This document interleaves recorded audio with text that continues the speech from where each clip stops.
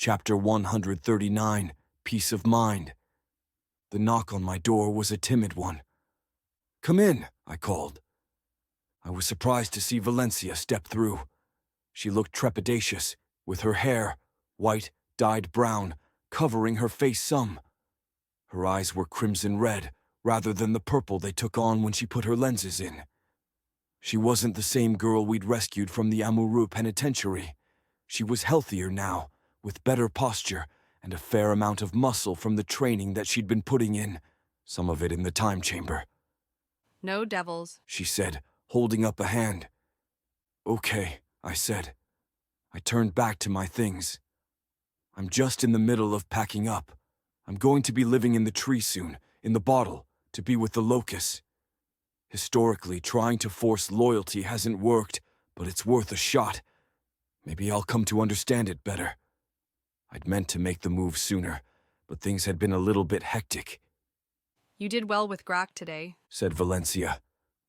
"Devil's insight?" I asked. I tried to keep the frown from my face. "In this case, yes. Said Valencia. Not when you were there, just with him alone. I wanted to be sure that he wasn't going to try something." "Is he?" I asked. "No, Replied Valencia. I don't think so. She hedged. There's something that I want to talk to you about, though." "Oh," I asked. "He has feelings for you?" Said Valencia. I stopped what I was doing to stare at her. I mean, that's... what kind of feelings? "You're going to have to talk with him about that." Said Valencia. "Is he in love with me?" I asked. "It's complicated." Said Valencia. She gave me a frown that was very reminiscent of Amaryllis. "I just didn't want you to get blindsided." I closed my eyes. "Shit," I said. "Okay, well that's going to make things awkward." "Probably. Nodded Valencia. I just thought that you should know. You were planning on having him move into the tree with you, weren't you?" "I was," I said. I kept my eyes screwed shut. "Fuck," I said. I wanted to be able to keep an eye on him and maybe help with the loneliness. Dwarves like to have someone to sleep beside, I thought. I offered to be his crin rail. "Bethel told me." Replied Valencia. "Lovely," I said with a sigh. I opened my eyes and looked at Valencia. She was watching me. I had no way of knowing whether or not she had a devil in her or not. "Okay," I said. "Do you have advice?" "Advice?" asked Valencia, momentarily nonplussed. "What do you think I should do?" I clarified. Why?" Asked Valencia. "Because you're here," I asked. "I don't know. I just wanted some insight into what you thought I should do." "You want me to use a devil against Grak?" Asked Valencia. "No," I said. "I want your advice," "But you hate me." said Valencia. "I don't hate you," I replied. "I think what you did to me and Fen was shitty, and I don't actually trust that it was for the right reasons, whatever those are. And yeah, it pissed me off, especially after she was gone. But I didn't, and don't hate you," "You did. said Valencia, shaking her head. Devils no hate." "All right, well, fine," I replied. "Maybe I hated you for a bit, but if we don't give each other second chances, then we're not going to be a very effective team." Loyalty increased. Valencia, the red level 27, "Thank you." she whispered. "I'm glad we could clear that up," I said. "But do you have advice on how to handle Grak?" "Find him someone or wait until the dungeon master does." said Valencia. "That's how I got over you." "Ah," I said. "Wait until he gets a Jorge," "Do you still not like him?" asked Valencia, cocking her head to the side. "Why?" "I don't know," I said. "He's an interloper. Maybe this isn't an analogy that you would get, but it feels like when you have a long-running sitcom and a new character gets dropped in at the start of the 7th season, and you're just supposed to accept that he's there now, a part of the crew without any real introduction." "It's not because you still want to have sex with me?" asked Valencia. I winced. "Jesus," I said. "That's Dash Dash. I'm only asking. said Valencia, frowning at me. Can't we talk openly? We can, I said, rubbing my forehead. It's just hard to be laid bare like that, Well, I didn't want to tiptoe around it. said Valencia. Sometimes it seems like half of what you people do. She crossed her arms in front of her chest. I haven't looked at you while holding a devil since you asked me not to, not even when it would have made sense to, for other reasons. And I've tried my best not to think about you while I had a devil either, so I was just asking, because I don't know how else I'm supposed to know. She hesitated and let her arms drop a bit. I've missed talking to you, so just talk to me, if you're going to. If there's some part of me that finds you physically attractive, I began, There is. said Valencia with a nod. Then my ideal version of myself shouldn't be thinking about that, or taking that into consideration where Jorge is concerned, I said. Especially since there's absolutely no chance I would ever act on that attraction. So I'm just going to resolve not to do that. I do think that it's a little weird that you're dating so quickly, and as far as emotional and social maturity, I'm skeptical. But he's a good guy. Valencia gave a firm nod. He's the best person I've ever met. No offense. None taken, I said, and tried to mean it. But wait, really? Of everyone? Yes. Replied Valencia. I checked him over very thoroughly. I frowned. I'm not going to say that your judgment is suspect, but, Everyone has dark, ugly parts to them. said Valencia. I've seen them in everyone I've met. It's just how people are. Jorge's dark parts are only a little dark, and his ugly parts are only faintly unattractive. My mind drifted, naturally, to the dark and ugly parts of myself. You said my flaws were beautiful, back when we first met, I said. No, said Valencia. I said that it was beautiful to see you struggle against those flaws. Ah, I said. I guess I didn't remember it exactly right, You probably didn't want to. said Valencia. I still think it's true, by the way. What you're doing for Grak doesn't come naturally to you. You're comforting him. You're being a warm blanket to curl up in. When people are hurting, you want to be a rock for them, a solid, dependable protector. It's what you wanted to be for me, I think. You think? I asked. You don't know? I don't trust the devils. Said Valencia. I don't trust myself when I'm borrowing their wisdom and knowledge. Probably smart, I said. But I think that's right, for what it's worth. That is what I would have wanted to be for you. It couldn't be tied in with all the romance stuff, not when you're still developing as a person, Romance and sex. said Valencia. Yeah, I said. That's one of those things I'd rather we never said out loud, I know that.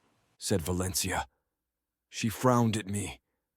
One of the hardest things about people is all the things that they don't say, especially the things that everyone knows, or everyone but me knows. With a devil I can figure it out, but even then it seems so pointless. And we could become the sorts of people who just talk about all the things we're thinking, but we don't, because it would be work. It's just people, I said. People are hard, really hard sometimes, or even most of the time, I wish they weren't. said Valencia. I wish that I could have a devil in me all the time, and change people so they aren't so much work. You and Mary both told me not to do that, though, even if it would make us a better team together. We'd have to trust in your judgment, I said, I know. said Valencia. And I know that I don't know enough to start fixing everything. Don't worry, I'm not going to try. Okay, I said. Thank you for the heads up about Grak, though, I wasn't sure whether I should say it, or whether I should have said it earlier. said Valencia. You're really not mad at me? No, I said, and I found that I meant it. In the other timeline, you and Jorge were happy, We were? asked Valencia. For a long time? Yes, I replied. Up until you died, and the world ended, I'm not sure that I want that with him. said Valencia. She shifted on her feet. The forever future, I mean, not the death and apocalypse, obviously. Well, the books just show a single future, I said. You don't need to feel bound by them. I don't know. said Valencia. She frowned. I think I fixate on things. That's what Mary said, but I think that she's right. I don't know if that's bad or good, but Mary thinks that it's bad. I fixate on things, I said with a shrug, Mary said that I fixate on the first thing that I come across. said Valencia. She looked down a bit. Because I'm broken. Did she say that? I asked. I felt a flash of anger at the hypothetical Amaryllis who would have called Valencia broken, even if it was sort of true, and even if Amaryllis would never say that. No, she didn't say it, Said Valencia. but she thought it. We're all broken, I said, resisting the urge to tell her that she couldn't actually see inside Amaryllis's head. It's just a matter of how we deal with the broken parts of ourselves. If you find that you have a tendency to fixate on the first thing that you come across, you have ways of dealing with that. I guess I would argue that it's not a real negative, unless it's stopping you from finding something that you'd like more, or if you're just deluding yourself. Do you think I am with Jorge? Asked Valencia. Deluding myself? I said. I don't know him. I've met him once or twice, briefly, but everything that I know about Jorge comes from what you've said about him, and from that, he seems nice, so not really my place to judge. And the bias I feel, well, better not to give it a chance to express itself.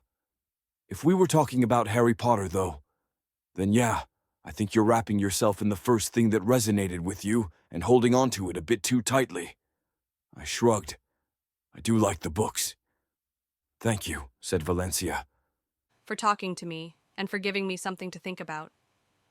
I'm not saying that Jorge isn't great, I said. I really want to make that clear. I'm just saying that if you find yourself falling in love with the first thing you come across too often, maybe that's not because it's the best ever. The case of you giving too strong a weight to what looks like an island of stability in a sea of uncertainty. I paused. I guess I should probably meet Jorge. Bring him around to dinner, maybe? Yes, nodded Valencia. I think I would like that. After having lived in Bethel for quite some time, the tree house in the center of the bottle was a pleasant change of pace. Everything was small and cozy, with a great deal of thought going into the proper placement of everything. It wasn't that Bethel was thoughtless. It was just that she liked to go big and luxuriant, more of a palace than a house, for all that she complained about having too many people in her and feeling more like a facility. She also changed frequently, moving around rooms on us to fit her whims. I'll need you to get in and out when I'm staying here, I told Solace. So I would appreciate if you stay in here when I'm here, if that's okay, just in case there's an emergency. Understood, Said Solace with a bow in my direction. She was 3 feet tall in her child's body, with the green skin of a Krantech and 2 small antlers on her forehead, new additions, and from what I could tell, only added for a little bit of flair. She was wearing clothes, thankfully, most likely out of respect for my wishes. I'm happy that you're here. I'm hoping that it will help, I said. I have no idea how it would, but maybe not knowing is to our benefit. Your profane texts didn't hold any clues? Asked Solace. Profane was a strong word, and one that I didn't think really fit with the Second Empire's research. They didn't give a shit about the loci and saw them as both a political tool and an impediment to progress. But evil was another strong word, and while it did fit, it was at least goal-oriented evil, the kind of evil of people who were willing to pay steep prices so long as someone else was willing to foot the bill. No, nothing, I said, keeping my thoughts to myself. I think our plan is to knock out as many quests as we can as quickly as possible, and in the downtime, I'll try to, connect with the locusts, Good. said Solace with another small bow. Grack will help me tend to the domain in the meantime. I saw Grack nod beside me. We'd flown down into the bottle together, as birds, Whatever I can do to help. he said. I had invited him to come live with me before Valencia had said anything about him having feelings for me. That was something that I wasn't looking forward to navigating, but I would try to be as forthright and honest as I could be, and then hope that the dungeon master would throw Grok his Jorge, Excellent. said Solace with a pleased smile. On cue, the six-eyed doe showed up, tall and imposing, but with a slender body and 6 curious eyes. I looked it over, trying to see the beauty in it, trying to feel some sense of wonder and majesty, and failed entirely. Why a deer, though? Let's go for a walk, shall we? I asked. The doe huffed at me and nodded its head once. I began walking, and the doe followed along beside me. I had no idea what I was supposed to say to it, or how I was going to have a conversation with it, given that it didn't actually talk. All right, I said. First things first, can I call you a she rather than it? Everyone just calls you the locus, or talks around it, but I think it helps me mentally to compare you to a living thing rather than an inanimate object. Maybe that's me placing a bit too much faith in Sapir Horf. I'd already been making an effort on that front, but I had forgotten to ask the locus's opinion on the matter. The doe bent its head once. Second question, I said. Do you want me to explain references that I assume you won't get? I don't even know if you speak English, or you're just reading intent, or maybe feeling my aura or something, but... The doe shook its head once. Okay, I said. No explanations. I guess I'll just talk then, because I don't know what else I'm supposed to do. There was no response to that. The doe kept on walking beside me. I was following one of the little trails that ran through the bottle, one I'd been on a few times before, when Fen and I had wanted to get away from the house. I guess I'll talk about the personal stuff, I said. We can start with Fen. She was... I trailed off and then stopped. She was. I wish that I could have saved her. It's hard for me to not blame myself for that, and maybe I shouldn't even be trying to skirt blame. Maybe I should just accept some share of responsibility. I sighed. And now that she's gone, it's like she's sitting over my shoulder, and I might be able to shake that off. But I don't think I want to. I think about what she would say sometimes, if she were here, and sometimes it just seems like we all stop talking so she can make the obvious joke, until we realize that she's not making jokes anymore. I sighed again. That's probably just me, seeing meaning in silences, because I miss her. The doe huffed once. I looked over at her, and the 3 eyes that were pointed my direction. Only one was watching me.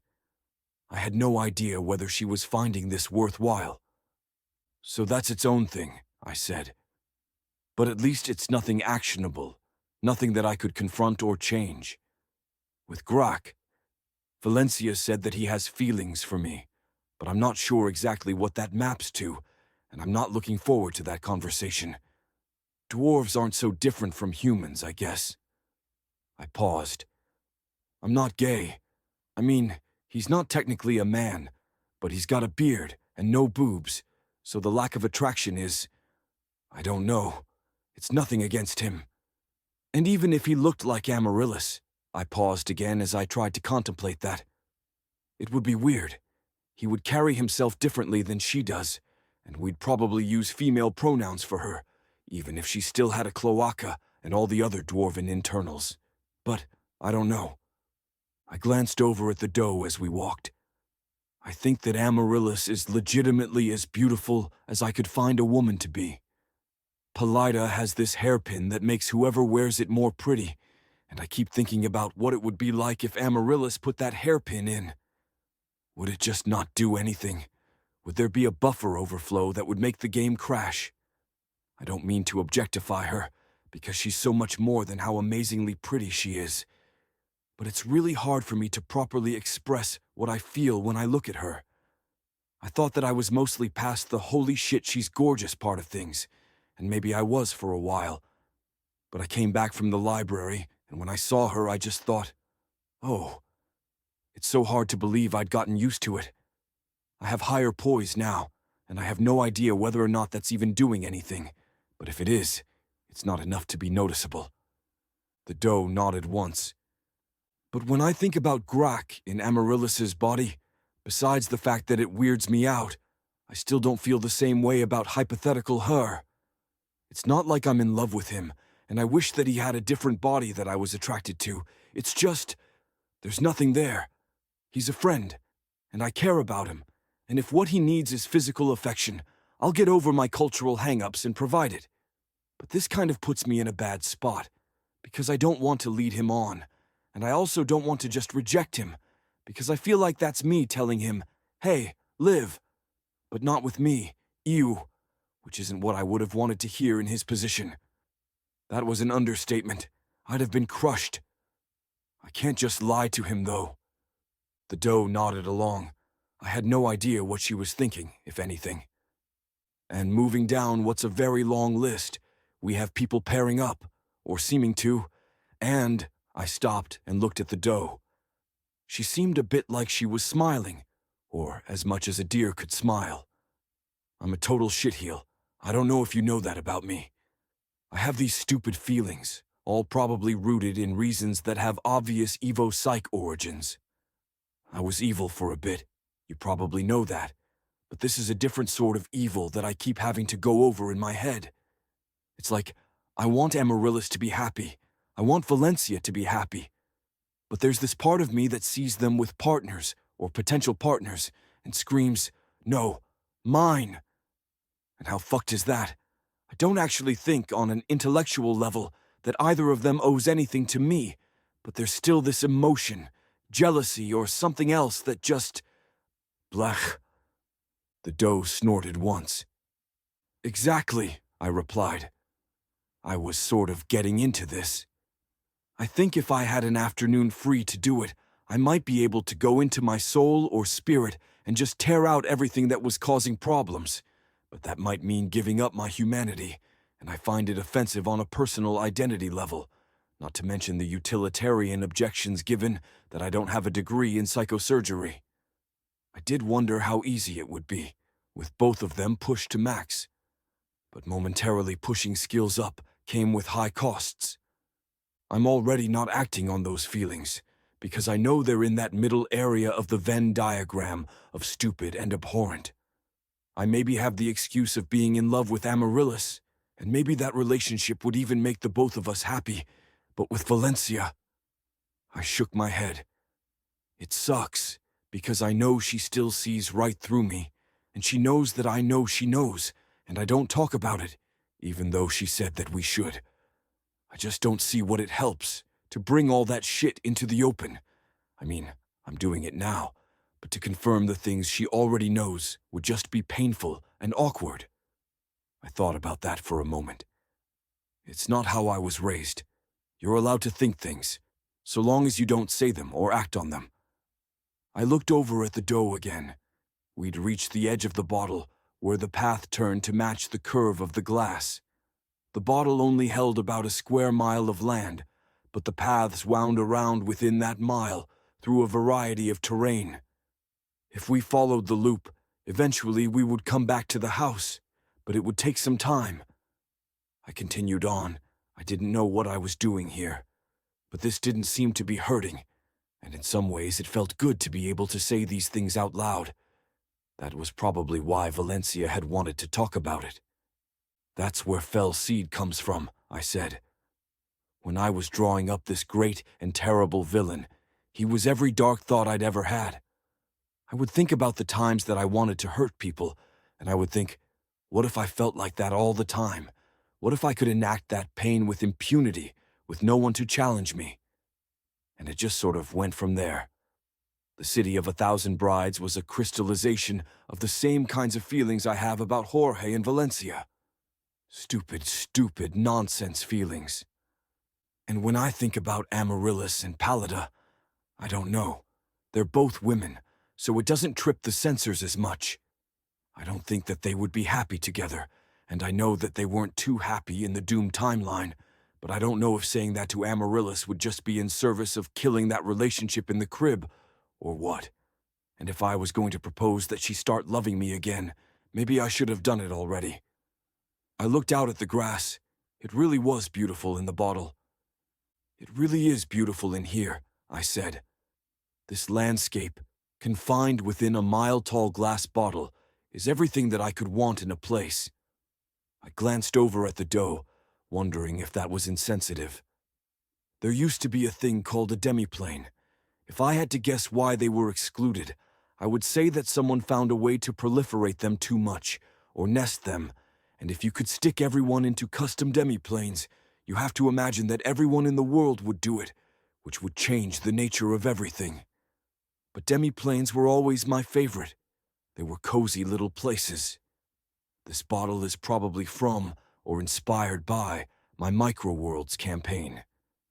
I love the microworlds, the tightly packed, highly detailed places where you would know everyone and see everything. I know it's not what you want to hear. I know you want to be big and sprawling. But these contained worlds, with everything organic, but all still in its place, they hew close to my ideal. Loyalty increased. Six-eyed, doe level 8. I had just been rambling, not really thinking about what I was saying, and the message took me by surprise. I said. I just got a loyalty message, which typically seems to mean that something has changed in how you view me, or something like that, but I have no idea what I just said that would have resonated with you. Surely I've called this place beautiful before. Or was it that I expressed my own form of beauty? The doe let out an unhelpful bleat. On instinct, I reached forward and patted her on the flank. She was softer than a real deer. I'd always thought deer were a little bit bristly, but all of my experiences with touching them had come shortly after having killed them. Amaryllis has some theories about companions, I said as I resumed walking. The sun was starting to set, which added some color to the surroundings, given that it was one of the few clear days on the Isle of Porin. The big central axiom is that companions aren't random, and that they're related to me on some axis, which is about as broad a statement as you could make. If Fell Seed is everything evil and wrong about me, then it's pretty clear that Bethel is some of those same instincts, but much more aligned with our goals. I scratched my head, then ran my fingers through my hair. I needed a haircut. The last one I'd had, Fen had given me, against my better judgment. Valencia is obviously Junebait, and Raven is an idealized version of Maddie. Grok is meant to help me confront the fact that I attempted suicide, maybe. Or maybe it's about growing up in a rural area and knowing that the rural life isn't enough. Probably both. I looked over at the locusts. You have to understand that I don't actually think of people this way. I'm trying to get myself in the mindset of the dungeon master and what it is that he might have been thinking, if anything. The doe nodded her head once and blinked at me, with her 6 eyes out of sync with each other. Amaryllis is maybe meant to teach me a lesson about how it's okay to just be friends. I scratched my head again. No real clue there. Similar for Fen, though in her case I guess that maybe the lesson, or the point, would be that people, or women that I love, are capable of being imperfect and deserve no less love for it. Or maybe that I should value people for who they are, not for what I want them to be. So many of these lessons I know, though, which makes it frustrating, like I'm being told to be a good person in all the ways I already know I should be. It's one of the reasons that I'm inclined towards saying, fuck the narrative. I could see Grok and Solace in the distance. We hadn't talked about it in front of him, but Grok was on an informal suicide watch, and had been for a while. I wasn't too worried, but I didn't want him to be left alone. Solace was calm and gentle, and I hoped that she would provide what he needed. That brings us to you, I said to the doe. If we accept that companions are some form of communication by the dungeon master, or maybe just purposeful, or can be meaningfully read as such, then what would your existence as a companion be trying to say? Thoughts? The locust raised her head high into the sky and let out another loud bleat. In the distance, I saw Solace and Grak stop what they were doing and turn toward us for a moment before resuming their gardening. My own thinking is that it's about the ineffable, I said. I mean, That's obvious enough. Maybe it's about beauty and art. Maybe it's whimsy. I was always bad at that kind of thing. I would get pictures in my mind's eye, and then when I went to put them down on the page, they would come out too sensible, with none of the magic that I'd wanted to pour into them. From what I understand of it, that's Druidism in a nutshell, wrestling with manufacturing whimsy. But I don't know how knowing any of that helps you, except that these stupid loyalty meters give rewards, and maybe one of them will get you out somehow. The locust bleated again, twice, then lowered its head and nudged me. I patted her on the head. My other theory, as far as loyalty goes, is that some points I get just by being myself, I said. Some might be from changing, or recognizing that I'm wrong, but others are just because I was able to express something core to myself, something that you didn't know before. I found that I enjoyed talking out loud to the locusts. I was used to keeping all my thoughts internal, but it felt good to verbalize them, even if it was to someone who wasn't quite equipped to respond. I began talking about the act of creation, not the simulationist part of it that was so often the result of trying to pin things down, but the truly artistic side. I rambled a bit because I didn't think that it mattered if I drove directly to my thesis, whatever it was. I described the times when things had seemed to simply come to me from the ether, connections that my mind had made without me, or details that had been added for the sole reason that they seemed right, not because there was necessarily any logic underpinning it. I tried not to break my flow when the notification came. Loyalty increased, Six-Eyed Doe, level 9. The Zorish Isles, I said, continuing on. They were one of those things that would have needed a lot of backfilling. I was sitting in my bathtub and imagining the tips of my fingers as islands jutting up from the water, and when I had it in my mind's eye, my fingers blown up to ludicrous scale, and the people and life on the islands ignorant of the reality, it seemed so perfect and right. I tried to write up backstory for them, but everything I wrote seemed to diminish them, save for those explanations that raised more questions than they answered. I stopped for a moment and thought about that. Maybe that's what it is for me, the sense of seeking as an elemental part of creation. Eventually I turned to filling things out, but that never gives the same satisfaction. It's just going through a checklist of plate tectonics and biomes. Satisfying maybe, but not as satisfying. I want the floating islands to drift over the land, and they've got to have some explanation, but sometimes it seems better to just say, it's magic. I don't have to explain shit. Loyalty increased. Six-Eyed Doe, level 10. Companion passive. Unlocked. Six-Eyed Doe. I immediately closed my eyes to look at the virtue. Six-Eyed. Any attempt to use any system in a non-standard way will be considered 1 degree more reasonable than it otherwise would be.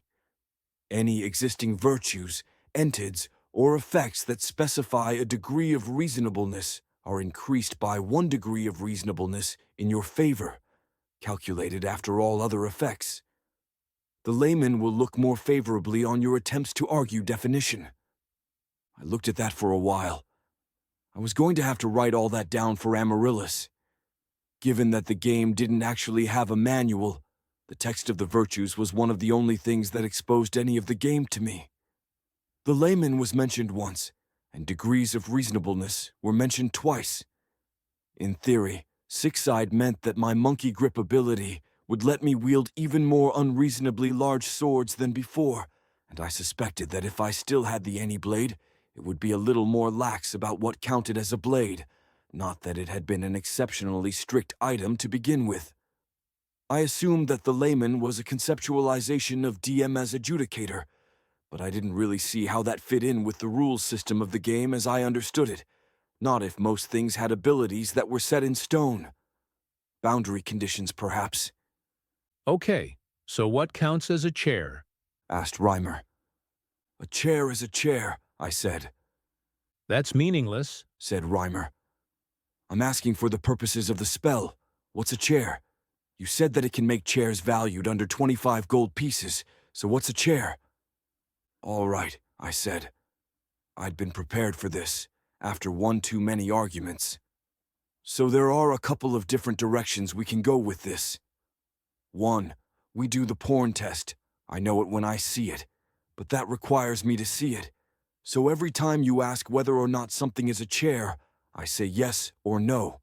That's probably what we're going to do, but there are other options, for the sake of a diegetic explanation.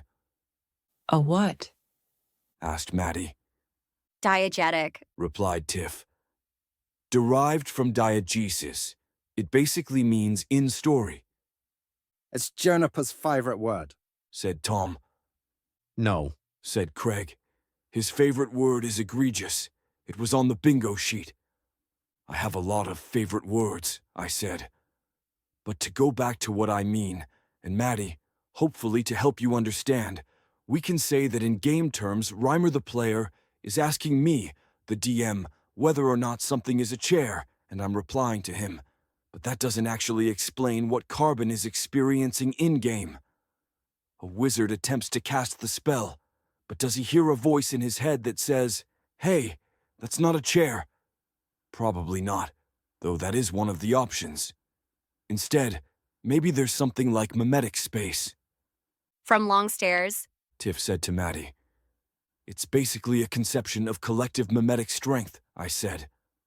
So if you took all the ideas about what a chair is in all the heads of all the people, then you could make an average weighted by confidence or strength or whatever, and you'd end up with something that wasn't really a definition, but which mapped to various real-world objects with a given strength, and then you could have a cutoff as far as how far away from the meme is too far. Similarly, you could have a platonic realm where all objects exist in their ideals, and you could see how close to the P-space ideal the target of the spell was, Or you could give a literal definition. grumbled Reimer. You could say that a chair has got to have 4 legs, a place for a humanoid to sit, etc., Doesn't a chair have a minimum of 3 legs? asked Tiff. Or 2, if they're curved, like a rocking chair. That's exactly the sort of the argument that you'd get into literally all the time, I said. It's the stupid, is a hot dog a sandwich thing again, A hot dog is totally a sandwich. said Craig. Meat between bread, how is that not a sandwich? I let out a long, low sigh, All right. said Arthur as he sidled back into the room and took his place. What did I miss? Chairs. Said Reimer. Great. Replied Arthur with a smile. Are we still standing in front of the Count? I breathed a sigh of relief. I could usually count on him to get us back on track.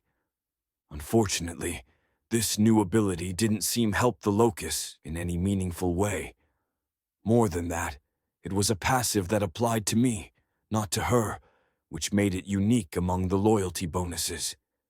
Weren't they supposed to act on the person who received them, with only tangential or symmetric effects for me? That had been the rule thus far. I was glad that I'd been able to get 2 loyalty ups in fairly quick succession, though it was a sign that I really hadn't been putting in the work as far as the Locus was concerned. I tried more, naturally, but there was only so much that I could say about artistry and creation, especially since it had been such a long time since I'd done any of it. I was having the itch to do it again, especially as I talked about it with the six-eyed doe, but they were muscles that I hadn't been using, and if I was going to do it, it would be strictly recreational. I was also forcing it, which was, maybe, a bit easier with higher social stats, but still grated on me. How are things? I asked Grack and Solace as I approached with the doe stalking along beside me. Good. Said Grack. He gave me a tentative smile. Good. Solace agreed with a nod. I understand that the house has its own priorities, but it's nice for someone other than Amaryllis and Valencia to come down here. Yeah, I said. I'll try to make more of an effort. It's just easy to get caught up with what's happening on the surface, and then I was away at the library for a week and a half. I'm sure you appreciate those excuses a lot. Solace laughed. It's fine. She said. We've enjoyed the company we've had. Valencia really is a lovely girl, You should give her more of a chance. I already am, I said. A frown crossed my face. I didn't really think that it was any of Solace's business, Oh, allow an old woman her opinions. said Solace with a little laugh. She gave me her best child's smile. I had never really been around children that age, since I was an only child and the youngest of my flock of cousins. I felt awkward and uncomfortable. If you wanted to be regarded as an adult woman, you could have picked a body that suited it, I said. Bodies are bodies. Said Solace. I've had my share, and appearing as a child when I still have something of a child's mentality and development seems apropos. She touched her antlers. You didn't say whether you liked the embellishment. If you can change your form at will, I began. The doe poked me in the back with her head. Okay, fine. You can't mimic a doppelganger. That was too much to ask. We could already kind of do that if we had access to the body we needed. Essentialism in the 30s wasn't quite enough to reach into the anima exa in a timely manner, which was a problem given that the anima exa dissipated pretty rapidly when out in the open. But I could still do body swaps and take on a novel identity, so long as the person I was swapping with had the same number of bones. There wasn't much reason to take on a different physical appearance, though, Grack and I have been gathering up things for dinner. said Solace. Does roast smearp and root vegetables sound good to you? Smearp, I said, It's like rabbit. replied Solace. Yeah, I know, I said. It's... roast smearp is fine. Good, said Solace with a nod. Grack, would you do me the honor of being my sous chef? Juniper needs to be a dedicated pupil and tend to his plants. We ate dinner together. Then I helped clean up, helped start a fire, and finally got some time to relax when Solace was already heading for bed. She claimed that rest did the mind good when you were still growing up, but I thought that was only about half true, and she'd really been giving me space to talk alone with Grack. Grack and I set about doing what we normally did together, if we had time to kill. We played ranks against each other, using variants taken from a thick book, Solace has offered to be my crinrail. said Grack after some time had passed. We spoke Groglier, per custom. Oh, I asked. That's, nice, She's like you. said Grack. She offers out of concern, as a way of fulfilling a friend's need.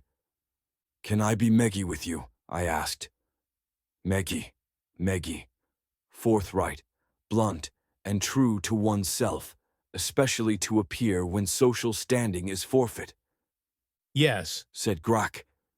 We were talking as we played, which was taboo in dwarven culture. Grack didn't seem to care so much. Okay, I said. I took a breath and steeled myself. Do you have feelings for me? That is not the nature of Meggie. Said Grack.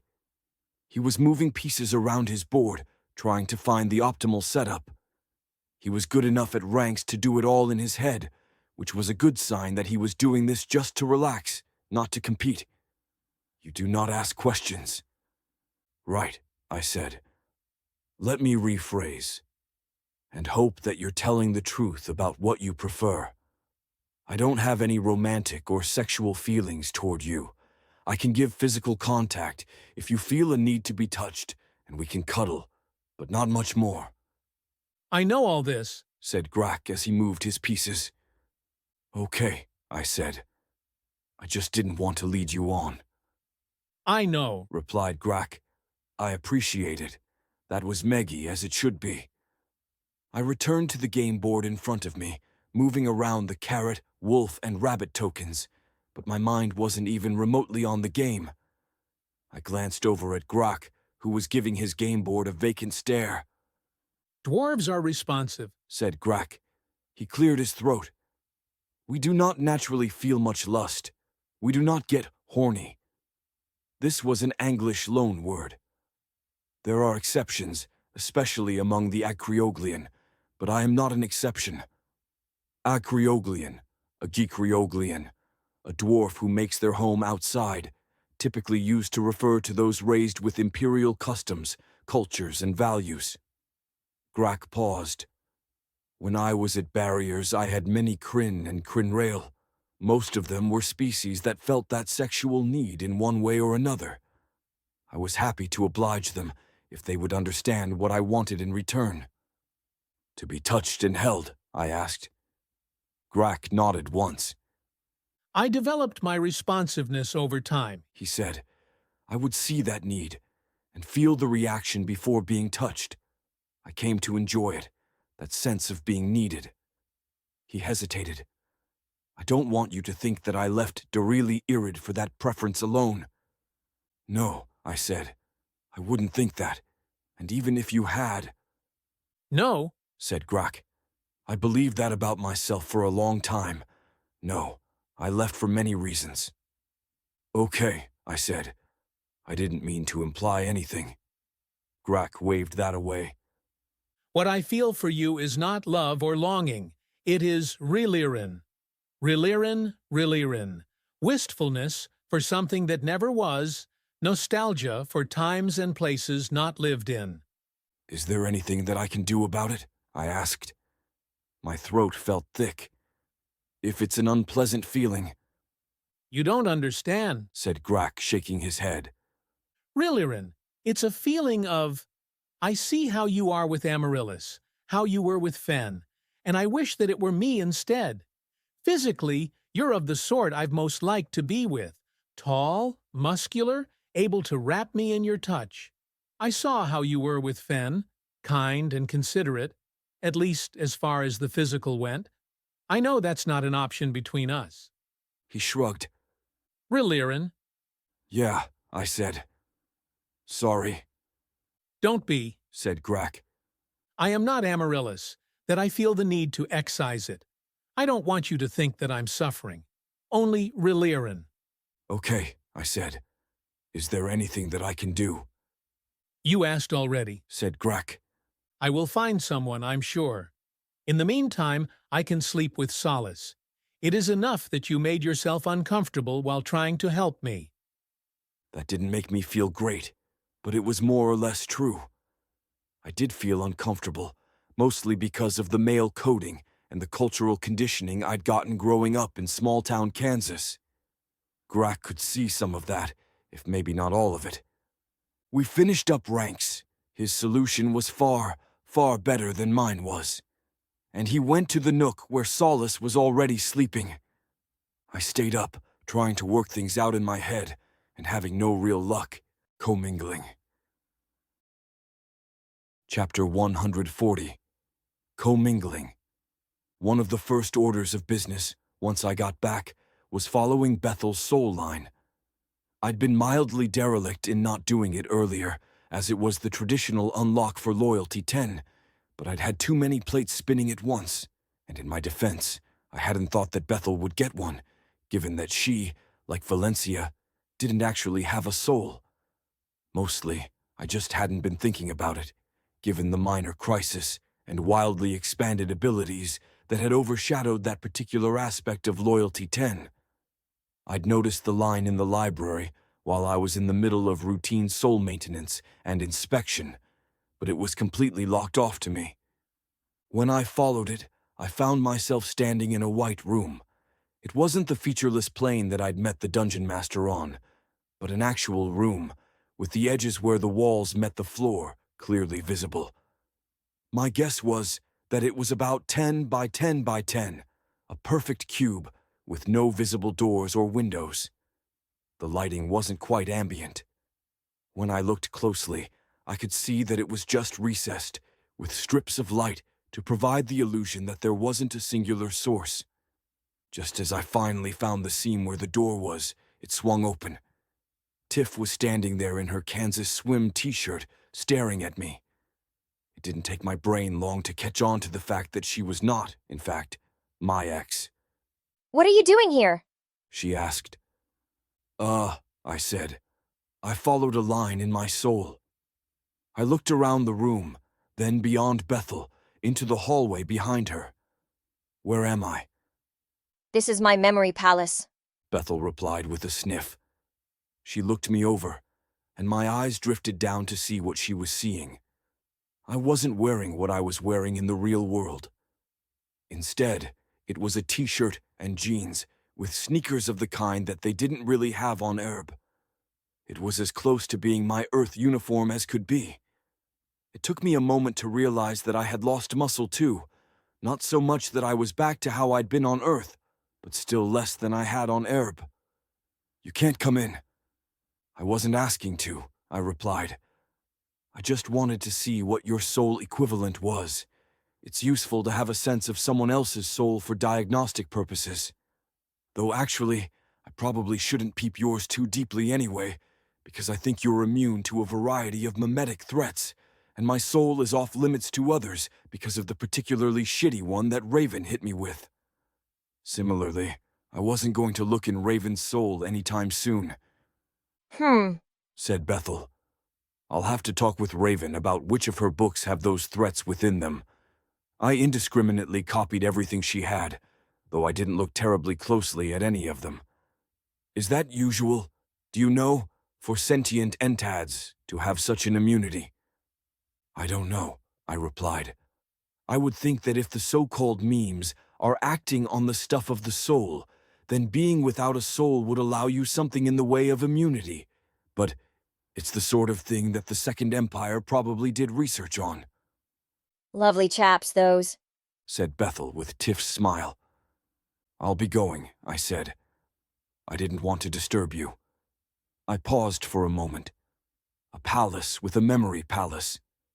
I do have to note that whatever Entad gave you this ability, it's not on the list of Entads you gave us.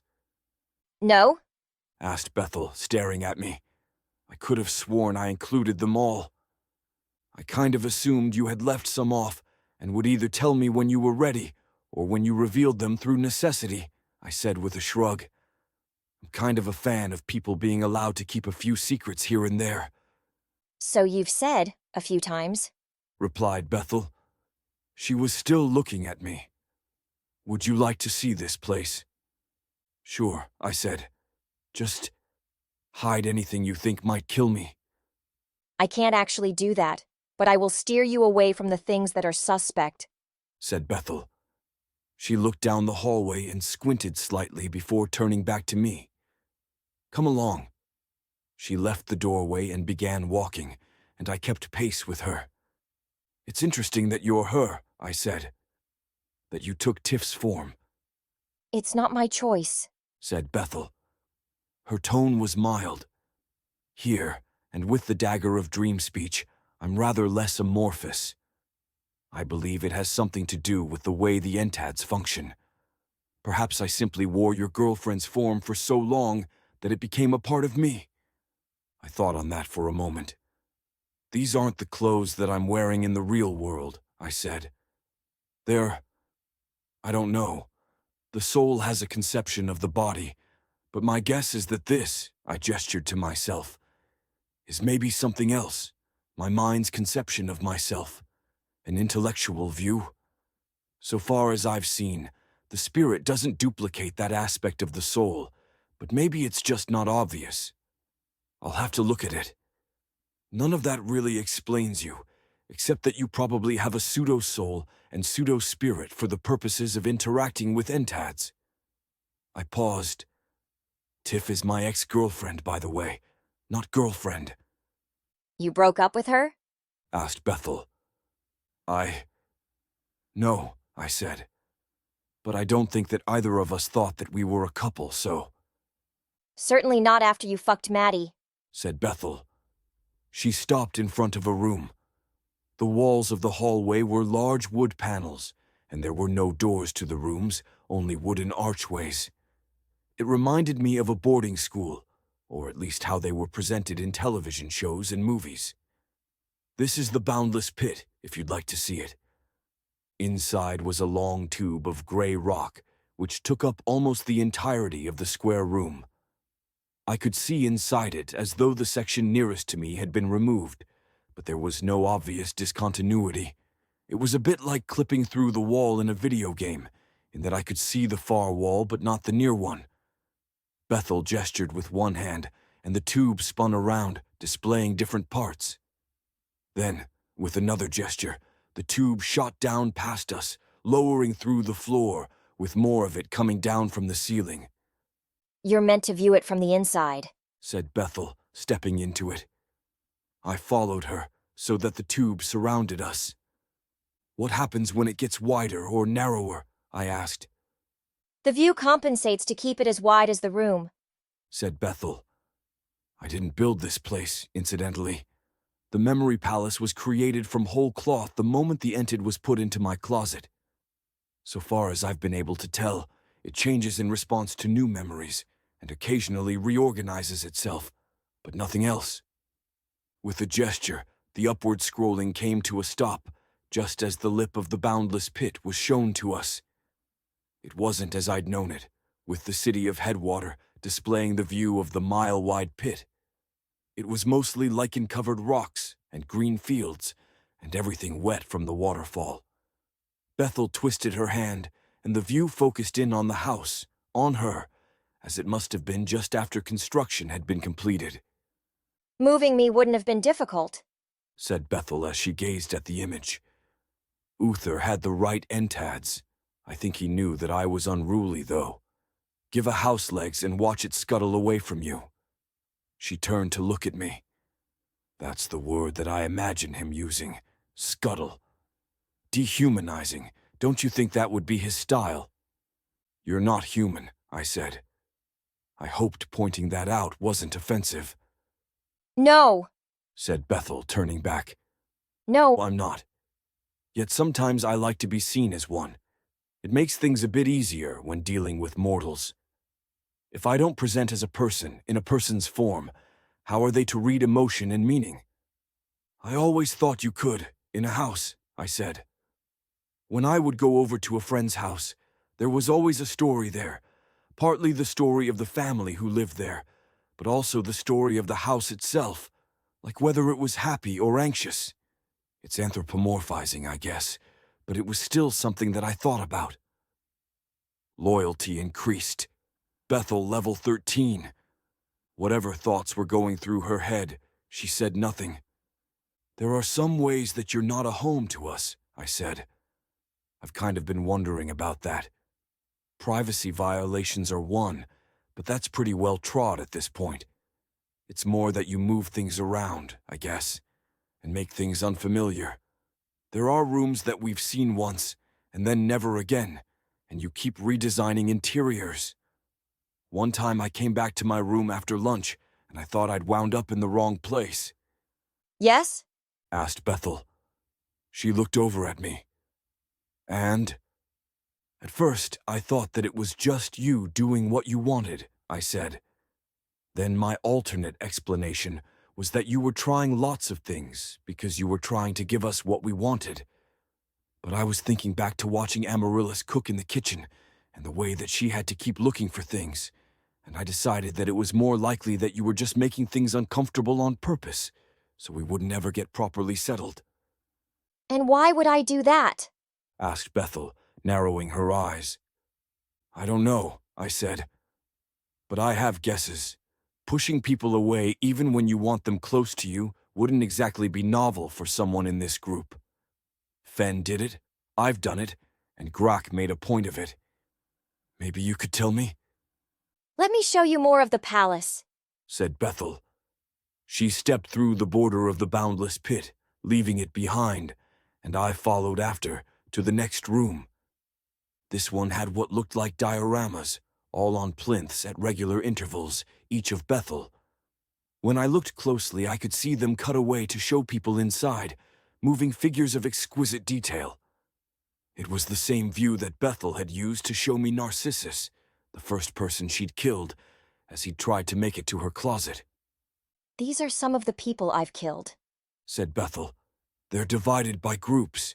If you look at the plinths, you can see the dates. It probably went without saying that this wasn't, at all, the way the actual memory palace technique worked. Gruesome, I said. In the diorama nearest me, a man clutched his throat and fell to his knees as his companions tried to stanch the flow of blood. I spent a long time doing this. said Bethel. In terms of lives taken, it's nothing compared to what I did to the Tung, whether that was under orders or not. But this was more personal, with greater intensity and intent. Anyone can fire a cannonball into a populated city, but this, it was my grand work. You do have a cruel streak, I said. There had to be a few dozen of the dioramas. I was sure that I would start to get queasy if I looked at them more closely, or if their stories were played out in full, especially with dialogue, the kind that would let me get to know the people. Based on what she'd said in the past, some of these tortures went on for days, if not weeks. Did it get boring? I asked. Sometimes. Nodded Bethel. Especially in the beginning, when I was less skilled. I would break them too fast or reveal myself too quickly, and then they would drop to their knees, praying to me. She shook her head. I didn't want that. I just wanted them to feel pain and terror. The prayer was a manifestation of the terror, certainly, but it was an appeal to me, not something animal. You liked seeing people be animals, I said. Yes. Said Bethel. Not because I hated them, though I often did, but because I liked the feeling of seeing them lose control of themselves. I looked down at one of the dioramas, which showed, in cutaway view, a man limping down a hallway, trailing blood. And you liked the feeling of control you had over them, I said. You make it sound so vulgar, Said Bethel with a sigh. Vulgar? I asked. so base. Said Bethel. So explicable. Ah, I replied. Right. A psychiatrist might say that you went so long without control, a slave to your masters, that when you finally got free, you felt the compulsion to exercise control. Would you say that? Bethel asked, narrowing her eyebrows. It's hard to say why anyone does anything, I said. Sometimes I look back on the things that I've done, and I think that was just my brain fucking with me. I mean, yes, I think everything is explicable. There's no real mystery to people, in the theological sense of the word. But still, sometimes it's just absolutely opaque. This was a point where the term black box would have been useful, but I didn't feel like explaining it. I shrugged. Seems like the sort of conversation I should be having with the locus, actually. She values that opacity, that lack of understanding. And you think I feel no need to be mysterious? Asked Bethel, looking at me with an arched eyebrow. Only in the sense that mystery means you're in control. Do you? I asked. It can be nice, Replied Bethel. She looked to one of the doors, and there was something in the curve of her neck that hit my nostalgia just right. It made her look, just for a moment, like she was truly Tiff. Come, she said, turning back to me. One more room. The next room was roughly the same size, though it contained far more inside it.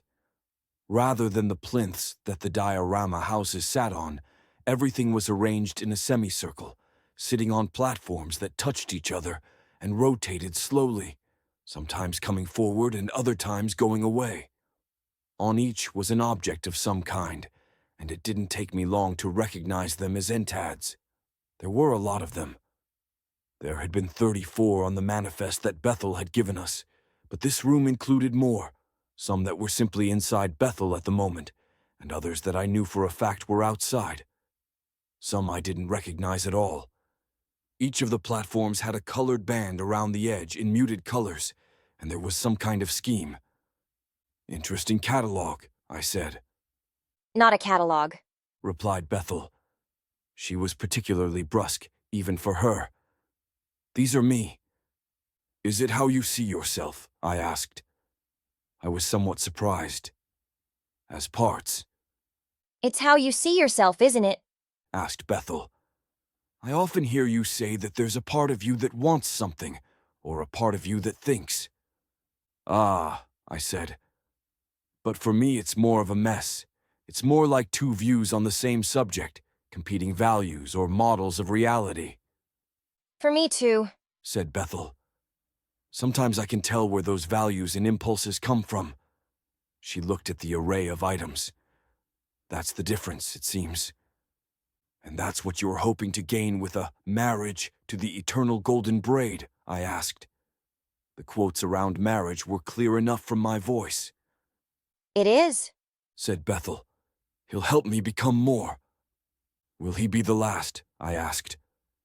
No, replied Bethel. She laughed. No, likely not. I am well aware you have your reservations.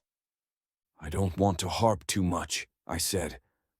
It smacked of personality modification, to say nothing of the fact that Ropey would cease to exist as an entity.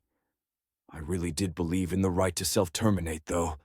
And if he was doing it out of a sense of love, if they both were, well, it was hard to argue against their alien desires. Come, Said Bethel. There's one last room I've decided I'll show you.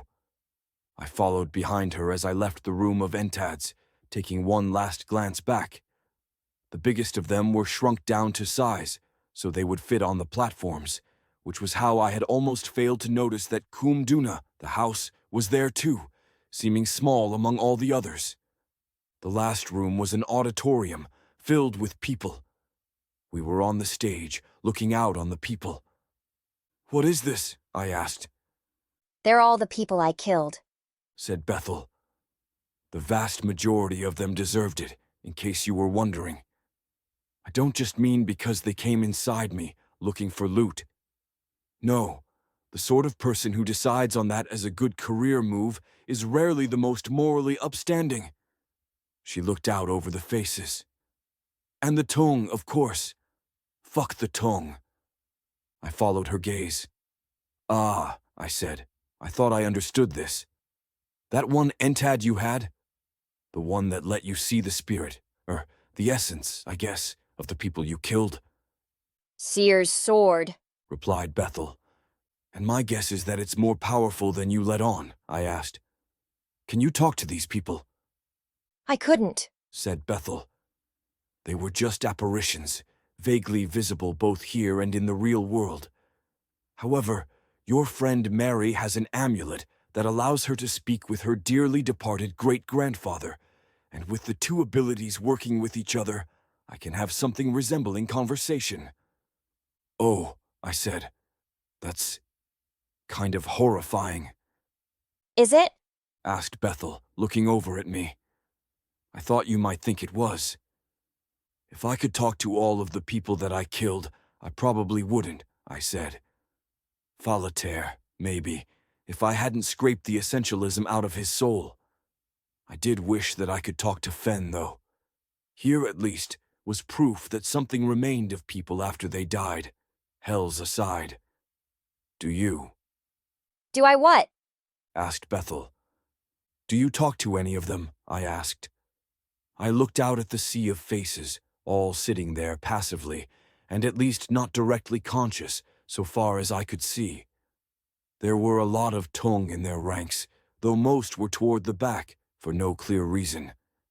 It was hard to grapple with the size of the theater, not because it was big, but because it wasn't really a place. It was a visualization. I interrogate them. Said Bethel. I've been trying to find something useful, tucked away inside their brains, something that could be used to find Uther, or something that could help you grow more powerful.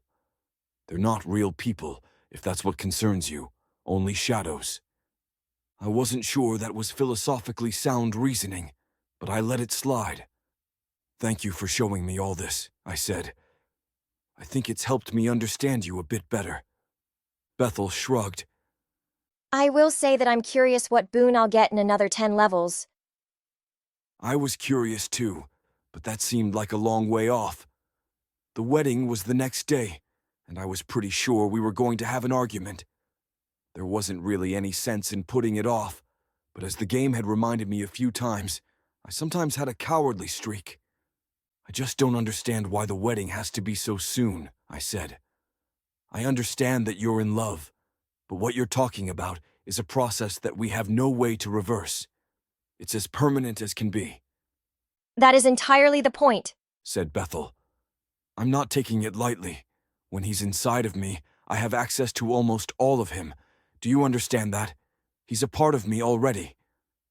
Then, why do you need to merge? I asked. Because it's not the same for him. Replied Bethel. She was standing next to me in her wedding dress, 9 feet tall, which was as tall as she could get without running into the limits of her illusion. The wedding dress itself was a flight of fancy, the kind that made me think that she would get along with the locusts if they ever talked. It was mostly knotted lace, in honor of Ropey, with a ridiculously high collar, and a train that swept out behind her, again at the limits of how large she could make an illusion. She had a veil too, but she wasn't wearing it. I can see much of his memories, said Bethel. I can taste the flavor of his emotion. I can come close to reading his mind. I have a part of him so long as he's in me, but not the whole, and he has nothing in exchange. I'm not arguing this to be difficult, I said. I'm not even arguing it out of utility. I just think that effectively removing a coherent entity from the world is maybe something that we should consider for longer. He won't be removed. He'll be merged, said Bethel. I've taken in sentient entids in the past. I know the process well. I'm hoping that it goes more smoothly this time, with the additions I've made and the practice I've had. Okay, I said. Can I talk to him first? Certainly, said Bethel. though you must know you won't convince him, if that's what you mean to do. And you must also know that neither of us need your permission. I am more powerful than you. I'm well aware, I replied, holding up a hand. It took some time for Ropey to come over to me. When he did, Bethel disappeared without another word. Hey, I said. He was coiled in front of me, with one end raised up and wavering slightly, which I thought was his way of showing intent. I just wanted to, I don't know, not change your mind, but understand. Ropey began spelling out letters, moving swiftly. He was extremely fast and left pauses so small that it was hard to tell where one letter stopped and another started. I-L-O-V-E-H-E-R. I know, I said. At least I thought I did. But you won't be. W-E-W-I-L-L-B-E. I thought about that some, and tried to find a way where it would be a sensible viewpoint to me. To merge with another person like that. To lose all personal identity in order to make a stronger joint identity. I could only barely see the edges of it, not the reality, which seemed clear enough, but the logic that would dictate that reality to be better than oblivion. It was a suicide in my eyes, but not an attempt to escape pain and depression. You think that you'll be more, together? I asked. W-E-W-I-L-L. I clenched my teeth for a moment. I wanted to object, but it wasn't like I had that solid of a thesis of what personal identity meant. I knew objecting wouldn't do much good either, and I thought I already had as much of a sense of what they were doing and why as I was going to get. They wanted to be a new person together, more than the sum of their parts. I'd made species that did that, mostly to keep culture weird, so it wasn't exactly a foreign concept to me. I just didn't particularly like it. I did feel a bit better about it, though, hearing it come from his mouth. Okay, I said. I guess I get it, and I wish you luck.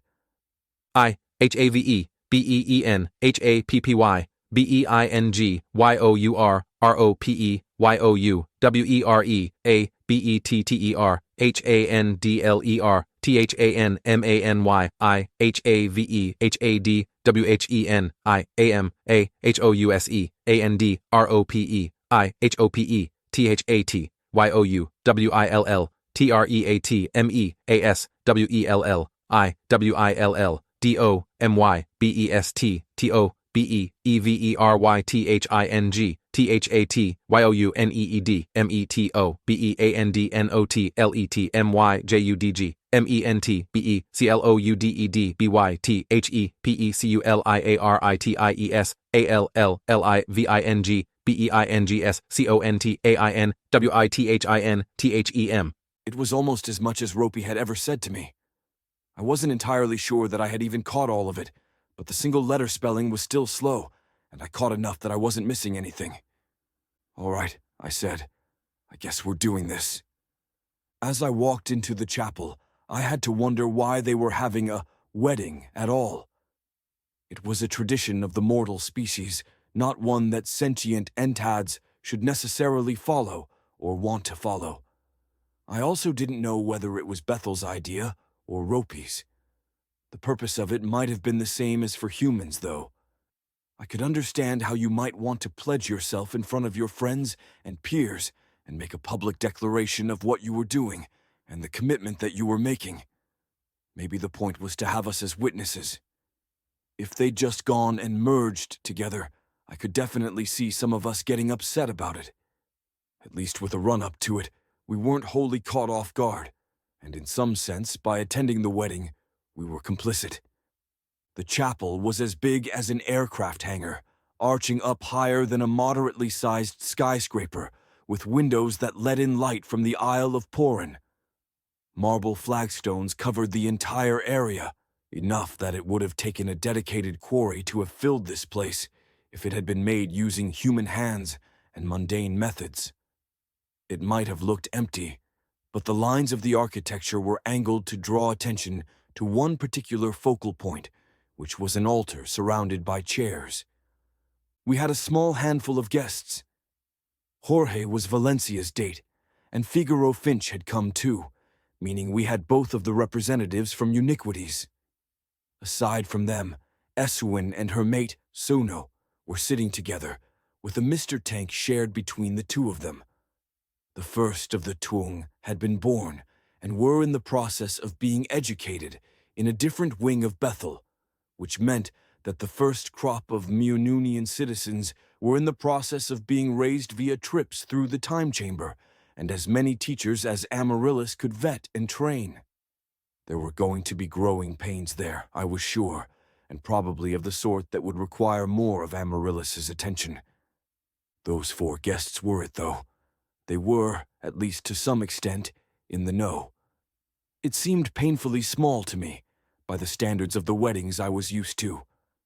If we'd been more willing to violate OPSEC, we could have added on another half-dozen people, some of whom would have to teleport in at great expense, but even then, many of those would be acquaintances rather than actual friends. I didn't think that Bethel cared one way or another, but it made our existence seem a little lonely to me. In the village down the hill, there would have been a few hundred people who would have been very eager to get inside the big house, no matter what the reason was. The fact that the house was magical was nearly impossible to disguise when Bethel insisted on making externally visible modifications every few days, but the nature of that magic was up in the air, and no one had enough information to say that Bethel, sitting member of the Council of Arches and advisor on home affairs, was actually an Entad, let alone one of the fabled meta-Entads. I took my seat next to Grack and Solace. Everyone was wearing their best, though best was subjective, and I didn't think that Solace's hand-stitched dress of flower petals would have been recognized as formal wear where I was from, as much as it suited her. I was wearing one of my 3 bespoke suits that I'd bought before my first proper date with Fen. It was the first time I'd actually had a reason to wear one. I waited patiently, not feeling the need to make conversation, as pleasant orchestral music played around us. Bethel was standing at the altar with her hands clasped and the veil covering her face. When the music swelled, Bethel turned to face the chapel's entrance, and everyone went silent. I thought that we were maybe waiting for Ropey to come slithering in, but to my surprise, I saw a man walking toward us.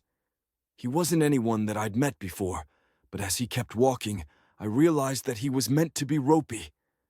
He wore a suit, but was wrapped in ropes with knotwork making a pattern across his chest. His hair was the same color as the rope, and his eyes matched that as well, an unnatural color for a human. But as he came closer, I realized that he couldn't have been human at all, because he was nearly 9 feet tall, the same as Bethel has made herself. I looked back and forth between the two of them, not really understanding how it had been done. Bethel couldn't project an illusion greater than a 10-foot cube, but they were definitely more than 10 feet apart from each other. I wouldn't have been terribly surprised to see her develop a new ability, or pull together a few different abilities in order to produce some effect. But as I looked more closely at Bethel, I realized the trick. She wasn't projecting an illusion for herself. She had made a real dress that was sitting on some kind of frame. It moved from time to time, but that she could have done with telekinesis. The veil hid her face for a reason. I felt a little bit guilty for piercing the illusion and tried to just pretend I hadn't made my saving throw. When human form Ropey went to stand beside Bethel, I caught the split-second transition as the dress, scaffold, gloves, and veil were whisked away, the sable's ability, I thought, and replaced with an illusion. Bethel and Ropey, or at least the illusion of them, could both fit within the bounding box of her illusory power. This isn't who we are, said Bethel. They were both turned to face the crowd, if you can call 12 people a crowd. It's artifice, but the point of art is to illuminate, to speak in metaphor so the meaning is clear. Bethel gestured down to herself. I am not of the mortal species, and I have no flesh. I'm not a woman. She turned to Ropey. But I hope that in its way, this might help you understand the love we feel for one another, and the commitment that we're undertaking today. I glanced at Amaryllis. She was wearing a pink and white dress, which was the girliest thing I'd ever seen her wear. She was wearing makeup, either more than what she put on for business meetings, or maybe just different. Her red hair, too, was long and elaborately styled. I think it was the first time that I'd seen Amaryllis putting real effort into her appearance, unless I counted when she dressed like the Urbian equivalent of a businesswoman. And yes, she did look pretty, but it was a different sort of pretty. I was used to her being more functional, which was pretty in its own way, one that I preferred, though obviously what I thought was pretty was probably the last thing on her mind. She turned back to look at me, and gave me a faint smile before returning her attention to the proceedings. I don't speak much, said Ropey. There was a twinkle in his eyes, like he was smiling without using his mouth. I've always felt better when I was in action, and it's been rare that I have anything to add when the people around me are talking. Part of that is because it's difficult for me to communicate. But another part is that I simply don't feel the need. In my time, I've known a few other entads, ones who could express themselves, and it's common among our kind to want little but to be put to use. He turned to Bethel. In Bethel, I've found someone who understands me. The companionship is something that I've felt before, though never so keenly. More than that, Bethel and I have much to offer each other. She's had a difficult life, one that I hope to brighten. He gave her hand a squeeze. It was all theater, intended for us. Ropey wasn't actually squeezing Bethel's hand. That was an illusion that Bethel was producing. He wasn't speaking. That was illusion too, as was the twinkle in his eye and the warmth in his voice. Perhaps it mapped to some thought or gesture on his part, as a rope, wherever he was, or perhaps not, but the display of it was entirely deliberate. I tried my best not to focus on that. When presented with an act of art like this, it seemed best to suspend disbelief and try to understand what was meant to be conveyed. I did have a difficult life, said Bethel. I was born half-formed, like a child, in some ways, if not others. I had masters rather than parents, and not a one of them was a proper custodian. I was turned to war, and then, once I was alone, I decided on violence. Part of me, a lesser part, was a sword, suited to torture and killing. I murdered thousands in distant, impersonal ways, with cannon fire and lightning strikes. I killed hundreds in more personal ways, taking my time with it. She took a steadying breath. I wasn't in a good place. If I'm being honest, I'm still not. She looked over at Ropey and smiled at him, a smile that he returned with an acknowledging nod. We've found love in each other. It's an unconventional love, I'll give it that, but it's a true love. He helps to calm me when I grow angry, to give me patience when I'm racing too far ahead. Without him here to speak with, I'm not sure that I would ever have made it to the Isle of Paran. I wouldn't be the house I am today. He's helped me, in ways that might be frightening for all of you to contemplate if you knew the full extent. Good old Bethel. Wouldn't be a marriage without a veiled reference to grievous violence against the guests, Together we'll be better. said Ropey. Together we'll be the best that we can be. That was apparently the entirety of what they had to say, because they stood together, facing each other, and kissed. It was a slow, languorous kiss, with Ropey wrapping Bethel in his arms, and there was a brief hint of body horror as they melted into each other, lips pressing into lips, and skin merging with skin. It all faded away in a wash of light, though, so bright I had to close my eyes. When I opened them, a single figure was standing at the altar, androgynous in physical form, with a wedding dress that had rope wrapped around it. Loyalty increased. Bethel level 17. It's done. She said. Her voice was deeper than it had been, more smooth and calm. Solace stood up from her chair and began enthusiastically clapping, and though there was a bit more reservation or confusion from everyone else, we all followed suit. Bethel had been smiling at us, but at the applause she began beaming. Now! She said. Refreshments and music. We celebrate. She clapped her hands twice, a booming sound that seemed to come from everywhere at once, and the chapel began to change, with tables rising up around us to make a clear space in the center, and garlands of flowers strung from rapidly rising pillars.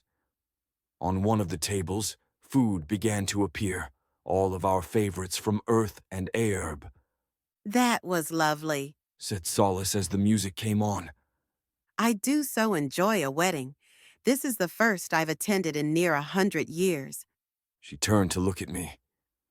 Don't tell the bride I said so, but it was a bit on the conventional side, for my tastes. She laughed at the incredulous look I gave her, then took Grack by the hand to dance on the dance floor. Amaryllis wandered over to me. It was my first time seeing her in heels, and it threw me off a bit. I'd gotten too much taller with the increases in PHY. With heels on, our height difference was about what it had been when we first met, Well, that's done with. said Amaryllis. I suppose the actual consummation was done in a separate room somewhere. That's pretty common on Earth, I said. Not consummation, though. Yeah, that too. But separate services. There's a civil service and a religious one, done in different places, It was quite restrained for her. said Amaryllis. I think I might have liked it. She looked over to where people were dancing to the music. There were 4 couples, Esuin and Suno, Bethel and Ropey, split once more, Valencia and Jorge, and Solace with Grack. The music was sedate, in 3/4 time, suitable for a waltz. That was unearned musical knowledge coming into my head, courtesy of the symbiosis with Amaryllis. Care to dance? I asked. Do you know how? Asked Amaryllis with a raised eyebrow. I have half your skill, I replied. There was a dancing skill, which so far as I knew was worthless for anything besides actual dancing. It probably gave a set bonus with some other skills, or some amazing perks at high levels. But without knowing what actual utility it had, it wasn't a serious consideration, OPSEC. said Amaryllis, but she took my hand anyhow. You know, it's harder to lead than to follow. I'll manage, I hope, I replied. My hands found the frame easily enough, one hand on her back, the other holding hers. I straightened my spine and squared my shoulders. When she was ready, I began to move, stepping in time to the beat, making a little square with my feet. I was just testing that I actually did know how to dance. Once the preliminaries were out of the way, I began to glide us across the dance floor that Bethel had made for us, throwing in spins and twirls that saw Amaryllis moving beneath me, or going away for a moment at the edge of my reach, only to fall back into frame as she returned. Dancing wasn't really how I had imagined it. For one thing, I had a surprising amount of control.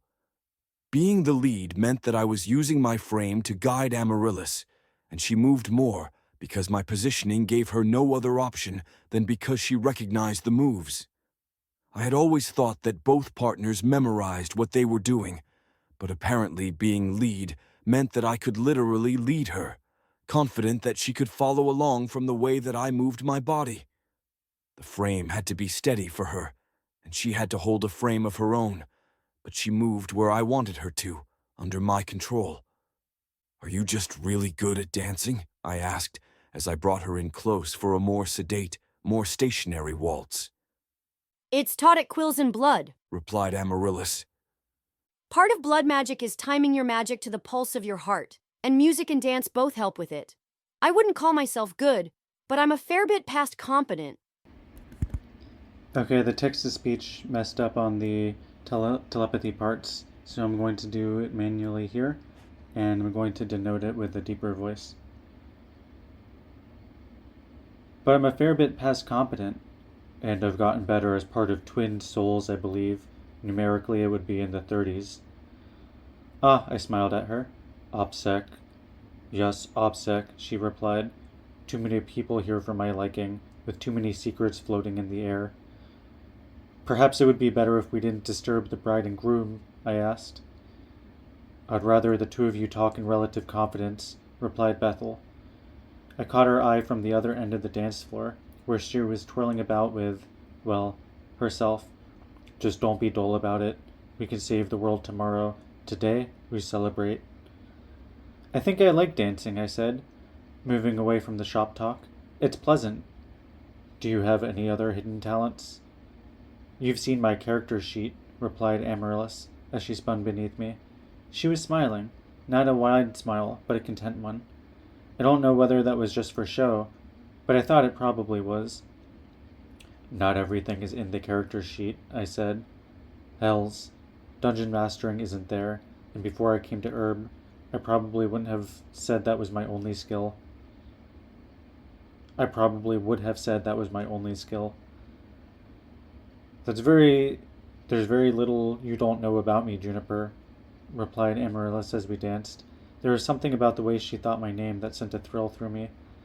Tell me about your first crush, I said, if you had one. Tell me yours first, said Amaryllis. I had slowed down some, so could focus more on what she was thinking to me. Still in time with the music, but more sedate. I didn't know how long the song was going to go, but that wasn't one that I recognized, and my guess was that we would stop when Bethel wanted us to stop. Hermione Granger, I replied. From the movies, not the books. Mostly because I just didn't read the books until later. A fictional girl? Asked Amaryllis. I was hoping for faint amusement, but when I saw her face it was skeptical. That seems impersonal. It's deeply personal, I replied, trying not to be affronted. But if you want my first non-fictitious crush, it was a girl in 2nd or 3rd grade, Karen Dowler. She moved away in 4th grade, but I was over her by then. She had been replaced by Pippi Longstocking, who was the strongest girl in the world. We danced for a bit. Also fictional, Amaryllis finally asked. Yes, I replied. It's a book series. Why, is there some ancient magic I just stepped in again? Because I would hate to break up this wedding reception. No, replied Amaryllis. I was just thinking. It's interesting. You were going to tell me about yours, I replied. Also, if you read the books, keep in mind I was 9 or 10. We danced in silence some more. The song had shifted, but kept a 3/4 time, so we were waltzing to it. Finch had taken Greg's place and was dancing with Solace, and Polida had taken Herschel onto the dance floor, though I caught her looking at me with Amaryllis. Still thinking? I asked. My crush? Said Amaryllis. Her name was an anagram. Lena Cordrew. What's that an anagram for? I asked after a moment's thought. Karen Dowler, replied Amaryllis. Ah, I replied after a pause. I was assuming that was a C, not a K. Just the DM fucking with us. With me, yes, replied Amaryllis. You were a real person. I was made for you. My entire life is just one big cosmic joke. She didn't sound bitter, though maybe that was Bethel modulating thought speech. I wish it weren't so, I said. The smile she'd been keeping on her face had fallen, keeping it carefully blank. Can you tell me about her anyway? I suppose, said Amaryllis. Our waltzing had some of the life taken out of it. I didn't want to do the more complicated moves if she was upset. Most of the Lost King's Court don't go to school until we attend an Athenaeum. We have dedicated tutors instead, and carefully selected cohort of commoner friends until we grew up. We were meant to become trusted staff. Lena was one of them. After my mother died, my aunts had different ideas about who my friends should be. I never saw Lena again. The music began to die down, and our waltz came true to a close. I dropped my frame, and Amaryllis's hand seemed to linger in my own. Get some refreshments with me? Asked Amaryllis with a glance over at the table. I see that Bethel has laid out a full spread. I have a fondness for whipped eggs. We walked over to the table together. Amaryllis moved flawlessly in heels, which was pretty much a given. Do you want to find her? I asked. Lena, or any of the others that were part of your retinue? Most of them are dead or in jail. Replied Amaryllis. Of those that aren't, they've likely been pulled into the services of my manifold cousins, and certainly couldn't be trusted to be loyal to me, not with the level of operations we're working on. I would like to see my Aunt Rose Mallow so we can have a pointed discussion about how she prematurely cut her losses where I was concerned, but that can wait until it's common knowledge that I'm here. The intelligence services are a little bit slower than I thought they would be, or perhaps they don't leak as much as I thought. Bethel came up from behind us in her androgynous hybrid form. I do so hope that we have intruders someday, she said with a wistful sigh. A 10-person combined armed strike force would be just lovely. Per the law, you're allowed to do whatever you'd like to someone who tries to invade your home. She beamed at Amaryllis. I appreciated that you thought of me when you were drafting the legal framework. I see marriage hasn't blunted you, I said with a smile. Oh, a bit, replied Bethel. There was a twinkle in her eyes. The imagined thrill of violently dismembering an Anglesyn death squad is a bit less now. He wasn't some naive waif who had never known violence. He'd killed his own share of people, strangled or hanged, sometimes held in place so someone else could do it. The marriage is, so far, everything that I imagined.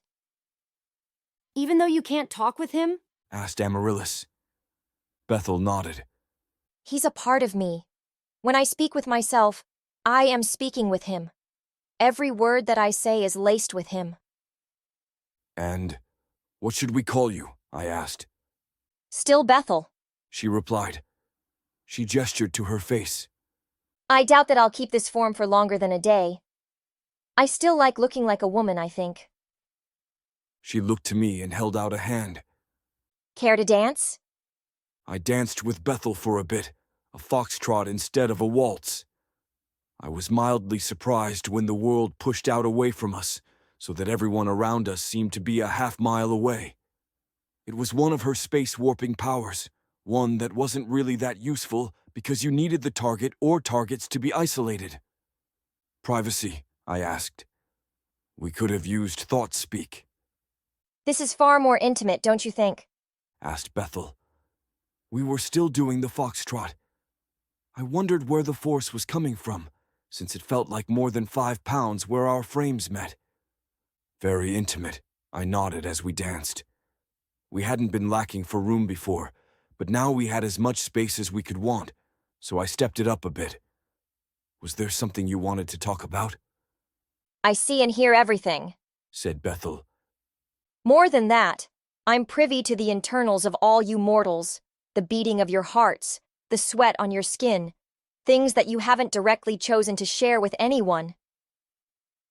If I'm going to be principled about it, then the fact that we don't have Val talking about everything she intuits with the devil's insights probably means that we also shouldn't have you revealing things that are presumably confidential, I said. Yes, very principled, replied Bethel with a smile as she twirled away from me and then back in. The frame was a bit awkward, given our height difference. Her hand was low, mine was high, and the hand I had placed on her back was really more on her lower back. Of course, if I were to say something, you couldn't stop me. True, I said. I suppose I'll just have to hope that you respect my wishes. Bethel laughed. Yes, of course. But even with the principled stance, you might be happy to know what I know. Depends, I said. But you'd be skirting a line. I don't want things to be difficult because I know things that I shouldn't. Very well, said Bethel with a nod. I waited for a moment. That's it, I asked. Do you want my secrets or not? She asked. No, I replied. I'm just used to you not listening to what I have to say. I'm a married woman now, said Bethel with a laugh. You have my better half to thank. The room snapped back down to normal size, and we finished our dance as the music came to an end. We got some looks naturally, but then Bethel split back into her double form, and another dance started up again. Pallida slipped her hand into mine, and I started in on another waltz without even thinking about it, though with her, there was considerably less conversation to be had. It was a few hours later that Jorge found me sitting at one of the tables. I'd done more than my fair share of dancing, partly because I enjoyed using the skill, and partly because our gender ratios were skewed enough that I was in demand. I had been taking a break, drinking water to rehydrate, and snacking on a plate of food I'd gotten for myself.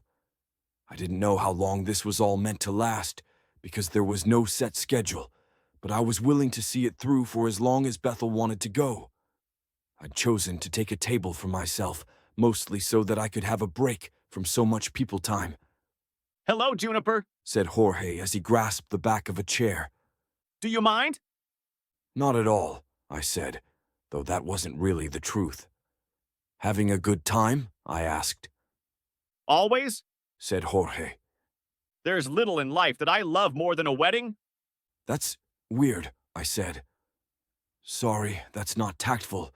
It's just, where I come from, weddings are more, things that you sit through. Oh? Asked Jorge, raising an eyebrow. Not expressions of partnership or love? They are, I said. I guess. I don't know. Most of the ones that I went to were family friends or distant relatives, not actually anyone that I knew very well. Ah, said Jorge. Perhaps I felt the same when I was your age. I didn't like being talked down to like that, and I think he saw that on my face. I'm not making some argument that I'm wiser just because I'm older, he clarified. I just had a particular mindset because of the time and place I was in when I was 17. I'm 18, I said. Immediately after I said it, I realized how petty it was. Sorry, said Jorge. He was silent for a bit. I came over here trying to be friendly, and I'm worried that I've made a mess of it. No, I said. It's fine. I tried to think of how Amaryllis would salvage this. What changed your mind? I asked. When did you start liking weddings? I started rising up the ranks in uniquities, said Jorge. Valencia probably told you that I didn't go to an Athenaeum? Probably, I thought to myself. Yeah, I replied. Well, I've always been a bit of a people person, said Jorge. Since that's where my skills were, that's what I got tasked with. I met with a lot of people, asking questions in part, but sometimes just establishing a relationship so that I would have contacts for later. Sometimes, though less often than I would have liked, I would get to help someone in the course of my job. I got my first wedding invitation the year after I made First Responder, and it was like a whole new world had opened up. Across the empire, people are more similar than they are different, at least in the cities. But weddings or wedding-like celebrations are one of those cultural touchstones that haven't really been worn away into uniformity. Even when it's mixed species, it's a reflection of all the different places that we come from, and for all that, there's a strain of commonality. I just like seeing how everyone reflects on partnership in their own way. I could sort of see that. I imagined my loyalty to Jorge going up by a point. There are species that don't pair bond, I said. But I suppose there are few that don't have partnerships, or that don't celebrate those partnerships. It felt like a bit of a prickly question, given that I did empathize with what he was saying, but I really did wonder how the vast differentiation among the mortal species fit within that worldview. It's not universal, certainly, said Jorge. Nothing could ever be so simple as that. I've done a fair amount of reading on the subject. I'm a reader, and interestingly, it's not the ones that you would expect. The Ranu don't have sexual reproduction. Instead, they have mitosis. So you would think that they would never have something like pair bonding. I knew all about the Ranu, having created them one afternoon in study hall, but didn't interject. Well, as it turns out, pairing is incredibly common, usually between two Ranu of a pronounced age difference, and they have a ceremony much like a wedding. Though it's really more like adoption than anything romantic if you wanted to put it into human terms. And the true exceptions, I asked. Oh, there are even some among the humans, said Jorge. He smiled at me. There are cultures toward the fringe of the traditional human lands where they barely acknowledge partnerships at all. Children are raised by the villages and rarely know or care who their father is, and any romance is assumed to be fleeting and personal. No marriages there, nor anything that comes close. He shrugged. Sorry if I'm taking up too much of the conversation. No, it's fine, I said. I do like comparative anthropology. It's just that marriages have never really been my area of interest. Holidays either, I suppose, because they're rare. Rare in my tabletop games, because setting things during a festival or holiday needed planning, unless I was going to retroactively create the calendar for a session. Holidays are only rare if you're looking at the level of the individual culture, said Jorge. I know you're... He paused and looked around. I know you're dream skewered, but if you lived in one of the big cities of the empire, you'd see that we never really stop having holidays. There's always something going on somewhere, whether it's celebrated by half the human population across the city or a cluster of households from some wave of immigration. Everyone here knows that I'm dream skewered, I said. Uniquities had been none too pleased by what had happened at speculation and scrutiny, and my status as Earthling had come out in the debriefing that Amaryllis had given to Figaro Finch. Ah, replied Jorge. I didn't want to presume. Can I ask what it's like? Earth? Boring, I said. Everything on Herb is an exaggerated version of my home. Literally. Earth has one species, humans, and a few hundred cultures, though some of them have kind of fine-grained distinctions between them. Here, it's just so expanded, not just physically bigger, but so much more, even if a lot of the fundamentals remain the same, and the underlying patterns are largely familiar. I paused. I can imagine what it would be like to want to go back, but for me, Herb is everything that I dreamed of. I worried that skirted too close to the truth, but Jorge only nodded along. There's a certain look that tourists get, he said. Or maybe not a look, but a way of seeing the world. They come from somewhere else, and wherever they're going has become strange and new, so everything has to be looked at and experienced. I've always tried to think and live like a tourist, even when I'm in familiar places. There's a lot to see and love, and always a risk that will let it all fade back into the background. I looked at him for a moment. I can see why she likes you, I said. I'll take that as a compliment, he replied with a smile. I know that you and Amaryllis have some reservations about our relationship. He faltered a bit. I'd be lying if I said that I didn't have my own reservations, especially with how quickly she keeps trying to push things. When I went into that hotel, I'd thought that I would be talking to the Tung handmaid, not to... He looked out on the dance floor and met Valencia's eyes. Her. There were things that I wanted to say, but I held my tongue. Valencia didn't need someone giving her boyfriend a stern warning, nor did she need me injecting my own opinions into her relationship. I'm happy she found someone who can see her for what she is, I said. Monty Hall. Chapter 141. Monty Hall. The day after the wedding, Figaro Finch, no relation, came into the house for a meeting. He did this every once in a while, mostly to see what wheels he could grease. He didn't seem terribly happy with his assignment, especially in comparison to Jorge. So far as I could tell, he'd prided himself as something of a detective, and this particular role, which mostly involved calling in favors and wrestling with international bureaucracy on our behalf, wasn't one that he liked too much. I don't know if he couldn't transfer out or if he just didn't want to, but he stuck with us, living down in the village and making daily pilgrimages up to see Amaryllis. It was rare that I was part of these meetings, but Amaryllis had requested me. Interesting wedding, He said as I came in. Odd wedding. That's an odd wedding, and an odd birth I've seen from your little council. New members, too. All of them odd. And I couldn't help but notice that your half-elf was missing. He didn't know about Fen. Our funeral hadn't been public, and it wasn't like Amaryllis was going to send out a newsletter on the matter. We weren't hiding her death, not exactly, but we also weren't telling anyone. It still made me a little bit angry to have him bring it up, even though it wasn't his fault, and he couldn't have known. What did you come here for? Asked Amaryllis. She was back into business casual, a blouse and skirt that were trying to be as unassuming as possible, and doing a good job of it. The room we sat in was her office, with books lining the walls and light streaming in through huge windows. The Athenaeum of Sound and Silence finally got back to me, he said.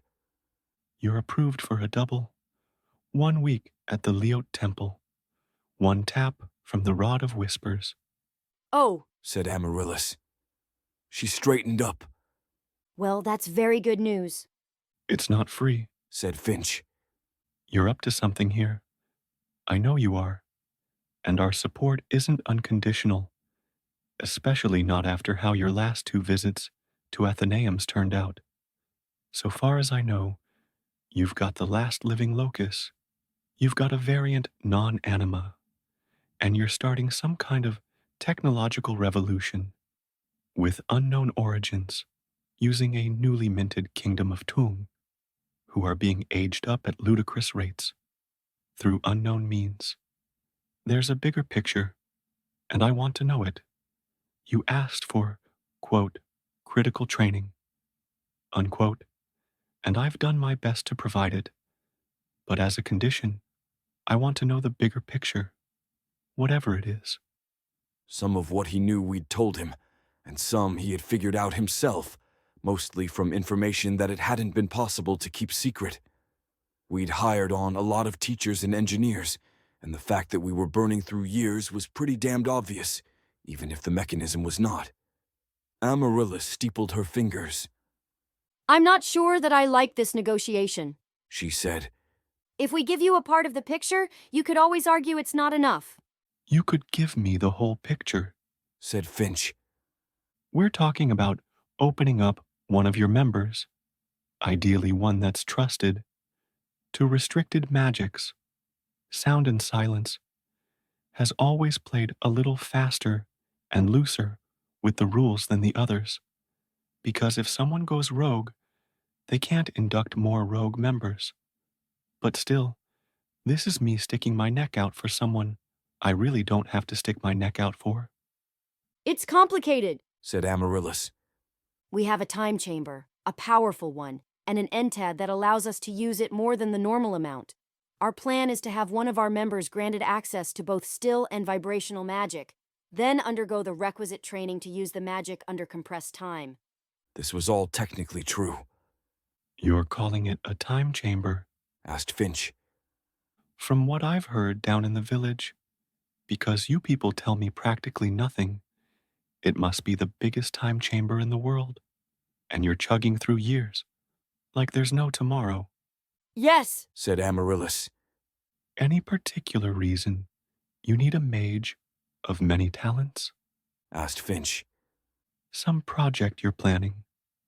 The great return to Anglesyn, perhaps. Perhaps, replied Amaryllis with a smile. You tell me first this time, all right? Asked Finch. What happened at speculation and scrutiny? Won't happen again. replied Amaryllis. The circumstances were particularly unique. If I send one of you to sound and silence, I'm not going to have you come pleading to me and hoping I'll make some novel problem go away. Asked Finch, That's not how I would characterize what happened last time. said Amaryllis. Her lips were thin. And no, it's my hope that we can send Juniper to sound and silence for a week without any major problems. If there are unforeseen problems and unique circumstances, can I count on your aid? Finch glared at her. Depends on the circumstances.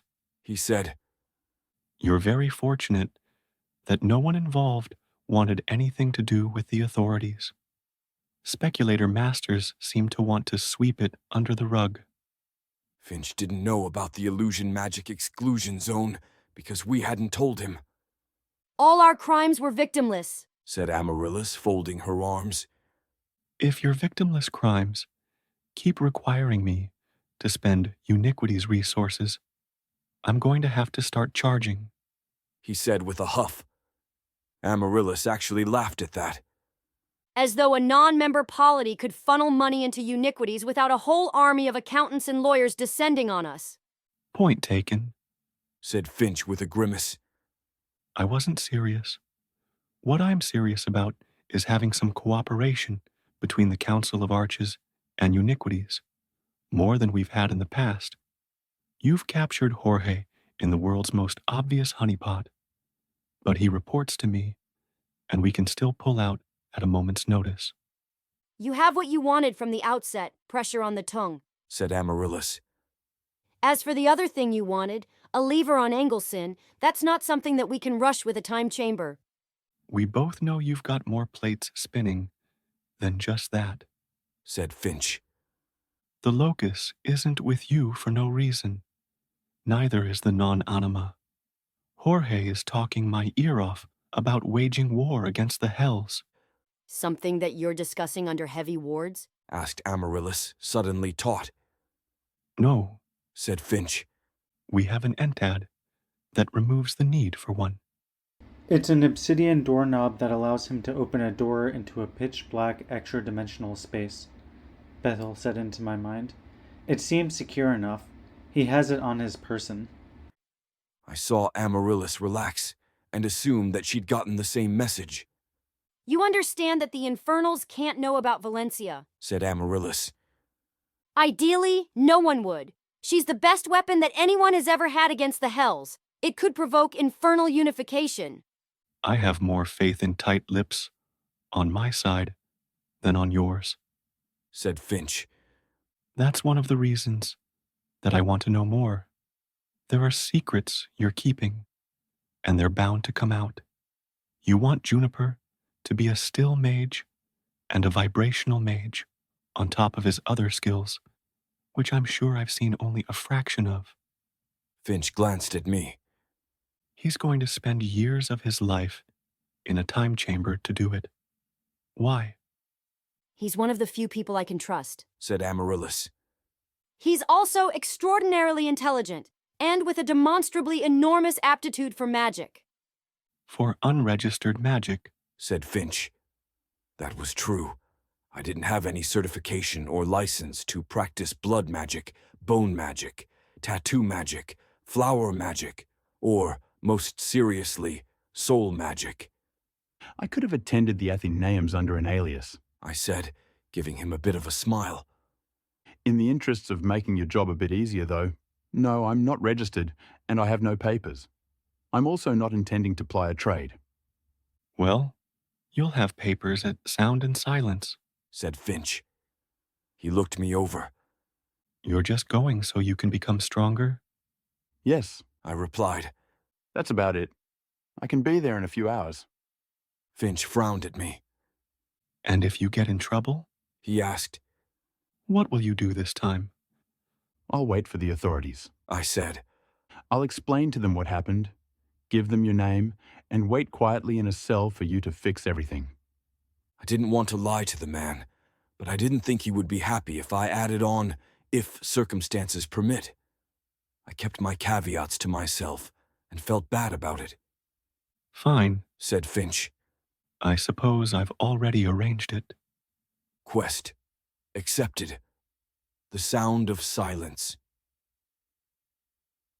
Uniquities has pulled some levers to get you to the front of the line for access to 2 major magics. Go to the Athenaeum of Sound and Silence and speak with the Bursar. It seemed simple enough, which made me leery. Before we left, there was one lingering issue to take care of. Masters. Our original plan had been to go into Boastrovino and send word up to him, so that we wouldn't have to risk getting within range of the illusion exclusion, and so that we could set up a defensible location with an easy exit. Instead, Raven had declared that she would bring her father to us, along with the entads that seemed like they were intended for us. I was particularly looking forward to getting a new suit of armor, since my old one had been left behind at the library, an unfortunate casualty of our rapid exit. Raven had her own way around the world, an entid that only worked outdoors, and by all appearances flung her straight up into the air. It worked once a day, and she could bring a single person with her. She'd left shortly after the wedding had finished, and now she was back with her father in tow. "You're going off with him," said Masters as they climbed the hill to Bethel. "You're going to put your life on the line again." "I'm an adult," replied Raven. She had a wooden box in her hands. It was sized for jewelry, with aesthetically pleasing hinges and silver detailing on the top. "For God's sake, it makes more sense now than it did when I was young. You have to understand that this is important work, don't you? Now be quiet, please. We're probably close enough that they can listen in." "Do you think I care about that?" asked Masters as he climbed the hill. "Let them listen. I'm stepping into the sanctum sanctorum of a dream-skewered warrior already, throwing myself at his mercy, and I will not waste my time worrying about what he thinks of something so small as my pleas to you." He huffed. "Raven, you put too much of the weight of the world on your shoulders, far too young, and for what?" "To save it," replied Raven. She wore a frown. It probably goes without saying that we were watching in, courtesy of Bethel Vision. "And that's what you'll do for the remaining millennia of your life?" asked Masters. "You'll push on ahead, working yourself to the bone, all in pursuit of some ideal, or because you're still chasing him?" "Enough," said Raven. "I don't want them listening to this." "I'll tell them to their faces then," said Masters. "Raven, my little bird, you've been through enough. You've done enough. Do you understand what it was like for me, as a father? Every week hearing some new thing that Uther and his knights had done, some adventure they'd made it through by the skin of their teeth? And I know that I never heard the half of it. I came through," said Raven. "We all did. The world is teetering on the brink. It's always been teetering on the brink, whether we knew it or not, and it needs strong hands to keep it from falling over the edge. I can't leave, I can't quit. Not until we've secured the future." They continued trudging up in silence. "Do you think about him when you say things like that?" asked Masters. Raven gave no response, even though she would have had just enough time to get the last word in before they reached the door. The image cut out when they reached the room where we were waiting. I was with Amaryllis, but it was just the two of us. Valencia didn't want to be in the same room with Masters, and Solace had politely said that she had better things to do with her time. Of the core group, that left Grack, who had little interest in the meeting, and whose expertise was already mostly covered by Bethel. Pallida and Raven kept their distance from one another, as much as possible, and while Pallida occasionally made private comments, Raven didn't seem to feel that there was a story that needed to be set straight. "I apologize profusely," said Masters when he came into the room. He bowed to us, so low that it was embarrassing. Amaryllis was staring at him with hard, calculating eyes. "You brought the entads?" I asked. "Here," said Raven. She set the box on the desk. "We'll be having these looked over by warders first, naturally," I said. "I have descriptions of their functions," said Masters as he finally rose from his bow. If there are any elements of subterfuge, they were placed there by Uther for his own arcane purposes. Why would he poison one of his caches? Asked Raven, looking at her father. We could ask why he did many things, Said Amaryllis. Regardless, we'll have our warders look over them carefully before they're put to use. We will naturally take the descriptions as well. They're already in the box. Said Raven. I am sorry. Said Masters. It was 500 years at speculation and scrutiny, you have to understand that, and so many unsolved mysteries left behind in the wake of Uther's disappearance, so many questions about my only daughter's role in it all that it's not an excuse, I can't excuse myself, but I only wanted the truth of the matter. What have you told him? I asked Raven. Nothing. She replied. Only that I'll be traveling with you for the time being. I'm not inclined to spread our secrets far and wide, Said Amaryllis. Please. Said Masters. He looked to Raven. Sure. I said. I'll tell you what I know. Juniper. Sighed Amaryllis. He's an illusion mage, I replied to her, by way of Bethel. His magic is confined to the zone, but he's still a useful ally. Fine, she replied back, but in a way that made it seem like it wasn't really fine. I replied to her, by way of Bethel. She replied back, but in a way that really made it seem like it wasn't fine. So I talked for a bit, about things that I was getting a little bit tired of talking about. Unfortunately, I couldn't answer all of Master's questions, because a lot of them had answers that I didn't know. But why did he win so consistently? He asked. He didn't, Said Raven. Everyone always says that, but there were times that he lost. Definitively lost? Asked Masters, glaring at his daughter. Not as a prelude to some greater victory, not as the inciting incident for one of his cycles, but a true loss. His wife lost everything below her ribcage in the blight. Said Raven, gesturing to her own body with her hand. I don't care how you want to reframe that so it doesn't count, but it was a loss, a true one. To answer the question, I said. The Dungeon Master entity is, presumably, powerful enough that he can ensure a close win every single time, no matter what the odds seem like they should be on the face of it. Why he would choose to do that, I don't really know, especially since it seems from where I'm standing that it was nothing more than an unusual form of extended torture. But why was he so secretive about it? Asked Masters. Why would he set me to my task at speculation and scrutiny without telling me this? He was insistent, but that insistence was a little easier to handle now that he wasn't using magic against us. I don't know, I replied. It would have weakened him politically if people had known that he was dream-skewered, and even more if they had known that he was receiving supernatural aid of some sort. That still doesn't explain why he didn't tell his knights, but... I shrugged. Maybe he couldn't. Maybe he had his reasons. I'll ask him, if I ever have the opportunity. Masters glanced at his daughter. Don't let him take advantage of her. Take advantage? I asked. I looked at her with a raised eyebrow. Not like that, said Raven with a tight frown. He means he thinks that I'm more impressionable than I am. She turned to Masters. I am one of the most renowned El to have ever lived and a central figure in the history of the world. I can handle myself. I know there's nothing that I can say or do that will make you believe that, but I can. I'd fought her. I believed it. Of course, if I had been thinking properly at the time, I probably could have caught her off guard and murdered her before she had a chance to react. Defensive entads be damned. Beyond that, Bethel had cut all of Raven's fingers off 2 weeks ago, which also wasn't the sort of thing that Masters would have wanted to hear. I answered more of Masters' questions, which took quite a while, but there was only so much that I could say, and he didn't seem to find all of my answers that satisfactory.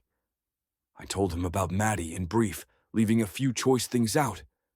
It raised more questions, a lot of which I still couldn't answer.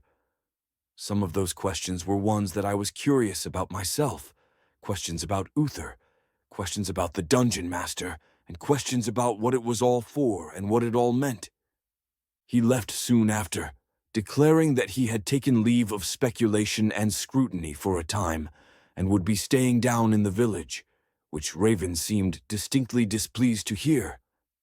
It's always the same arguments, said Raven, shortly after he was out the door. They say that's how it is among the El, that we're slow to change our minds, but he goes beyond that. He never listens, not to me, not where Uther is concerned. She turned to the box. It's irrelevant. This is the reason it was worth talking to him at all. That's a harsh way to speak of your father, said Amaryllis. Perhaps, said Raven, looking over at her. I would think that you would understand how paternalism could be grating. My father died when I was 2 years old, said Amaryllis. Ah, said Raven. I've always thought it better to have allies who disagree on what's best for you than to not have allies at all, said Amaryllis. I might empathize more if he had the capacity to stop you in any meaningful way, but he's helpless and burdened by forces completely out of his control. I won't complain more if it bothers you, said Raven. I didn't say that, replied Amaryllis. Can we get to the loot? I asked. I'm itching to be armored again, and the sword that I'm currently using isn't up to snuff. We'll want Grack and Bethel to look them over to make sure there's nothing unwanted in there, but... I've already looked them over, said Bethel, appearing beside me. I'll take Grack's second opinion, though. He's a more capable warder than I am, and might see something that I've missed. I wouldn't want to take in something toxic to me, if Uther planned for this. You understand that we're just exercising due caution, right? I asked Raven. I wouldn't want you to think that we don't trust you. I understand, said Raven. To be honest, it's refreshing. It took some time for Grack to look over the box before he was willing to declare it safe. Once he did, Raven opened the lid and took out a pair of tweezers that was held in place with a set of tiny pegs in the lid. She picked up a number of miniature entads and set them out, then tapped each of them twice, which caused them to grow back to their normal size. It was the entirety of the armory that Pallida and I had found at Speculation and Scrutiny. 5 suits of armor, 24 weapons, and 2 full display cabinets full of miscellaneous trinkets. I couldn't help myself. I got giddy. While none of it was completely worthless, some of it was niche and not really worth talking about. The other stuff, pretty good. Space plate. Airtight, watertight, pressurized, and with 2 days' air supply. This one had been lifted from the Fantasy in Suisse, part of one of my campaigns. It was impact resistant, but you'd still be taking the hit, meaning that the armor did what mundane armor did and spread out the force of impact into something that the body could handle better. Good for deep sea diving in hostile environments, potentially including fell seeds, given it could block spores. As a bonus, the helm was completely transparent, allowing full field of view. Gardener's plate. It had 12 small holes at various points around it, from which vines could be projected while it was worn, though they only worked for a few minutes before retreating. The vines were fully prehensile and under the control of the wearer, though they were difficult to use for everyone but me. My guess was that it was because of the ambidexterity virtue, but the game didn't give me any feedback on the matter. Alvion's vambrace. The reason that so many suits of armor were a consideration was this little beauty, a tube of metal worn around the forearm with an opal set into it.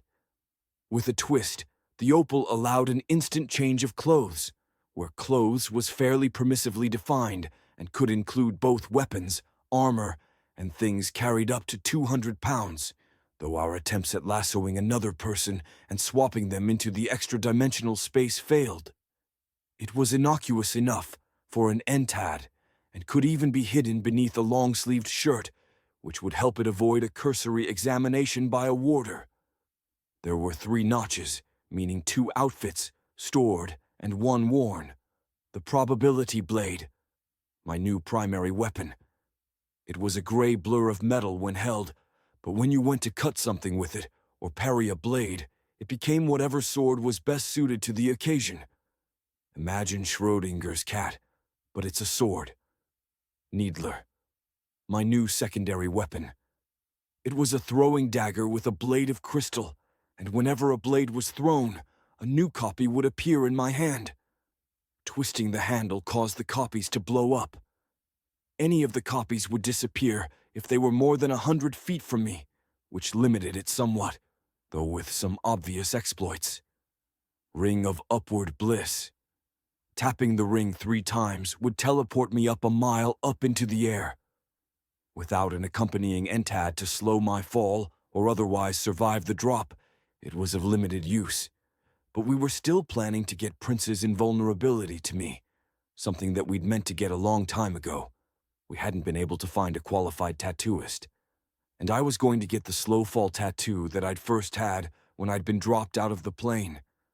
It went better with the immobility plate, in my opinion, but Amaryllis insisted that it was an easy entad to switch over in a hurry, and that if someone were to survive or get out of a jam in a hurry, it would be me. Pedant's Pendant. Worn around the neck, it gave the ability to precisely recall rules, facts, pronunciation, and other miscellanea. In effect, it was a limited form of eidetic memory with a rather narrow focus. Amaryllis took that one. Choker of Concordance. Warders needed a pool of concordance to draw on, which could be tapped dry, leaving them able to manipulate wards but not actually make them. The choker, black with an inset crystal, could be used to triple the pool, though it would still take some time to refill. Grack and Bethel had a minor fight about who would get it, until eventually settling on a compromise whereby Bethel would use it first to reinforce her wards, and then after that, Grack would use it in the field. It was a huge haul, no doubt about it. Solace finally got some armor, which instantly resized to fit her and could be dialed in to protect against different elemental threats at short-range notice, though she complained that the metal clashed with her aesthetic.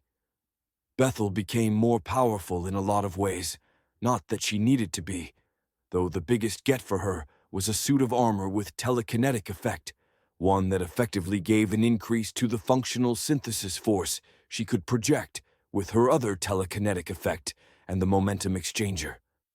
Solace even got a staff to replace the one that had been voided, a gnarled wooden one that gave her partial control of plants, an ability that mixed well with her druid powers, or so she claimed. How much loot is there? Asked Tiff. Shh. No complaining, said Reimer. We've been behind on loot since level 4. When it rains, it pours, said Arthur. Now, I'm not going to suggest that Juniper forgot, said Craig. But is it possible that Juniper forgot, just asking questions? He always forgets, said Reimer. I don't forget, I said. It just doesn't make sense for the enemies to have loot sometimes, especially level-appropriate loot. If you go by the guides, the enemies have treasure parcels, but there are only certain situations in which that actually works without breaking the reality of the world. So instead, yeah, treasure gets a little uneven, and the Skinner box of loot distribution isn't working at maximum capacity. What June is saying is that adventuring is supposed to be its own reward, rather than just numbers go up, said Arthur. But I like numbers go up, said Reimer. Who doesn't like numbers go up? We all like numbers go up, said Tiff. But the question is just whether this is the right way for numbers to go up. I mean, in theory, it's better if we're getting loot at regular intervals, right? Both for balance, enjoyment, and whatnot. June has been DMing too long, said Arthur with a laugh. That's how he used to do it, until we got in this big argument about why this necromancer was leaving magic items on his zombies for no good reason. Was that it? Asked Reimer. He looked over at me. I remember that. Is that the moment you decided that you weren't going to give us loot like a sensible DM? Arthur is trying to tell a story, I said with a shake of my head.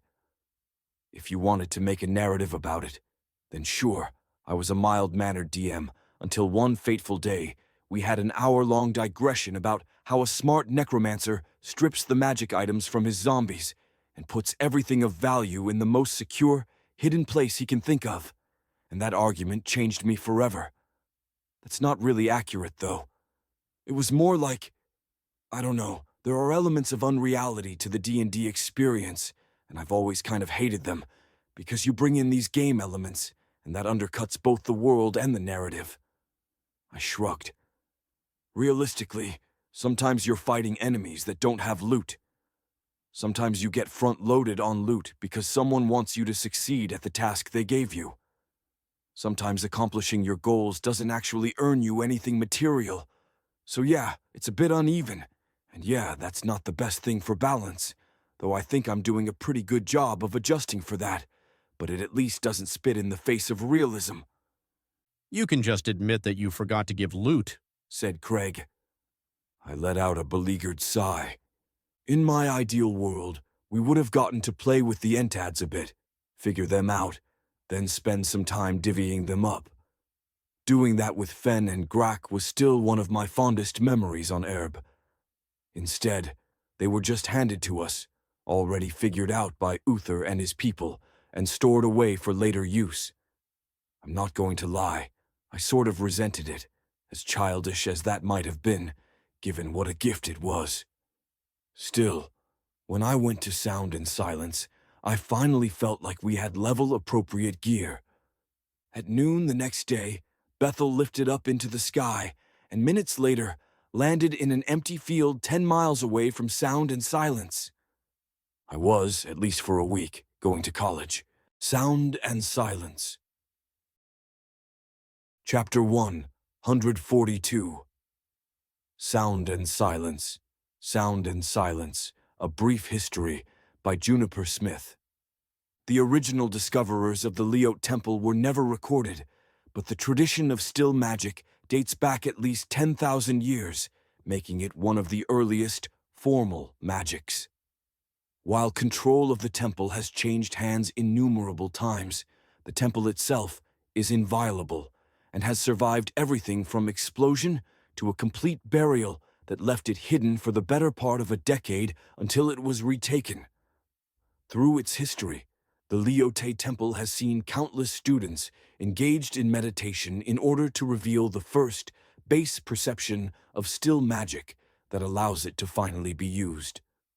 The current history of the Athenaeum of Sound and Silence began in 143 before Echo, when a cabal of still mages seized control of the Leote Temple from the independent province of Hongshin. The area immediately around the temple, a moderately sized city that largely existed in support of temple activities, was declared a fully independent city-state following the ousting of the city's mayor. The city was renamed as Leo, a name it's held since then. Strict control over the creation and training of still mages made the city-state into a fearsome local power, especially in an era where void weapons were virtually unknown. After some decades had passed, the cabal was restructured into a representative democracy of still mages, and shortly after, Leo joined the Mages Agreement, the predecessor to what's now the Athenaeum system. In 13 FE, Uther Pendraig arrived in Leo during the height of an internal conflict between two factions of still mages, a conflict which was largely about the Mages' Agreement and had been sparked by a blood mage, Defector, who had come to Leo seeking asylum. This was only a spark. The role of still mages within the international community was a topic that had been provided a great deal of fuel and tinder over the years. Uther sided with those in favor of cooperation, which effectively pitted him against the people keeping the blood mage under their protection. It had been Uther who had reformed Quills and Blood essentially from the ground up, making it into a juggernaut of power within a few short years, and so his role in the conflict was set from the beginning. When all was said and done, the inner circle of opposition had been either killed or subdued, and the rogue blood mage was turned back over to Quills and Blood, where he was summarily executed, those being somewhat uncivilized days by modern standards. Leo went through a number of growing pains as a result of that debacle, and Uther Pendraig's genius left its mark on the institution, which formally became a part of the First Empire, one of the first city-states to join. A decade later, Uther returned, this time carrying the Rod of Whispers. It was one of the more powerful entads on record, capable of permanently granting access to vibration magic, though actually learning enough to use it took several weeks on top of that, and mastery was a years-long process. Uther had taken the Rod of Whispers from an infernal cult he'd rooted out, and was looking for a good home for it. Because the Leoti Temple was deep underground, because the Academy already dealt with controlled distribution of magic, and because they already had security measures in place, Uther had decided that it was the perfect place for the Rod of Whispers to be placed. That still magic and vibrational magic were, in some ways, opposite from each other, yet with conceptual overlap, was all the more reason for the first generation of vibration mages to be trained in the Pempti Valley. 5 years later, the Leo Academy became the Athenaeum of Sound and Silence. By the time the First Empire had begun its collapse, the Athenaeum of Sound and Silence, like its brethren, was a force to be reckoned with. The scope of the exclusionary principle and possible causes of outbreaks were widely known, resulting in research being moved to a remote sister site, the practice common for Athenaeums, but Sound and Silence itself was firm and resolute in those trying times, backed, in part, by a renewed mages' agreement between all the Athenaeums, this one more conspiratorial than Uther had likely intended. During the first Interimperium, the Athenaeum continued about its business, training and educating students, inducting them, and then sending them out into the world under a variety of different schemes to ensure their cooperation with the Athenaeum. Absolute loyalty was less of a concern for Sound and Silence, given that a rogue student couldn't teach others, but the mages' agreement had certain provisions in it which could make matters decidedly unpleasant for rogue mages. And like the other Athenaeums, Sound and Silence made use of those provisions from time to time. When the Second Empire was formed, the Athenaeums by and large capitulated, mostly because there was surprisingly little cost in doing so. The early Second Empire had recognized the strength and power of the Athenaeum system as a problem, and had worked hard to ensure that there would be as few sources of conflict as possible. In fact, the Second Empire never fully took control of the Athenaeums, as it didn't need to. Many of them were perfectly happy to have increased funding from the Department of Education or the Department of Advancement. And so, what if there were some ethical concerns with what the Second Empire was doing, or moral arguments against some of the actions it was taking? Most of the Athenaeums already had blood on their hands anyway, and Sound and Silence was no exception.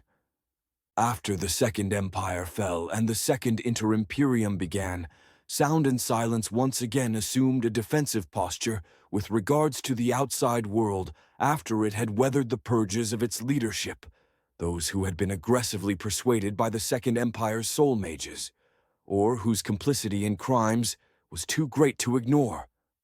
When the counter-imperialists failed to seize power for themselves, as everyone thought they would, Sound and Silence continued on its way, a place of learning for two of the magical arts, much as it had when the First Empire fell. The teleportation key network and Hexall railway system caused Leo to become more multicultural than it had been before, and encouraged students to come from further afield, so that by the time the Empire of Common Cause had finally begun promoting open borders and cooperation between polities, Leo was already in their camp. When Bethel landed in the field 10 miles outside of Sound and Silence, we were, technically, trespassing, and also, technically, in violation of the city-state of Leo's sovereign airspace, as well as the draconic Confederacy's rules regarding air travel. Thankfully, the egress was so fast and smooth that virtually nothing could catch up to us, and with a reflective coating on her, Bethel was nothing more than a streak through the sky while in flight. On the inside, we felt absolutely nothing, just as we'd felt nothing the first time we'd rode on the egress. Bethel reorganized into her staff form, with all the rooms inside her remaining their full sizes. Our agreement was that she would be our house wherever we decided to go, but she wouldn't be brought into combat to be wielded like a weapon, nor would she have to take a human form. With all of the entads inside of her from so many different sources, it was technically feasible to have her entire physical form be a reasonably sized humanoid, but she'd flatly refused that. It was an imperfect compromise, but it meant that we would have a home base wherever we went, rather than a home base back on the Isle of Porin, which might potentially be thousands of miles away from where we were conducting operations. It took us the better part of a day to first get near the Athenaeum, then find a plot of land where we could stick Bethel. The Pempete Valley was famed for its large domed buildings, but domed buildings were somewhat expensive to build and didn't pack together well. So a lot of the more modern parts of the city had simple city streets with sardine-packed rectangular houses, just like most other places on Erb. Samey houses like that just didn't make it onto the postcards in the same way that huge domes did. It was on one of these side streets, away from the primary hub of activity, that we found an empty lot for sale, which we bought for half again the asking price, on the condition that we could pay cash and take residence that same day. This was all in service to getting Bethel on the ground and as a full, functional house again, albeit one that was bigger on the inside. It was a condition for her coming with. The plus side was that the comms tattoos, Parsons' voice, would work on the scale of miles, meaning that so long as Bethel always contained one person with a tattoo, she could be called in at a moment's notice, descending from the sky like a murderous angel to get me out of whatever jam I was in. Parsons' voice was ridiculously expensive for what it did. Amaryllis had the foresight to grab what she could from Everett after his death, in the brief window where they would still retain some scrap of their magic. Pallida and Heshnel each had one too, and Pallida had given hers up to Amaryllis, meaning that we had 3 in the group. It probably went without saying that it was wildly, flagrantly illegal to simply erect a building on a plot of land in the middle of a city, even if you happened to own that land. You needed permits, inspections, more permits, and the gentle caress of a dozen bureaucratic tentacles. We weren't going to be in Leo for long enough for that whole process to even get started, let alone be completed. We were mostly hoping that by the time the authorities caught on, we could be long gone, or failing that, we would just pay whatever fine was levied against us. But it was a somewhat fraught thing. Again, it was all in service of keeping Bethel placated and close at hand, ready to come down like the hammer of God the moment things got heated, which I highly suspected they would. As a compromise, I didn't fully like it, but Bethel was obstinate about her role within the party. She was a house. Once that was all squared away, we left Bethel as a group of 6, leaving Valencia and Heshnel behind, the former because of the unacceptable risk that someone or something would out her, the latter because someone besides Bethel herself needed to be able to deal with any problems that might arise back at base, a job that he had volunteered for. "Testing," I said, placing my fingers to the tattoo on my throat and talking as we walked. The tattoo had 2 basic functions, the first being push to talk, and second being always on. All you had to do to switch between the two was place your fingers in a different spot. The always-on mode was, unfortunately, extremely annoying to everyone on the other end, and the tattoo was indiscriminate in sending things out to everyone on your local network. "I hear you," replied Heshnel. It was like he was speaking directly against my skull, bone conductivity rather than thought speech. It was remarkably clear. "Works so far," I replied with a nod to the others. "We'll see you in a bit." I let my fingers drop down. Most of the time, we'd be keeping it off. "I'm really hoping that we don't have to call in the cavalry," replied Amaryllis. She was without her armor, though she still had her flicker blade, and against Bethel's wishes had taken the extra-dimensional glove with her as well. "You're thinking of narrative," I said. She's always thinking of narrative, said Pallida with a laugh. I think you were right to put an end to it, but that's only made her more vocal when she's not with you. The theory holds weight, said Raven. Uther talked about it extensively. He wrote about it right up until he went missing, and every analysis we have points to narrative theory being essentially correct. Probably a conversation better held under wards, said Grok with a grunt. He was walking beside Solace. They were both slower than the rest of us, owing to their stature, which meant that we had to accommodate them. Probably, I replied. I actually don't know who the potential enemy listening in would be, or what they would gain from hearing any of this, but yes, probably best not to talk about it out loud on a public street. I looked over at Raven. Do you have any grand insights on Leo or sound and silence that you've been keeping quiet about? No, replied Raven. I've been here only 3 times since the First Empire disbanded, always on business with the library. That seems like a lot, I said. 3 times in a little more than 130 years? What were you visiting about? Classified, said Raven. She looked around a bit. It's very nice to be able to say things like that and not have to worry that I'm going to have my fingers cut off. She's harmless, said Pallida, waving her hand. She cut my fingers off, replied Raven with a scowl.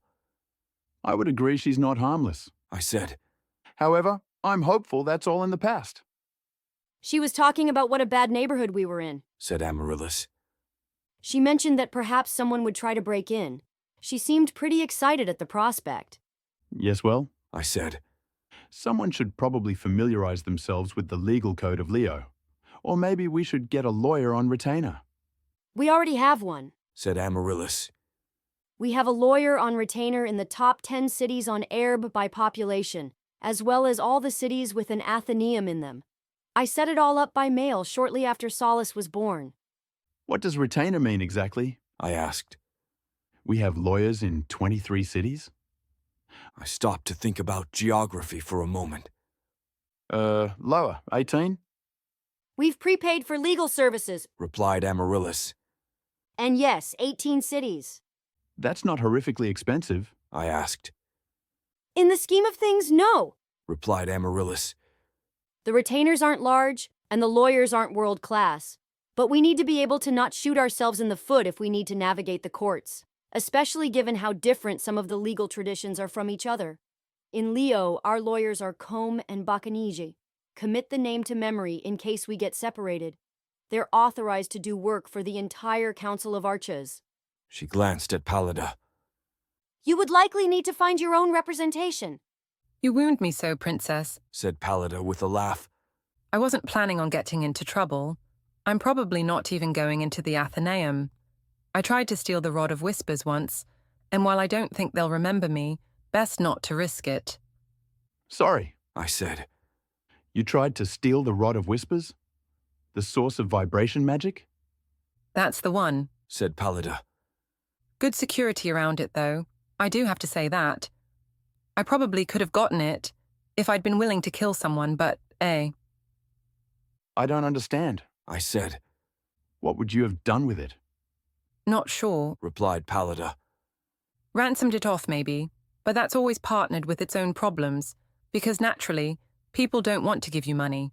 They want you dead and their stuff back. Typical, replied Raven with a snort. Oh? Asked Pallida, looking back at her. Typical?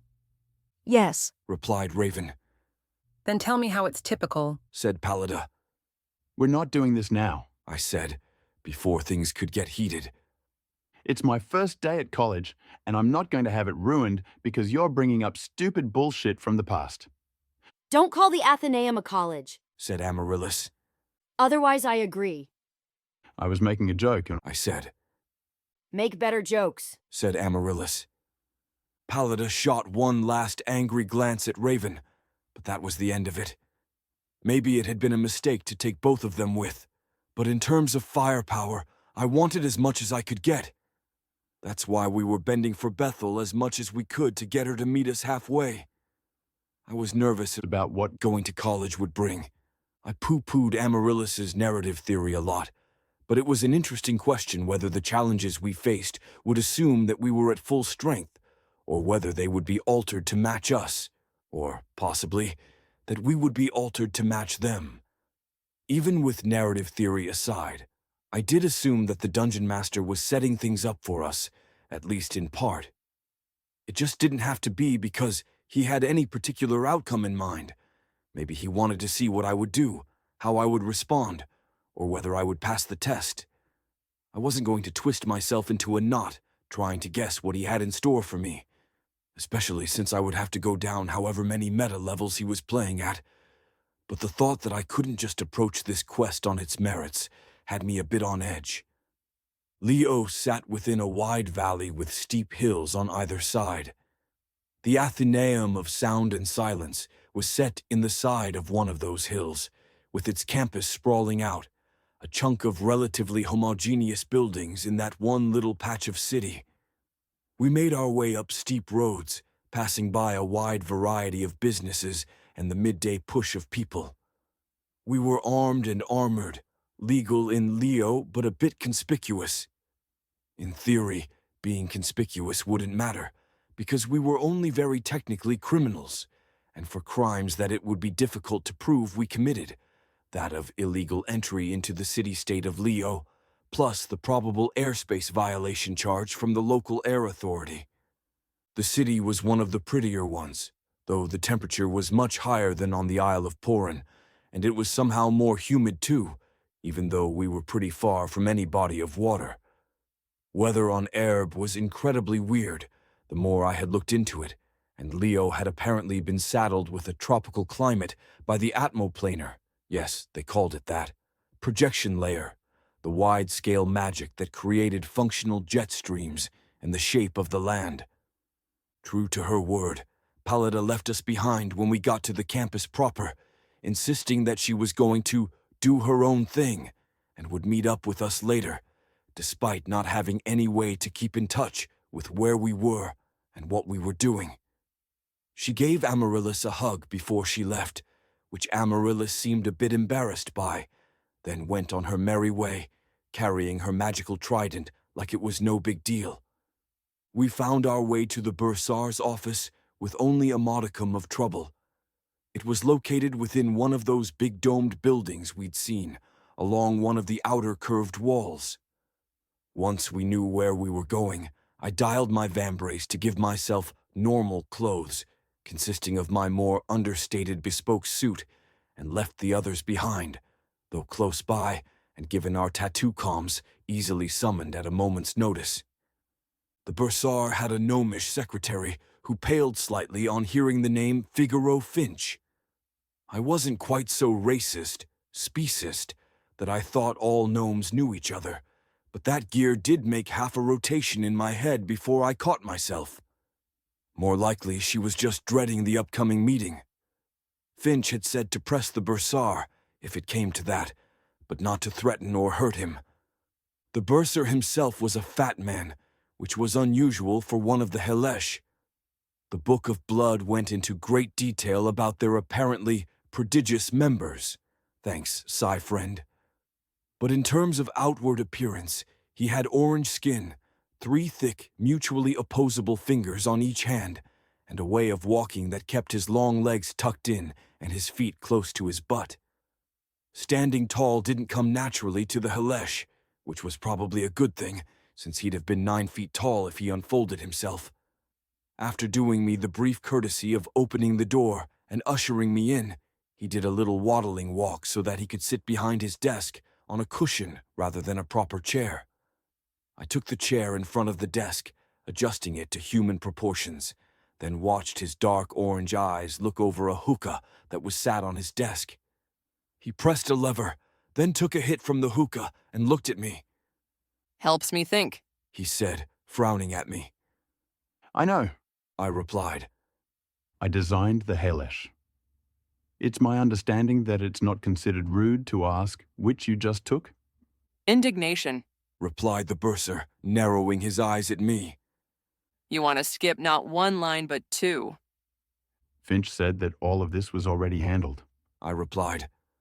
You need to take classes, said the bursar. I told Finch that you'd be in under the special returning rule, not the donation rule. To be paid off would be one thing, but money wasn't on offer. It was the best that I could do, I told him that, and he wanted more. To think I call the man friend. He said that it was handled. I replied. Finch is stationed in a place pretty far from a touchstone. Otherwise, he would have come here himself. I would have brought him if I thought that this was going to be a problem. If you're going to go back on what you told him, then... No, said the bursar, shaking his head. He reached down and took another hit from the hookah. I peered in at the internals of the machine. It was set up so that different herbs could be burned on demand, each only enough for a single hit. It was no doubt expensive and ingenious, especially given how many options it had. No, he repeated, letting out a puff of smoke that smelled like incense. The whole room reeked of different herbs laid over top of each other. No, I told him that I could arrange it, but I never said that it would be completely without caveats, and because there's no money changing hands, my hands are, tied. You must take classes, at least for long enough that you can have 4 instructors sign off. I was meant to be here a week, I said. After that, I was going to step into a time chamber and teach myself as much as is possible in as short an amount of time as possible. I'm legitimately not sure that I can take classes for a week, not under the time constraints I have. There are procedures for skipping ahead, grumbled the bursar. Sufficient donation is enough, but even then, we don't do it on so little time. You agreed to this, I said. That's why I'm here. If it can't be done, then I came here, at great expense for no reason. I don't want to have to tell Finch that I went through all this trouble and then walked away empty-handed. The bursar grumbled again, then took another hit of his hookah. I'm telling you, a week of classes, then a number of magi to sign you off. That's the way it must be done. It will look, from the outside, as close to proper as possible, and I said as much to Finch in my letter. And then he expected me to argue you down. If I'm understanding this right, I just need a rubber stamp. I don't actually have to attend classes. Are you trying to make this difficult? Asked the bursar. If you want to feel the touch of the rod, if you want to meditate in the temple with the others, then yes, you need to attend classes. It's a sham, obviously, but one that must appear proper. And if I just pay the fees instead to skip all that? I asked. At least a month, said the bursar, shaking his head. I was being stonewalled. The person to blame was probably Finch, not the bursar himself, or on a meta level, I could obviously blame the dungeon master. And really, I was only getting upset about it, because Finch had said it would only be the week needed to meditate. If he'd said from the outset that I would need to take a week of classes, I would still probably have taken that deal. Fine, I said. 1 week of classes, some paperwork on your end, then I'll get access to the magic. The bursar startled slightly, then looked over at his hookah, pressed a different button on it, and took a hit. Excellent, he said as a scent like pine needles filled the air. Yes, excellent. I'll fill in the papers and you'll be on your way. I assume you have no need of accommodations? I have a house in Leo, I said, as of this morning. It's extremely important that you don't mention this arrangement with anyone else, said the bursar. It's irregular and might create some problems if the exact nature of this shortcut were revealed. The Magi might ask, and if they do, tell them the truth. I nodded. I had figured as much. I was relatively surprised by how little paperwork there was, given how much paperwork I got at the start of every school year in high school. But I suppose that made sense, given that Erb didn't have computers and laser printers, meaning that paper documents had to either be made with spirit duplicators or mimeographs or some even more exotic technology. Instead, my schedule was written on a piece of paper for me, with quick directions to the various classrooms written there too. I read the paperwork the secretary handed me very carefully before I signed anything. The bureaucratic procedure that the bursar was taking me through was, apparently, a loophole that had been set up for extraordinary circumstances where an existing student of sound and silence had matriculated and then once again needed access to either the temple or the rod, Renasim are one of the reasons this rule exists. said the secretary, looking displeased at my question. Forcing them to go through material that they already know would be absurd. And forcing them to pay would be, well, profitable in the short term, but not in the long term. There are other species who face similar problems and must be re-evaluated to see whether it would be appropriate for them to be re-anointed, either so they could make use of their existing education or so that they could take continued education. And what am I? I asked. For the purposes of, this paperwork? It's unspecified. Replied the secretary, frowning at me. There's technically no need to specify, since it's at his discretion. I would be cautious of who you speak to of this arrangement. It's all perfectly by the books. But it would be better to not have it come to light that the bursar was using his discretion in such a manner. I won't say anything, I replied. I hesitated for a moment. I really did want to ask her whether she knew Figaro Finch, but every social instinct I had was warning me not to. If Finch and the bursar were friends, then it stood to reason that he might have met this woman, or that she might have been a connection. I held my tongue. How did it go? Asked Amaryllis. Solace and Grack were gone, leaving just her and Raven. Fine, I said. There's a minor hiccup. They want me to attend classes just for a week. Amaryllis sighed. That's going to make Bethel's position more problematic. Still worth it, though, do you think? I asked. I thought it would be. It's a spanner in the works, said Amaryllis. She tapped her throat. Wasn't safe to talk? I didn't want to break it out if I didn't have to, I said. How much does this interfere with things? I'll work it out, she replied. Classes starting tomorrow? Semester starts in 3 days, I said. So it's really more like 2.5 weeks. I'll have to speak with Bethel, said Amaryllis. I don't think it will be a problem as such. I'm still waiting for the catch. Is there always one? Asked Raven. It was just the three of us, for some reason. No, I said. But when things seem like they might be easy, then yeah, more often than not, I would say. Though it might be that the times it actually was easy don't stick out as well. Regardless, we have 3 days free. Asked Amaryllis. Do you have any advice on how to speak with Bethel? About what? I asked. Also, where are Grack and Solace? There's a dwarf hold close by, said Raven. Grack wanted to go visit, and Solace said she would accompany them. I had been asking Amaryllis, not her, but she seemed to want to be a part of the conversation rather than a third wheel. Well, okay, but how are we going to find each other? I asked. We'll meet back at Bethel, said Amaryllis. You're carrying too much over from your old home. I am? I asked. He is? Asked Raven, perking up with curiosity. Smartphones, said Amaryllis, turning slightly to face Raven. Small, handheld technological devices that transmit information back and forth via radio. Where Juniper is from, everyone has one, and everyone knows where everyone else is at all times. That's not quite true, I said. But in a general sense, yes. You can just send someone a text and ask them where they are, or whether they want to meet up. A text is a short message, Amaryllis supplied. I didn't particularly think that was necessary, or I would have translated on my own. Ah, said Raven. And he's still so unfamiliar with norms after roughly 5 months on Arb? Half that time was spent in a quite small time chamber, replied Amaryllis. The other half has seen him on the run from various forces or factions, wandering through exclusion zones, or ensconced within our group. I could count the number of people outside the group that he's had meaningful interactions with on one hand. I looked at her, seeing the look on her face as she explained things. Mary, are you offering exposition about me? Amaryllis caught herself. Ah, she said.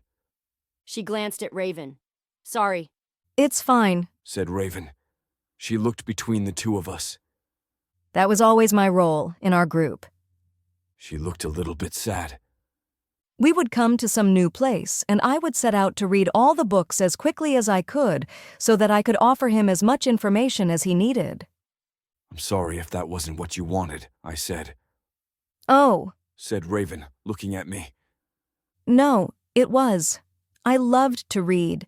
I loved having someone to talk to about what I had read, the way he would look at me with this intent expression, listening closely to every word I said. She looked to me, and her demeanor changed. It's not clear on what my role in this group is as yet. I don't know either, I said. I would consider you a heavy hitter, though. That speaks poorly of your power, no offense, said Raven. It's why we're here, I replied with a shrug. I'm not expected to match Uther at the height of his power so quickly, right? I was trying not to be, but I felt mildly defensive. We don't know, said Amaryllis. That was more or less true. Power scaling, if it existed at all, was a mystery. I was pretty sure that attempting to go into Felseed's exclusion zone would get me killed, though, at least as I currently was, which was the primary reason I wasn't doing it. I looked out on the campus, with its many paths wending between the buildings, and more greenery than you might naively expect in a city. There were no trees, but the bigger buildings had vines cascading down the sides of buildings here and there, which somehow gave the impression of not being manicured, though they undoubtedly were. There was a care and thought that had gone into this place, which I found myself appreciating. It was something that I would probably talk about with the Locust. She seemed like she would appreciate that. My gaze shifted to the people walking the campus. All of the Athenaeums ran all year round, without the 3-month gap we had for Earth universities, a consequence of how far away the average student came from, and the burden it would have been for most of them to sit around for the summer season or go back home. The start of semester was a few days away, but there were still plenty of people around, the various races of Arab that I'd grown more and more familiar with, though the majority were human. I looked at a small group of humans on one of the sidewalks, talking to each other, and I could almost imagine that they were part of a transplanted slice of Earth. One of them looked over at me and did a double-take. My eyes widened as I recognized him. He said something inaudible to the people he was with, then came over to us at a half-jog. I was watching him, unable to look away. Logically, it wasn't Reimer. I'd met 2 doppelgangers so far, Bethel as Tiff and Raven as Maddie, and this person was probably Reimer in looks only, on the taller side, with a blonde crew cut and glasses, a smarmy grin even as he was coming over. Not Reimer, just meant to look like him, for the Dungeon Master's ineffable reasons. Juniper, he asked. Holy fucking shit, Juniper. Manifold Paths. Chapter 143. Manifold Paths. Yeah, I said. My mind went briefly to my vambrace, which would switch me into full combat gear. I was on edge, obviously, and while Reimer, or whoever he was, didn't look like a threat, there was a chance that could change in a hurry. I could feel Amaryllis tense up beside me. What the fuck, man? He said, smiling at me.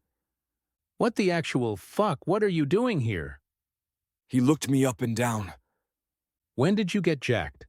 His eyes went over to Raven, then to Amaryllis, who he stopped and stared at for a little bit too long.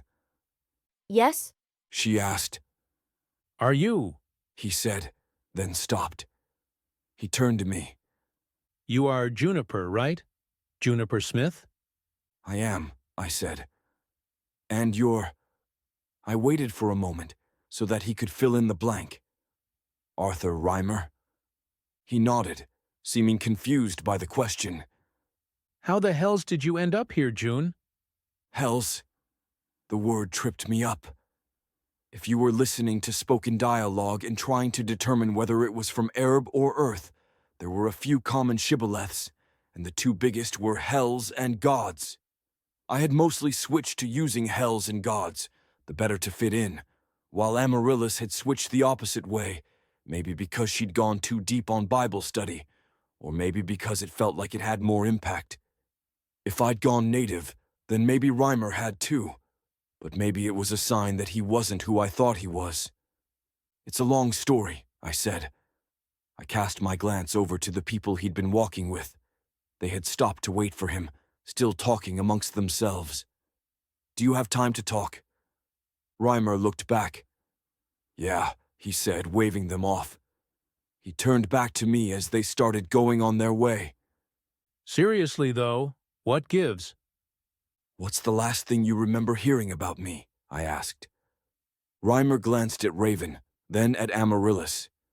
Again, he held the look for a little too long. You were arrested, he said. Expedited sentencing or something like that.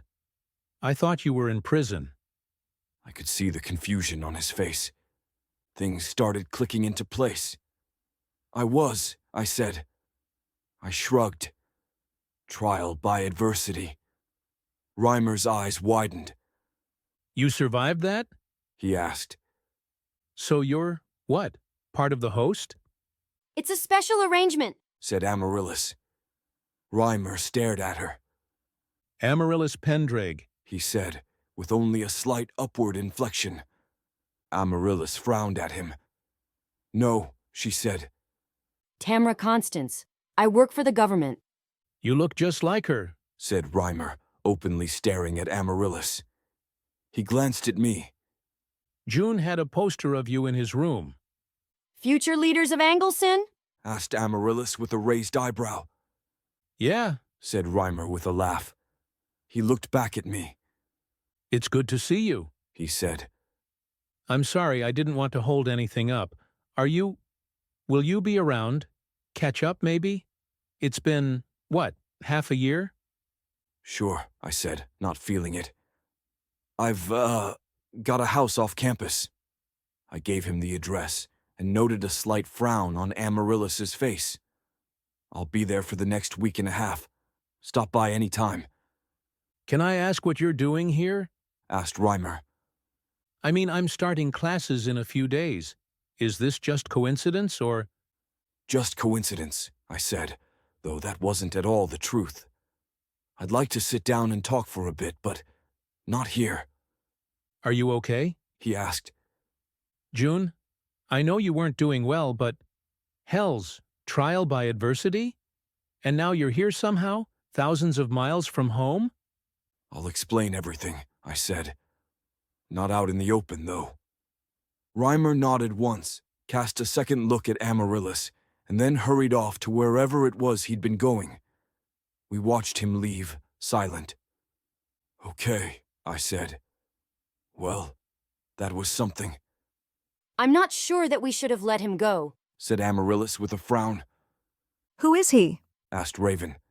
It's complicated, I said. I was internally groaning. I have an outstanding quest to return to the place that this body is originally from. My guess is that he's from that same place and thinks that I was his childhood friend, because there are proxies for everyone I know there. Quest updated. They say you can't go home again. He had a life before you came, one with parallels to your own. The man you met is not Reimer. The girl you will meet is not Tiff. But they're close enough for our purposes. I let out a sigh. Fuck. Are you so certain that you should be going to a dwarf hold? Asked Solace.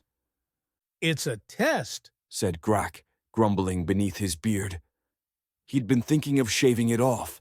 He'd done that once or twice when he was at Barriers. It had felt odd, like being naked, and repeated shaving had irritated his skin, so he'd grown it back out again. To cut it might be a nice change, though. Juniper had offered advice along those lines. He had said that cleanliness was foundational, that incremental progress toward building a new version of himself had been invaluable. Small changes, small steps. You went into a dwarf hold in Boastrovino, if I recall correctly, said Solace. She had a pleasant voice, high, as fit her child's body, but still with the tones and cadence of a wise old woman. Yes. said Grak. Also a test? Asked Solace. Of sorts, replied Grak. He was being taciturn again, for no good reason. I thought it was part of my penance to be with dwarves, to be a true dwarf. Megimaka, it would be in Groglir. There was probably a cleaner, more evocative way to say it in English. I worried I would drift. And now? Asked Solace. Now I want to see how I feel, said Grak. She slipped her hand into his, a casual thing that buoyed his heart. They were unalike in so many ways, but she had a real and honest affection for him, and wasn't at all shy about touching him. The first night they had slept together, he had been hesitant, but she had removed his clothes with deft fingers and pressed her skin against his own. She was odd, a 400-year-old woman who had been reborn a dozen times, now voluntarily choosing to inhabit the body of a child. They barely knew each other, but she had treated him as a longtime friend from the very beginning. She was good at being Kryn. I'm glad you're doing better, said Solace. Are you sure you wouldn't have preferred different company? Juniper? Asked Grak. Solace nodded once, bobbing her antlers. I know he means something to you. He does, replied Grak. He bit the inside of his cheek, a nervous habit. He cannot be what I pin my life on, whatever else he is. They walked hand in hand for a while, winding their way through the city. They got a few looks, even in a cosmopolitan area such as this, in part because of the entads they had on clear display, in part because of the fact that she presented as a child, and in part because of her antlers. There were odder couples in Leo, though, people who were actively trying to be strange. Grak liked that. Grak's father had held a low opinion of the dwarf holds that could commonly be found next to the major cities of the world. There were a variety of names for those dwarf holds, but none were particularly flattering. Shadow cities was what Grak had grown up hearing, and he had never been able to think of them as anything else. Dwarf holds that formed as a shadow cast by imperial cities. When he'd gone to Lalonde d'Ohor, the shadow city beneath Boastravino, he had been thinking about leaving the group. No one had questioned the pretext, and they had barely asked him about what he'd done when he was there. All that was to be expected, and more to the point, as he'd wanted it. He didn't want to have to explain the alienation he'd felt among the dwarves there, the way their culture had seemed strange and unfamiliar, the same unsettling medley of dialects and traditions that had marked his year spent with the dwarves at barriers. With Lalonde d'Ohor, he had been trying to prove to himself that there was no place in the world for him, that even a larger dwarf hold, a proper city, one steeped in imperial culture, couldn't be a place for him.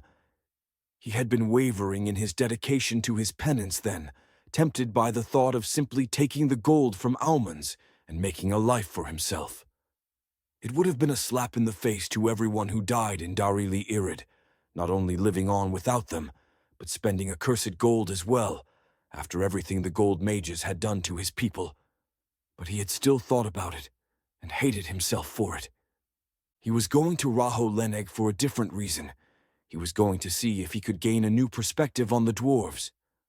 They walked together to the entrance, which had a similar trolley system to the one that connected Boastravino with speculation and scrutiny. This was a system designed for much greater throughput, though, with thicker trolleys running at more regular intervals, capable of carrying 100 people each.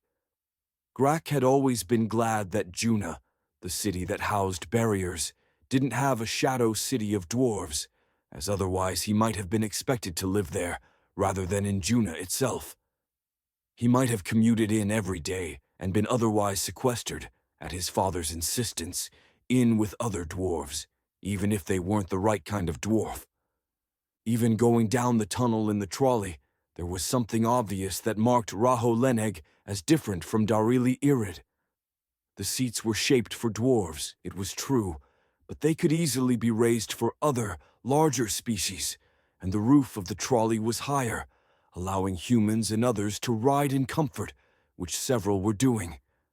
The shadow cities differed in how they dealt with accessibility. Some considered themselves dwarven cities, first and foremost, and if their accommodations locked them off to some other species, all the better. Raho Lenheg had put in some work, likely some expensive work. The entrance to Raho Lenheg was expansive, with a vaulted ceiling that was held in place almost entirely with wards. Grak stared at it with his warder's sight, not liking the look of it. There wasn't necessarily anything wrong with relying on wards for structural support, but wards could fail if they weren't made properly. The roof was currently failing to collapse. It was probably fine. He knew pitifully little about engineering, save what he'd learned in the relevant class at Barriers. Most likely he was seeing the same kinds of tolerances used in more mundane versions of construction. It still called to mind the idea of the wards failing, which called to mind Darili Irid, an old wound that had reopened so many times that it was a mass of scar tissue. Solace squeezed his hand and brought him back to the world. They went off together, quickly getting lost in the Shadow City. The main thoroughfares were brightly lit, 2 stories tall, which expanded the view and gave long sight lines, with exterior stairs going up to the 2nd level, allowing twice as many businesses. It didn't take long to find a tavern. Their goal was, ostensibly, to gather information in the hopes that they might avoid being blindsided. Would you like to split up or stay together? Asked Solace. She let go of his hand as they took a seat. Again, the tavern had the same arrangement as the trolley, with seats and tables that could be adjusted upward if needed, and 2 tall ceilings, which almost no one was making full use of. Stay together, said Grak. They sat down to order food and drink. The gold hadn't ended up staying in Darili Irid, though Juniper had made plenty of offers to let it stay there, either because he thought he needed to, or because he believed that the gold was, ultimately, immaterial. Juniper had said, repeatedly, that in his games, the loot didn't matter much, that he would adjust the challenges to the party as they gained abilities and could spend more money. It was hard to tell with Juniper how much of what he said was hollow words, how much was simply motivated by the game, and how much he really meant. In this case, he was saying that it was no true hardship, because money would come to them all the same. Gold sinks, he kept saying. It was slightly uncomfortable to hear that the money didn't matter either way. Grak had deferred to Amaryllis. The money wouldn't bring anyone back. It wouldn't actually provide absolution. He had always known that. Grak still thought about the prices as he ordered. He had spent a long time thinking that it was necessary to devote himself to the pursuit of penance. To be frivolous with money was as good as to declare that he didn't really care about the penance at all, that the lives lost because of him had been meaningless. That wasn't how he was going to live his life any longer. There, said Solace, nodding to another table. Guards, the patch on their shoulder is the same as the one on the trolley. I'd wager they hear a lot. Grak nodded once, then walked over to the table. He had done this sort of thing a few times, and it was always painfully awkward. At Barriers, it had always been in pursuit of knowing others, whether they were classmates or simply people he'd seen out in public. Here he wanted to know whether they had heard about the sorts of problems that only the Chosen One could solve. Hello, said Grak, feeling awkward. I'm new in town. I was wondering if you'd like drinks in exchange for some gossip. The dwarves looked between each other, exchanging some wordless conversation. So long as it's not the ferment, said one of them. Something bubbly. Grak ordered from the bar, trying his best to affect the mannerisms of a dwarf from far outside the big city, which wasn't terribly much of a stretch. He was, largely by technicality, the advisor on defense for the Republic of Miunun, but if asked what he was doing, the truth would probably be that he was simply following Juniper, at least for the time being. And again, there was the familiar flash of Reliren, Nostalgia for a world that never was and never would be. It was easier to dismiss now. "Now," said one of the policemen, "tell us what sort of gossip you're looking for. You want a mate?"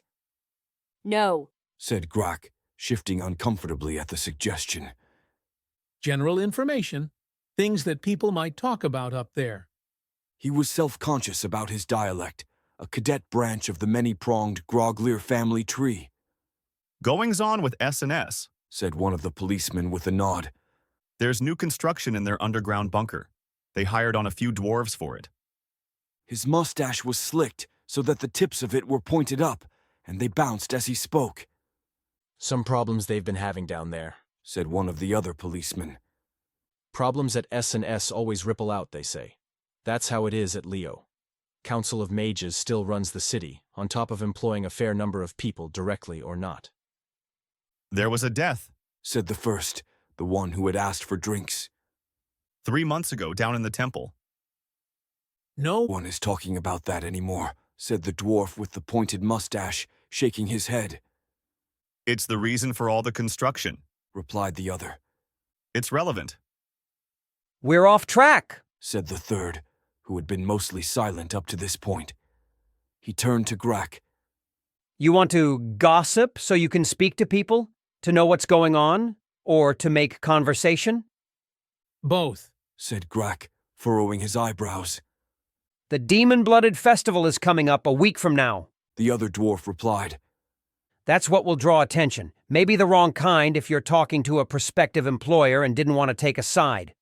"Only side is against the devils, isn't it?" asked one of the others.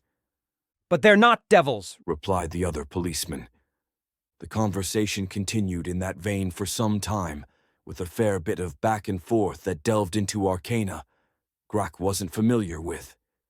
He wouldn't have assumed that either of them were either, and as he listened to them talk, he could see the seams of their knowledge showing.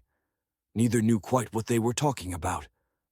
"The death?" said Grack, when there was the slightest room for him to speak. "Can you tell me more?" "When they go down to the temple, they meditate," said the third policeman, who seemed eager for a respite from the demon-blooded conversation. "They do 500 at a time, packing the temple full with entads so they don't need food and water. They said it was a reaction to one of those, the magic not sitting right in a young girl's system." He shook his head. "Smells of negligence." Grack nodded at that. Whatever it was probably not negligence. More likely, it was something that only the Chosen One would be able to deal with. Grack was pleased with himself. He'd been useful. Valencia didn't like being part of the home team. It was just her, the Locust, Heshnel, and Bethel. There were also all the teachers and aides for the young Tung, and the Tung themselves, but they were in a different wing of Bethel, and didn't count. Valencia could see the logic in raising Tung from birth, totally isolated from the world and cared for by people who had been paid a tidy sum to undergo the time dilation. But it all reminded her too much of her own childhood, locked in a cage and muffled so that a devil's words wouldn't get out. Worse, Jorge was several continents away, left behind on the Isle of Poran. Valencia had wanted him to come with, but someone had to stay back and deal with the hangers-on in the village, and Finch hadn't wanted to do it alone.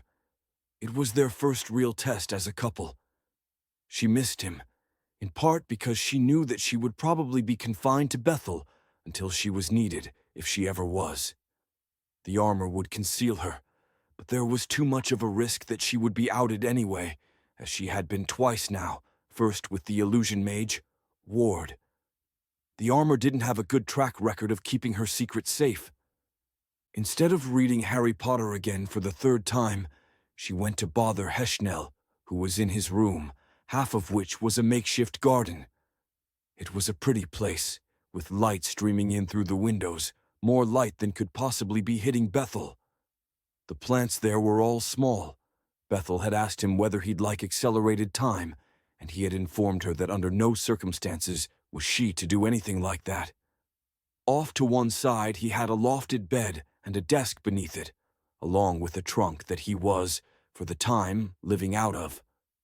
The traditional home of the Dark Elves was the Gelid Depths, in homes carved from the seafloor ice. But Heshnel was an oddity, as an elf would have to be to join them. I'm surprised that you're planting them, Valencia said. He had let her in without seeming surprised that she had come.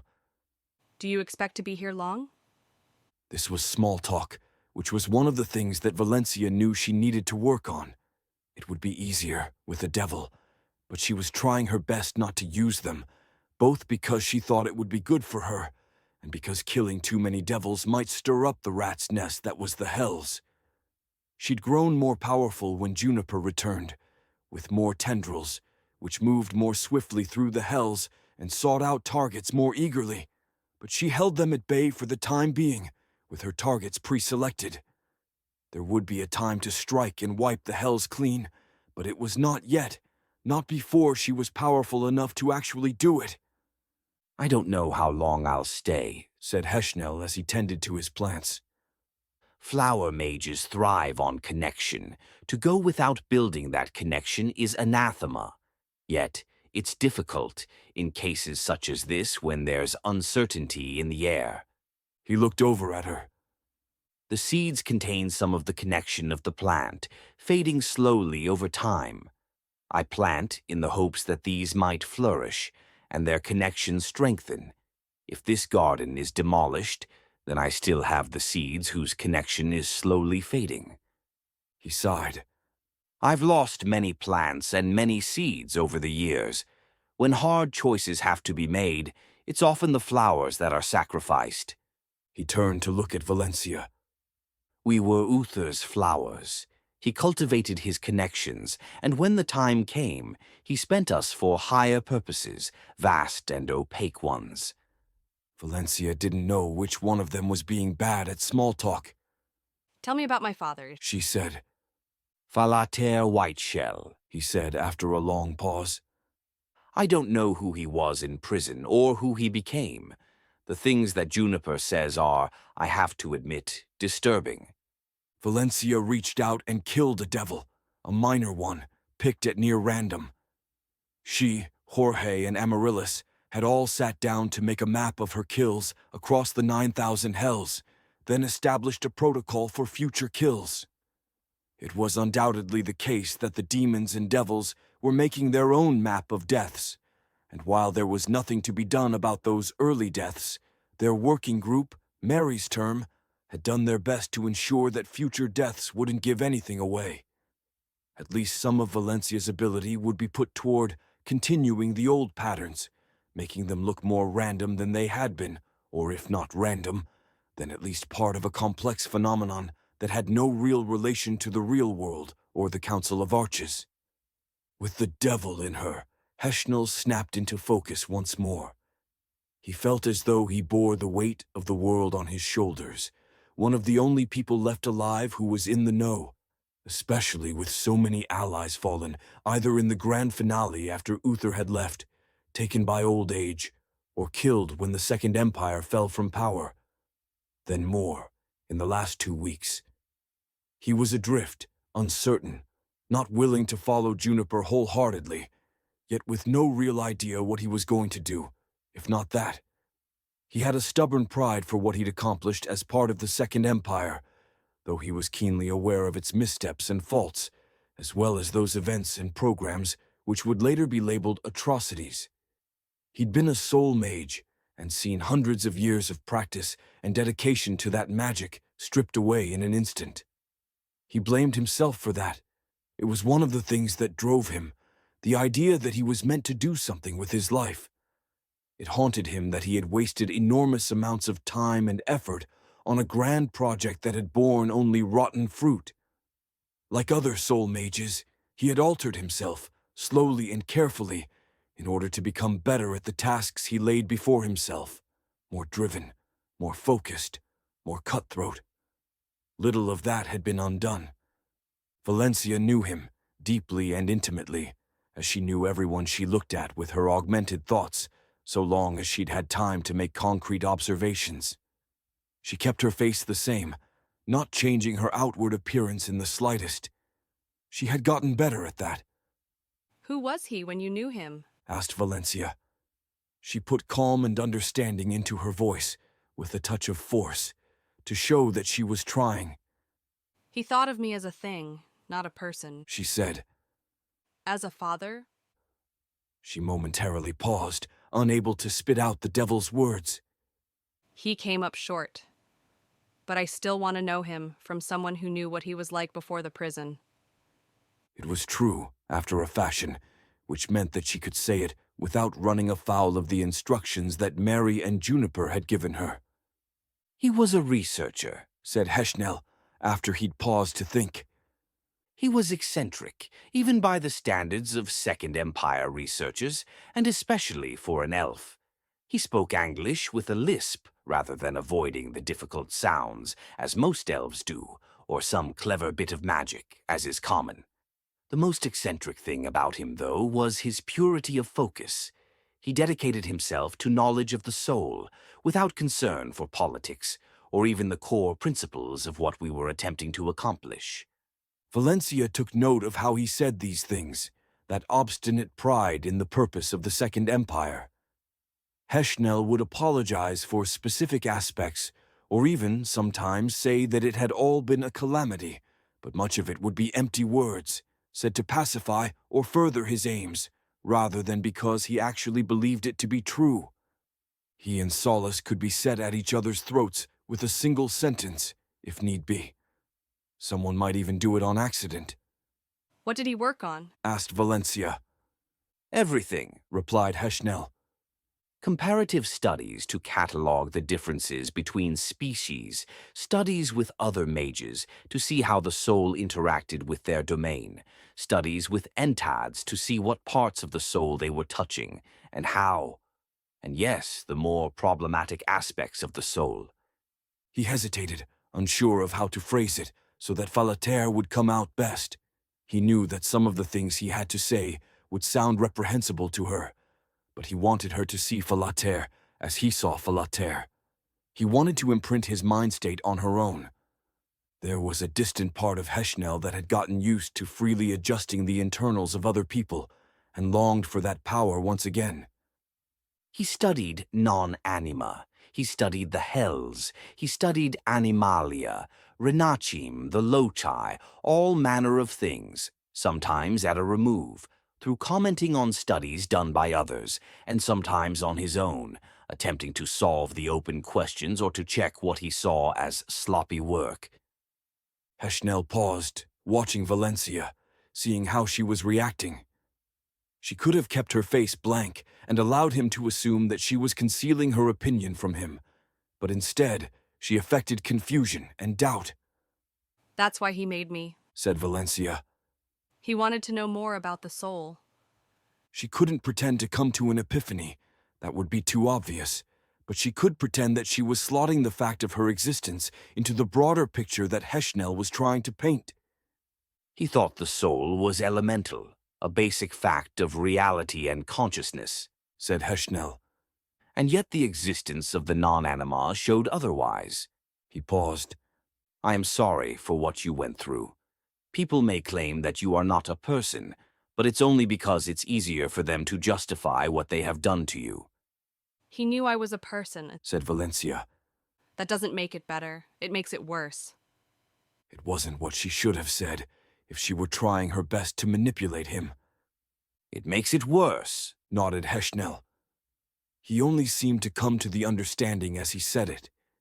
He was still searching for some way to make himself the better person, to justify the things that he and the others had done. Valencia watched his mind as revealed through his mannerisms as he came up short. Forgive me, he said. I need some time to think. You held out hope that he was alive, said Valencia. You hoped that it might one day be possible to rescue him from prison, and you knew that he'd escaped having his education stripped from him. And you had hope, until a few weeks ago, that he could teach you once more, so that you could regain what you had to give up. Yes, said Heschnell. He was hesitant.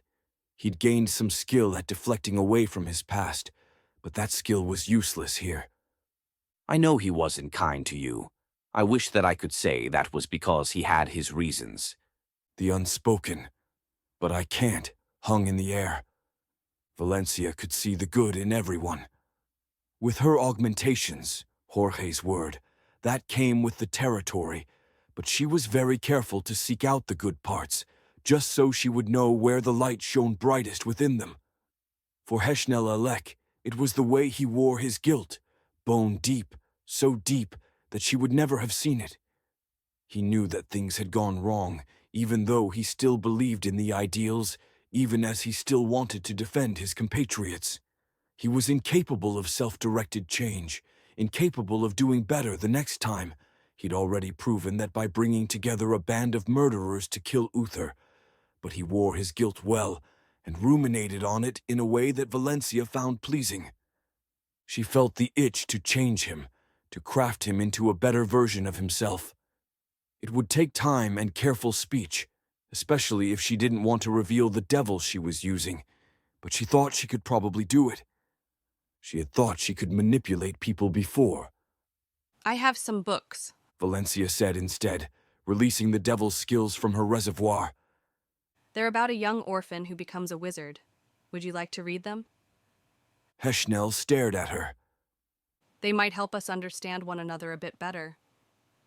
Heshnel looked to the plants in his garden, the ones that he was planning to pluck or reap.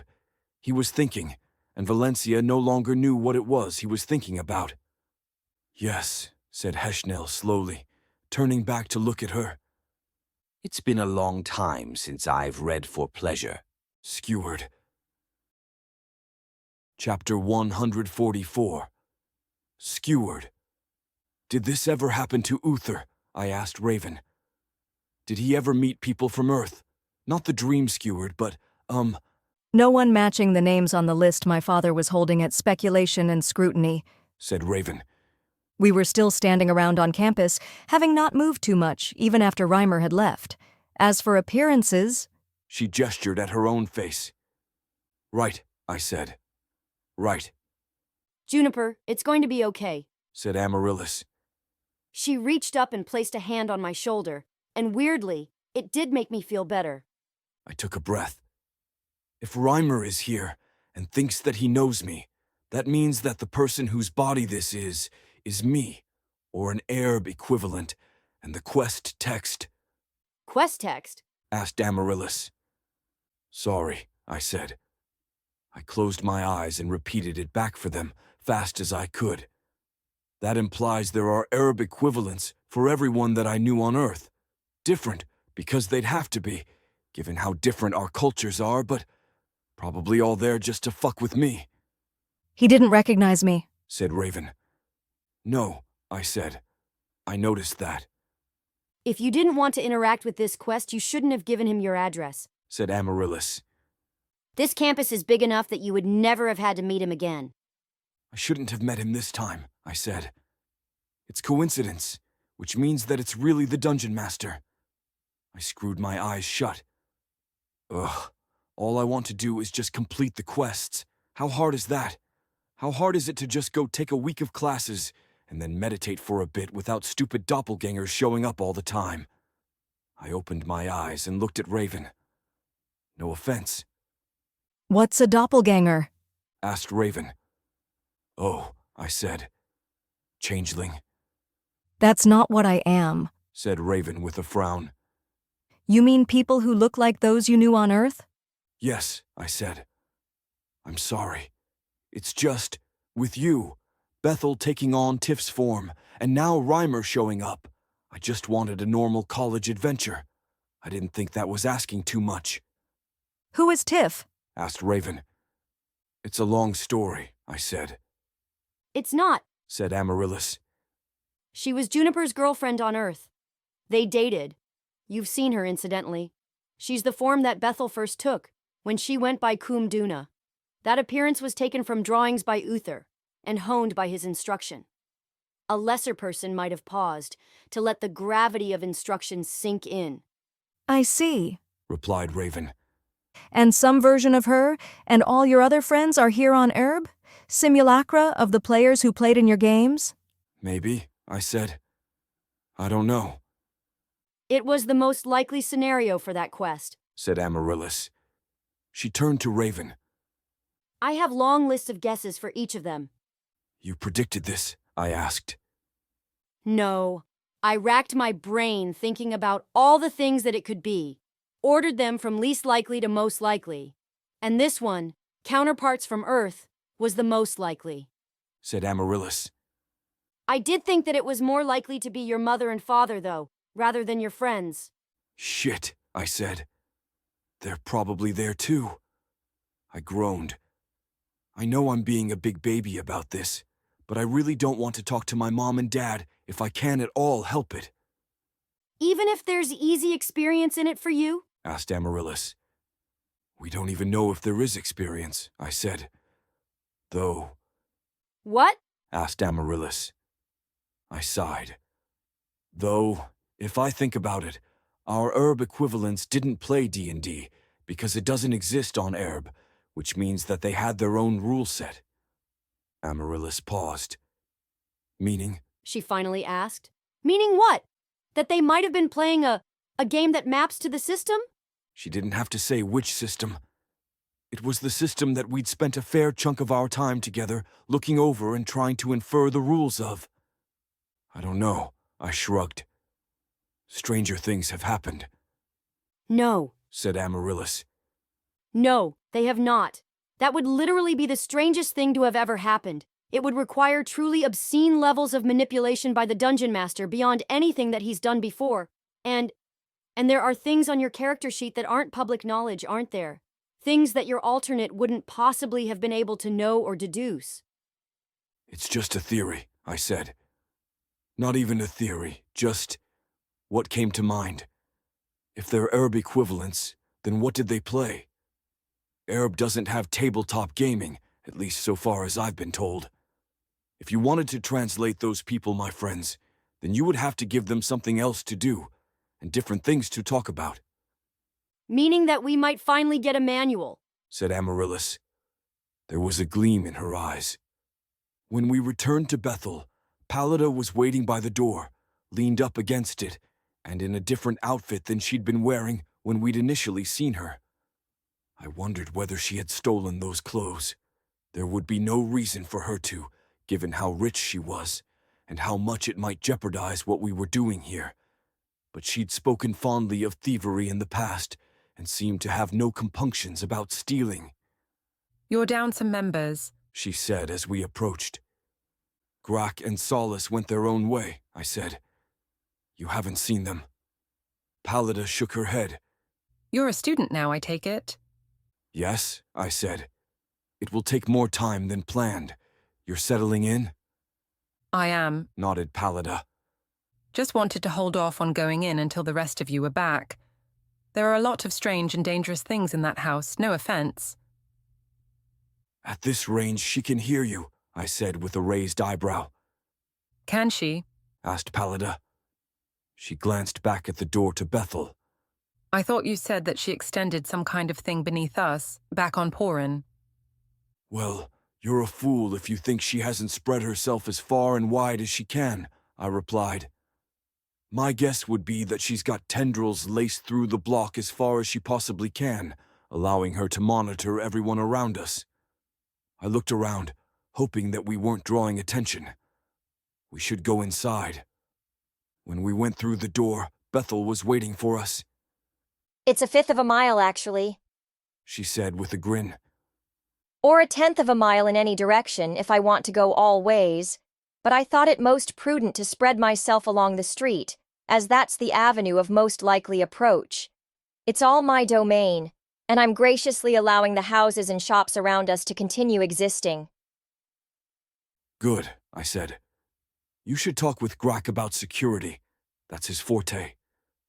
You really think that this house needs more security? Asked Pallida as she flopped down into a chair. The room we were in was a decoy of sorts, a bog-standard living room of the kind that you would expect from a magical house that had sprung up on an empty lot. Somewhat quaintly, it fit within the confines of the exterior spatial reality. Bethel had made it grudgingly, as it eschewed her normal aesthetic, and it was obvious to me that she had deliberately gone over the top to make a parody of a coziness, with overstuffed chairs, tassels on the furniture and rugs, useless knickknacks taking up too much shelf space, pictures covering one wall, and a crackling fireplace that screamed "home" almost as loudly as the knit Afghans did. It was clearly meant to be twee and oozing saccharine sentimentality, but I kind of loved it. "I don't want laziness or complacency to undercut us," I said. "Grak's a better warder than Bethel, and if he hasn't given his input yet, then he should as soon as possible." I turned to Bethel. "No offense, obviously." None taken. She shrugged. "One other thing," I said, sitting down in one of the big, comfy chairs. "We might have a guest in the next day or two. Reimer," Your friend? asked Bethel, arching an eyebrow. "Yes," I said. "Or something that goes by the same name. Presumed non-hostile, so don't get any ideas. I'm sure that you read the description in Amaryllis's files, but—" Bethel held out her hand, palm up, and showed me a miniature illusion of Reimer. She reached up with delicate hands and pulled on his arms like she was going to rip him apart, but instead, more bodies accordioned out, maybe a dozen in all, holding hands and hanging down in a chain. It was almost everyone from Earth who held any importance to me. "How?" I asked. She has the dagger of dream speech, Said Amaryllis. She can look into our dreams. She said it like it was obvious. I'd seen that item in the manifest, but I hadn't realized the implication that she would be pulling information out of our dreams with it. "It's good," said Amaryllis. "If you can show these to the others, it will help us to make positive identification and prevent miscommunication." "Is she out there too?" asked Bethel. "Tiff." "Yes," I replied. Said Bethel. Then I suppose I'd like a chat with her when she's available. Solace and Grak were slow to come back, but when they did, they had information. There was a death at Sound and Silence, said Grak. It happened in the temple during meditation 3 months ago. Many meditate there at once, but the circumstances are shrouded in mystery. "You would assume deaths?" said Amaryllis. 500 people each week. That's 26,000 over the course of a year. Sure, they're likely to be healthier than average, and they're probably screened with medical staff on standby. But embolisms happen. You wouldn't expect it to be shrouded in mystery, I said. I frowned at Grak, thinking it through. You also wouldn't expect that if a single death were notable, it would happen so close to me arriving. And it was around the time that I came to Erb, so maybe it was set up for that. Maybe. Nodded Amaryllis. Or maybe it's meaningless noise. She gave a hollow little laugh. There's a trap in trying to see the narrative in everything, because there are red herrings. And even beyond red herrings, there are some things that are just scenery. Not everything is a clue. I don't really care about narrative, I said. What happens, happens. I do want to know what's happening in Leo, though, so that we're not blindsided and having to play catch-up with all of the things we could have read up on in our free time. There's something else, said Grak. Lots of somethings, actually, said Solace. Something important, said Grak, glancing at Solace for a moment with a frown. The Demon-Blooded Festival. A week from now. They throw a festival for the Demon-Blooded? I asked, momentarily confused. Public effigies, said Grak. Then a public execution. Really? I asked. I was taken aback. Here? They're not a protected class, said Amaryllis with a frown. It's not uncommon for there to be some differences of agreement in how they should be treated. But they're not actually infernals, I said. You can't just execute someone because of how they were born. You can, said Valencia. Well, you shouldn't, I replied. The Demon-Blooded is a criminal, said Grak. Or so I was told. Really? I asked. The Demon-Blooded are rare. Do they really have so many of them here that they regularly get charged with capital crimes? This small city-state we're in just naturally executes that many Demon-Blooded that they happen to have one on hand. Even without looking at them, I'm pretty sure that the demographics don't work out. I paused. Or the demon graphics, if you prefer, I do not prefer. said Bethel. It has nothing to do with us, said Amaryllis. We can't go around fixing every injustice we pass by. Uther would have, said Raven. Uther was insane, said Pallida. He wasn't insane, I replied. He believed that there was a narrative, and he was probably right, That's not why he wanted to help the downtrodden. said Raven, folding her arms. He wasn't trying to do good just for points, because he thought there would be a reward at the end. That would be the best interpretation of him, said Pallida. If there was actually a point to it, instead of just the universe rewarding him for what was sometimes objectively terrible decision-making, if he was actually playing the game. She snorted. That might actually make me like the man. We don't know, I said. I fucking hated playing peacemaker. It reminded me too much of when my parents would fight. If we find him and can talk to him, then he can tell us what the reality of his situation was. I don't want to judge him before then, not if it means making assumptions about what circumstances he was facing. Yes, said Bethel. She had set up a spike and was impaling the small figures of my Earth friends on it with a scowl on her face. They gave inaudible screams and writhed as she punctured their guts, one by one. Yes, Uther might have had reasons for what he did, reasons which would make it all perfectly acceptable. The last of the figures was Tiff. Bethel held her up by the wrist, pinching it between thumb and forefinger. Bethel looked at the illusion for a moment, then looked past it to me. Speak like that inside me again, and I'll kill you all. She began ripping Tiff apart, limb by limb, moving with furious calm. I'm sorry, I began. Bethel disappeared, leaving the miniature corpses behind. She was using her illusion power to do it, just to send a message. Well, said Pallida. She pursed her lips. That was something. She can hear everything you say, said Raven. Like you would shed a tear if she killed me, replied Pallida. You have valuable skills, said Amaryllis. No one wants you dead. Pallida put her hand to her chest in mock outrage. You wound me, princess. She looked over at the bodies, which were still slowly sliding down the spike that Bethel had made. Is that just going to stay there, then? Yes, I said. It made my stomach churn. I probably deserve that. Would she actually kill all of us? Asked Raven. Yes, I replied. I think so. She's not in the habit of issuing idle threats. I chewed my lip for a moment. I agree with her, though. There's no conceivable reason that he should have done what he did to her. There's nothing that logically paints him in a good light there. There were things that weren't logical, scenarios that were possible, but so highly improbable that they had to be immediately discarded. Maybe the dungeon master had given Uther instructions of some kind. Maybe there was a prophecy that had to be fulfilled. Maybe. It was possible. I wasn't about to say that out loud, though. Reimer arrived late at night, just when I'd started to think that he was going to wait for the next day. He was standing around in the cozy living room when I reached him, looking nervous. Hey, man, he said. Do you just want to talk here? Sure, I said. I glanced at where the miniature version of him had taken a spike to the gut, making sure that it was all completely gone.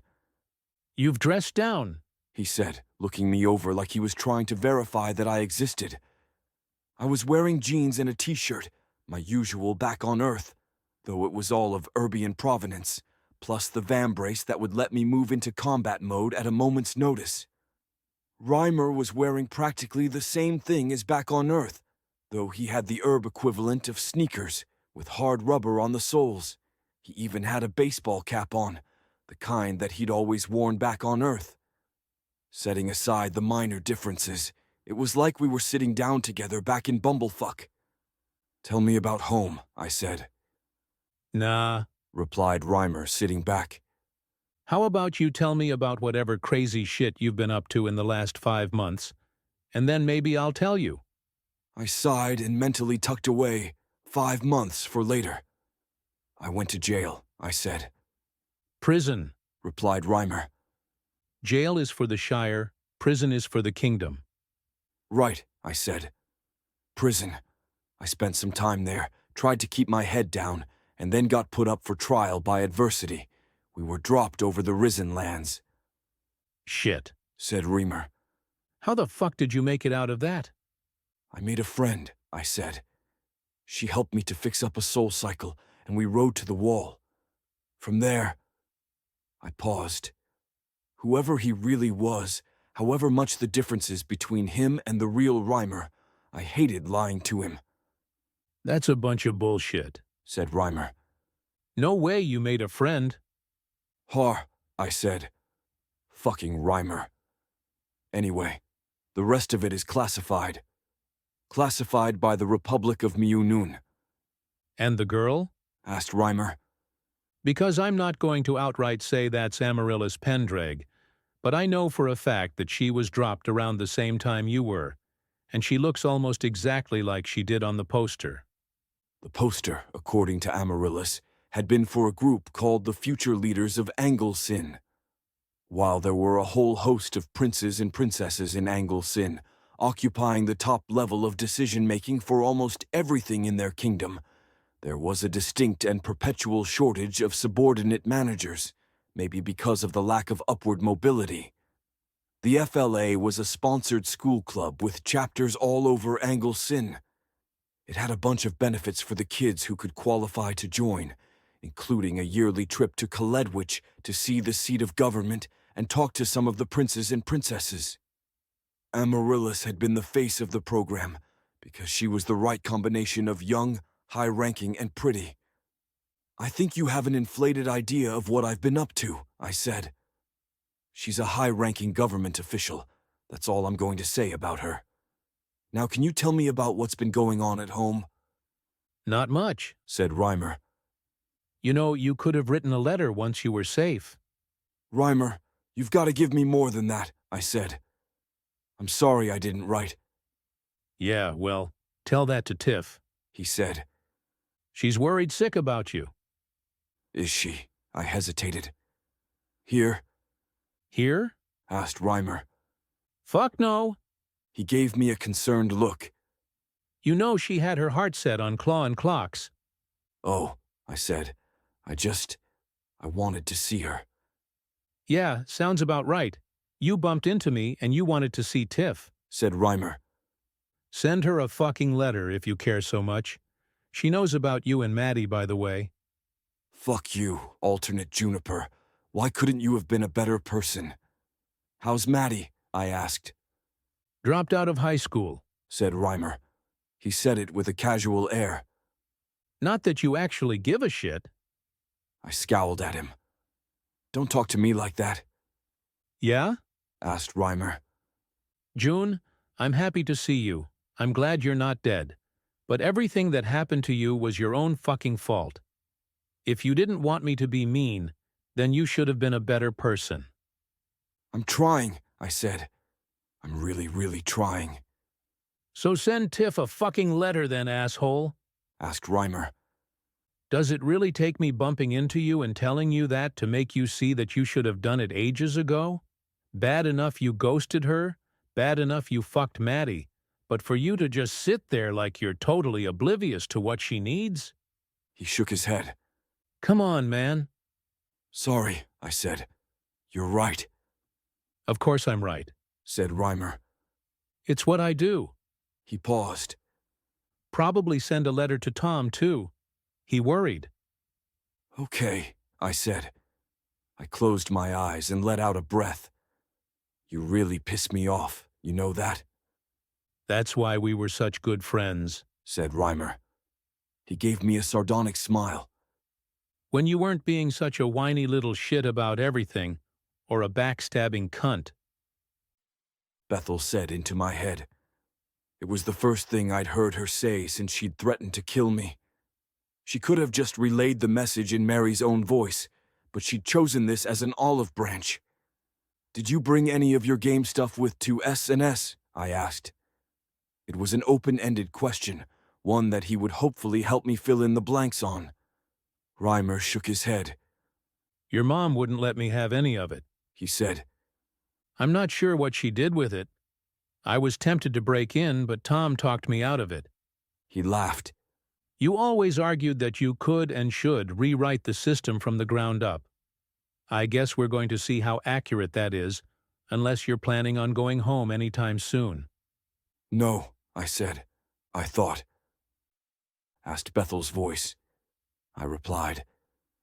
Said Bethel. I have a question, I said. About Tom? Asked Reimer. Or Craig? Well, I said. I guess I want to know what they're both up to.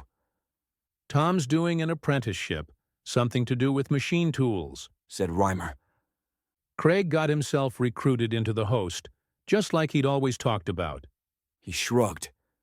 It's a cushy job if you can get it, and assuming that a war doesn't break out, and assuming you don't end up doing wet work for one of the princes, he probably won't get court-martialed. Thanks, I said, and I meant it. I wondered how that compared to their post-graduation fates on Earth. My question was, I don't know if there's a good way to ask this. How do you describe our games to other people? Reimer frowned at me. That's your question? He asked. Yeah, I said. Humor me. Well, first off, I don't, said Reimer. It's never come up in conversation, because why would it? But if it did, I would probably talk about the minis, I guess. More tactile, easier to put into words. Otherwise, you have to start talking about the character ledgers and it makes it sound weird. Why? I grimaced. I've been through some shit, I said. I don't remember it all. What do you mean? He asked, narrowing his eyes. You forgot the rules? Most of them, yeah, I said. It's bits and pieces, and what's left are just, I don't know, jumbled. Even the campaigns, it doesn't fit together like it should. I just know that it was important to me. It was such a big chunk of my life. That was a guess. I was hoping that it was a good one. How can you just forget 200 pages of rules? Asked Reimer. You're just going to go blah, blah, blah, and then I was out of the Risen Lands with a secret job and a brain like Swiss cheese? Swiss, I asked. You really forgot? Asked Reimer. You really you don't remember any of the jokes either. I'm sorry, I said. There's an entad that eats memories, and I got hit pretty bad. I want to know, mechanically, how the system functioned. Reimer stared at me. 10 attributes, he finally said. 3 physical, 3 mental, 3 social and luck, based on, I think, something you read about bone mages. Does that ring a bell? Yeah, I said. And skills. Reimer was still staring at me. He nodded. 256, he said. Most of them worthless, mind you. Woodworking? I asked. Reimer laughed. What the fuck is up with you? He asked. What is this bullshit about not remembering any of it? Like, I knew you'd gone off your nut, but man, it's not like you to screw with me. Not like this anyway. Can you tell me what you mean? I asked. Woodworking 100, he said. It was, you fucked up the system, like you always fucked up the system. I don't mean that as a dig, but you just added all this shit in because you were reading something, or you thought it was cool, and so the system had a lot of crap grafted onto it. You remember that much, right? I guess, I replied. And Woodworking 100. It was, you remember virtues? He asked. Benefits, I said. Bonuses. Yeah, replied Reimer. He kept looking at me like I was crazy, which would have been less crazy than the truth. Yeah, he repeated.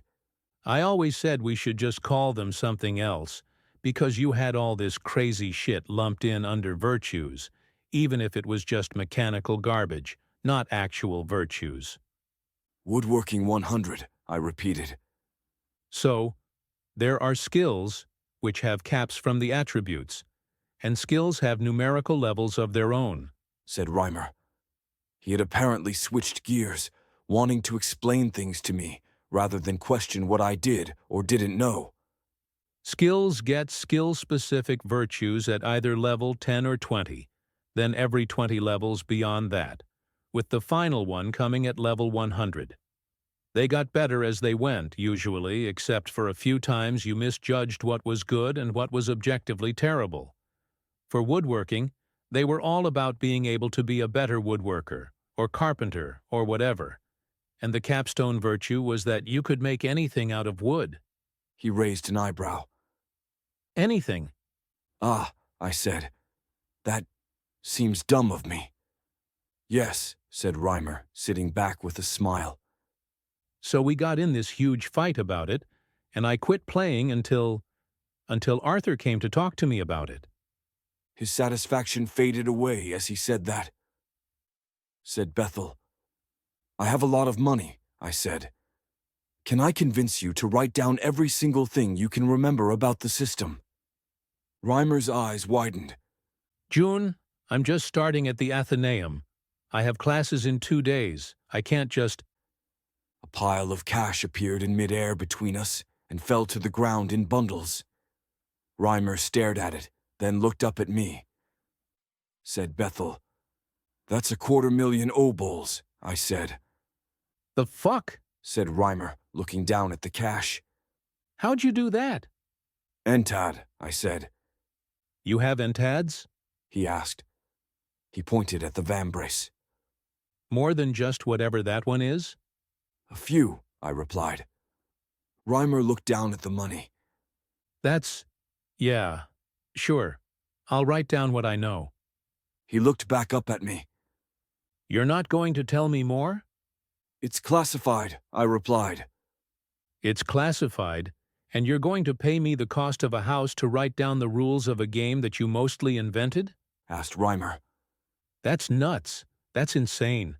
And I don't know if you know this, but I never knew the full rules because you split the system in two. There were rules you never shared with us. That's fine, I said. Whatever you can remember. Reimer kept staring at me.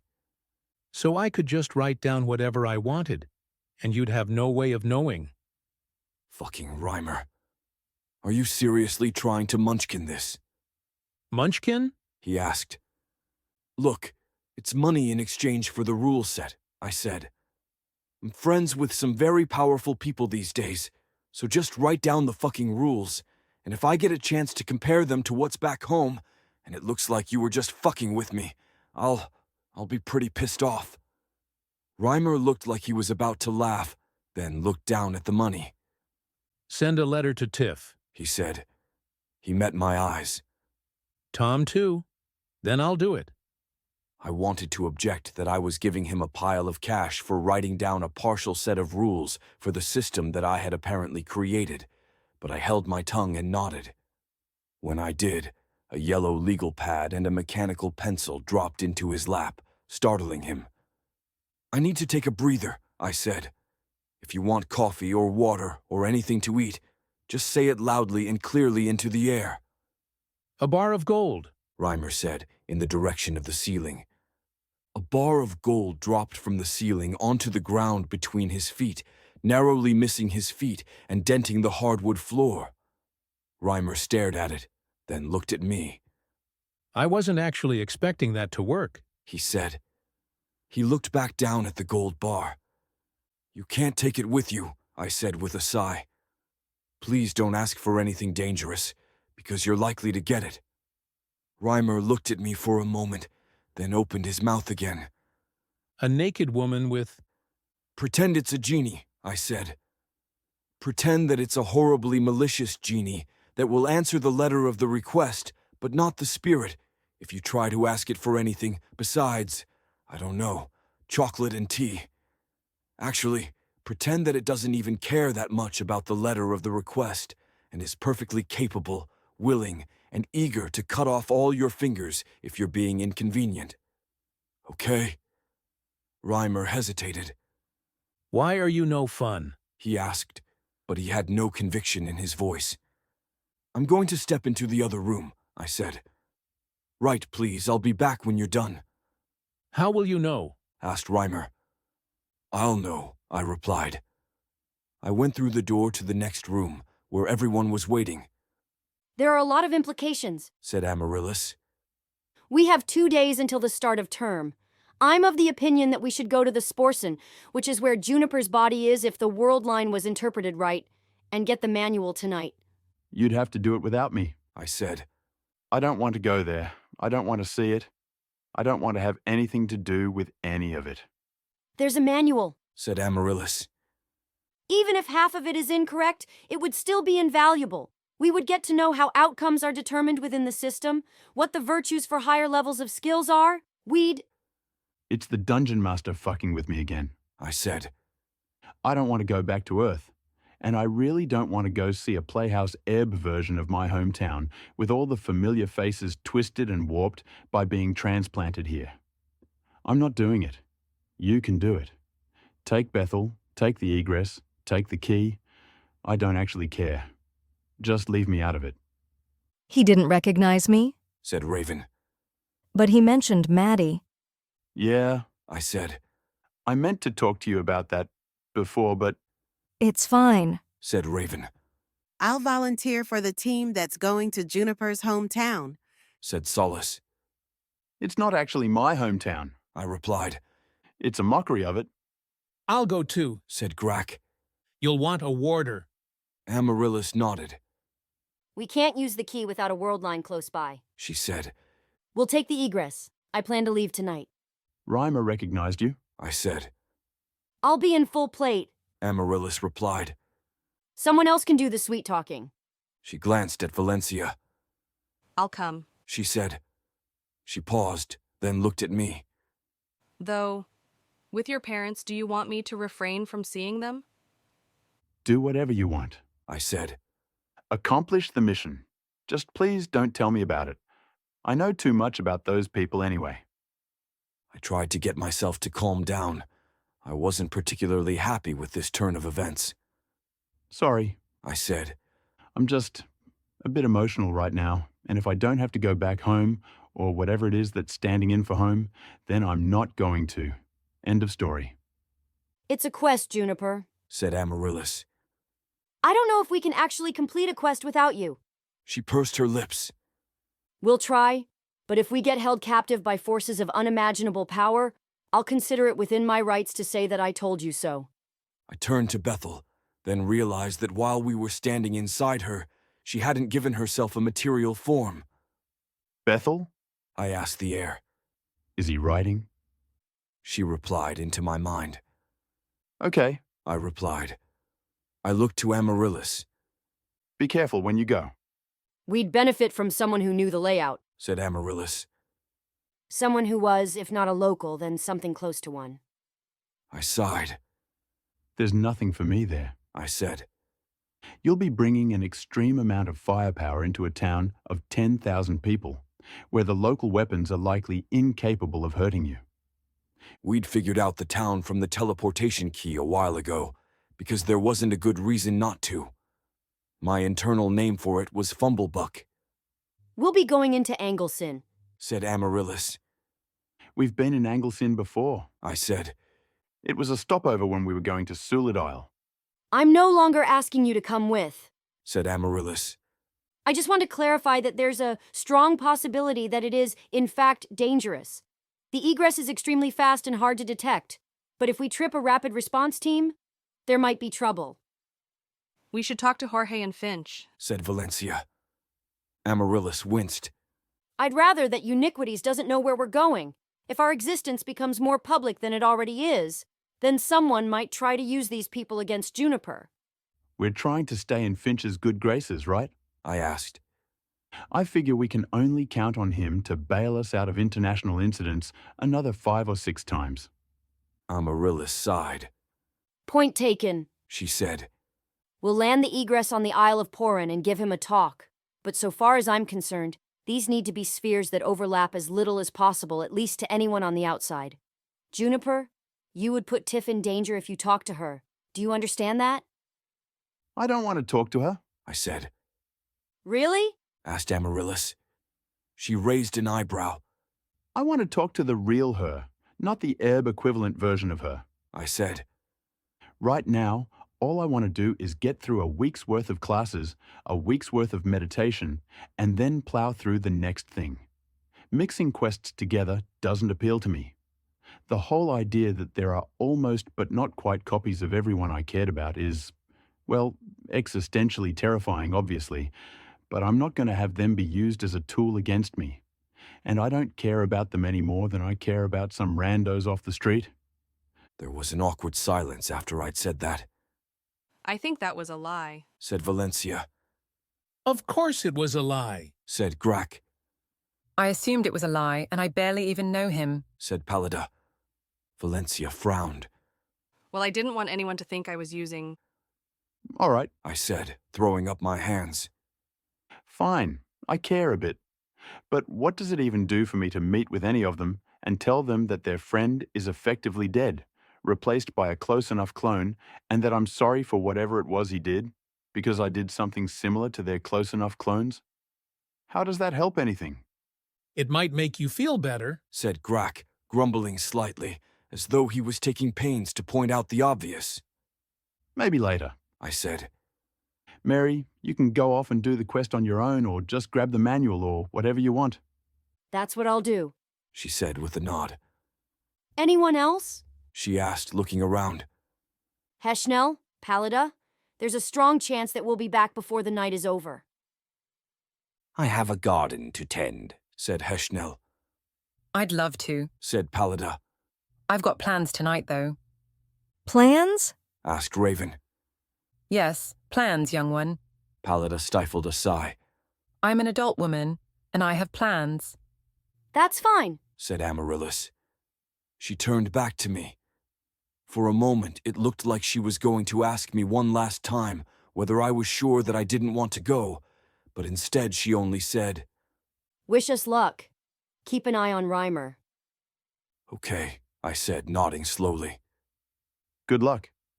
She filed out with the others, and Heshnel left at the same time, leaving me alone with Pallida and Raven. I asked Bethel. Replied Bethel. I replied. She said, I was surprised by that. I hadn't actually expected a response to basic politeness. Okay, I said, turning to Pallida and Raven. Can we hash this out somehow? The two of you together are bordering on causing some actual problems within this team, and I'd like to address it now while it's convenient rather than have it go on. Nope, said Pallida.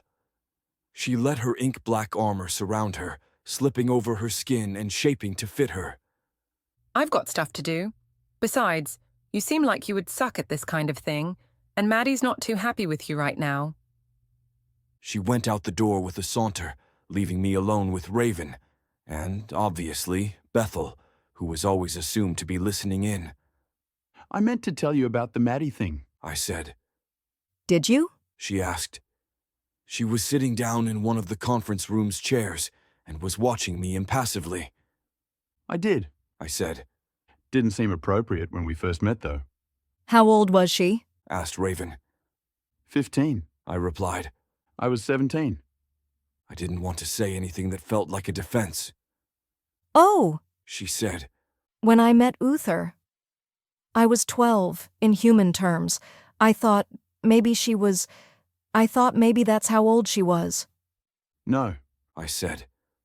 I don't know why there's an age difference, though he was how old when you met him, in his early 20s. If I had to guess at intent, then maybe it was for you to always be a child in his eyes. Raven held herself still. I see, said Bethel. I asked. Said Bethel. Can I ask? Said Raven. Can you, tell me about her? Not much to tell, I said. She had an older brother, Craig. They were raised by their mother, absent father. There was a thing called the internet, which I'd have to get into the weeds on to really help you understand her. I think it was sort of like the Republic of Letters, if you ever had an equivalent. A group of people writing letters back and forth. The Republic of Letters was a 17th and 18th century international clique that almost all of the greatest thinkers of the time were in. They talked to each other by letter, and when they were co-located, met in salons, creating an intellectual movement that in theory transcended their borders and cross-pollinated ideas and theories far and wide. In practice, there were some bitter feuds and rivalries, which made good fodder for D&D adventures. I assumed that they either existed on Erb or had in the past. The Society of Letters? Asked Raven. I was a member. At 12? I asked. Or 12 equivalent? I was precocious, said Raven, without a trace of humor in her voice. I used a pseudonym. When you're as old as I am, people just see you as a fixture. Okay, I said. Well, the internet is like the Society of Letters, but there's no barrier to entry. Communication is instant, and it's completely anonymous if you want it to be. I said. There are very few checks and balances. So that was the Society of Letters that Maddie was a part of, and a lot of it was just insane by Erb's standards. And she was in the thick of it, spent most of her time neck deep in it, and it sometimes made her a bit hard to understand or to deal with, because it was like she was from this other culture, and it was one that we didn't share with her. Raven looked away from me. I can relate, she said, staring at the wall. She finally looked back. The Society of Letters was one of my assets, she said. It was one of the things that made me valuable to Uther, and it was one of the reasons that I wanted to go with him, to see the world. There were so many people that I talked with only through written words, people that I felt like I knew, but had never seen in the flesh. Must have been a shock to them, I said. To see that you were, to all appearances, a child. Yes, said Raven. I thought it would be fun. It wasn't always pleasant. Eventually, word got out. And then what? I asked. And then, Uther was in the middle of making his mark. He knew things that no one else did. He had ideas that didn't occur to anyone else. He was, it's obvious in retrospect, from the future or something like it, from a society that had already done all the hard work of figuring things out. She sighed. I was his go-between with the Society of Letters. I was valuable because I knew people and I knew what they knew, and I could help to connect him. I was valuable because I was the person that they had to talk to in order to get Uther's ear. Sorry, I said. None of this stuff is mentioned in your biographies. No, said Raven. It was a sad personal struggle trying to be taken seriously, wanting to fit in, and finally getting it, only for it to all be about Uther. Eventually I came to accept it, to accept that he was this titan, and I was not. You kicked my ass, I said. So you have that going for you, which is nice. You're weak, Raven replied. You were also impaired, but beyond that, you were weak. I'm not at the peak of my power anymore, and even then, the fight we had, it was like you were one of the enemies I sometimes had to deal with on my own. Not trivial, but not strong. The kind that Uther could kill by the handful as a prelude to the real battle, the kind of enemy that I would fight one-on-one while the real battle was happening elsewhere. I'm trying, I said. He had 30 years to get that strong. I've had low, single-digit months. I know, said Raven. I'm just trying to help you understand what's coming. I spent a century reading the signs and seeing the end of the world. What I've seen since you've been here, it seems like we don't have much time. I'm trying, I said again. It's the reason that we're here. I've had this level up thing hanging over my head, and now that's maybe hopefully dealt with, and I've had to use time in the chamber just to help me deal with it all. I'm sorry for how it went with Maddie. I wish that I could take it back, or do things differently, but... It's okay, said Raven. Uther wasn't perfect either. He had women, I said. At least, everyone says so. I'd wanted to ask about that. None until after his wife Zona made it very clear that was what she wanted. said Raven. That's how it happened? I asked. I thought that was farce, I guess. A cover for him. No, she replied. He loved her. I think it's important that you know that. After the wandering blight took half her body, physical affection wasn't much of an option. Even if they could have managed something, she was weak and frail, intellectually capable, but physically... Raven trailed off, then looked at me. Most of what you've heard was true. She only wanted him to be happy. She was queen of the Zorish Isles before they married. A noble's noble. And she'd always expected that whoever her husband might end up being, he would be a philanderer. It was expected. But he didn't? I asked. Not until later? Their marriage was a political one, said Raven. But he wasn't a noble. He wasn't even from Erb. He had different ideas about what a husband should be to his wife. She pursed her lips. A lot of it was shielded from me in those days. Shielded how? I asked. Some of it appeals to prurient interest, said Raven. The marriage wasn't for love, it was for politics. Zona expected him to consummate it on their wedding night. Uther didn't want to. I raised an eyebrow at that. He was conflicted, said Raven. She was beautiful, but for her it would have been duty, not an act of love, and he found the idea of that unwelcome because he was enamored with her from the start. He stayed chaste, which she found irritating. Eventually she started to really see him, not as the upstart king who vanquished the evil and took their reins of the kingdom, but as he really was, thoughtful and intelligent, with a meditative calm that gave way to decisive action. He was the poet king by that point, and eventually she realized that it wasn't just a moniker. And then they were in love, she said, her breath catching a bit. Perfect for each other. Until the blight got to her, I replied. Raven hesitated, then nodded. Maybe. I still think... She let out a sigh. A part of me still wants him to have resisted, to have stood stoic and declared that she was the only one for him, the physical be damned. Maybe he would have if she hadn't tried so hard to force women on him. Maybe, I said. I was a bit skeptical. You don't believe me? She asked. It sounds noble, I replied. I'm having trouble mapping that to the Arthur that I knew. I wasn't actually sure that it was noble, but it sure sounded noble. Arthur playing that aspect up for the purposes of his self-imposed character, or the legitimate moral stance of someone who felt strongly about monogamy. I couldn't actually say. Raven shrugged. It was who he was. When he believed in something, it was hard to shake him of it. He would adapt to new information, but he thought faster and harder than anyone else, both sides of the argument.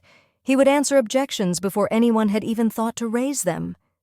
But not that time? I asked. Not with his wife? I don't know, said Raven. I wasn't privy to their discussions. There was so much that I didn't know about him, even after 30 years together. You've heard that they died? The women? I asked. Yeah. That was exaggerated with time, said Raven. Some of those women had no relationship with him, and there were others, who he took as lovers, that no one ever knew about. But it did happen, with regularity. She hesitated again. He insisted that it didn't, that they were women in dangerous situations, that danger followed him, or that he went where the danger was, but it was like there was something protecting him, and us, a magical effect that couldn't be quantified or measured, which allowed us to escape by the skin of our teeth, and that effect simply didn't extend to them. But why did he keep doing it then? I asked. Carrying on the relationships? She asked. I nodded. It didn't seem to matter, or that was what he said. If he rebuffed their advances, if he tried to manipulate things to push them out of the picture, it only seemed to end up worse. There was a woman who was smitten with him the moment we showed up, shortly after the theory was first being floated, 5 years after Zona had been brought back from the brink. She was bright and sunny, almost irresistibly so, and Uther pushed her away, worried that there was some curse, something placed by an ineffable power of the kind we had only just begun dealing with. He paid for her way out of town and watched her leave on horseback. Raven swallowed. We found her body 3 days later. There was something off about the wine we were drinking, and when we opened the keg, I still have trouble with wine sometimes. Shit, I said. Yes, Replied Raven. your friend or whoever he is to you, Reimer, I would be careful about sending him away. I've been trying to put our adventures in the context of this dungeon master and the games you played, and it might have been that a woman soaked in wine was a warning not to deviate from what was planned. She turned and walked from the room without another word. I sat down at the conference table and rested my head against the tall chair, cursing silently to myself. I closed my eyes and dismissed the character sheet that popped up so that I could have some time to think. It wasn't that late, but it felt late. Maybe because I hadn't synced up chamber use with Herb's day-night cycle, or maybe because too much shit had been going on lately. I didn't blame Amaryllis for going off to Fumblebuck, not when a manual would be useful, but I really didn't want to deal with any of it. I just wanted to go to college and have adventures. Was that so wrong? If there was a narrative, why did it have to be this narrative? Can we talk? Asked Bethel. I opened my eyes and looked at her. It was the first time she'd made an appearance since driving the dolls through their spikes. I'm sorry, I said. I was trying to make peace between Raven and Pallida, and I didn't think about how the words would sound to you. I was tunnel-visioned on the one problem, and not thinking about you. I hope talking with Raven about Uther, how she viewed him, wasn't too bad for you. She's blinded, said Bethel. She paused, measuring what she wanted to say to me, changing tracks. She took a seat beside me, more tentative than she'd ever moved before. I've killed a lot of people. I know, I replied. I didn't always want to, said Bethel, and only then did I recognize a sort of hollowness in her voice. I was forced to, naturally, first by Narcissus, who would have hurt me otherwise, later by others who wanted me for a weapon. But some of those people I killed of my own volition. And even then, I didn't always want to. She leaned forward slightly. There was a couple who came to raid me, back before the Tung had such heavy restrictions on travel. They walked my halls, looking for magic, or at least something that they could sell. When they split up, I appeared before the woman and told her to be quiet, or I would slit her throat. I had questions I wanted answered about the outside world. She started screaming, almost at once, and I thought to myself, well, I gave her an ultimatum, hadn't I? And if she defies me, what choice do I have but to end her and keep true to my word? but you didn't want to, I said with a nod. I didn't, said Bethel. I did it anyway. It did nothing to help me accomplish my goals. It was just without any true purpose. It didn't set a precedent for anyone else. It didn't get me the information I needed. I just killed her because I had said that I would, and I felt it important to follow through. Yeah, I said. For me, I always had this period of trying to reconcile it afterward, of saying to myself that somehow following through on the threat was more important than anything else, that I had a code or whatever. Yes, said Bethel. She sat there at the table next to me and drummed her fingers on the table for a moment. I'm not going to kill you. She said. I'm not going to hurt the people that you love. I was only saying that to lash out at you. Okay, I said. For the record, though, I am sorry. And I do think that Uther needs to answer for what he's done. I don't think that there's any answer that he could possibly give that would satisfy either of us. But, I don't know. I still don't want him to die. I still have this fantasy that somehow it's going to be okay. It's childish. It is, said Bethel. I understand being a child. Can I say again that I'm sorry? I asked. About earlier? You can say it, replied Bethel. I already heard it the first time. She cocked her head to the side. He's done, incidentally. It took me a moment to realize that she was talking about Reimer, who had been toiling away in the other room. I got up, took one last look at Bethel's impassive face, then went to go join him. Reimer was sitting in the same chair that I'd left him in, but his immediate surroundings had changed. He had a table beside him with 11 different drinks on it, some of them steaming and others frozen. A second table held 6 different plates with a variety of snacks on them, a few half-eaten. "Hey, June," he said when he came in. He glanced at the drinks and snacks. "Jeannie's pretty friendly, seems to me." Yeah? I asked. Well, when we first met, she poisoned me. Reimer laughed that off, then saw the set of my face. "Seriously?" he asked. Yup, I said. You're done writing? Yeah, he said. He shook his hand. "I tried to go fast. There's still some orientation stuff tonight I didn't want to miss." He stood up and passed the legal pad to me. Written in big, bold capital letters were the words, "Suck a dick." Reimer smiled at me. On the next page were his actual notes, and I could tell just from the way the paper had crinkled that it went on for several pages in the hasty writing that I'd once known so well.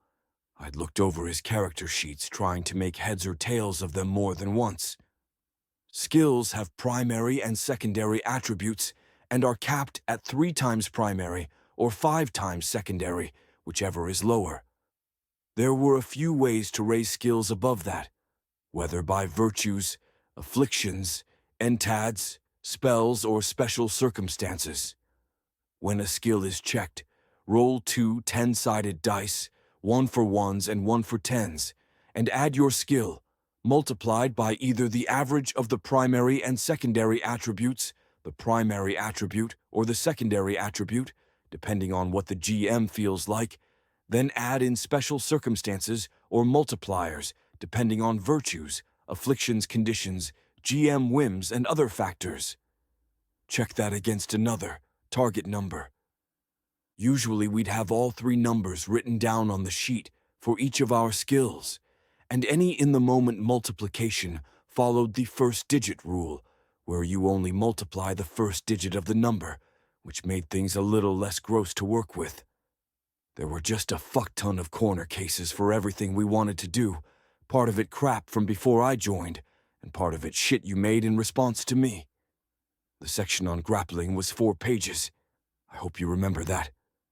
Rolls were always against the GM, who set arbitrary but realistic numbers, sometimes with some principled backing for opposing characters. Some of the time this was just bullshit, but it was hard to tell exactly when. You slapped write-ups down on the table more than once, so I don't know. Rolling against players mostly didn't happen, and the rules for it were constantly in flux, more than other pieces. Should probably mention that a lot of this system wasn't unique. It was descended from a game called Full Plate that focused more on wargaming instead of adventures tar theater. Your innovation was hacking on a whole bunch of garbage, and including some talky bits, though at least some of the work was done by Arthur's brother, not sure how much. I kept reading for a bit. Some of it was new information. Yes, attributes actually did affect skills. But a lot of it was confirmation of things that I already knew from the game, or which had been hinted at by the virtues. A D100 system was fairly standard, as systems went, but I wasn't sure that was actually accurate to my situation. Critical hits were apparently level-dependent, on the theory that luck played more of a role than skill at lower levels. The system was big on categories of effect, levels of success, and results tables, which probably accounted for the sheer length of it, though I didn't know whether 200 pages was hyperbole or not. The biggest get was probably the skill synergies, which were explicitly listed, though it was just a sketch of the groups, not what virtues you actually got from them. That one I asked Reimer about. "There are either 5 or 6 virtues per skill," said Reimer. 5.5, call it. There were 256 skills. That's what, 1,408 before getting into all the combo virtues? Not to mention that you never told us them unless we got there, which we mostly didn't. So if you don't know, then I don't know what to tell you. They're either in the big book, or you never wrote them down because you didn't think that anyone was actually going to take accounting. Okay, I said. You didn't write any virtues down, though? You don't remember any? Do you remember any? Asked Reimer. Thormic Dodger, I said. Eliminates the penalty for dodging magic. No, it was more than that, said Reimer. Magic, magical effect, entads, entad effects, and then the layman clause. According to the notes that Reimer had given, the layman was more of a concept than a person, one which could be instantiated in different ways, either through DM fiat, through agreement by the players, or by asking a third party who had no or little stake in the outcome. What that would mean on a system implemented in full with more rules, on what was probably a simulation, was anyone's guess. I want more, I said. Everything that you can remember. Everything. I'd be here all night, Reimer complained. I gestured at the pile of cash on the floor. Reimer narrowed his eyes. Point taken. Not sure on the wording, though. I used to use a note system, but all that got burned. Burned? I asked. I was pissed off, said Reimer with a shrug. Sort of a, I don't know, effigy, I guess. Of me? I asked. Reimer nodded, then shrugged again. You're a dick. You're a garbage dump of a person. You're obscenely rich and hobnobbing with your high school crush, with some kind of military deal worked out, if any of that was true, but fuck if you didn't do your best to piss everyone off, and that always made it easier to be pissed off at you. He looked down at the cash. I don't really want to rehash any of this right now. He looked back up at me. I'll mail you whatever else I can remember, but it's hard to reconstruct from memory, given how long it's been since we played. I cursed the game more than once after you were gone. Said I would never play it again. Not like there was any threat of that. For what it's worth, I said. I've been trying to not be a dick. I struggled to put it into words.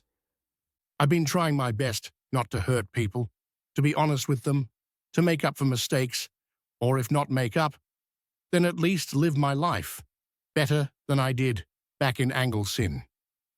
How's that going? Asked Reimer. It's complicated, I said. Depends on who you ask. I'd give myself a C-. A what? Asked Reimer. Oh, I said. Letter grades, it's a new thing. A is highest, F is lowest. Why is Z not the lowest? He asked. The point is, I said, I'm trying. It's going okay. I think I catch a fair number of mistakes before I make them, and I'm getting better at recognizing and acknowledging mistakes after they've been made. But I am trying. Okay, shrugged Reimer. You have anyone to call you out on your bullshit? A couple people, yeah. I said. I don't need you to believe me. I don't need you to forgive me either.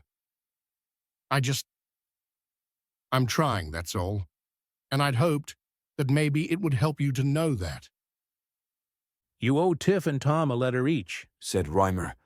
I'll check up on that. Maybe I'll actually believe you if you follow through. That's going to be pretty fucking hard when I'm not the person that they remember. Okay, I said. The money is yours. Leave the bar of gold. You can send the virtues by mail, as best you can remember. Maybe mark down how confident you are in each of them? Fine, said Reimer. He seemed unsure of himself. What's the deal with all this? He asked. I don't actually believe that you're paying me all this money for something so trivial. It's complicated, I said. Need to know? Classified? Info hazard protocols? Asked Reimer with a roll of his eyes. Yeah, I said. I hesitated. I hadn't thought that the existence of info hazards was well known. Unless, Which campaign was that? Long stairs. answered Reimer. He looked me over. Shit, what happened to you? There's an NTAD, I said. the memory blade. It's a use in emergency only sort of thing, since it gets sharper the more memories it takes from you. And, well, I was in an emergency. I lost a fair bit. Since when do you know how to use a sword? Asked Reimer. Since I was forced to learn, I replied. I tapped the legal pad with a finger. I'd like a list of campaigns too, as many as you can remember, with as many events, entids, magic, worlds, etc. as possible. I'll mail it, said Reimer. I'm not going to stay here all night. He shifted his stance. I should actually probably get going. He shook his head. It's been weird seeing you. Yeah, I said. Yeah, I don't want to keep you if you have things to do, but do send me more. Virtues, campaigns, anything else you can remember. Because your memory has been shot through? Asked Reimer. Yeah, I said. And it was important to me. Reimer shrugged. You know that there's not a lot I wouldn't do for money. I'm serious about you writing to Tiff and Tom, though. I will, I said. Okay, replied Reimer. Good. He stood there awkwardly for a moment, then began gathering up the money from the floor and sticking it in a bag that materialized beside him. When he was finished, he slung it over his back. All right, he said. He glanced at the door. If you're in some shit, don't involve me. I'll try not to, I said. I was pretty sure that it was entirely out of my control. Freshman. Chapter 1, 145. Freshman. I sweated over it a fair bit, but Amaryllis and the others came back safe and sound at around 4 in the morning, but without the manual. They had met my double's dad, who was close enough to being my dad, a helicopter pilot for the Anglesey military, who had left after a decade of service to work in the private sector flying helicopters for farmers, aerial applications, and photo survey mostly. That was more or less what had happened with my real dad, though replaced the Anglesey military with Gulf War I, and probably less negotiating with draconic bureaucracies. He'd been reticent to let them in, but Valencia had taken the reins, and from there, it hadn't taken her too much to get him to open up. My dad, the real one back on Earth, never opened up, except a few times when he was drunk. I asked that they go light on the details, and they had obliged, giving me only what seemed like it would actually matter. First, my parents on Erb were divorced, and had been for 7 years. Second, my mom had left Fumblebuck after I was put in prison, going to parts unknown. Third, the manual, if it still existed, wasn't anywhere in my dad's house, and he had no idea where it might have gone off to. After a search of his house, which he'd for some reason consented to, they had gone to my mom's house, which had produced nothing worthwhile, then over to speak with a few of the fake versions of my friends, none of which produced any fruit. Fake Maddie looked different from real Maddie, for unknown reasons, and that was as much as I wanted to hear about it. So far as they could piece things together, the fake Juniper had followed nearly the same trajectory that I had, and most of the differences could be accounted for by what had to change if it was all playing out on Erb instead of Earth. I was apparently Erb's version of Gary Gygax, unrealistically prolific given that I was building a lot of it from the ground up, creating rules from whole cloth that just so happened to have parallels to game systems I had played on Earth, and then putting in all of the same effort toward campaign creation that I had in the real world on top of that. All, somehow, without the internet for fast research and easy inspiration. The whole cast was there in Fumblebuck. Fake Arthur had died in a car accident. I had dated fake Tiff, and later fake Maddie, still ill-advised but a little more acceptable on Erb, and fake Craig had still been really upset about it. The real Craig had been talking about joining the Navy, and the fake Craig had joined the host, which I thought was likely another way for the Dungeon Master to scatter them all to the four winds. The better that I would eventually run into one or another, no matter what paths I took. None of it was actually useful, though. The quest stayed incomplete. Amaryllis found it frustrating, but I was adamant that I wanted nothing to do with it. Besides, what was the Dungeon Master going to do? Cheat so that only I could figure things out, so that only my presence would accomplish whatever the quest was supposed to accomplish. No, fuck that. I wasn't going back home. I was in college, at least for a week, and I was determined to enjoy it. My first class at the Athenaeum of Sound and Silence was listed as a still magic primer. I actually had a passing understanding of my instructor. She was the woman who had written The Commoner's Guide to Still Magic, one of the most singularly useless texts in all of known existence, though it had fierce competition from the other titles in that series. I did read the whole thing, though, against my better judgment, so I thought that I had a bit of a handle on the Magus, Jenna Ermariter. She was much more concerned with people than with the actual study and practice of still magic, and while some of that might just have been to fill pages of a rather slender book with nothing of real importance, I thought I saw some passion for the individual stories in the book, rather than the science or practice of magic. It was hard to tell, though, and I was trying to go into the class without preconceptions. Magus Ermarator stood before the class behind a podium, with a bored student standing next to her for unknown reasons. The student's arms were in a cramped pose, though, so I assumed that she was some kind of mage as well. Magus Ermarator was a penumbral, a species that could only tolerate about 4 hours of sunlight a day and fed on shadows in a form of reverse photosynthesis, which was entirely magical rather than using real physics. She had jet black hair done up in a bun, and gray skin, like she'd been rendered in monochrome, an effect which was offset by the garishly bright colors of her dress, reds, blues, and purples, in a pattern that instantly drew my eye away from her face. "Welcome to a Still Magic Primer," she called to the class with a cheerful smile. There were maybe 100 people in our lecture hall, and I was near the back, largely because the plan was for her to give me a rubber stamp. The sound was still crystal clear, though, like she was standing right next to me, despite the fact that there were no speakers. The student beside her was frowning and concentrating, which clued me in that this was probably the sound component of vibration magic at play. In this course, we will discuss the history of still magic, the craft as it's practiced today, what to expect when you're down in the temple for meditation, and various other topics that will help prepare you for a life as a still mage. She cleared her throat. This is not a difficult course, nor is it one oriented toward practical applications. It is, instead, a required course intended to give you the background necessary to become a part of the common culture of still mages, who will be, after all, your peers and colleagues once you've matriculated. She spent some time on history, most of which I already knew from the Commoner's Guide and other supplemental reading, and the parts that were new seemed extremely unimportant. I perked up when she talked about Uther. The Pendraig reforms were extensive, said Ermarator.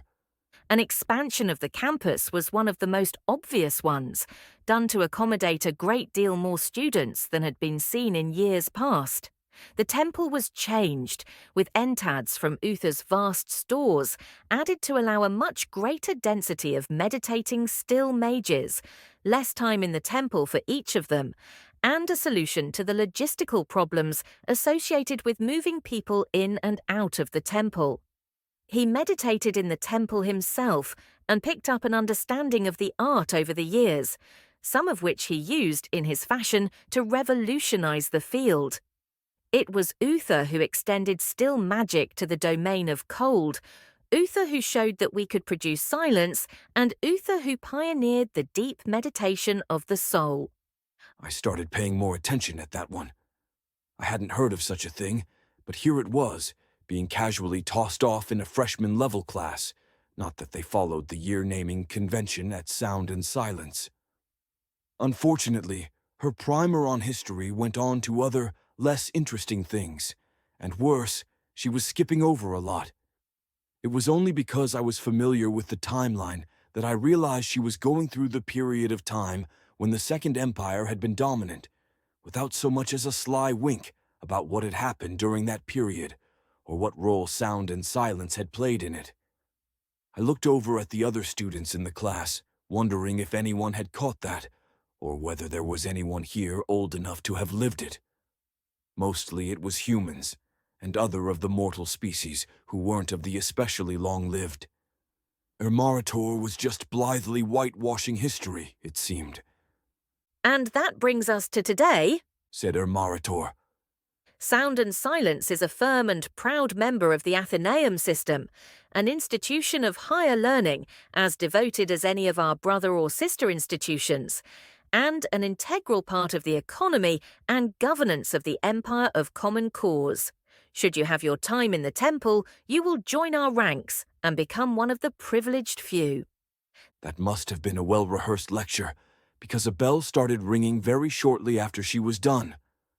As first classes went, it was a little underwhelming, but normal students didn't get their time in the temple until 2 years at the Athenaeum, so I supposed some amount of filler was necessary. Juniper Smith, if you could stay a moment, asked Magus Ermarator.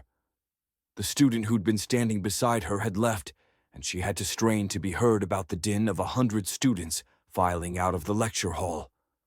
I made my way down to her. I have another class in about 15 minutes, I said. I knew where the building was, but I was still a little anxious about missing the lecture, even if it was going to be something like this. You're the bursar's man, said Ermarator. It was halfway between a question and an accusation. She looked me over.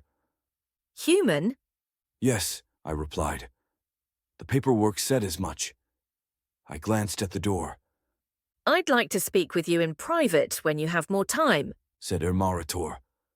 My office is in Denai Hall on the 3rd floor, and I'm there from the end of classes until just after sundown. Okay, I said. What are we talking about? I'll explain then, said Ermarator. It would suffice to say that my signature on your papers is contingent upon a private meeting. I gave an inward groan. All right, I said. I'll see you after my last class today. I glanced at the door again. Go ahead, get to your next class, said Magus Ermarator. I'll see you tonight. I rushed off with my book bag over my shoulder. When I was out the door, I moved my comms tattoo up and touched it. Minor hiccup, I said. Professor wants a meeting. They're instructors, not professors, replied Amaryllis. But noted, we'll provide backup in case there's an attack. Otherwise went well? Sure, I said. A bit boring. Keep an open mind, replied Amaryllis.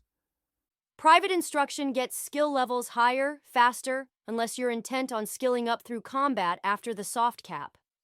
The abortive attempt at getting something from Fumblebuck was a source of conflict between the two of us. Amaryllis had been poring over the notes that Reimer had left, along with the supplemental stuff he'd mailed later on. She wanted him back in for a sit-down, but I was a little leery of that, especially since it wasn't clear how much the two systems might have diverged from each other. Reimer's notes indicated that the system got constant updates and revisions, sometimes without any actual notice. I was trying my best not to worry about it, as Amaryllis put effort into redoing her best possible character sheet. In theory, if the game was correct that I could change skills once every 100 essentialism levels, then I should theoretically be capable of changing skills again, if I hadn't been before. I had not tested it, as it was an incredibly valuable resource that I didn't want to waste. My mind wasn't really on that as I moved on to the next class. Instead, I was thinking that all roads led to Rome. It was a common DM tactic, where 3 or 4 different threads could all be pulled on, all of which would tie back to whatever main event the DM had planned. In the context of Reimer, it was one of 3 visible threads leading back to Fumblebuck, the first being the teleportation key, and what it had revealed about the body's past, which was when the text had been generated, and the other threads being people from Fumblebuck that had spread to the winds. Going to sound and silence had led me to Reimer, whose part in all this I hoped was over. If we'd gone to the Athenaeum of Claw and Clocks, I would have bumped into Tiff. There were probably other paths leading back to Fumblebuck, whether it was high school friends sent by happenstance to the locations I was most likely to visit, or some other kind of bullshit. The further in I'd gotten, the more these parallel paths had become a running theme. In one sense, it was comforting, because it was weak evidence that I had some degree of free will within the DM's schemes, and the world had simply been set up or manipulated into such a state that there were many mechanisms by which the same beats could happen. In most other senses, it was kind of terrifying, because I was surrounded by threads to be pulled on and clearly visible backup plans intended to manipulate me. The whole reason that we'd gone to Falater in the first place had been Cyclamine, Amaryllis's great-grandfather, whose Entad poltergeist had remarked that he was one of the most gifted soul mages still alive following the decapitation of the Second Empire, and that he should, despite the odds and common sense, still have some measure of his power in prison. Later on, we'd found Heshnel Elek, who was one of Falater's protégés long ago, and he had basically delivered us a quest prompt for a quest we'd already handled. Who knew how many other paths led back to Falater? Would we have found a book that pointed in his direction in our hour of need if those two other prompts had misfired? More concerning, what was everything at Sound and Silence pointed toward? What were the disparate threads all pulling on? I ran out of thinking time when I got to my next class. It was a similar room to the first one, with tiered seating and peculiar adjustable desks, with a section in front similar to handicapped seating on Earth, a place where students who were unusually large or with particular needs could sit and take up more room. There weren't many there, though, just Mezzin, Broshi, and a Krios girl hooked up to a tank, presumably to keep her temperature down. I didn't know the rules for taking up special seating, so I headed up to the very back of the classroom, where there were 2 empty seats. The class was Fundamentals of Vibration Magic, a basic prerequisite for actually getting authorized to become a vibrational mage. When I sat down, the instructor, never professor apparently, was already clearing his throat. To my surprise, I saw a red-haired girl moving from her seat in one of the lower rows, pushing past people and apologizing profusely as she did so. She looked vaguely familiar to me, though I couldn't place her. Her hair went down to the small of her back in ringlets. She wore a vest, a blouse, and a skirt, all of which looked expensive, if I was any judge. And she had rectangular frame glasses. I caught her looking at me as she moved through the chairs, and I was startled when she went up the stairs and took a seat beside me.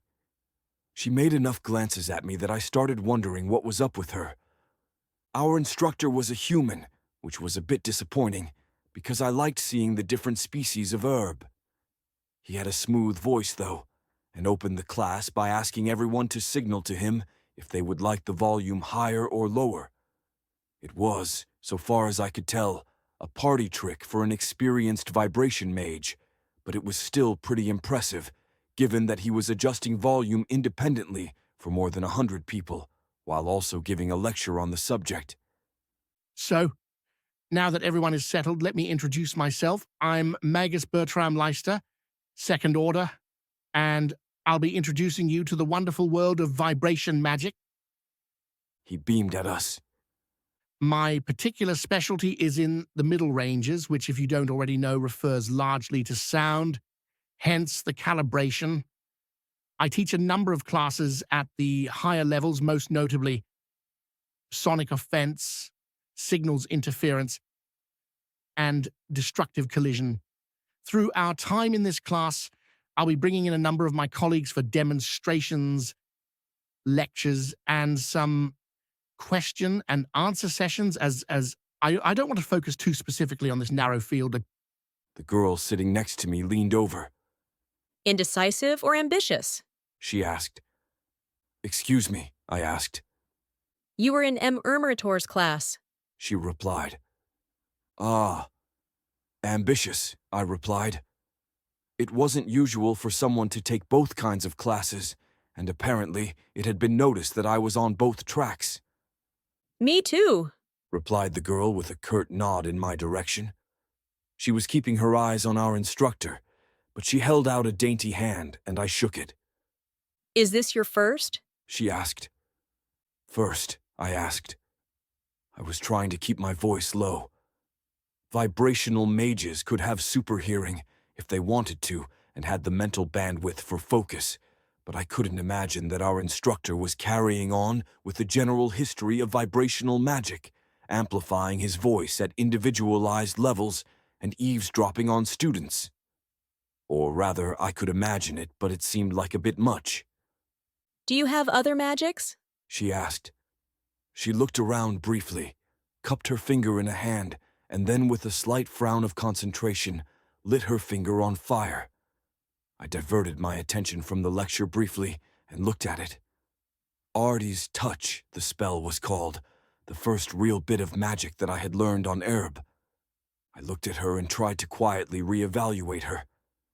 Maybe it was the glasses, but I had marked her as a bookish nerd, probably not too much younger or older than I was, and almost certainly human.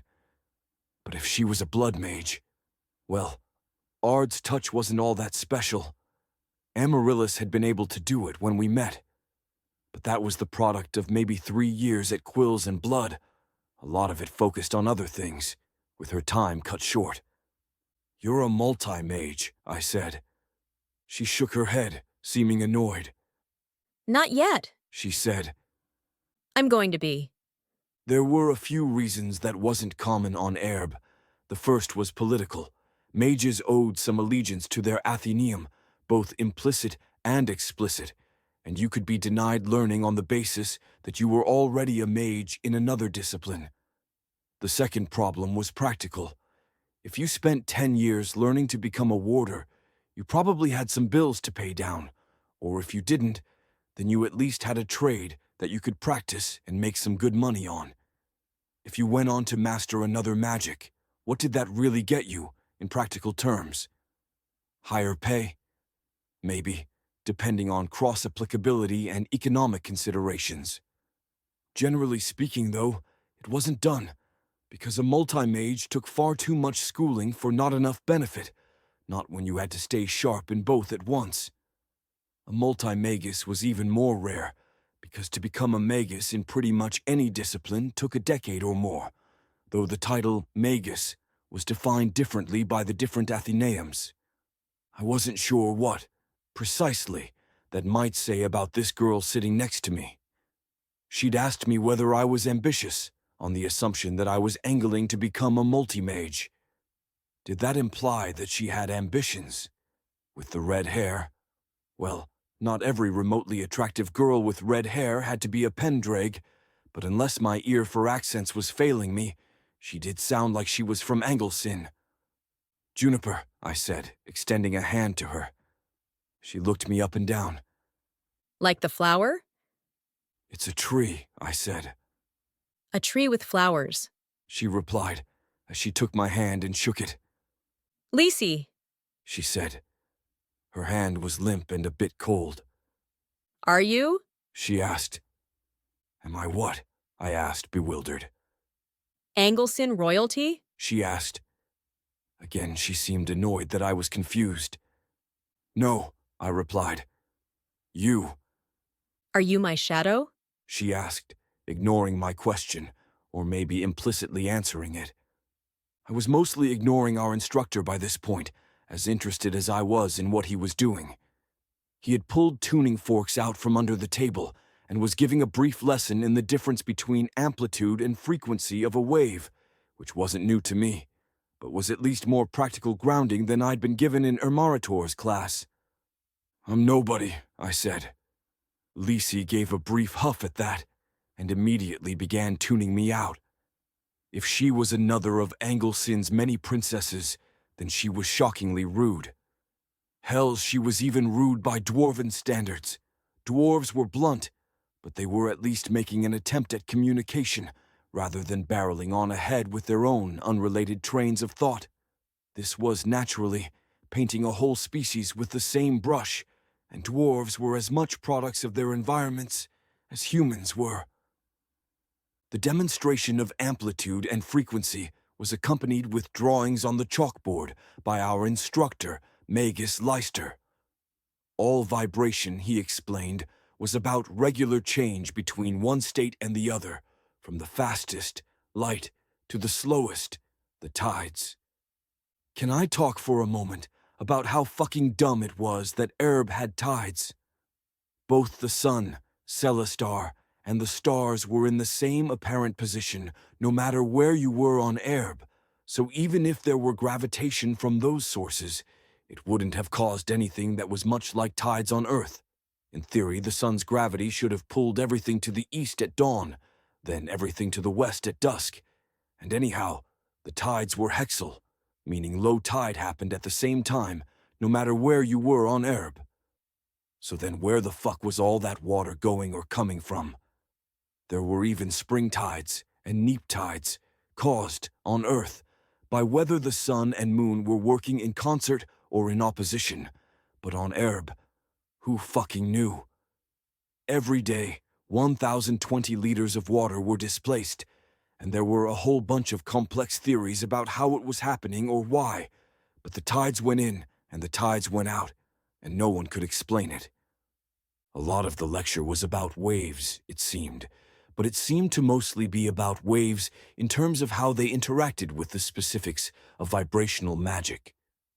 Leister joked that he wasn't going to bombard us with a whole bunch of equations and terms we'd have to memorize on our first day, but it felt like that was what he was doing anyway. Vibrational magic had a lot of scope, mostly because it was permissive in what was defined as vibration, extending to almost anything that oscillated to some degree, even if it wasn't vibrating in the sense that I understood it. Still, sound was by far the easiest thing for a vibration mage to deal with, and it was their stock in trade. The discovery that light could be produced and manipulated with vibration magic was a relatively recent one, but it took so much skill that only the Grandmasters were capable of doing it reliably, and they were gun-shy, given the fact that exclusions sometimes happened when people pressed the boundaries too far. The last thing we went over was the actual source of a vibration mage's power, a well of internal energy that could be slowly expanded through rigorous, monotonous mental exercise. We, or rather, the other people in the class who weren't on fast track like me, were required to prove that this was something we were capable of by learning an instrument and achieving technical proficiency with it, something that would also come in handy when we were tuning to specific tones.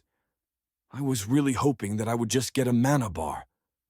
At any rate, the major complication for vibration mages was that this internal well of power, called breath instead of just mana, was governed by trade-offs between what was modulated, so that frequency increase at the expense of amplitude decrease, or vice versa, was far less draining than increasing both, and decreasing either was practically free, a convenient way of silencing your footfalls.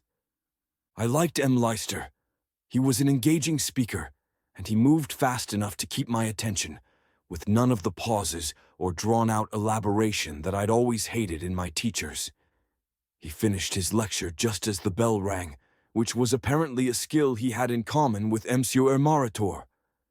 I braced myself to be called down by him, but he was just looking at his notes, not at me. We should walk together, said Lisi. I had practically forgotten about her, except to briefly glance at the meticulous notes she was keeping. Okay, I said. My next class is in the Canis building. I'm not sure if we're going in the same... We are, replied Lisi. Fundamentals of combat magic? Yup, I said. That's the one.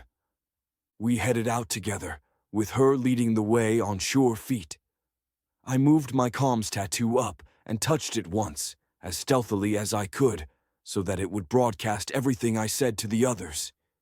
So, Are you one of the Pendricks? I asked. Yes. Replied Lisi.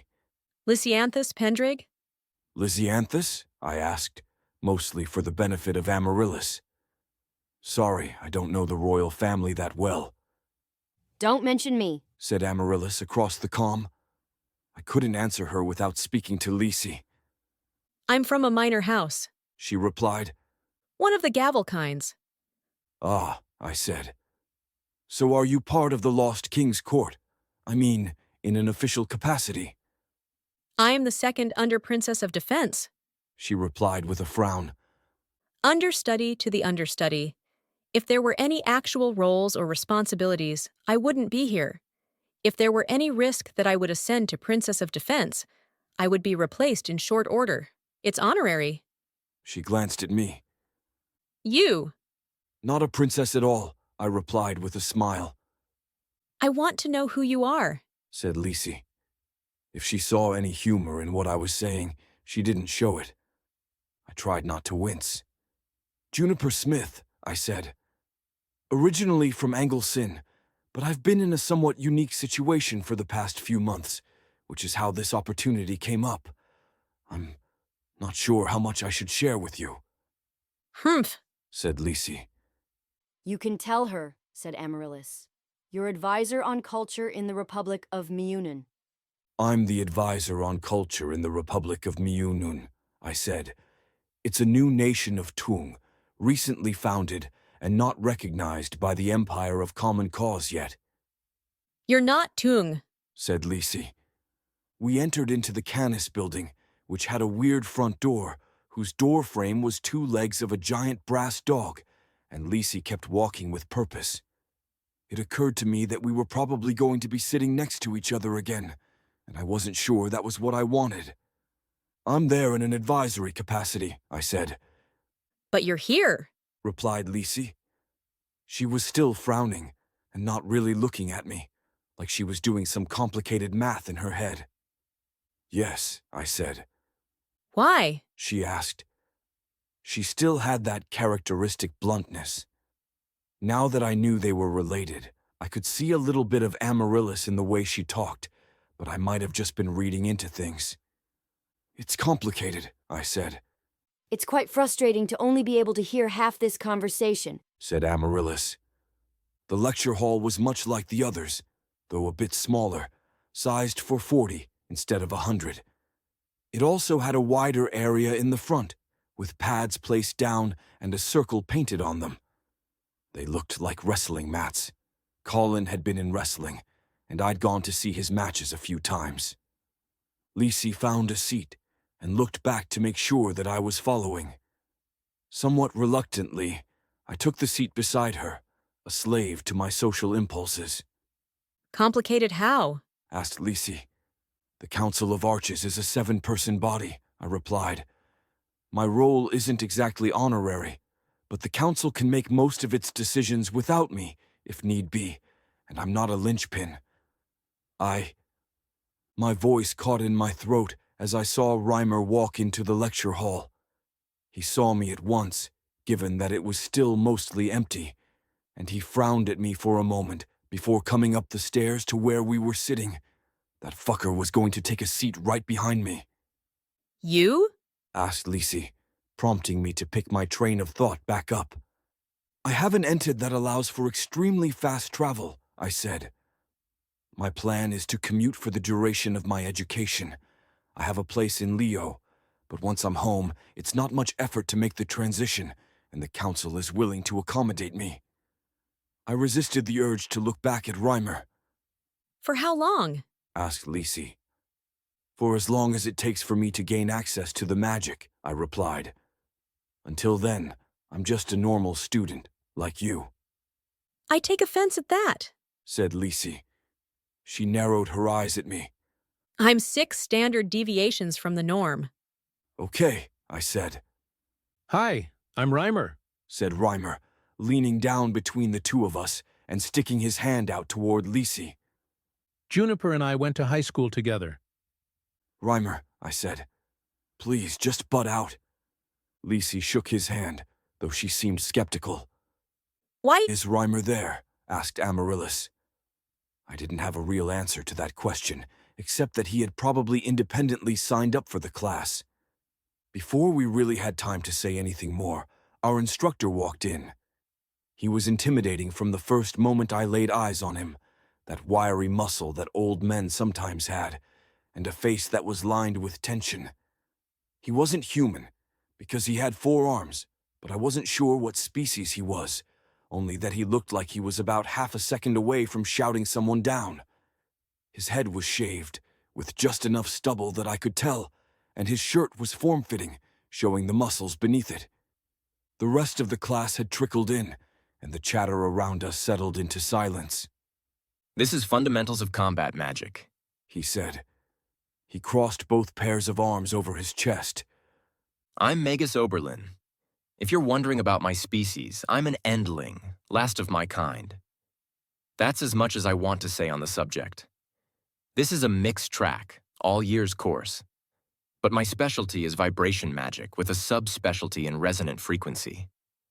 His voice was sharp and loud, and didn't seem to be carried by any sort of magic. It was a smaller room, but still, that was a little bit intimidating. He walked over to the desk and pulled out a handgun from one of the drawers and set it on the desk with a loud clunk. "This is a handgun. It will kill most people just fine and takes far less time to train." He was scanning the classroom, looking at us, and his eyes paused for a moment as he looked at me. I was tall and muscular, and I hoped that was what had caught his eye. "There are things that a handgun won't work on. The majority of NTAD armor will stop a small caliber round, and a minority will stop larger calibers. There are also a wide variety of mages who are immune or resistant to gunfire, including pseudo-mages like the Bladebound. There are species who will shrug off a bullet and monsters who will only gain power from them. Wards will also stop bullets dead in their tracks. If your target is bunkered down, it's by no means a perfect solution, but it's the first one you should reach for." He reached into the desk and pulled out a second handgun, this one of a slightly different make. He set it down next to the other handgun. "This is a void gun," he said. "It's considerably more difficult for potential targets to deal with, and is brutally effective at making holes in things. It's also banned for personal use by the Third Empire, with no exceptions." He strode forward, leaving the guns behind him. "These are 2 of the 3 low-hanging fruit, if you have interest in being more lethal.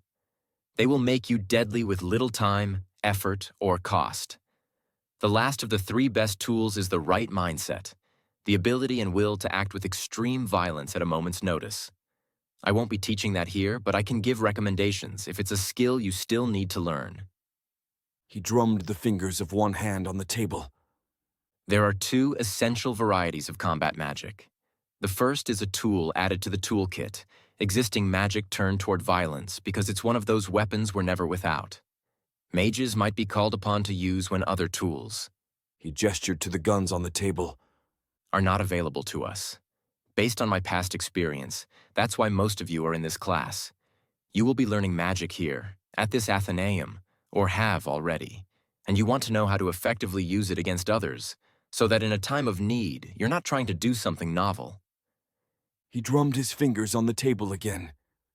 "If that's your purpose in coming here, there will still be things for you to learn, but it's not the focus of this class. Fundamentals of Combat Magic is a course aimed squarely at the other type of combat magic, the one focused entirely on incapacitating the enemy, not as a petty bonus of the magical arts, but as the sole aim of magical education and practice. Raise your hand if you intend to be a combat mage." I very slowly raised my hand. To my surprise, Lisi raised her hand too, not casually, but like she was straining to make sure it was noticed. I looked around the room a bit. We were in the minority. 7 people had raised their hands, and that was including me, in a class of maybe 40. I found myself wishing that I hadn't raised my hand. "You," Magus Oberlin said, pointing at me. "Name." His fingers were thicker than a human's, and I stared for a moment before answering. "Juniper Smith," I said. "Why do you want to be a combat mage?" he asked. I don't currently have much of a choice about whether I'll be in combat or not, I replied. Given that it's a certainty, I would rather have as many possible options for how to kill. In truth, I was already a combat mage, or at least as close to a combat mage as you could get, with skills piped directly into your brain and no formal education. Have you killed before? He asked. Yes, I replied. I braced for more questions, but mercifully, he moved on to the others, asking the same things of them. He saved Lisi for last. Why do you want to be a combat mage? He asked. With respect, She said. I'm already a combat mage. I was trained at Quills and Blood. Her cheeks were flushed. Bear augmentation? He asked. No, Replied Lisi. I can form the claret spear. I see. Frowned Magus Oberlin. And why do you want to be a combat mage? Comparative advantage. Replied Lisi. Her lips were thin. I'm predisposed towards violence and lacking in empathy. I will make a better combat mage than anyone else. Magus Oberlin nodded. Good, he said. He returned to behind the desk. Those of you who raised your hands, it's you who this class is for. If you're here because you'd like to know and practice the combat applications of your magic as a secondary aspect of your education, you'll get something out of this class, but that's not my primary aim. He looked out over the class. The first lesson, and the focus of the rest of our time, is lethality. In a normal combat situation, it will be assumed that you are attempting to kill your opponent, and that they are attempting to kill you. Unfortunately, there is no perfect idealized combat scenario. If you are a combat mage, you will likely be working for either the Third Empire or one of its member polities at the behest of sound and silence. That employment often comes with political and mission constraints, which might limit lethality. To give one example, hostage-taking has been an effective aspect of warfare since the dawn of time. More insidiously, sometimes the powers that be wish to limit casualties because of how it would appear to the public, even if that requires risking a mage's life. Still, mages in particular are often called in for the purposes of capture rather than strict lethality. There aren't many on this campus who will say a word about it, but during the time of the Second Empire, still mages were routinely employed to bring in subjects of interest alive so that their souls could be altered and they could first divulge every secret they knew before being volunteered into the ranks of expendable soldiers. He grunted slightly. It was not a policy that was as singularly effective as it might seem on first glance. In fact, if you read any number of texts on the era or take atrocity studies, many writers will intimate that it was horrifying because it was an effective tactic. This was not the case. Dissidents who would otherwise have quietly gone to prison adopted high lethality means of defense, turning every arrest into a fully lethal fight. Sometimes support staff died. Sometimes void weapons, poisons, or other means were used, and still mages died, despite the best efforts of those involved. In other cases, when there was no hope to inflict damage, the potential targets, useful sources of information about their resistance networks, would simply kill themselves, condemning themselves to the hells as a price to be paid in the war waged against the Second Empire. Magus Oberlin looked around at us. There are three primary takeaways here. The first is that in practical terms, a combat mage will be asked to refrain from lethality for reasons that may or may not be sensible. And if you are a soldier, you won't always be privy to that decision-making. The second is that lethality is a consequence of escalation, something that happens when lesser means fail, or would guarantee defeat. And the third, naturally, is that there are prospects worse than death. By some measures, there are prospects worse than eternal torture at the hands of the hells. I could only barely fathom wanting something so badly that I was willing to suffer an eternity in the hells for it. Most of the worlds where I made that trade, it would be naked utilitarian logic, given that I knew when faced with eternal torture, I would be so unable to comprehend the actuality of it that I'd just be running the numbers. I was a lot more likely than pretty much anyone else to run into the sort of situation where I had to choose between my own personal concerns and those of the wider world, and I'd already committed myself to the wider world, for sufficiently large quantities of wider world, but I had trouble mapping that to what members of the Second Empire resistance would have been feeling. Were it possible, I might have liked to spend time at the Athenaeum just to learn more about this sort of thing. The books I had read about Erb were broad spectrum, some of them suggested by a bookseller or marked as worthwhile by Amaryllis, but that was a far cry from being able to talk to people who had devoted a significant part of their life to learning about these things. I had no idea how the resistance would have operated, given that people could turn into snitches once captured, and even the Anima Exa could have memories pulled from it, even if that took a staggering amount of time and expertise. This course will be broken down into individual case studies, said Magus Oberlin. We will discuss the lethal means available to every school of magic, starting with vibration and still magics, as well as the most common methods of defense against them. This is not to teach you how to attack and defend against every school of magic, which would take a lifetime, but to give us the fundamentals of combat magic through practical examples. Mixed in with that will be mock battles, carried on under Marquise Chambersay's rules. Grades will be given following an individual question and response session with me at the end of term. That's all for today's class. If history is any guide, at least 5 of you will put in petitions to drop, and I see no reason not to give you adequate time before the next bell. Juniper Smith, a word. I sighed under my breath and got up from my seat to go down and talk with him. I had one more class left, and at this rate, I was going to end the day with a whole host of small quests. You're Finch's man, he said as he looked me over. The multi-mage. I looked around us, where the rest of the students were still filing out. Many of them were looking our way. That's not public information, I said, keeping my voice carefully controlled. Our conversation is private, he said. He punctuated the final word by raising the volume, without any apparent effort on his part. Lip reading, I said. Entads. To my office, then, he replied with a raised eyebrow. I nodded and followed behind him as he left. Ermarator had called me the Bursar's man. I didn't quite know what kind of strings Finch had pulled behind the scenes, but I had hoped that the Bursar and his secretary were the only ones who had a clear picture of what was going on. Unfortunately, that didn't seem to be the case.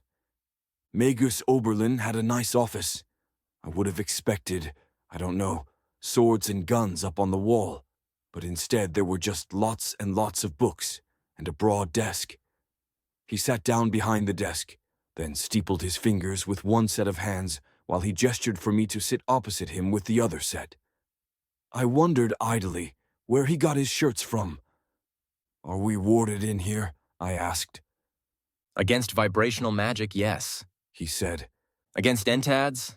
Number I could call in a warder and take up the rest of the day for both of us if you're that worried. No, I said. It should be fine. We try not to let Finch know anything that we don't want the general public to know. What did you want to talk about? You're a multi-mage, he said. Bone, blood, skin, and gems, according to Finch, all unregistered and unlicensed, without any trace of formal education. I frowned at that. I wasn't actually sure how Finch knew that, but if he'd kept talking to eyewitnesses after we'd first met, I would have to do an inventory of everything I had done, and in front of whom, cross-referenced against what Finch could be presumed to have found out. It was good to know that I'd hidden at least some of my abilities. That's all true, I said. I assume that Finch has some reason to trust you. I trained him, said Magus Oberlin with a smug smile. He's a mage? I asked. He shook his head. He's Uniquities. He worked under me for 5 years. Sorry, I said. You worked in Uniquities with him. I was trying to wrap my head around that and reshape the model I had of Oberlin. Oberlin nodded. I still ply my trade for them when there's cause. Okay, I replied. That's good news, I guess. The bursar said that I needed signatures. You'll have mine, replied Oberlin. No real point in you coming to my class, unless you need to keep up the charade for some other reason. But Finch thinks that you're the kind of person who trouble follows like a stink follows fish. And he asked for my help to make sure that if you get into shit here, you have someone to help bail you out. I'm doing fine so far, I replied, feeling just a touch defensive. If you have intensive lessons to offer, I'm all ears. I also have access to a time chamber if you want to spend a month or two training me. I have a lot in the way of liquid assets at the moment. I could pay you. Oberlin frowned at me and finally looked momentarily nonplussed. Tell me how you came by your magics. What does Finch think? I asked. Finch and I were talking by mail, replied Oberlin. Securely, in case you were wondering. We didn't have room on our one-time pads for idle speculation. If you want my guesses, which are probably better than his, I'd say that you're not the real Juniper Smith. There are dozens of ways to fake an identity, and most places aren't too serious about stopping it from happening. That still makes you an impressive example of a multi-mage, but it's less impressive if you're a few hundred years old. Wrong, I said, but it's more believable than the truth. Which is? Asked Oberlin. I hesitated. I can learn incredibly fast under the right circumstances, I said. So far as I know, I'm a bog-standard human, but I was introduced to blood magic from a neophyte student 4 months ago, and now I'm capable of doing bare augmentation. I shrugged. Not much more to it than that. What other magics do you have? He asked. Flower magic, I said. Library magic. Soul magic. Soul magic, said Oberlin. That would be pretty dumb of me, given the anolia, I said. The next time one looked at my soul, I'd be revealed as a soul mage, and then, I don't know what the penalty is here, but in Engelsin, it would probably come with the penalty of death. If you were good enough, you could carve it out before the anolia stopped you, said Oberlin. Finch told me that he floated the idea of one coming to the Isle of Porin for the sake of security, and the idea was immediately shot down. Carving out essentialism was my plan, if it came to that, though I would be loath to lose it. Anolia couldn't see into the soul instantly, and I was pretty fast with my essentialism so high. Question, I said. Why in the hell are you telling me this? I want your trust, said Magus Oberlin. According to Finch, you're one of the more lethal people he's met, with a great number of skills under your belt and a stockpile of entads. And here, at Sound and Silence, things have started to go rotten. Rotten how? I asked. Here comes the quest. There have been deaths and disappearances, replied Oberlin. Most of them linked to the temple in one way or another. I heard of one death, I said with a frown. Dehydration or something, or some entad interaction. 5 deaths, replied Oberlin. 4 disappearances. But no one knows about it, I asked. How is that possible? That's what I need your help in finding out, replied Oberlin. The one death you probably heard about was a scandal, but that was because it happened inside the Leote temple itself. The others have either been in the city or, in the case of the disappearances, somewhere unknown. I suspect that it's a cover-up of some kind, though by who and for what purpose is a mystery.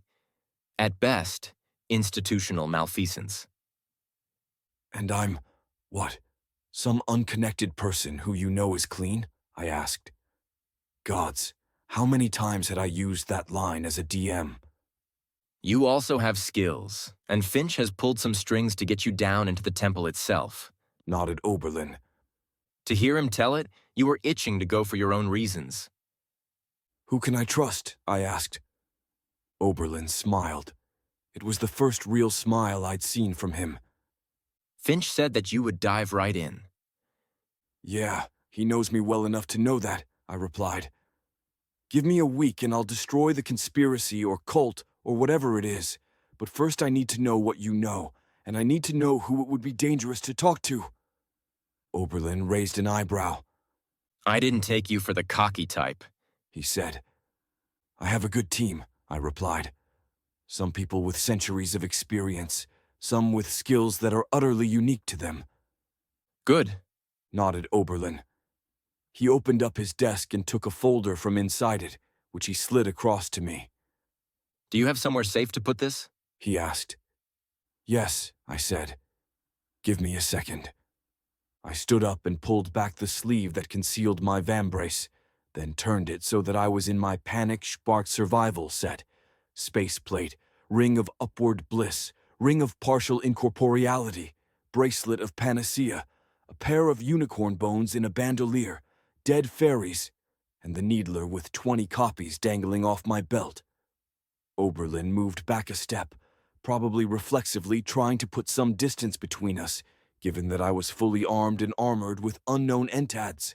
But I just folded the folder up, slipped it into a loop in my bandolier, and then switched Alvion's vambrace back to mundane mode, safely hiding the envelope away in extra-dimensional space. Interesting, said Magus Oberlin. You're better equipped than Finch suggested you would be. Finch isn't the only one hiding things, I said. Take that reveal as a token gesture of goodwill. Oberlin nodded. Let me know before you make a move. If you're just learning things, better for both of us to have some deniability about what's going on. Maybe that's paranoia, but I've spent too much time thinking about the risks a soul mage poses. Were you alive during the Second Empire? I asked. Oberlin gave me a skeptical look. No, he said. Are you the kind of idealist that thinks soul mages aren't out there, manipulating things as best they can from beneath the screenings that the Third Empire does? Do you think the Third Empire doesn't have tame soul mages of its own to rip their way through captured prisoners? You know that for a fact? I asked. Oberlin shrugged. Could be. I'll take that as a yes. You should get going if you have another class for today. Okay, I replied. What are your thoughts on teaching me in the time chamber? I'd have to get an Enolia to check you over, Oberlin replied. The Athenaeum keeps a cluster on staff, and I'm friends with a few. He was eyeing me as he said it. I'd have to junk my skill in essentialism back down to 0 in order to pass that particular test.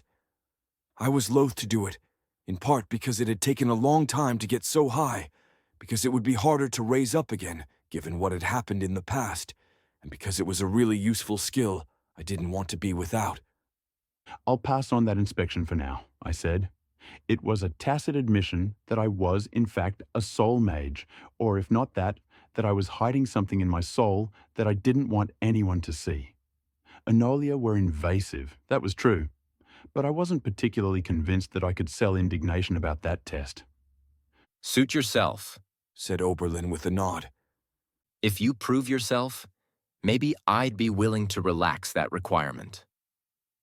I left his office shortly afterward, and was surprised to find Lisi and Reimer leaning up against the far wall. They were close enough that I thought they'd probably been carrying on a conversation with each other. They both looked at me like they expected something from me. I don't have time for this, I said. I have to get across campus for ethics. We have it too, said Lisi with a short nod. Okay, I said. I took off without waiting for them, even though I only had a vague understanding of where to go. What did you talk about with him? Asked Reimer as he fell into step behind me. Classified, I replied. By what authority? Asked Lisi.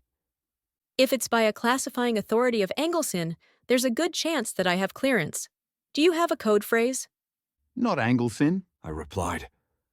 You implied that you were working with Angelson, said Reimer. Yeah, I did, I said as I pushed out a set of double doors and into the midday light. Didn't I say you'd be better off not getting involved in any of this? Like I was ever going to listen, said Reimer. You're trying to push me out of this like I'm some NPC. NPC? Asked Lisi. Non-player character, said Reimer. It's a whole thing, like a bit part in a play. Oh, said Lisi. She turned her attention back to me. What business does the Republic of Munun have here? She asked. Classified, I said. Wait, said Reimer. What's the Republic of Munun? It's the government he claims to be on the advisory council of, said Lisi. How in the fuck did that happen? Asked Reimer. And how... Why would that girl you were with be a part of it? Classified, I said again. Are you classifying things as we speak because you don't want to talk about them? Asked Lisi with a frown. That's bad practice. She turned to Reimer. What girl? Said Reimer. Classified? We mercifully reached the lecture hall and went about finding our seats, but Lisi apparently wasn't the sort to simply let things go just because we'd walked into a classroom. Unfortunately, there were 3 seats in a row, and we all ended up sitting together, mostly because I was worried about what would come from Lisi and Reimer sitting together, and what might already have come from them talking to each other outside Oberlin's office.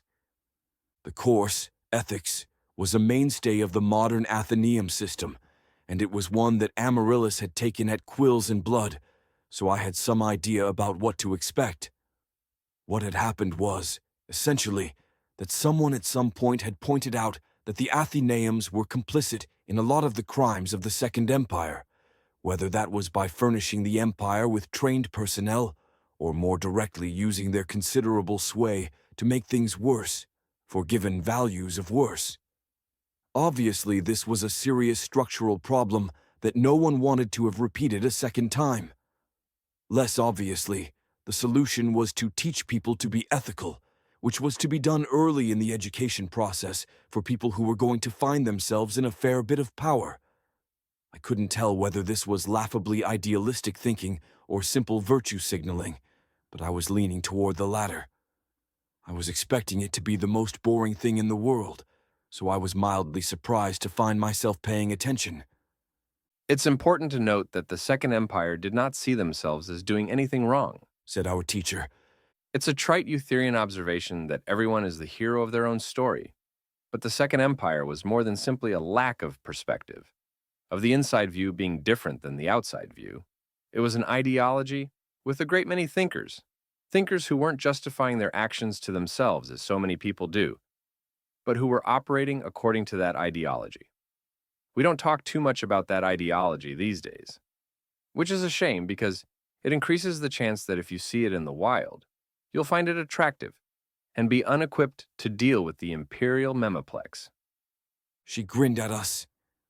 So, let's dive right in and talk about trolls. Through the course of the Second Empire's 171-year history, there were 2 consistent, opposing, and complementary trains of thought, held by 2 overlapping groups. The first group was progressive, concerned primarily with the betterment of people, and saw itself as the heir to Uther Pendrig, who brought so many well-loved reforms and technologies into the world that he was regarded as something of a saint by those people, someone touched by a higher power, which he might well have been. The second group was a group of abject pessimists who thought that it was only a matter of time before either civilization or life itself would be wiped from the face of the universe. They also saw themselves as the heirs to Uther Pendrig's empire. From the marriage of these 2 broad groups comes the imperial motto, "Ever onward against the dark." She took a sip from a glass of water. She was looking over everyone in the lecture hall, more than 100 of us, her bright eyes looking for signs of engagement. The trolls were perceived as a problem by both groups. They were a tall, brutishly strong species, with low impulse control, fast breeding, and fast regeneration. The trolls were barely intelligent enough to form rudimentary kingdoms, even with social and cultural technology imported from elsewhere. And those kingdoms were, on the whole, violent toward their neighbors and nearly incapable of engaging in trade. The Second Empire didn't particularly want any of the troll lands, but its member countries found themselves constantly defending against the troll kingdoms. Even when such defense was relatively assured, it was still a drain on resources, one that the Second Empire found to be wholly unacceptable. They were, after all, pressing forward and trying to make the world a better place, trying to secure a future against a hostile world. Twin tasks so monumentally important that problems like the trolls needed to be looked at with a clean and clinical eye. She looked out at the class. This, I think, is the Second Empire as it should be taught. Yes, the end result was genocide, but from the inside, that wasn't how it looked. If we're to keep ourselves from repeating their mistakes, we need to familiarize ourselves with that inside view, the better to see the errors in their ways.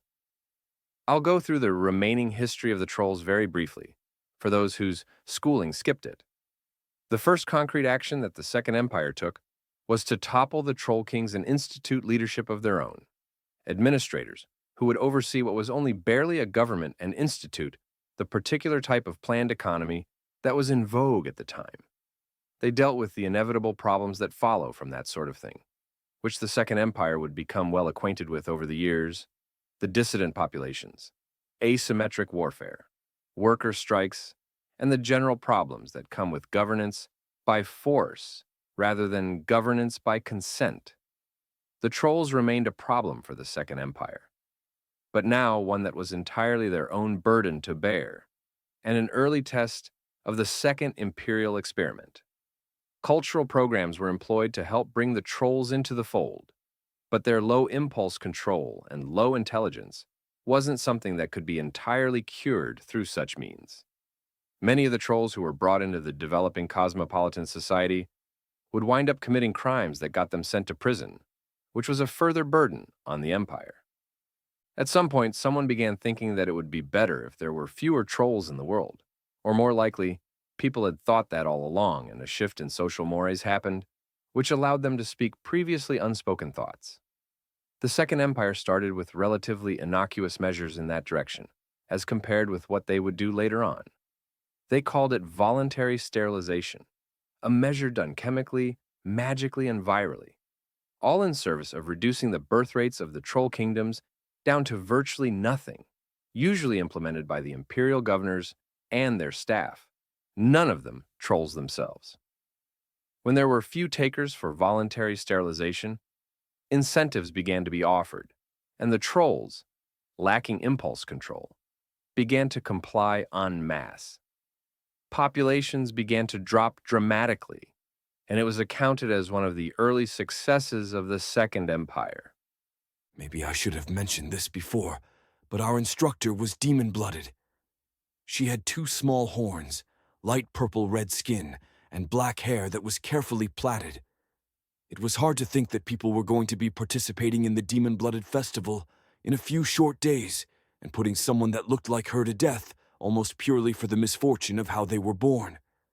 It was something that I was keeping in mind within the context of what she was saying. They saw what they did as humane, our instructor continued. They erased a culture from the world, extinguished a language, wiped away a species, and removed what they saw as a somewhat significant problem. The voluntary sterilization program was seen as an unmitigated success, and those who worked on it turned their sights to other populations that the collective might be better off without, largely our selected species of lower intelligence. By that point, they had done the majority of the groundwork and knew how to do such things simply, easily, and with cost efficiency. They had gotten good at arguing their case to others. Her smile had become subdued. Most of you aren't here because you really want to be. You probably think that of course you're not evil, and you don't need a course to tell you how best to not commit atrocities. This course is required for anyone going into combat or biological tracks, and for many, it will seem like a burden. It's a difficult course to teach, I'll say that outright, because what we really desire here is not that you will all memorize some key set of facts or attain a particular mode of thinking, but that you will be transformed such that the ethical mode of thought is your default. The bell rang not long after that, and I was left kind of stunned, not because anything she'd said had been all that novel to me, but because she hadn't seemed to deliver the punchline. I got up from my seat and went down to speak with her. Hi, I said. I'm Juniper Smith. I'm hoping that the bursar spoke with you. Oh, she replied with a faint frown. Yes, there's no need for you to attend this class. Okay, I said. I just wanted to make sure that there was no issue. No, she replied. She gave me a skeptical look. Why would there be? Because you're an ethics professor? No reason, I said. Some of the other instructors have wanted to speak with me. I don't see a need for that, she replied. She had been putting papers into a messenger bag, notes that she'd been consulting, or spare mimeographed copies of the syllabus. I can finish the paperwork on my side tonight, and get them to the bursar as soon as possible. I didn't like that response. Can I ask, what should the Second Empire have done about the trolls? I took note of Lisi and Reimer standing by the door as the rest of the class continued filing out. They were clearly waiting for me, which I didn't enjoy, and they were talking, which I also didn't enjoy. The instructor froze at the question. Are you asking because of actual interest? She asked. Curious. It's curious, I asked. Wasn't that the point of the lesson? Thinking about ethics? It just doesn't happen often, she replied. I could count the number of times someone had approached me outside of class to talk about the lesson on a single hand. Really? I asked. The class is mandatory, as I mentioned, she replied with a shake of her head. There are some significant pressures in place for instructors not to outright fail someone, and the class sizes are large enough that what I'm attempting to do, which is to shape minds, can't really be done effectively. She finished packing up her things. If you'd like, I can give you some outside instruction, though I wasn't under the impression that you were going to be here long, or that your attendance was anything more than a formality. I was honestly just curious, I replied. I mean, as you described it, the Second Empire was facing an outside threat, an expensive one, and one that they didn't really have much of a way to deal with without spending an enormous amount of money on either administration or defense. I'm right in thinking that the troll kingdoms were warlike. They were, replied the instructor with a nod. The glib answer is that the Second Empire's first mistake was in committing xenocide, but I think that ignores how they viewed themselves. She glanced at the door. Do you have a fifth class today? No, I said. Well, so long as I'm not keeping you, she said with a nod. Do you think that the lesson would have been better with some contemplation of things that the Second Empire could have done instead? I don't know, I replied. I guess I just expected it. You present a problem, you show how they dealt with it, and then there's no alternative solution, right? The trolls were always going to be nipping at the Second Empire, presumably. I'm not really a student of history, but that's how you laid it out. I did, she replied.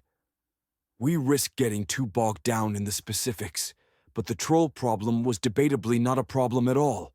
The trolls could barely cobble together an army on their best days, and the real problem was that trolls would simply wander in over national borders, something their kings would generally not do anything about.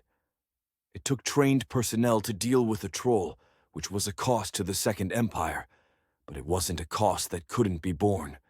They just felt no need to bear that cost in the long term, or considered that cost too high. Because of their ideals? I asked. Because they were looking forward and trying to make progress, or worried about the end of the world? Yes, she nodded. And if you believed that the world was going to end, then perhaps you would look at the numbers in your ledger, see the cost incurred by suffering the trolls to live, and make a judgment call. She shrugged. It's difficult to seek the nobility in the Second Empire, but I think it's vital, because it explains how and why they did what they did. I should note that what happened with the trolls was very early on in their history, before anyone can start laying blame at the feet of the Guild of the Essential Soul. Juniper status, asked Amaryllis. I swallowed once. There was no point in this conversation, not really, but it was bugging me. I still needed to meet with Magus or Marita, then hopefully figure out what the hells was happening down in the temple, who was involved in this presumed shadowy conspiracy, and find some way to shake both Reimer and Lisi, hopefully permanently. I wanted to see the numbers, though. Surely the Second Empire must have run them, right? Someone, somewhere, had to have seen that the trolls were a cost incurred by the Second Empire. And then, well, it would make so much more sense if they had been placing too low a value on the trolls, or if they had just been genocidal monsters or whatever. Voluntary sterilization seemed so harmless, the equivalent to handing out condoms. And if someone on Earth had done that, well, if someone on Earth had done that and specifically targeted human races that they didn't want to exist anymore, well, There we might have some fundamental problems with actual racism. Not that it would be terribly better if it were classism instead. But it was different with the trolls, because even from someone who was arguing against the Second Empire, the trolls were regarded as stupid and impulsive, and they were that way even if you changed their socio-economic context. Was any of that trustworthy or true? It was all irrelevant. I wasn't there to debate ethics. I was there to get a rubber stamp so I could gain power and move on to the next thing. I might have some more questions, I said. Tomorrow, though. She gave me a skeptical nod. I'll send the paperwork over to the bursar tonight. I left the classroom, and almost immediately had Lisi and Reimer in tow, which was not my preferred state of affairs. Reimer said that you were with a woman who looked like a Pendrig, said Lisi. I cast a murderous look at Reimer. In my defense, said Reimer. Lisi's actually kind of threatening. Thank you, said Lisi. I'm a blood mage. She turned to me. So who was she?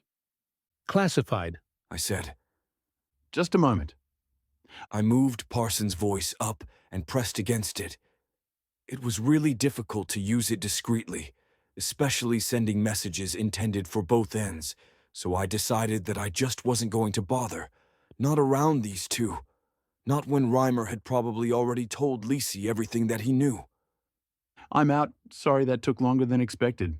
I have a meeting with Ermerator. Then I'd like an escort home. Lisi and Reimer are with me. Noted, replied Amaryllis. We were going to get something to eat, said Lisi. The campus cafeteria is surprisingly good. My stomach was rumbling.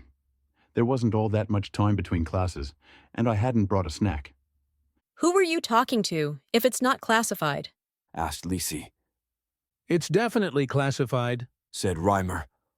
I tapped Parsons' voice again. Any particular reason to keep this secret? I asked. Point of contention number 2? Lysianthus is not the ideal entry point, replied Amaryllis. How much did Reimer tell her? Probably everything, I replied. We're not situated well for this, said Amaryllis.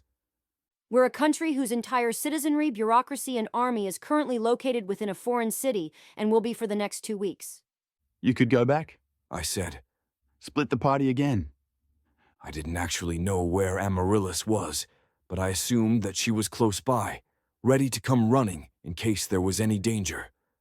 You know that it's rude to talk to other people with us next to you, right? Asked Reimer. My plan was that the curious members of the Lost King's Court would come to me on the Isle of Paran and step into Bethel, said Amaryllis. That would have given me significant leverage for rejoining Anglesey, to the extent that it's going to be possible for me to do that. If they go to the Isle of Paran now, they'll find it nearly abandoned. Lisi, I said, still touching Parsons' voice. How much back-channeling do you do with the Kingdom of Anglesey? It wouldn't be back-channeling, it would be channeling, said Amaryllis. It would be channeling, not back-channeling, said Lisi. And the answer is practically none. I was supposed to have a shadow, but I haven't found him yet. I may not rate one. Okay, well, my superior says that it's still classified, I replied.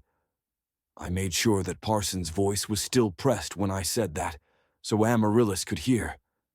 We both knew that she wasn't my superior, but I thought she would probably catch the humor in my voice.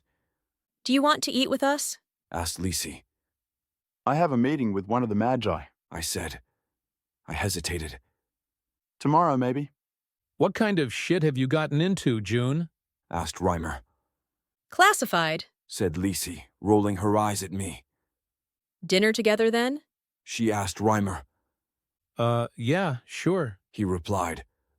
They split off together, which was worrisome, and I continued on to Ermarator's office. Oh, Juniper, she said when I came in. Lovely that you made time to come. Close the door behind you. There were blackout curtains in her office, covering the large windows. I wondered why in the world she'd been given an office with such big windows if they were going to be permanently closed to the outside world, but maybe it was a status game of some kind. Her office was nearly as colorful as her clothes, which highlighted the monochrome grays, blacks and whites of her hair and skin. It was stark in its own way and a little bit disorienting. How was your first day? She asked. Fine, I said. I met some people, I guess. But you're not staying here for long, she replied with a nod of her head. No, I replied. And tell me, she continued. Are you a traveler on the path made by others? The what? I asked. Nothing, she replied, shaking her head. You would know it if you were. Can I ask what this meeting is about? I asked. The bursar said that there shouldn't be any trouble, so long as I could make it through a week of classes. The bursar says many things, Magus Ermarator replied. Can I ask, do you meditate? Some, I replied. Only when doing library magic. Why? It's important for the temple, she said. It's not mandatory that people take classes on meditation prior to going into the temple, because the environment there is conducive to it, but many take 1 or 2 supplemental practice sessions. Free of charge naturally, since it helps to ensure we make the most of a scarce resource. Okay, I said. I'll look into it. 1 class, mandatory, she replied, staring me down. That's one of my requirements. One of, I asked. You have to understand that what the bursar is asking is irregular, she replied. If something were to go wrong, questions might be asked, and while the bursar is the one sticking his neck out, it's those of us he's roped into this that will be splashed by his blood when the board of directors beheads him. I hoped that was figurative. What are the other requirements? I asked. I'd like to know who you are and where you come from, she replied. Not the full truth, mind you, but at least the story that you've been telling people who have asked, with enough details that I can know if you're an unsavory element, at least you're one that's done his homework.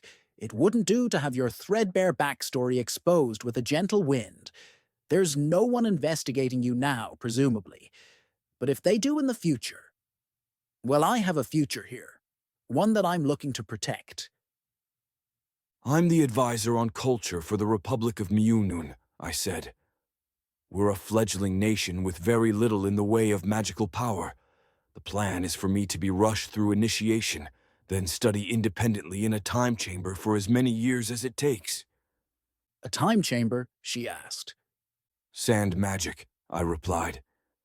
It allows years to pass in the space of a day. With private instructors? She asked. Her black eyebrows drew down as she looked at me.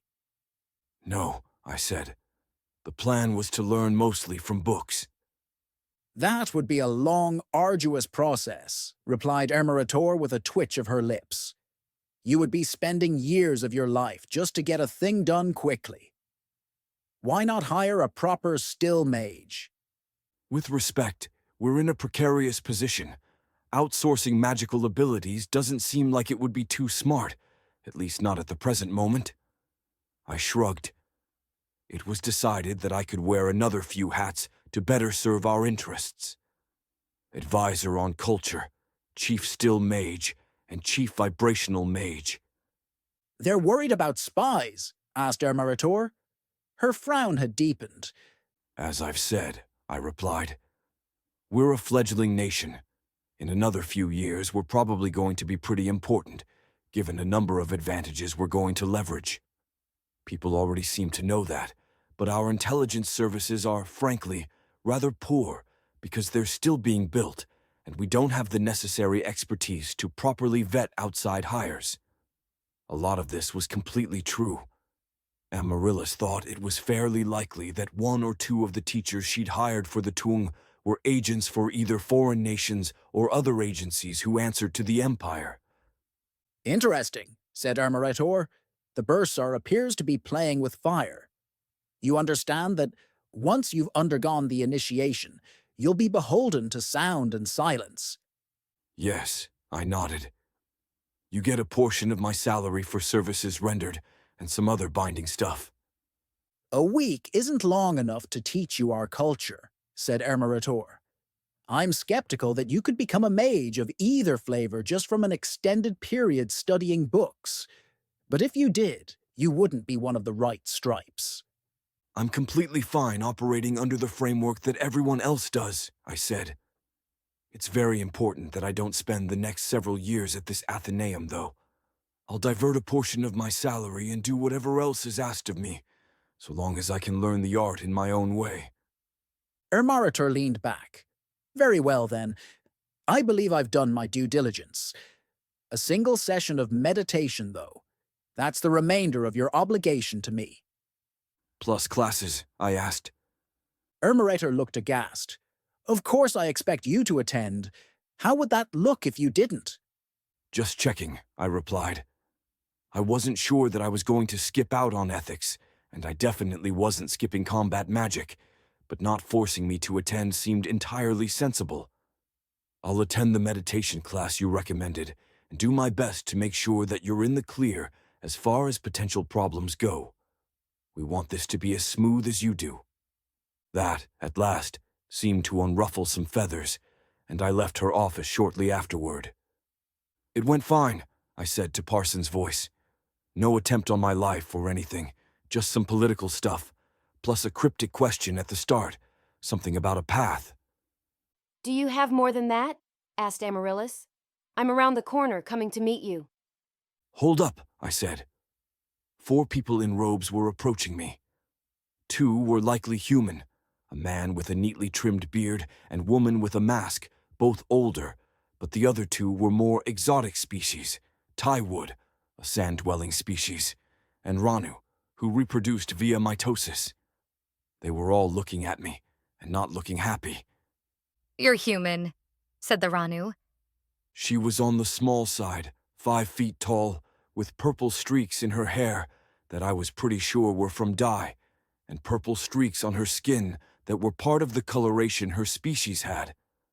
I was pretty used to the wide variety of species on Herb, and I'd read the Book of Blood more or less cover to cover, but I still took a moment to look for the other distinctive features relative to the human baseline. Larger eyes, smaller forehead, a large set of ears and a small one beneath it, and an extra finger. Nothing you couldn't do with a little CGI. They hadn't been from one of my more exotic phases, their interesting breeding aside. Can I help you? I asked, looking between the 4 of them. All older, I thought, though it was tough to say how much. 30s? 40s? You're human, the Ranu repeated, jabbing a finger my direction. I have no idea who any of you are, I replied. So, I'm just going to leave. We're the student council, said the Taiwood, 3 feet tall, lizard-like, with knees that bent backward. Okay, I said. I was bewildered. I don't actually know what the student council does here, or what your powers are, but I haven't had dinner yet. You're human, repeated the Ranu for the 3rd time. You're here under provisions that were put in place in order to help and protect special cases. They're not for humans. They're for Ranu and Renasim, among others. The Ranu reproduced via mitosis, like cells did. When that happened, each would get a portion of the skills and memories of the original, and my guess was that this worked via the soul somehow. They would die if they didn't split every 30 or 40 years, and each half had to spend some time building back up into a whole person again, mostly mentally rather than physically. Now that she mentioned it, I could clearly see how sound and silence might have to have some kind of provision for her species. Is it the link between the Leo Temple or the Rod of Whispers that doesn't transfer when you split? I asked. Both, she said, crossing her arms. I'd thought there was an outside chance that me knowing a bit about her rather rare species might help, but if anything, it had the opposite effect. My ancestor was the one who helped get the special returning rule created. All right, I said. What are your special circumstances? She asked. I looked between the 4 of them, trying to figure out what was going on, other than that the Ranu was upset, which was obvious enough. I don't think I'm required to say, I replied. And like I said, I haven't had dinner yet, so... The SSSC has broad authorities, said the human man. He was gray at the temples, but a bit baby-faced despite that. We might not be able to expel you, but we can send your instructors. After we talk to them, it's doubtful that they'll want to sign off on the form." There was no passion in his voice whatsoever, but his speech was quite cold. "What do you want from me?" I asked. You're cheating the system, said the Ranu. 2 years? Would that be so hard to be just like everyone else? You're using a rule that's not for you. This was going sideways in a hurry. If I had things right, the bursar had been the one to have me follow this special returning rule, because he had the authority to do so. But per the rules, I needed a week of classes and a sign-off from the instructors, which was now under threat. I didn't think Oberlin would give a fuck, but this was exactly the sort of thing that Ermeriter had been worried about. "You're right," I said. "We're using the rule in a way that it wasn't intended to be used. I probably can't get away with just saying that it's classified. I'm here on behalf of the Empire. I'm investigating the recent deaths.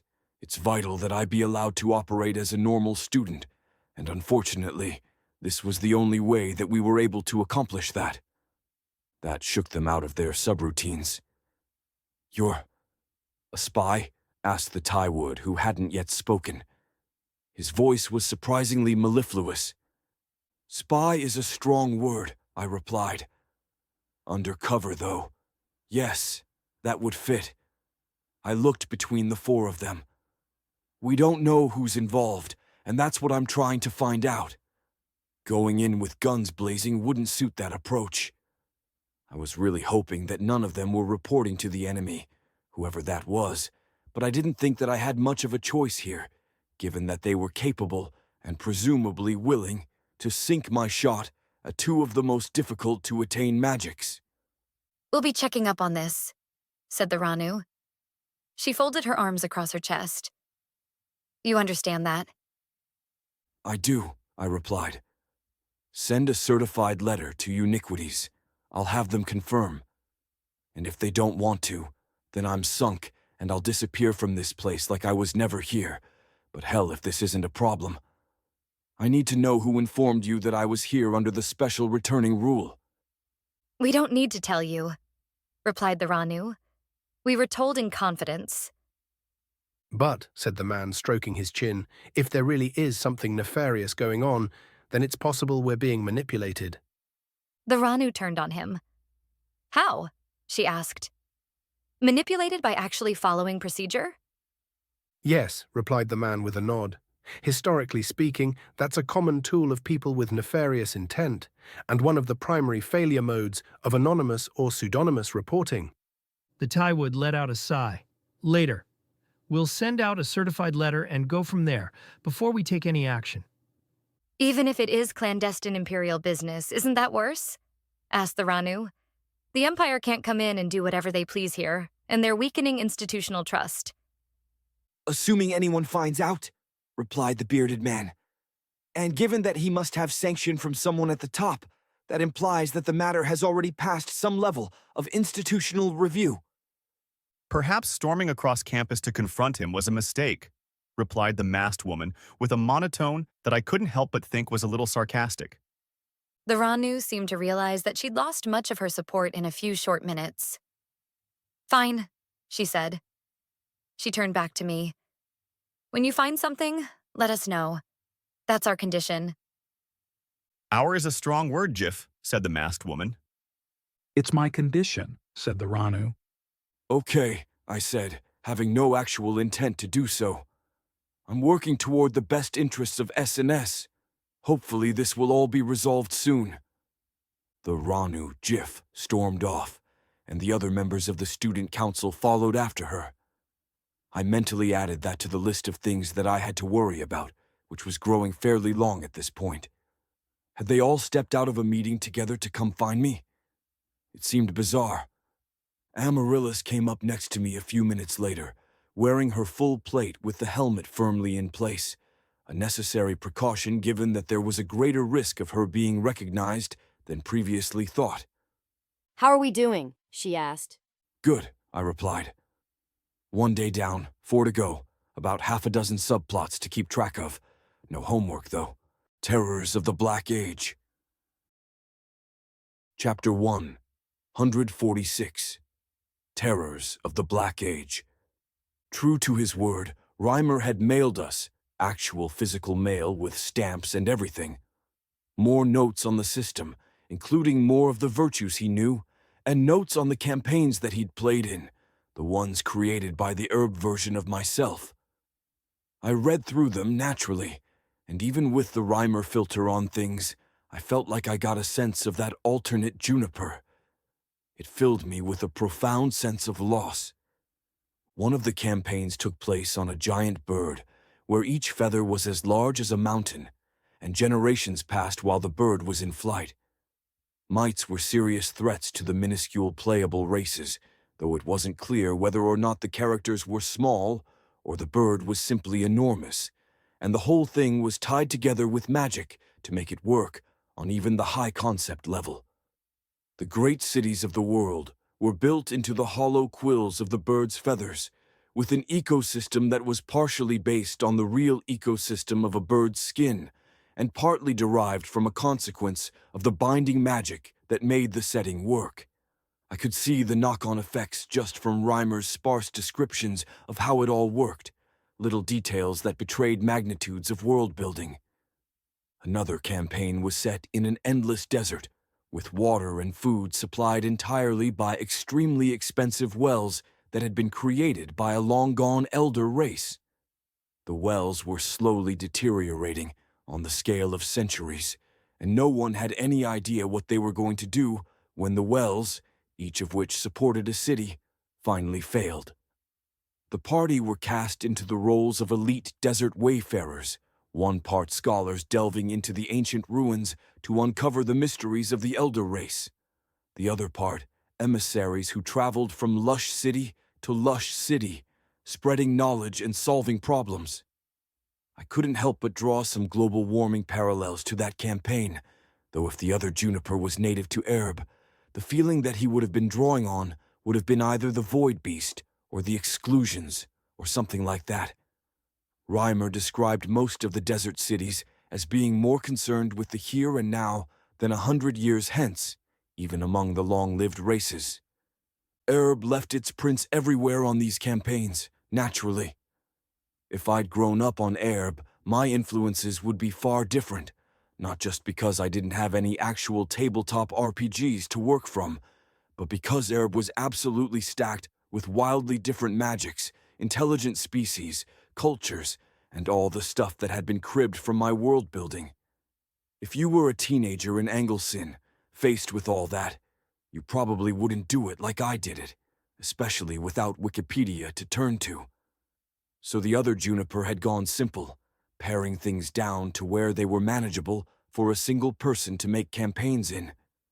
Per fake Reimer, a tenuously trustworthy source, they had usually picked characters first, then had the world constructed afterward, with exactly as many intelligent species as needed, and as much magic as required for the characters, with everything else made up to suit that.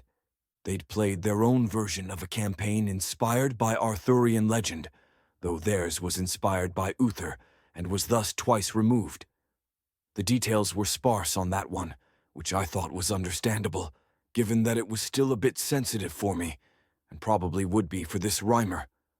I had thought that maybe I would see some reflection there, with their campaign resulting in the Arthurian legend of Earth, but instead, they were just a mutation of Eutherian legend, author Bendrak and his Knights of the Star Table.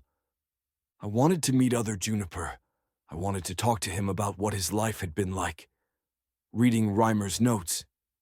Well, Reimer didn't focus on the things that I wanted him to focus on, but I could still get some sense of the other Juniper peeking through. Kindred spirits. I wondered if the Dungeon Master looked at me in the same way that I looked at the other Juniper. Probably not, given the torture. I talked about this with the others, the night of my first day as a student. I'd just like to meet him and see what he was like, I said. I know that sounds incredibly narcissistic, but I almost feel nostalgic for him. Relirin? Replied Grak with a nod. He was sitting on the couch in the common room, with Solace leaning up against his legs. She was knitting, which was entirely unnecessary in at least 3 different ways, but I suppose that everyone needed a hobby. Yeah, I said, I don't think it's narcissism, said Amaryllis. You find him compelling, or at least his ideas. You'd have to be a pretty boring person not to find mirrors of your own ideas compelling. I would have liked to meet Cypress, or failing that, to have read her books. Amaryllis sat at the table with Raven, where they were both going over notes together. They had colored index cards with places, names, and subplots written on them, as they worked to try to figure out the narrative. Sorry, said Raven. but it's important that the library continue to function. I'm aware, replied Amaryllis, looking slightly annoyed. I'm only stating my preference. For my part, I would like to speak with Maddie, said Raven, looking briefly at me before returning to the notes. We should get string, I think, said Raven. It might help us visualize the potential connections. This aside was directed at Amaryllis. There should be no problem with me going to speak with her, should there? She asked, turning back to me. I don't know, I said. The way things have been going, there could be booby traps everywhere, the kind that we could never see coming. Like, if it were me and I wanted to create drama, you have binary explosives on Airb, right? No, said Amaryllis. Or rather, we could easily make them, but it's not an entrenched concept like it is on Earth. Well, I was thinking that if I were a total bastard, what I might do would be to create a binary meme, consisting of 2 memes that are safe when separated, but deadly when mixed together. But even as I was saying it, I was frowning to myself. Seems inelegant, though, at least as a way of artificially creating drama, and raises some questions about where each of the half-memes came from and how they got their properties. I noticed that Amaryllis was rapidly writing something down. When she was finished, she looked up at me with a scowl. Could you not? She asked. Not what? I asked, momentarily bewildered. Oh, come on. Do you really think that me saying things will retroactively change the world so that we have to face those things? That all of history is actually changing because I say something like, hey, they've probably got binary mimetic weapons? It's possible, said Amaryllis. Possible enough that it might be better to keep those thoughts to yourself, or maybe not think them in the first place. You want me to not think about how things could go wrong? I asked. But isn't that what we're all supposed to be doing? And again, I don't think that retroactively changing history should really be on the table because, if it is, there's nothing we can really do but go through the motions. It wouldn't need to be a retroactive change to history, said Raven. There was once a cabal of mages capable of predicting the future with incredible accuracy, the Pathists. Oh, I said, stopping for a moment. Yeah, I remember them. You remember creating them? Asked Raven. Something had changed in her demeanor. Was Uther aware? Yeah, I said. It was the Patchwork Republic campaign, the one loosely based on Soviet balkanization. You realize that description isn't helpful for anyone, right? Asked Pallida from her end of the table. She'd seemingly checked out of the conversation an hour ago, in preference for reading Earth books. She was making her way through the collected works of Roald Dahl at the moment. Is this a thing that I need to worry about? I asked. There are Pathists on Airb? Not anymore, said Raven. Uther killed them to the last. I rolled my eyes at that. Mary, if you're going to tell me off for thinking up new weapons that might possibly be used against us, can you please also tell Raven off for loudly and firmly declaring that all the Pathists to have ever lived on Airb were slain to the last? That's narrative bait if I've ever heard it. Raven, said Amaryllis, looking exasperated. Please never declare that Uther and his knights successfully dealt with a problem that will surely never rear its head again. Also, explain what a Pathist is, in case we have to fight one. Juniper? Asked Raven, raising an eyebrow. They could chart a path through the future, I said. But there was a hierarchy. They couldn't make a path through the future where it would be altered by Pathists above them. I got some blank looks at that.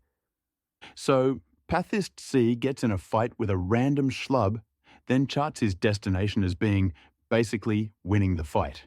He follows the path, not really knowing what he's doing and why, and at the end of it, he's somehow won. Paths were simple declaratives, a single phrase without caveats or qualifiers. In what language? Asked Amaryllis. I have never in my life fallen for the old make up new words or speak in a different language trick, I said, waving away the implied attempt at munchkinry. Anyway, if Pathist C fights Pathist B, then Pathist C can't chart a path whatsoever, because Pathist B is superior to him, and when their paths would end up in this iterative alteration pattern, instead, Path B just wins out. And way at the top is Pathist A, and nothing stops him, ever, unless he makes a mistake in what kind of path he decides to be on. That was how Uther defeated them, said Raven.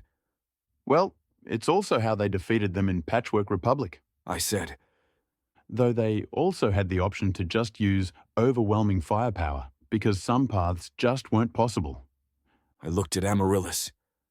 I doubt that this is going to come up, though. I didn't bring it up because I thought it would, said Raven. He knew, before it all happened. He knew that they existed, how they worked, and how to defeat them.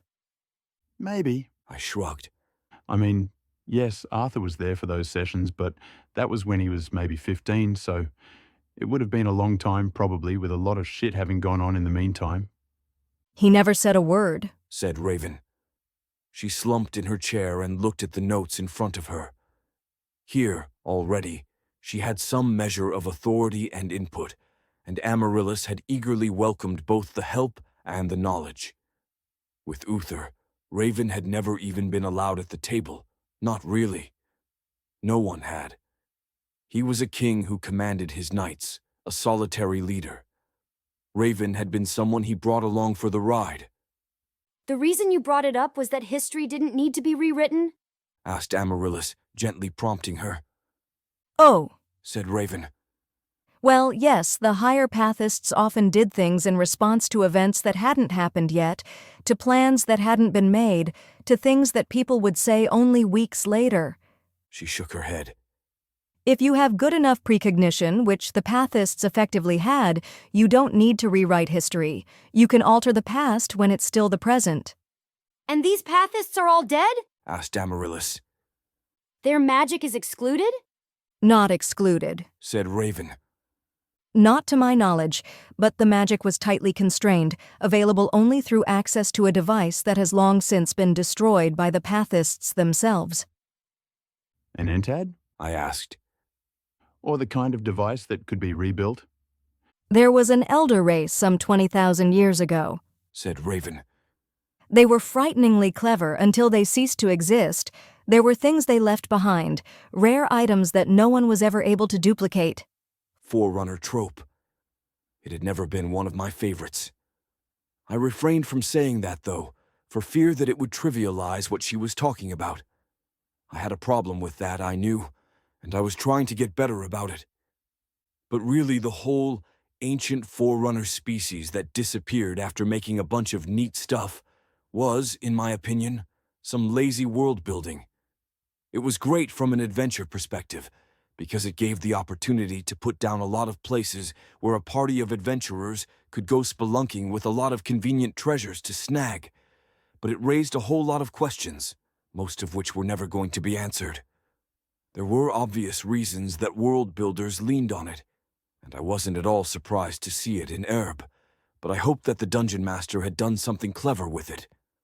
The alternate June's desert world had wells and other technologies constructed by ancients, but it was implied, at least in the notes I had, that the mortal species of that world could have attained the majestic works of the ancients, if only they could have gotten their shit together for a year or so. Nothing the ancients had done there was so supernaturally beyond anyone alive that it was essentially a miracle. Not that I had never used the stock ancients, because sometimes I was a lazy world builder who wanted some cheap mystery and wonder in his game, or artifacts without the consequence of someone living being able to produce those artifacts. I would at least call it out as lazy, though.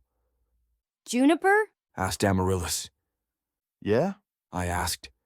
You zoned out. she replied. Just thinking about world building, I said.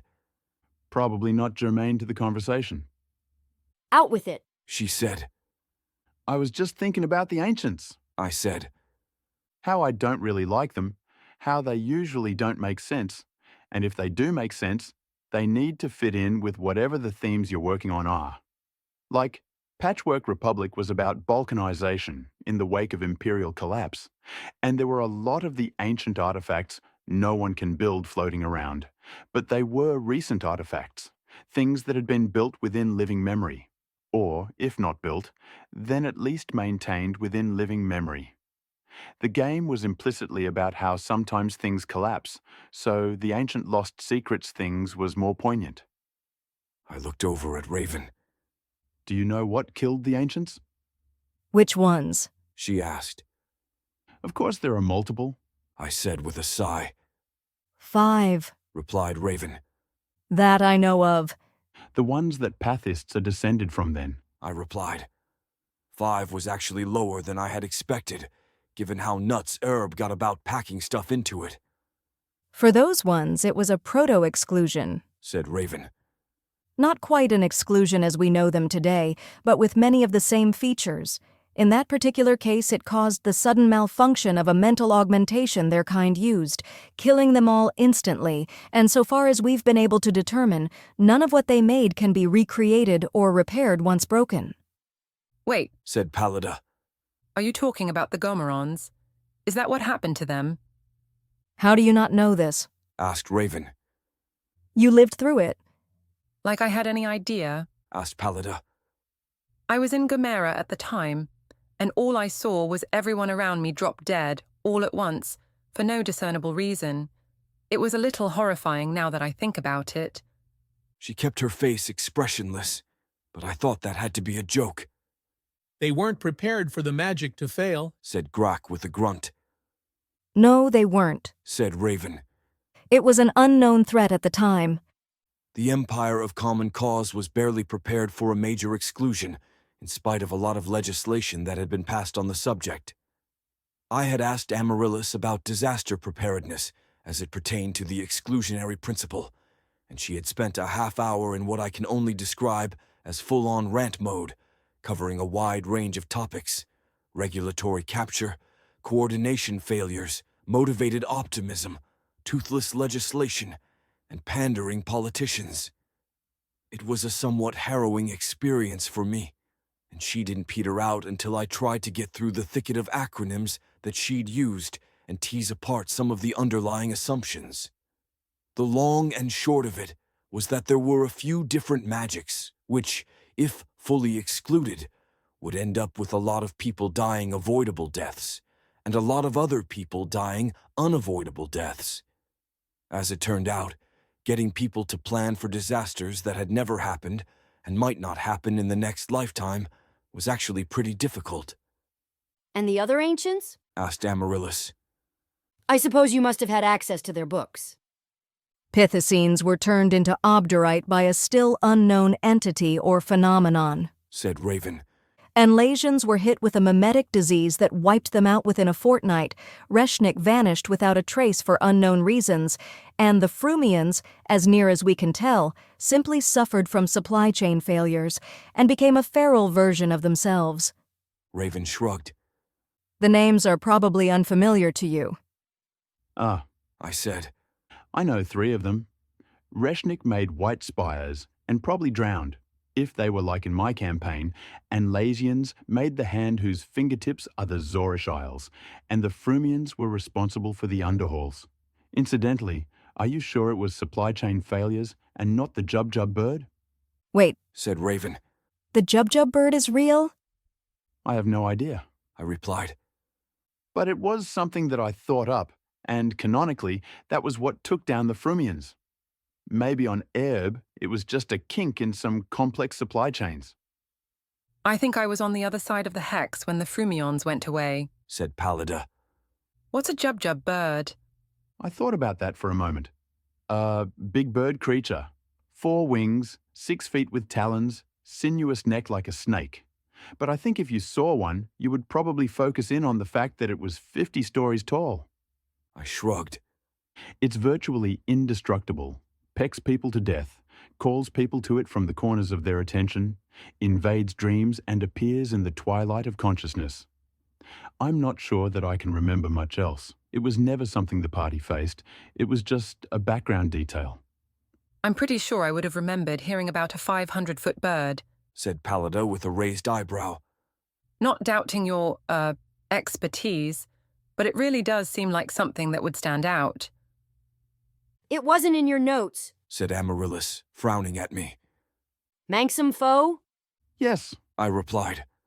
And sorry, like I said, it was a background detail, one of those horrible things that was roaming around and making life impossible in the long term, not something that players were supposed to actually fight or really interact with. So why was it there? Asked Pallida. Flavor and scene setting, answered Amaryllis. It would be the sort of thing that Juniper would include in order to sell the players on what the world is like, introduced by way of character backstory or plain exposition in order to make them feel a certain way. She turned to Raven. How did you know about it? She asked. I read about it in a book, said Raven. She frowned in concentration, then popped the book out of her entad and leafed through it for a moment.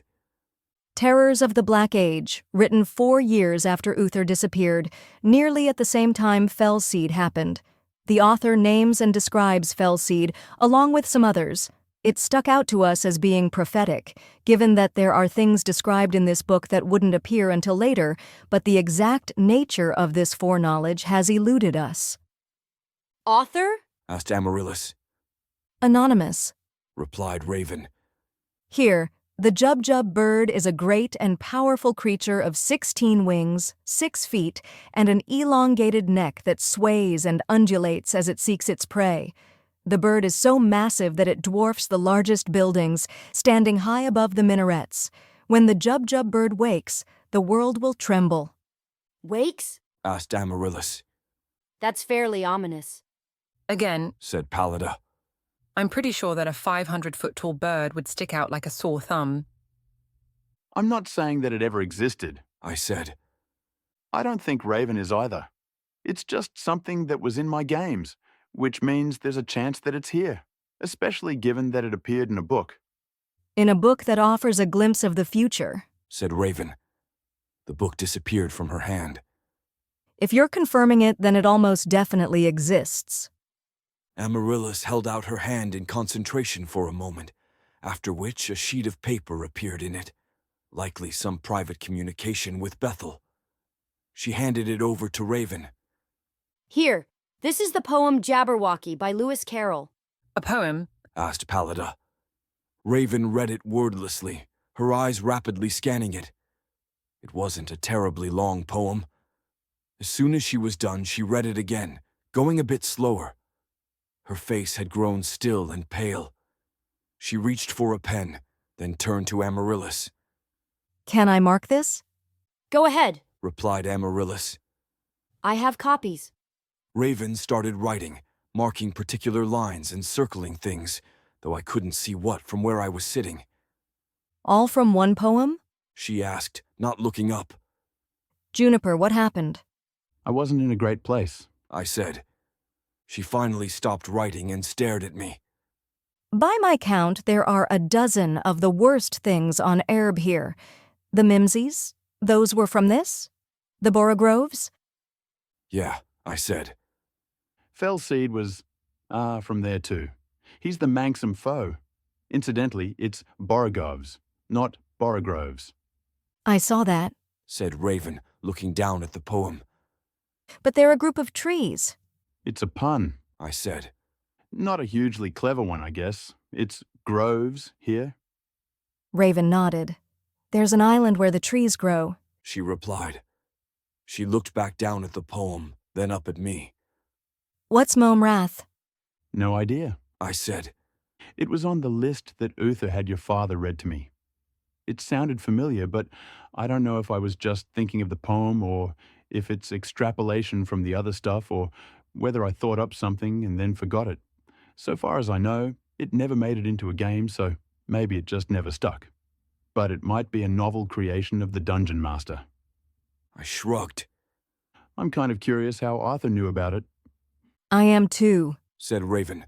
I have people and concepts to map to everything on that list. She frowned. That backpack Bethel fused with, have you tried pulling game notes from it? Yeah, I tried. I said. I got a note back that said, "This test is not open book." I can pull other stuff, like my birth certificate, my parents' tax information, and other personal items, but not any notes, character sheets, or game materials, aside from the books. Nothing personally touched by the campaigns, if I had to generalize a rule. I was able to get my favorite hat, so that was something. So we're left with what you remember? Asked Raven, sinking slightly in her chair. Yes, I replied. You have to understand that Herb draws on everything. Nearly a decade of work, a lot of it throwaway stuff, some hasty or poorly thought out, especially the earlier things. Like the L. And I remember more than I think I probably should, which I'll attribute to KNO, but I don't remember every little detail, not without something to jog my memory or use as a springboard. Sorry. It's fine, said Raven. It's just another mystery. I think at this point more is being resolved than created. Not for me, Amaryllis grumbled. We can take some time together, said Raven. Would the time chamber be available, do you think? I had some things that I'd like to discuss in private with Juniper, said Amaryllis. I was planning to spend tonight in the bottle. The chamber is difficult because it interferes with regular scheduling unless you want to spend the entire day in there. Can we block out a time? Certainly, Raven replied, but I thought I saw a moment of hesitation when Amaryllis said she was planning to spend the night with me. Would I have caught that before bumping my social stats up? It was hard to say. Insight had always been the highest of them, and in theory, that was the governing stat for realizing that Maddie, actually Raven, but Maddie in my head, a mistake I kept making, found the idea of Amaryllis spending private time with me to be slightly troubling for reasons that probably didn't have anything to do with the idea that we shared secrets. Amaryllis had tried to brush past it with the question about scheduling, and I wasn't sure whether or not the old me would have noticed that she was intentionally pivoting. It was hard to tell, and there was always a chance that my so-called insights were all in my head. I was actually going to go to bed soon, I said. Today has been a really long day. I'd wanted to talk to Heshnell about the trolls some, but I guess I don't want to get into that right now. I wasn't quite rubbing my eyes and yawning, but I was close, and it took some time to get down into the bottle, say hello to the locust, and get myself situated. I wasn't terribly happy that I was going to spend the week having 2 commutes, one from campus to Bethel, the other from Bethel to inside the bottle, but there wasn't much to be done about it. Amaryllis can take you down in the immobility plate, said Solace. She was still in the middle of knitting. Grackwil and I will be staying here for a while, and I wanted to pick Palida's mind for a moment. My mind? Asked Pallida. What for? You're as old as creation, said Solace with a grin. I was hoping that you had some stories about the Lochi as they once existed. Do I ever? Said Pallida with a ready smile. Bunch of perverts, no offense. Oh, I do take offense, though, said Solace, setting her knitting aside. Perversion is an application of outsider mores. Come, said Amaryllis under her breath as she stood from the table. I followed after her, waving good night to everyone. Heshnell and Valencia were at their own table away from everyone else, and had been talking about the Harry Potter books, which was something, I guess, a conversation that I didn't really want to have, because I had enough Harry Potter in my life, but which I kind of wanted to listen in on. The last bit of conversation I caught was Pallida seeming to get ready to defend her claim of perversion. The last sight I caught was Raven watching us go. I need to grab the immobility plate, said Amaryllis. Bethel could probably handle that, I replied. I've been sitting too long, said Amaryllis. It won't take long to get to my room, and it will do good to stretch my legs. She stretched her arms behind her, seemingly for effect. Besides, I wanted to talk. Okay, I said, waving for her to lead the way. Lead the way. Bethel was listening. Bethel was always listening. I tried not to mind, but in the back of my head I was wishing that we had some real, honest privacy. Maybe part of me was wishing that we could be alone together. It took Amaryllis some time to speak her mind, either because she was gathering her thoughts, or because she needed to switch gears from the intensive narrative stuff that she'd been working on with Raven to some new topic. 2 things, She said. First, I want you to expose me to the meme you have. Then, excise it like you did on yourself. There are a lot of subplots here, and I'm worried that you might level up, even though it hasn't been very long. If your spirit modifications fail, you'll need someone to patch you up, and when I compare the risks against each other, I think it's better to risk the meme reduction procedure now than to risk meme exposure in the heat of the moment for something that could literally end the world. Okay, I said. I'm not happy about it, but you're probably right about the balance of risks. The second thing, I wanted to talk about Lisi. She took a breath. We actually went to the Quills and Blood together. I figured, I said. Or rather, the timeline had me wondering. Did you know each other? Yes. Replied Amaryllis. In the parlance of the Lost King's court, we would be cousins, but our actual relationship is that I'm her great-great-great-great-great-great-great-aunt, twice removed. That's great, I said. Amaryllis smiled at me. Yes, hence why everyone is a cousin, uncle, or aunt. You are expected to know proper relationships, though. Her smile faded a bit. Outside Angleson, it's fairly common for Pendrakes to have regular social meetups. Little weekly dinners together, just to keep on familiar terms, even if you're in opposition to one another. Sounds like a good way to get poisoned, I replied. I was only half joking.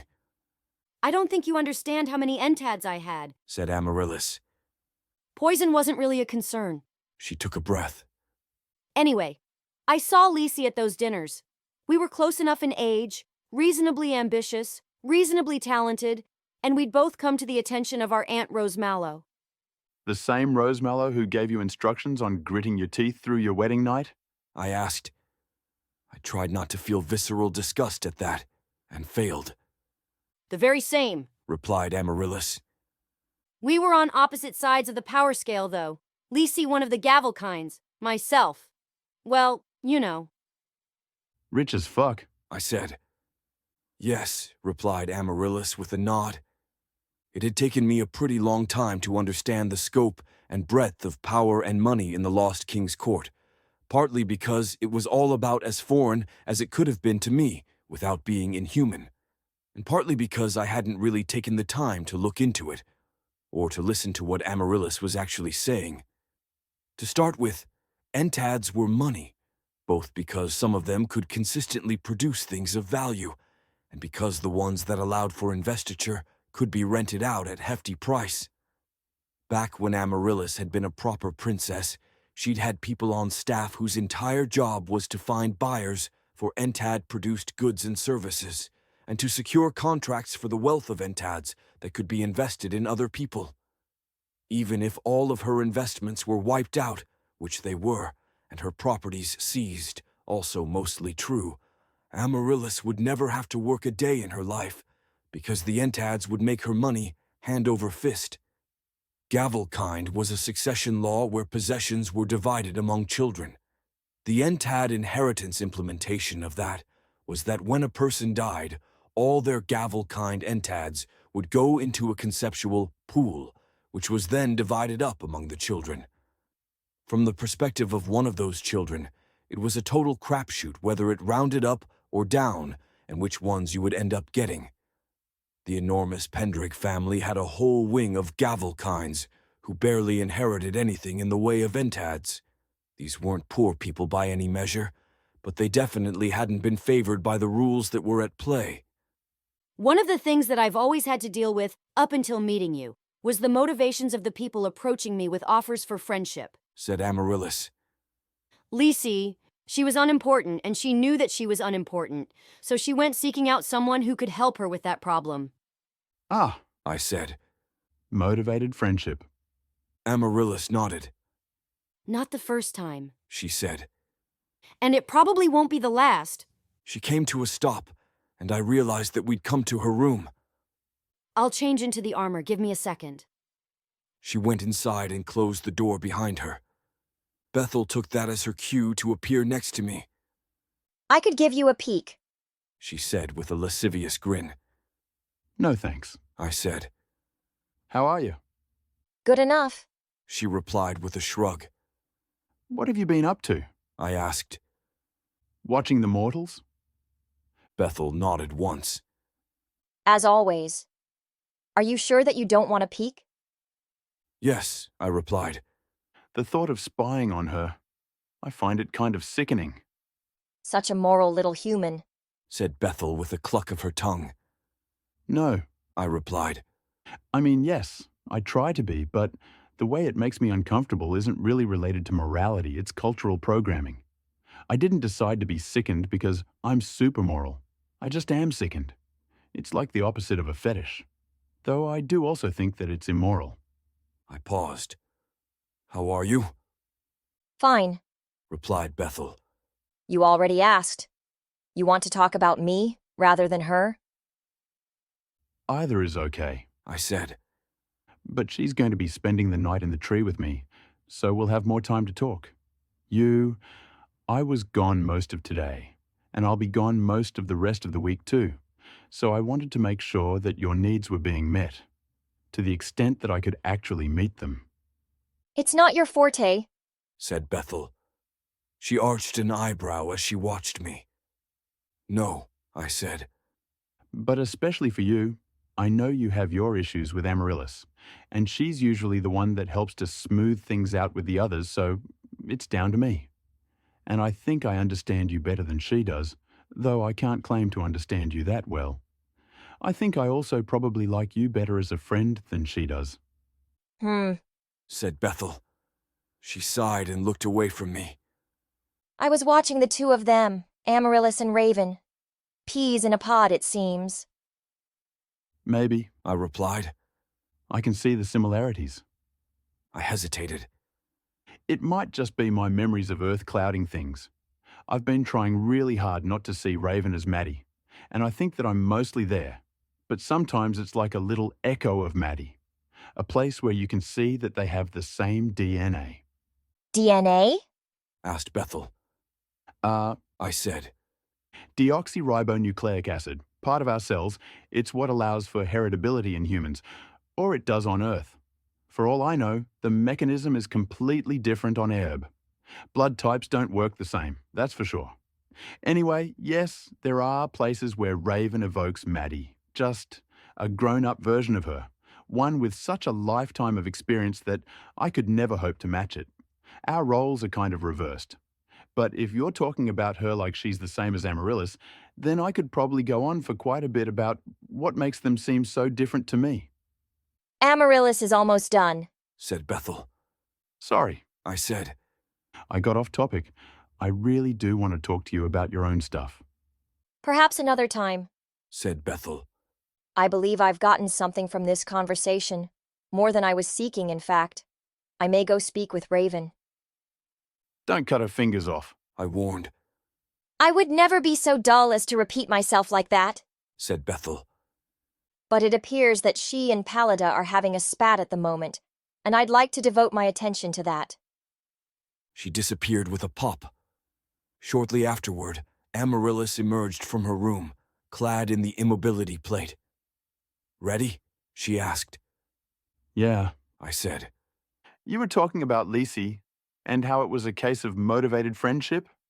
You remembered, said Amaryllis. She cocked her head to the side. Do you care? I won't be offended if you say you don't. And just like that, I was struck by the fact that maybe Amaryllis wasn't giving me a debrief for the purposes of fulfilling my quests. Maybe she just wanted to talk about something that was on her mind. You don't talk about your past that much, I said. It's a confusing morass of names, said Amaryllis. And you know everything that's actually important. If I talked about people like Lisi, it would just be a barrage of them. Servants, staff, cousins, instructors, so many that even I have trouble keeping track of them so long after the fact. Well, go on, I said, gesturing for her to lead the way. Tell me about Lisi. Motivated friendship, said Amaryllis as she started walking. It wasn't the first time, but it was definitely the least subtle. I don't know what she thought I would get from her company, but she was abrasive in a way that I never found entirely appealing. We Pendrakes are destined for politics and governance from birth, but not all of us are suited to it. And Lisi, there's a reason that she's studying to be a combat mage instead of doing something a bit more prestigious. In another 10 years, she'll be a multi-magus, but she'll still be sitting outside of the traditional spheres of power within Angelson. She's the second under Princess of Defense, I said. Does that really not count for anything? She's at the Athenaeum, a world away from the seat of power, said Amaryllis. That should tell you everything that you need to know about how much influence and utility she actually wields. It's typical to give younger members marginal roles to give them experience with governance, but she's not even doing that. Except that you gotta be special liaison on existential emergencies, I said. Which seems, from what you said, like it actually did have some power attached to it. I don't want to be immodest, but I'm special, said Amaryllis. And even then, if I were a different person, I could have coasted through the position, putting in very little work or offloading that work onto my staff. As it happened, I was putting an enormous amount of effort into the position, meeting with leaders and functionaries from other nations, working hard to get clearance on relevant issues, talking to imperial delegates. This is boring you. No, I said. I didn't think that I looked bored, and I certainly didn't feel it. There was a joke you used to make with Fen, said Amaryllis. Her voice caught slightly on the name. Blah, blah, blah, politics. That was Reimer's joke, I said. Not really a joke, just a way of dismissing things he didn't care about. Fen liked it. I shrugged. I have, in the past, maybe been a little bit dismissive of things that seem very remotely connected and not otherwise that interesting. Politics, I like politics in the sense of knowing the groups and how they're in opposition to each other. But if you're talking about the process of deal-making and whipping votes, then it's not really my cup of tea. That's fair, said Amaryllis. It can be frustrating sometimes. I want to clarify that this time I wasn't feeling particularly bored, I said. If I had that far-off look, then it was because I was trying to think about you doing all that stuff at 15 or 16 years old. When I was 15... What? asked Amaryllis. Nothing, I said. Something off-color, not in good taste, not appropriate around a princess. Amaryllis rolled her eyes, but she smiled all the same. You spent your time working on flesh.txt? She asked. I blushed. You write one erotic world-building file, and this is what happens. Might have, I said. Gods, it's so weird that all my secrets are out in the open. Not just out in the open, but there are entire living, breathing civilizations built out of my literal masturbatory fantasies. Yes, well, I suppose that's one advantage of not being interested in that sort of thing, said Amaryllis. I don't have those secrets to spread. She pursed her lips. Sorry? I feel like if I had another few points in my social abilities, I would have some idea what you were sorry for, I said. Sorry for bringing it up, she said. I know you're sensitive about it. Meh, I said. Pretty much all my dirty laundry is out in public now anyway. I live in a house that gives me a level of privacy below what was even possible on Earth. And of course, there's the Dungeon Master, so whatever. You haven't told us about the Fellseed incident, said Amaryllis. The mechanics, yes. The personal stuff, no. No, I haven't, I said. I wasn't saying that you should do it now, just pointing out that you're still leaving us in the dark, she replied. It might feel good to talk about it. It might, I said. Or it might feel better to talk about happy things or irrelevant things, instead of the nightmare monster that we're going to be meeting at the end of the road. Agreed, said Amaryllis with a sigh. We arrived at the room where Bethel kept the bottle. Whatever space warping was making it happen, there was a full night sky above us, though Leo had all the light pollution that one would expect of a city with electricity, and the only celestial body I could see was Celester, whose lined face was shining down on us. The bottle room, as I thought of it, was probably my favorite room in Bethel, mostly because it always had a wide-open feeling to it, Lots of greenery, and the statuesque hand that held the bottle seemed entirely mythical to me. I held my breath and went into the glove to save Amaryllis the awkwardness and embarrassment of having me ride her down. It had been a while since I had taken a trip in the glove, and it didn't provoke even a little bit of nostalgia, though my mind did wander to Fen and how she had disliked those trips. When Amaryllis pushed me back out of the glove, the doe was waiting for us. "Hi," I said. "Doing well." The doe gave me a nod. You've been doing better with it? Asked Amaryllis. "I'm coming close to a week of spending my nights here," I said. "I'm starting to get used to it, I guess. Maybe I'm starting to understand it." You should be careful about that, said Amaryllis. She was already starting to take off pieces of the immobility plate and store them in the glove, but the bigger parts would need more dedicated maneuvering. "I don't think understanding is anathema to the locus," I said. "Or at least not understanding in the way that I'm talking about it. It's just a different kind of understanding." Feeling, not thinking? Asked Amaryllis. There was some curiosity in her voice. Maybe, I said. But no, not really. I don't think that breaking it down into an emotion and thought dichotomy actually works. It's easier to describe what I'm feeling in terms of emotion, but it's not actually emotion itself, not qualia. It's not a distinction between what's qualitative and quantitative. I was pretty sure that I wasn't articulating my position very well. Perhaps it's better that we don't have this conversation, said Amaryllis.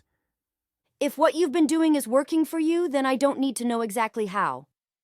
I walked over to the doe and patted its flank.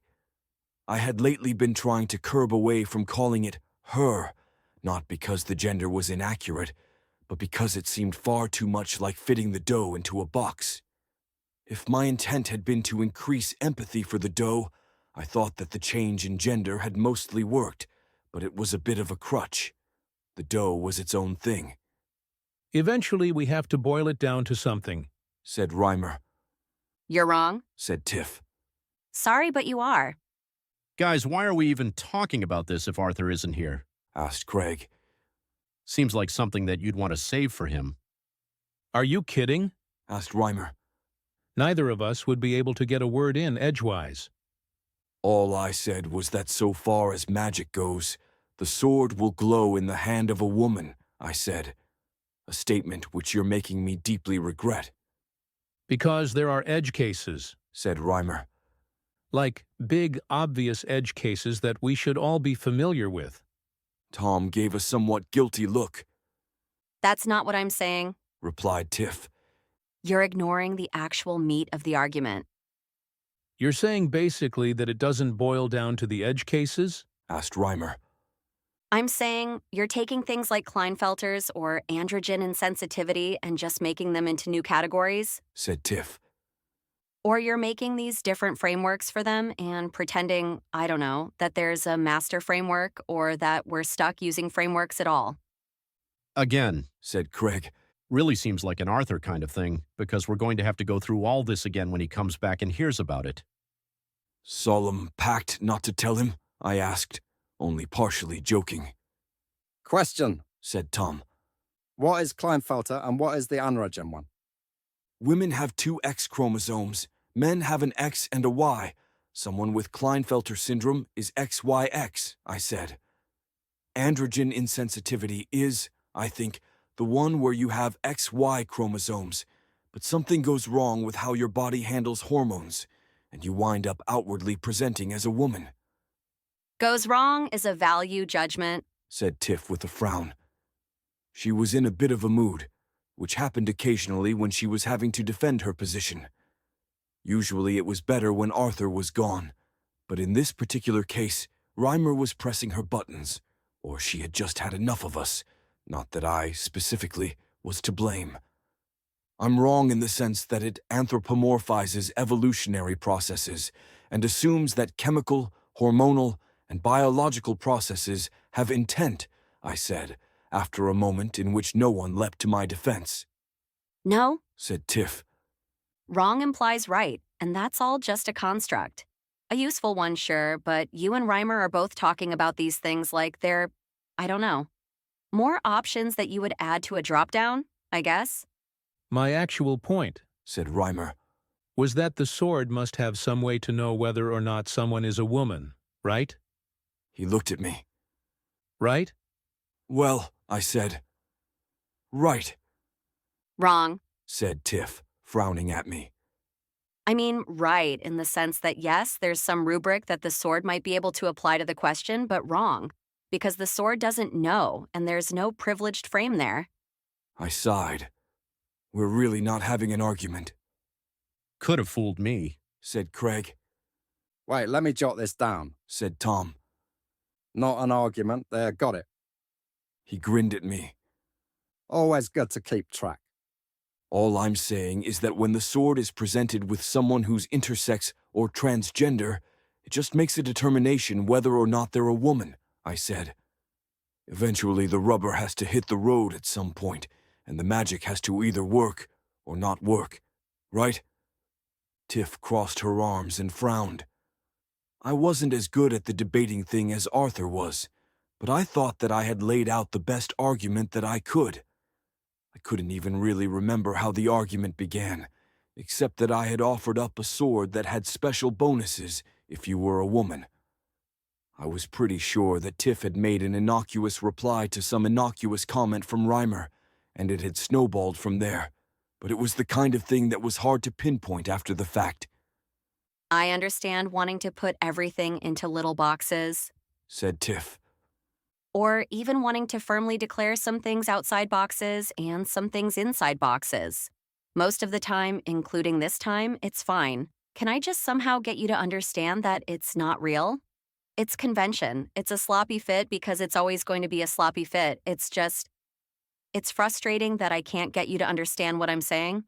Arthur would probably disagree, just for the sake of it, but he would at least understand. Just to be clear, June, said Craig, you already made your ruling about who qualifies for the sword? I let out a sigh. Yeah, I said. Though in the future, I probably won't make a magic item like that. Tiff apologized afterward, more for disrupting the game and getting upset than for anything she actually said. It was one of those apologies with a lot of caveats, I think, because she didn't want to back down from her position or claim full culpability for the fact that the argument got heated, but she did think an apology was warranted. After I'd finished with the dough, something that I was trying to get less regimented about, I went inside the treehouse where Amaryllis was waiting for me. She'd shed her immobility plate and put on pajamas, which for her meant flannel pajama pants and a tank top, both probably from Earth. Have fun, asked Amaryllis. Kind of, I replied. Any progress? She asked. I'd rather not say, I replied. Well, the loyalty system has always worked to undermine pretty much every interaction I have with my companions. It's this metric sitting there, debatably not doing anything except providing bonuses and focusing on it, trying to make it go up. We were just talking about motivated friendship, weren't we? It's different, said Amaryllis. Loyalty bonuses are symbiotic. Positive sum, mutually beneficial. The way it would have been with Lisi, I'd have to treat her like an investment, and she would always be getting more from the relationship than I would. But you would be getting something, I replied. You would elevate her, and in exchange, you would get her loyalty, her service, and some say in how she lived her life, unless I'm horribly misreading how things were done among nobles. Yes, and I would be paying out in various ways until she was actually worth something, said Amaryllis. Harsh, I said. Yes, replied Amaryllis. But that's what was required of me in the Lost King's court. If I had seen Lisi as a young girl like myself with ambitions, someone to shelter and protect, to elevate out of a sense of duty, I would have been eaten alive by my relatives. Non-literally, I said. Amaryllis laughed. Well, the elves were purged from the bloodlines long ago. I said, stopping for a moment. Really? Amaryllis smiled and nodded. It's not funny, really, because it's a reflection of a xenophobia that's still present in Anglesyn, but still, it's funny to think that the best that can be said about my relatives is that they don't literally eat each other alive anymore. She laughed again. Well, at least you can laugh about it, I asked. Yes, nodded Amaryllis. Do you know what Lisi showing up means? That we're going to be neck-deep in Anglesyn death squads within the fortnight, I asked. I wish, Said Amaryllis. Bethel would, well, it's probably in bad taste to wish that on relatives, or worse, people hired by relatives. But yes, it means that we're likely due for the Anglesyn subplot to return to the fore. Which means, if current theories are correct, that we should shortly be getting another dozen reasons to go there, I said with a sigh. I caught a brief and small sour look on Amaryllis's face before her expression went still and controlled. Amaryllis, if the opportunity presents itself to make you queen of all Anglesyn, I will put full and honest effort into it. It just really seems more like your thing than mine. Fen and I, my voice caught, even though I'd tried to steel myself. We always talked about what it would be like for us to go to society balls with you, how much we would like stomping all over everything, and all the nobles would have to hold their noses because we had superior firepower. That was the fantasy of what going to Anglesyn would be like, and I always knew that the real thing would be its own special kind of hell, designed just for me. I know, Said Amaryllis. It's just frustrating to me, especially when you seem so willing to shirk your own plot lines. You have no particular desire to go to Anglesyn with me, save for the desire one friend has to help another. And yet you also have no desire to go to Anglesyn to complete quests that might get us closer to your self-professed goal of killing Fellseed and reuniting with Arthur. Reuniting isn't how I would put it, I said. And finding him, or at least finding out what happened to him, is also a step toward godhood, at which point I can do whatever I want, including installing you as Grand Monarch of Erb, if that's what you want. I shook my head. We're retreading arguments. I hate that. Happened all the time with the group. Sorry, Said Amaryllis. She looked over at the beds. We should do the meme inoculation now. That would be more productive. I assume you talked to Raven about it, I asked. No, Said Amaryllis. Why would I? She doesn't actually know much about spirit, and her expertise in memetics doesn't seem like it would apply, because I'm more concerned with using soul surgery on a self-inflicted infection. Maybe we should talk to her before we do something irreversible, I said. Perhaps, Said Amaryllis. She went to sit down on the bed, the bunk that had once been hers back when we'd all lived here together. Narratively.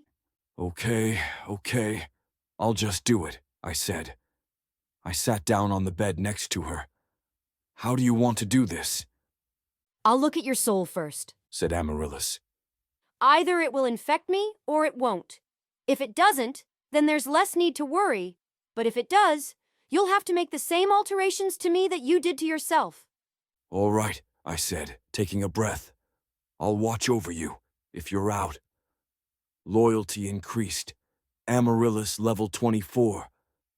How did that change anything? How was that enough to push her over the edge? Didn't she already know that I would protect her? Was it just that I had said it out loud? Amaryllis placed her hand on my shoulder, with her thumb touching the base of my throat. She closed her eyes and began frowning in concentration.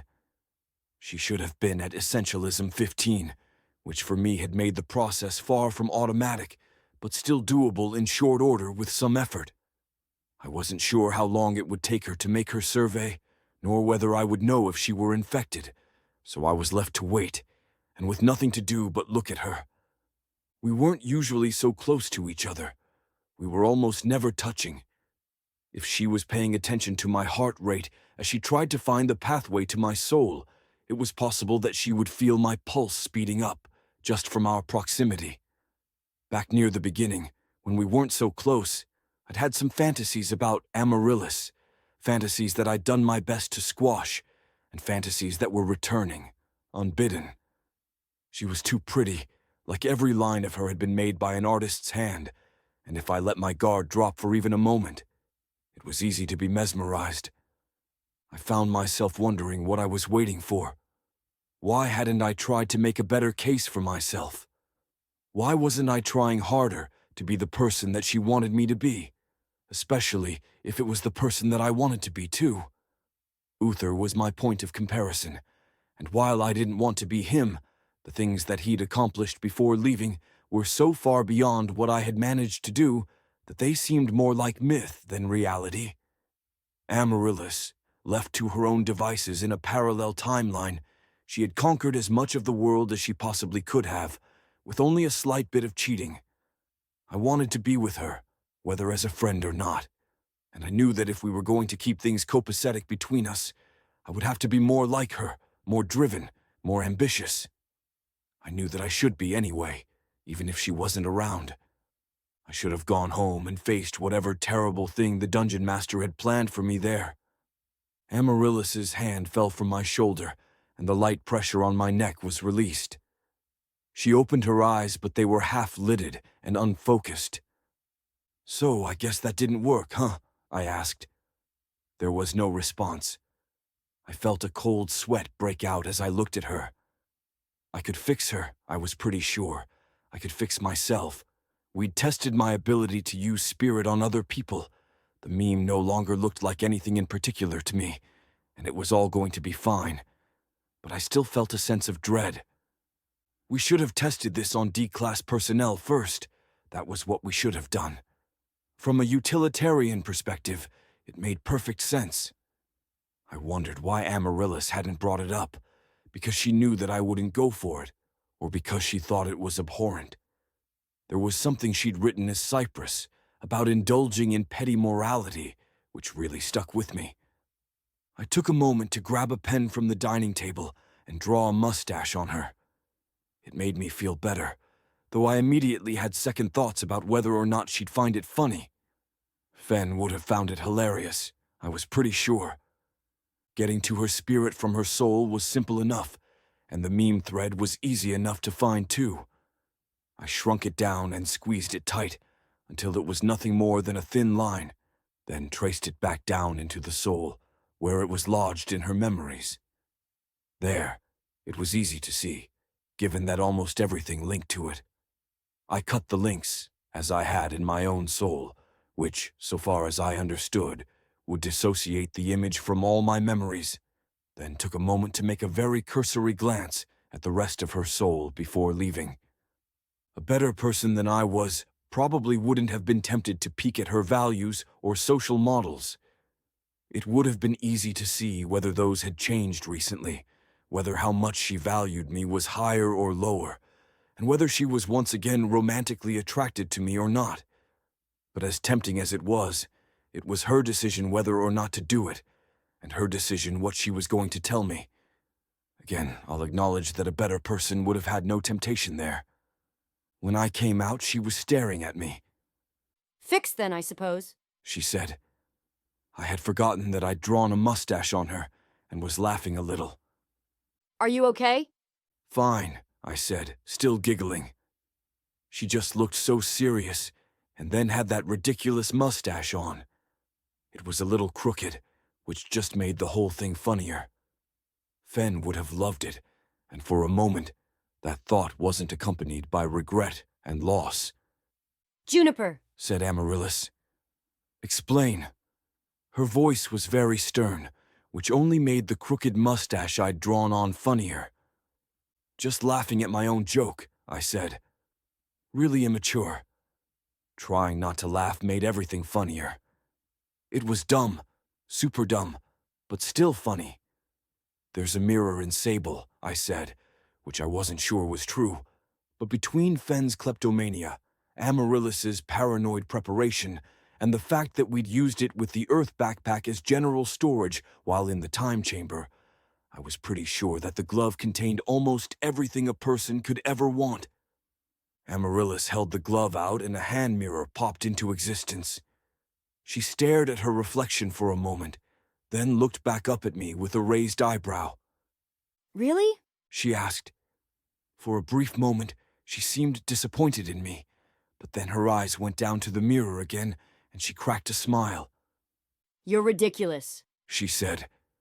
She gave me a skeptical look, then her eyes returned to the mirror again. You didn't even draw it right.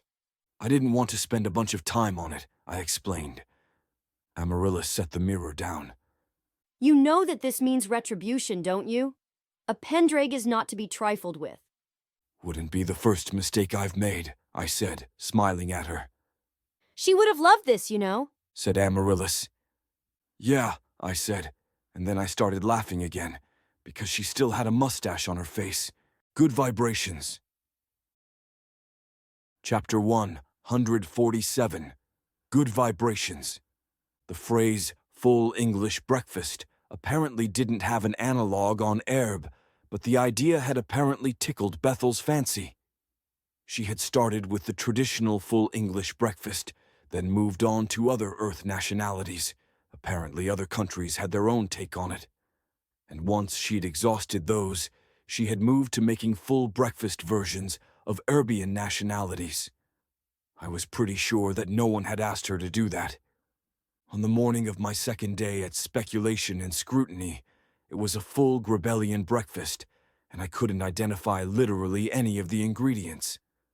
There were some crispy, greasy things that looked like they had once been the skin of a reptile and were close enough to bacon, some blue-colored slime that looked like Jell-O, but had the consistency and mouthfeel of eggs, a pile of fruit with a variety of greens, and 6 other sides that looked almost, but not quite, completely unlike normal breakfast foods. Can I make a polite comment without having my fingers cut off? Asked Pallida as she looked over at Bethel. Of course, replied Bethel. And nothing else chopped off either, Pallida clarified. Oh, said Bethel.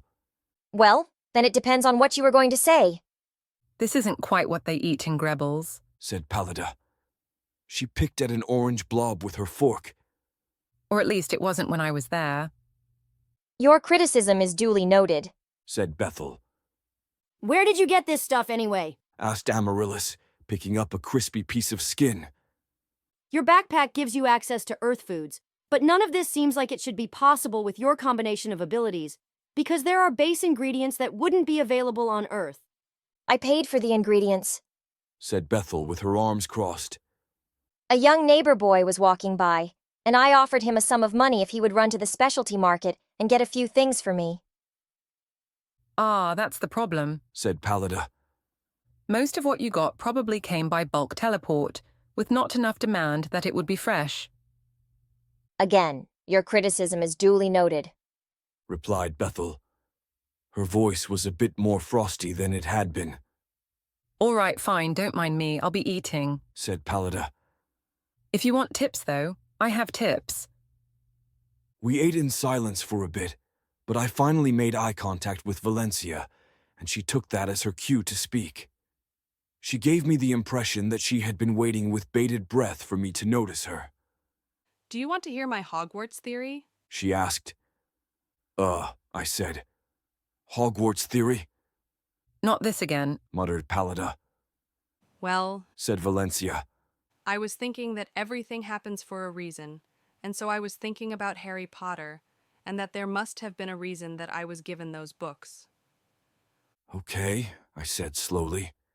And that reason extends beyond just me wanting you to get started on reading a relatively inoffensive children's series as a form of socialization. Yes, said Valencia. There were parts that I found offensive, said Heschnell with a frown. Valencia waved him off. Not important, she said. What I was thinking was that since you're at a magical school...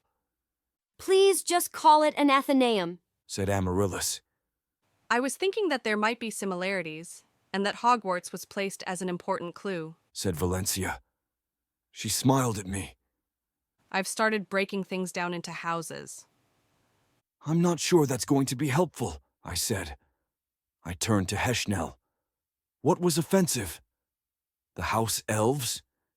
In Harry Potter, they were a knobbly little slave race that had been mind-fucked into being perfectly subservient, which had some definite implications, and which I was pretty sure no Erbian elf in their right mind would find a flattering depiction.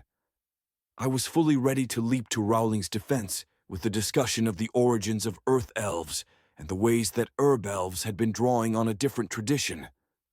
The Death Eaters, said Heschnell. They're a caricature of the Second Empire. It's not important, said Valencia with a frown. They had been sitting together the night before, and I thought this was probably a continuation of that conversation. By all means, said Heschnell with a wave of his hand. Go ahead. Anyway, began Valencia. The Death Eaters are the bad ones, aren't they? asked Solace. As depicted in the book, yes, said Heschnell, frowning slightly.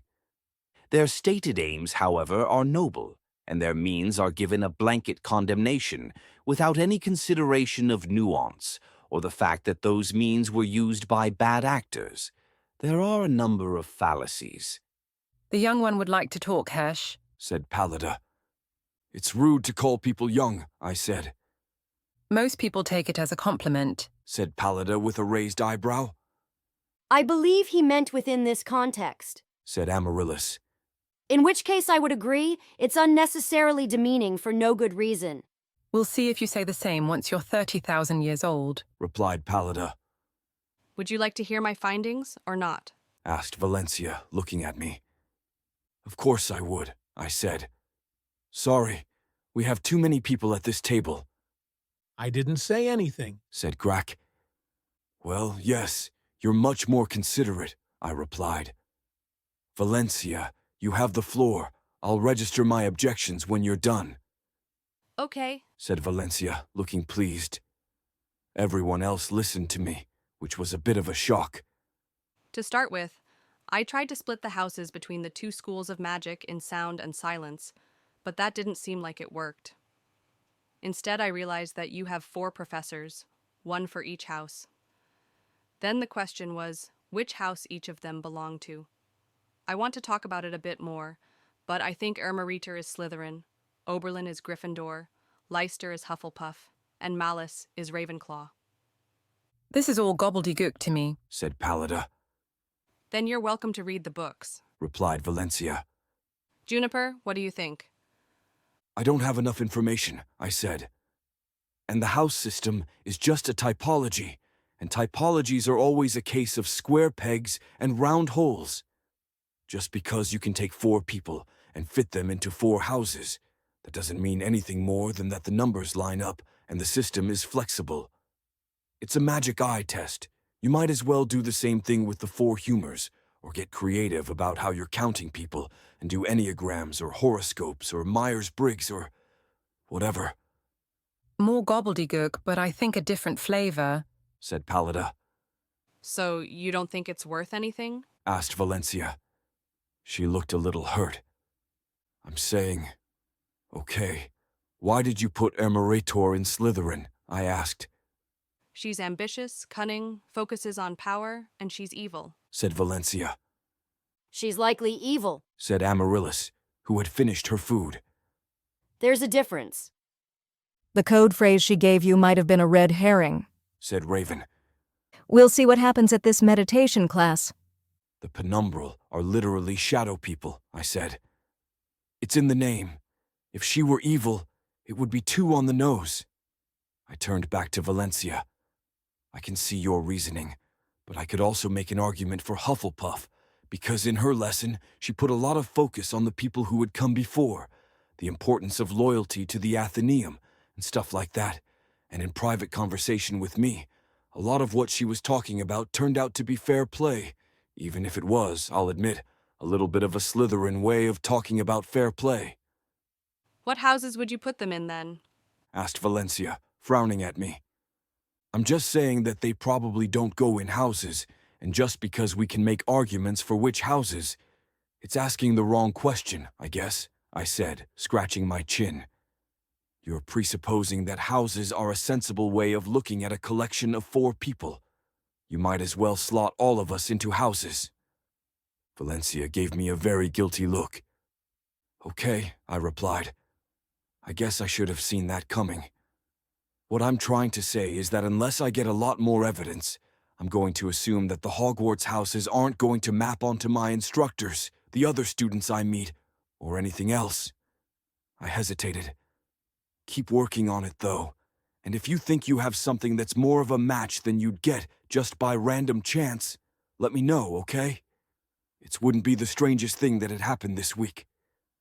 I would like to hear more about these Death Eaters, said Solace. The abolition of death is not, in and of itself, immoral, Peshnel began. But I was already wolfing down my food again, and the ensuing fight between everyone who was more than 400 years old and a bemused, immortal Bethel interjecting occasionally didn't really capture my attention in the same way. I was hoping that they could keep from each other's throats too much while I was off learning things. On my second day of college Athenaeum, Lisi was waiting for me in a still magic primer. She had already found her seat, and as soon as I came in, she began waving her hand frantically, as though she was incapable of registering that we had made eye contact with each other. I resigned myself to my fate and climbed the stairs to sit down beside her. How was your meeting with Ermeritor? She asked. How was dinner with Reimer? I asked. Informative, said Lisi with a slight sniff. He sang like a canary. What did you discuss with Ermeritor? Politics, I said. Nothing really important. She called you the Berserk's man, said Lisi. What did she mean by that? I replied. Not really sure that I'm at liberty to... Oh, for fuck's sake. The day before, there had been a student standing up there with Ermeritor, moving her hands in a way that was apparently typical of the less trained vibrational mages, and which was likely used in place of a speaker system for some reason. Practice for the mages, I was guessing, or maybe just because student labor was cheap. The student that had been there the day before had looked pretty bored with the lecture, but the audio quality had been clear, so it was easy enough to forget that she was even there. Unfortunately, the student who had replaced her was a Ranu, and unless there was some other compelling reason for a Ranu to be staring daggers at me, I was pretty sure that it was the same Ranu that I'd met the night before. Being on the student council apparently meant that you were able to swap work study. At least we'd been able to put a name to the face the night before. She was Jif, no last name, a graduate student, vibrational mage, and activist of local renown. What did you do?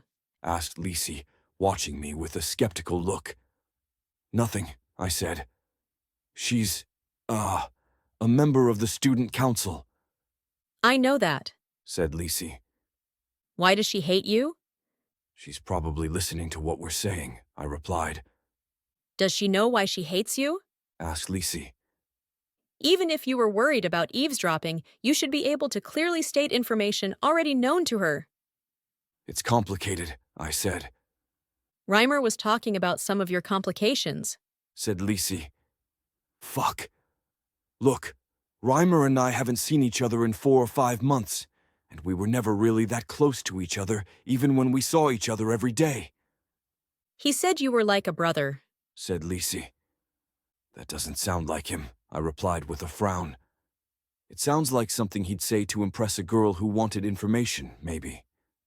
He said the black sheep of the family, said Lisi. Ah, I replied. That sounds more like him. I was trying not to look at Jif, who was still staring at me, and whose anger hadn't abated much. I wondered whether she would be able to keep up the same intensity for the whole class. He said that you were with a girl who looked like Amaryllis Pendrig, said Lisi. He did, I asked.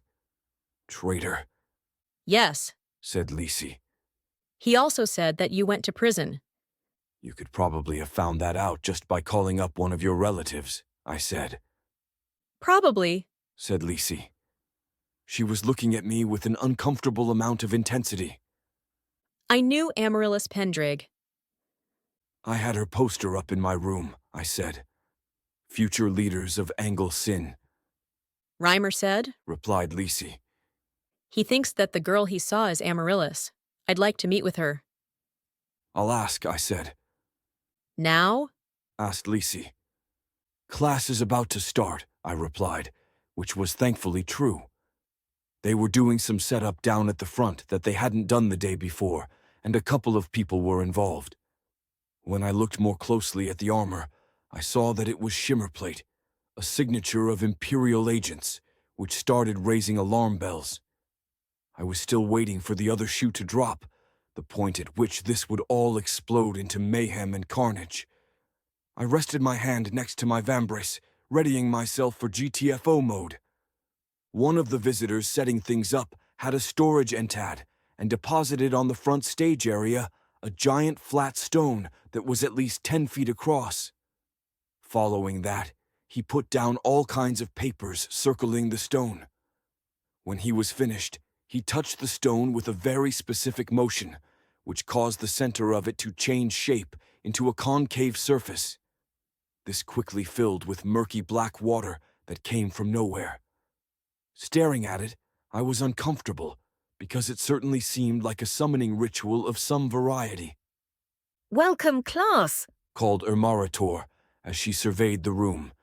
She was wearing another colorful dress, which I still thought was an odd fashion choice given her grayscale biology. "As you can see, we have a special treat for you today. Behind me is the Urquhart Stone, on loan to S&S from the Pendraig Museum of Curiosities for the next few weeks. I was planning for today's lesson to go over foundational still magic theory, as it was known to the ancients, but I made a few calls, and it turned out that I was able to secure the use of the stone. It's an entered with a very specific power. When given the notes, correspondence, memoranda, and other writing of a person, the stone is able to bring a simulacrum to life, one of some limited intelligence which can answer questions." She beamed at us. "Class, I would like you to give a welcome to a shade of one of the most prominent thinkers on still magic. A man who revolutionized the magic, in addition to his many other accomplishments in diverse fields." She swept a hand behind her, and the man tending to the stone pressed his hand against it. "Uther Pendraig." I went still. Of fucking course it was Uther Pendraig, but if I was hoping to see Arthur again, even the older version of him I'd seen in Master's Mirror, I was disappointed. Instead, the water stirred, and from it rose a miniature version of the Loch Ness Monster. I'm not saying that to be glib about it. It was to the exact proportions of that famous photograph, though obviously not as big, given that it fit within the dark waters. Why exactly the entad would work like that, I had no idea, and I had no clever ideas, though it was entirely possible that I'd have been able to make a correct guess using a dumb idea instead. "King Uther, what are the fundamental differences between magic?" asked Ermarator, in what was clearly a rehearsed question. The sea monster didn't speak with Arthur's voice. Instead, it was a timeless, androgynous voice. "The magics of Erb can be divided into 4 distinct categories," said the sea monster. "The first is phenomenological, magics founded on simple, understandable, base principles. Of these, gem magic, feng shui, and conjoinery are the most prototypical examples. The second category is metaphorical, where there is no one binding truth to the magic, merely reflections of humanoid interaction with the base subject. Blood magic, dibbling, and water magic are the most prototypical examples. The third..." The sea creature's voice cut out, but its toothless mouth kept moving. I stared at it for a moment, not understanding what had happened. It didn't become clear until I looked around the room and saw that everyone else was still listening in. I felt a surge of adrenaline as my hand went to my wrist to twist the vambrace into panic mode, and I stopped myself just barely in time as a different thought occurred to me. Jiff was the one providing us all with adequate sound. There wasn't some new threat that had revealed itself. It was just a member of the student council specifically excluding me from the lesson. I locked eyes with her, and she gave me a very curt nod before looking away. Unlike the other student, she didn't seem to use her hands when using vibration magic. She kept them tucked away, with her arms crossed. The sea monster continued talking. He was apparently having a dialogue with Ermarator, but I couldn't hear either of them, and I hadn't yet learned how to read lips. if it was even possible to read the sea monster's lips in the first place. On the one hand, it was really doubtful that there was anything of value to be learned from this lecture, at least on the face of it. If the Entad worked like Ermarator had said it did, then it was just a fantasy spin on the old, reconstructed from his social media trope. I had no specific cause to question that, and it did seem like my style. So they had a fake Uther, the one revealed by his writings, and not even a full collection of his writings either, given that Degenerate Cycles wasn't there. There would be nothing in the books, notes, and letters that surrounded the Entad about Earth, except for the fiction Uther had stolen from there, the Dream Skewered, or his life as Arthur, because someone would certainly have noticed. That someone likely being Raven, who I could readily assume had read every scrap of writing that Uther had ever produced. So there wasn't much that I was going to get from this lesson, unless I was particularly interested in hearing an introduction to still magic as it had been practiced 500 years ago. There probably wasn't going to be a test, and at the end of the week, I was going into the temple to become a still mage, skipping to the front of the line before leaving the Athenaeum forever.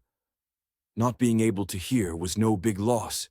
On the other hand, I really did want to hear what Arthur had to say. Back in high school, he always had some hot take on almost everything, sometimes cobbled together from nothing in the space of a few minutes, other times the result of some actual deep thought on his part. Part of the fun, at least for me, was trying to tell which was which, and where I could, I tried to undercut his arguments entirely. Arthur was smarter than I was, better at rhetoric and debate, but he spoke off the cuff with some regularity, and the few times I'd been able to catch him out had been golden. I still missed him. Maybe he was a monster, and maybe the memories were a bit tainted, but I still missed him. It was just so petty to use magical powers to deprive me of that. Even just to deprive me of the lesson on its own was petty, mean, and spiteful in a way that I would hope she'd be above. As the lesson went on, I wondered what Jif's plan was if I lodged a complaint with Ermarator. I wasn't going to do that, because I was going to be a good little protagonist and keep my eyes on the prize, never mind this idiocy. Still, that didn't stop me from wondering what the game was, what she would say if I went to Ermarator after class. And up a level, it was possible that some bullshit was going on. There shouldn't have been anything to learn from the Entad recreation of Uther, but I could think of a dozen unlikely mechanisms by which he might have something valuable to say. Maybe there was some correspondence that Raven had never got a hold of, which would shed light on some possible future plot. Or maybe there were a lot of small, innocuous things which the Entid could add up together to have some relevance to us. I was sure that the Dungeon Master could engineer it somehow. And if I was meant to hear something here, then it was possible Jif was screwing all that up. Or more likely, the Dungeon Master had put her here in order to leave me blind to whatever Entid Uther would say. Or, no, even more likely, this was a challenge, not meant to stop me from learning something, but a barrier I was expected to get past on my own. If I failed, there would be consequences of some kind, and maybe a second chance. But there had to be some stakes to the challenge. That was what I would have done, as a DM. I started going through my options. I couldn't read lips, and so far as I knew, languages didn't allow me that ability. I was, nevertheless, trying to read lips, so in theory, it might unlock at any point, but I couldn't depend on that. I had a lot of different magics, but none of them seemed to help me either. Bone magic let me have some sense of my bones, but it wasn't a physical sense, and bone magic was almost entirely concerned with the bone's connection to the soul, rather than the bone as it existed in the body, meaning that I couldn't do something like moving my hand over onto Lisi's desk and listening in via bone conduction. Spirit seemed like it might be an option. The Spirit Dark Soul system logically had inputs and outputs, because if you saw an image, it had to have some way of moving into storage and spinning up a thread, e.g., how an image in a book could logically operate as a mimetic attack. But I hadn't yet found the input or output threads of the spirit, and futzing around with the mechanism of my consciousness in the middle of class in order to get information that might be completely irrelevant seemed like a really bad idea. I burned through a few bones, one by one. I didn't actually have any idea what stat would govern hearing, since in theory it was both physical, the eardrum, and mental, the ability to distinguish between sounds. The game rules that Reimer had given didn't seem to specify anything about vision or hearing, which was weird, since that was part of D&D's core rules. But I didn't know whether those were rules hidden from the players, rules he'd forgotten to include, or if it was DM fiat every time. Eventually, I thought I was able to hear something from men, and though it was difficult with the split focus of listening and keeping up a burn at the same time, it was at least better than sitting there in silence. I'd missed maybe 15 minutes of the lecture.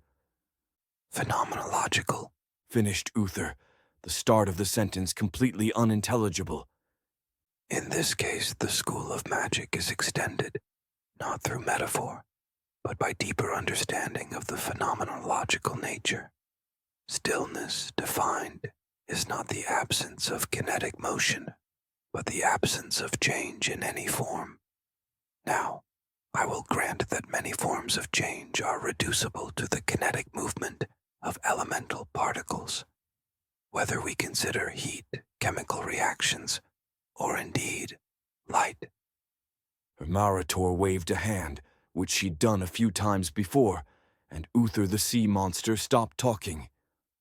Among the circle of scholars, Uther is seen as a remarkable figure, not just because of everything that he did, but his uncanny ability to make predictions about the world, even when evidence was thin on the ground. The idea that light had a speed was foreign in Uther's day, but he declared, with some conviction, that not only did light have a speed, it was composed of elementary particles, and paradoxically, also waves.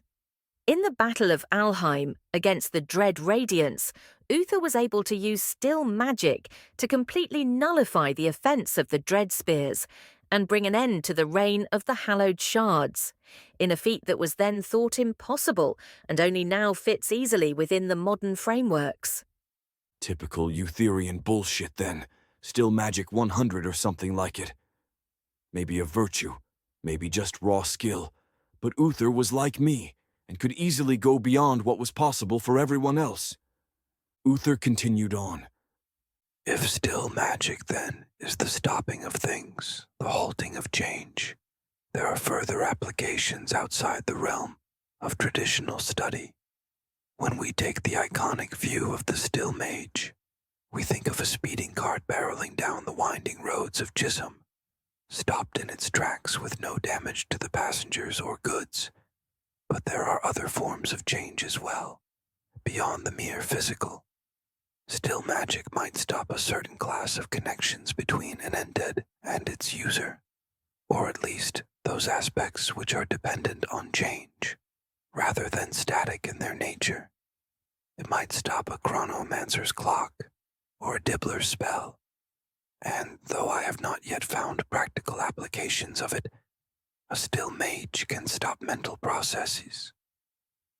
Her Marator waved a hand, which stopped Uther. I wondered whether he was on a script that hadn't been a part of how she described the Entad. It's a difficult technique, she said. But yes, a Grandmaster Magus of still magic can invoke the stillness of the soul and make themselves immune to soul magic, if they have the time and attention to mount such a defense. Similar defenses can be mounted against all manner of phenomena that would seek to change you against your wishes, so long as you have conscious effort to still that change. For most of you, this will remain a bit of useless arcana. For others, I hope that this will be something you take to heart. There are future classes that deal more specifically with defense against esoteric threats. I stopped burning bones, and the silence became nearly complete again. I was running low on usable bones, the ones that I could replace through the mirroring trick, and besides that, it was too difficult to split my focus between listening, burning bones, trying to connect the things that were being said to what I knew to be true and how I thought about Herb's magic. None of it seemed objectively useful, though. and the sound quality with the boost was low. I thought I was probably hearing what they were saying through the inevitable echoes around me, which wasn't the ideal way to take in a lecture. The upper reaches of still magic were a bit dizzying, but that was no great surprise. Short of another sacrifice, I wasn't going to get there for another 20 levels or so, but in a pinch, well, there were a lot of things that I would probably try in a pinch, different methods of flensing myself away, but still magic seemed like it would be one of the go-to ones, since it offered a form of counter-magic. I'd read about Uther stopping lightning bolts and lasers in their tracks against the dread radiance, but I hadn't actually known that it was advanced still magic. I tucked that away for later analysis. As for Uther's thoughts on how to divide magic, he was the expert, not me, but it really sounded like the same kind of bullshit that he'd spouted in high school, if maybe marginally more refined. To my knowledge, the system that the simulacrum was espousing here in class wasn't one that Uther had presented in the books he'd published, and I could sort of see why, because it wasn't all that convincing.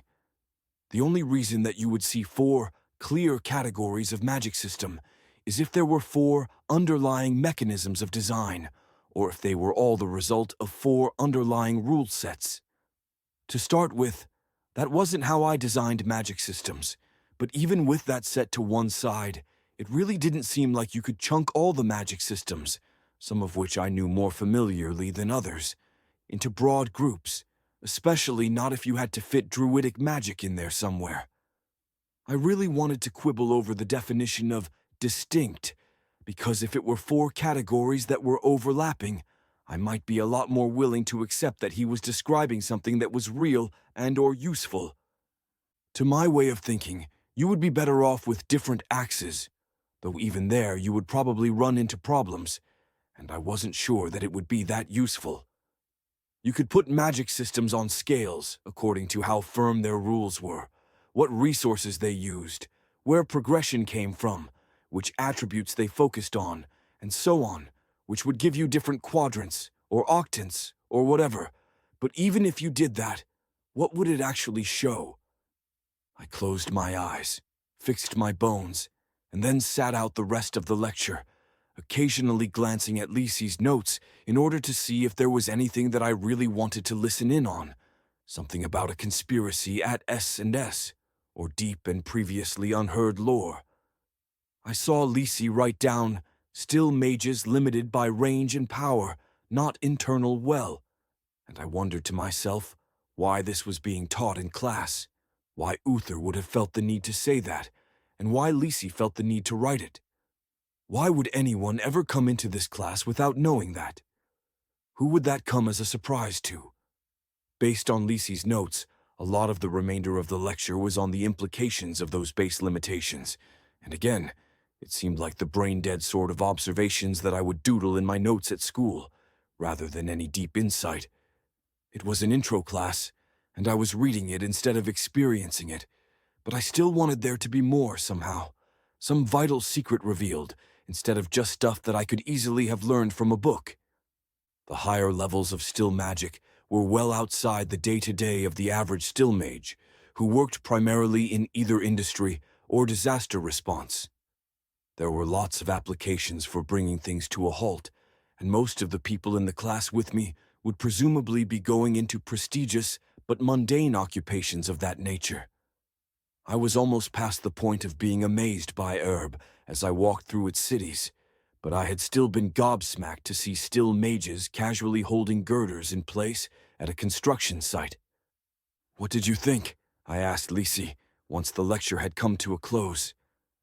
"I'm still waiting for the classes to begin," she replied with a frown. "Ermeritor hasn't seen fit to delve into the force equations yet." She looked down at Jif, then over at me. "You have Parsons' voice. Ask the girl you were with whether I can meet her." I sighed. That wasn't the sort of thing that I wanted Jif to overhear. "When we're outside," I said. "Parsons' voice can be used indoors," said Lisi as she gathered up her materials. "I know that," I said. "Security concerns, which I have to imagine you're very aware of." "Eavesdropping," said Lisi with a nod. She got out of her seat, and I followed her down the stairs.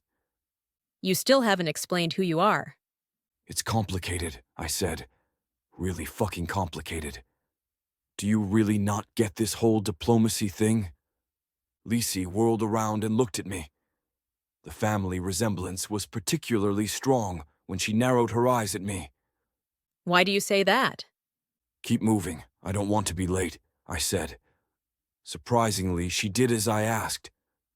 I tried not to watch Jiff as we walked past her. Her petty attempt at disrupting the lesson had been largely successful, and I was hoping that if I just ignored her, she would think that I didn't care. Okay, said Lisi, once we were outside the building and on our way to the next. Speak with her. I raised my hand to the tattoo and pressed against it.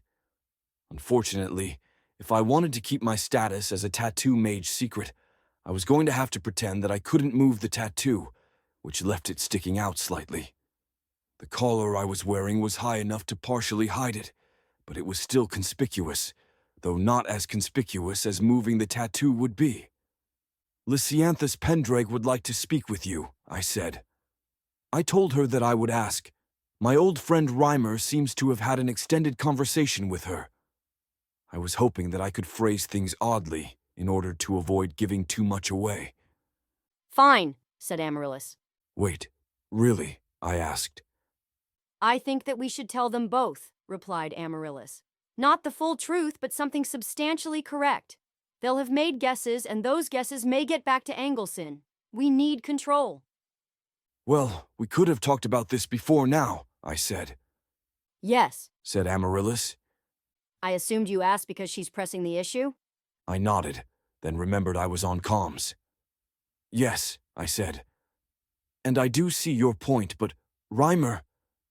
Minimal information only, said Amaryllis. There's more we might be able to get from him, but he'll need more of the truth. Will do then, I said. I let my fingers fall from the tattoo and looked at Lisi. I guess you're going to get to meet her. When? Asked Lisi. Tonight, I said. Dinner at my place. I gave her the address, and she quickly took her notebook out to write it down, repeating it back to me. Reimer will be there. Good, said Lisi. Good? I asked. I'm surprised you'd want him around. We're friends, said Lisi, frowning at me. We had made our way into the classroom and found seats together. The chalkboard in front of us was filled with equations and diagrams over its full 10-meter span. Friends, after a single day, I asked. It's easy to make friends if you know how, replied Lisi. She turned to me. There's some discussion among the cousins about what Amaryllis Pendraig's status is, if she's not dead. We can talk about it over dinner, I said. So she is Amaryllis? She asked. Classified, I replied. She didn't laugh or even smile, but the class started shortly after that. All right, settle in, everyone. Does anyone need recalibration before we start? Our instructor, Leicester, Magus, Second Order, stood before the class, smiling. No one raised their hands, and his smile widened by a fraction. I see that some of you have moved, I hope not, in an effort to trip me up. He laughed at that. At any rate, I have the first bit of bad news today, which is that you'll have the first spot of homework for this class today. It will be given at the end of session, so please be sure not to miss it. With that said, I'll introduce the topic at hand, which is all about frequency and amplitude, how they're defined, and the fun stuff that you can do with them, whether you're an engineer or a vibration mage. As it turned out, there really was a ton of stuff to know. Some of it was very basic, which I didn't mind, and some of it seemed incredibly complex, particularly the math side of things. Leicester demonstrated in a variety of ways, partially through drawing on the chalkboard, partially with his beautiful voice, and partly with pieces of string. My increased K&O was definitely helping with the trigonometric identities and math part of it, which I had never been particularly stellar at back on Earth, and I found myself taking a lot of notes. The fun thing about Leicester as a professor was that he always related things back to what we were actually studying, which was vibration magic. A vibration mage's breath was of primary focus, namely in terms of how much needed to be used to accomplish certain effects, and how the fundamental properties of vibration and waves played into those applications. There were, thankfully, no particular upsets, no long-dead friends coming back from the grave to give lectures, and no new personalities. Lisi didn't even interrupt me or try to talk over the instructor. Score another point for the class, I supposed. We were given homework right at the end, written up on the chalkboard, all of which would take supplemental reading and some amount of math. It's all a method of slowing us down, said Lisi as we walked to our next class. I had literally all my classes with her, which I wasn't too thrilled with. Is it? I asked. You don't think any of that was useful? Some, replied Lisi. It's a base for future learning and might be helpful in that respect. But 2 years of groundwork is far too much, and the primary purpose of it is to deter people from classes, or worse, as Tor explicitly stated, to instill a culture in graduates. Ah, I said. You'd prefer that they just taught you the things that were most directly useful to your pursuit of choice, and didn't make you take anything else to round it out, like a trade school. Of course, said Lisi, looking affronted. Angelson trade schools are focused entirely on training people to be productive workers with as little time, effort, and cost expended on that training as possible. That's the model the Athenaeums should be following. But they don't, because they have other considerations, like tuition, politics, culture, etc., I said. Makes sense to me. It's inefficient, Lisi scowled as we went and took our seats in the next classroom. I was looking forward to Oberlin. It's inefficient, but that's the kind of thing that happens, I said, especially in a place like this, where there's a rate limit on both types of magic and no competition. A monopoly on magic was, in essence, what the Athenaeums were, with all the negative impacts that inevitably had. I was mildly surprised that neither Uther nor the Second Empire had managed to do some trust-busting, but not that surprised, given that the Athenaeums worked together and represented a vast amount of power. What's inefficient? Asked Reimer as he climbed the stairs to come sit with us. Sound and silence, replied Lisi. Good to see you. You too, said Reimer. He looked between us for a moment, then sat next to Lisi, putting her between the two of us. How's it going, June? Fine, I said. We're invited to dinner at his house, said Lisi. I thought we could go together. Oh, said Reimer. He glanced at me. Sure. It's fine, I said. Just be careful what you say about the house. Why?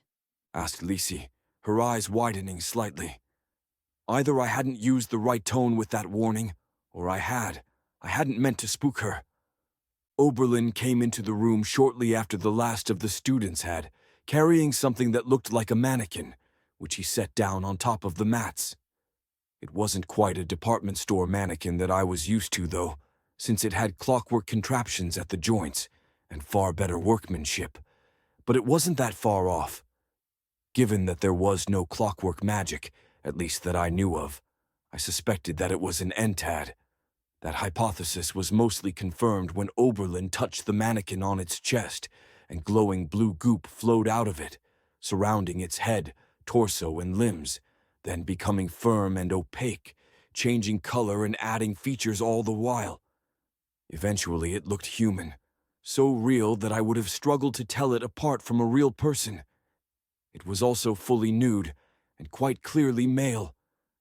I cast a glance at Lisi, who didn't seem perturbed in the slightest.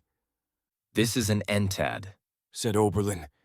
It can take the form of any humanoid, and while transformed, has fully realistic anatomy. What I'm going to show you today will be gruesome by almost any reasonable standard. If you would like, you have a few minutes to leave while I give a practical overview of the combat applications of vibration magic. You have until the week's end to change classes. For anyone else, the school provides counseling if you have difficulty with what you see here today. Knowing what it looks like to see a person die is vital to the practice of combat magic, and an important part of this class. There were fewer people in the class than there had been the day before, 5 or 6 missing students, and I was surprised that 2 more left as Oberlin continued to talk. That was nearly a quarter of the class gone in 2 days, leaving us at nearly 30 people, the smallest of my classes. Oberlin was pushing people out of the class, seemingly for ideological reasons, and it was working. I wondered how the Athenaeum felt about that. The mortal species have some resistance to magic in many of its forms, said Oberlin. This resistance is weak. It will give you a fraction of a second when under assault. Unfortunately for vibration mages, extended contact with the subject is necessary for all our most precise attacks, meaning that in a full combat situation, you will either need impeccable control, overwhelming power, or some form of assistance. It is nevertheless the case that a skilled combat mage is capable of producing death at a distance, within line of sight for most intents and purposes, though there are a few caveats. I will now demonstrate the 3 most common methods of attack for a vibration mage on this entad. Oberlin went over to the small desk beside the stage and pulled a small knife from the desk. He began to hum, an unearthly sound that I was pretty sure was the result of either unique vocal cords or vibration magic. He paused for a moment and looked at us, still humming, and then turned his attention on the mannequin. The more I looked at the mannequin, the more real it seemed. It was breathing, or at least giving the impression that it was breathing. And when Oberlin directed his attention at it, it started clutching its ears and screaming in pain. Oberlin rushed it and stabbed it in the throat with his knife, which caused the screaming to become a gurgle as blood rushed out of the wound. It fell to the floor, now gripping its throat, and Oberlin stopped his humming. That's the first method, said Oberlin. His shirt had been sprayed with blood. It doesn't take much skill to generate a pitch that's loud enough and painful enough that you can find an opening. Debatably, you might say that I killed him with a knife rather than the magic, and I might grant that. This isn't a person, it's an entad, capable of only basic responses to stimuli, but you'll have to take my word for it that it would work on a person more often than not. Those of you who are going to become vibrational mages, you can take lessons that will teach you proper control for this specific technique. But this class exists largely to give you the practical basis. Obviously, you might also want to take a course that will give you the skills and experience necessary to kill with a weapon of some kind. Oberlin bent down to the body, which was now a corpse, and removed the knife. I looked over at Lisi and Reimer. She was listening with rapt attention, making notes while her eyes never left Oberlin. Reimer looked a little bit ill. When I looked back at Oberlin, all of the blood was gone, and the entad was back to looking like a mannequin. He touched it again, and the goop came out of it as it reformed itself, human again, but this time female. I didn't see why it had to be so realistic, or, if it had to be, why it couldn't wear clothes. She didn't look like anyone I knew, thankfully. I will give you some caveats about distraction, said Oberlin. First, it can be difficult to use when you have allies around, given that the essence of the technique is sound generation, and sound is notoriously hard to keep contained. Possible, but hard. Second, the distraction technique is largely about sensory overload and pain response, neither of which are present in all the mortal species, and not to the same degree among those who have them. There are a number of books that catalog specific responses to both sound and pain. In particular, I recommend Thurston's Oral Weakness. Third, it should be fairly obvious that this requires a secondary method of either incapacitation or murder. If you have a gun, use it. Otherwise, depend on other tools in your toolkit. And fourth, this method is non-lethal on its own. That might make it tempting to some of you without the proper disposition toward combat magic, but it's vital that you see that as a weakness of the method, not a strength. Oberlin turned toward the woman and held out his hand.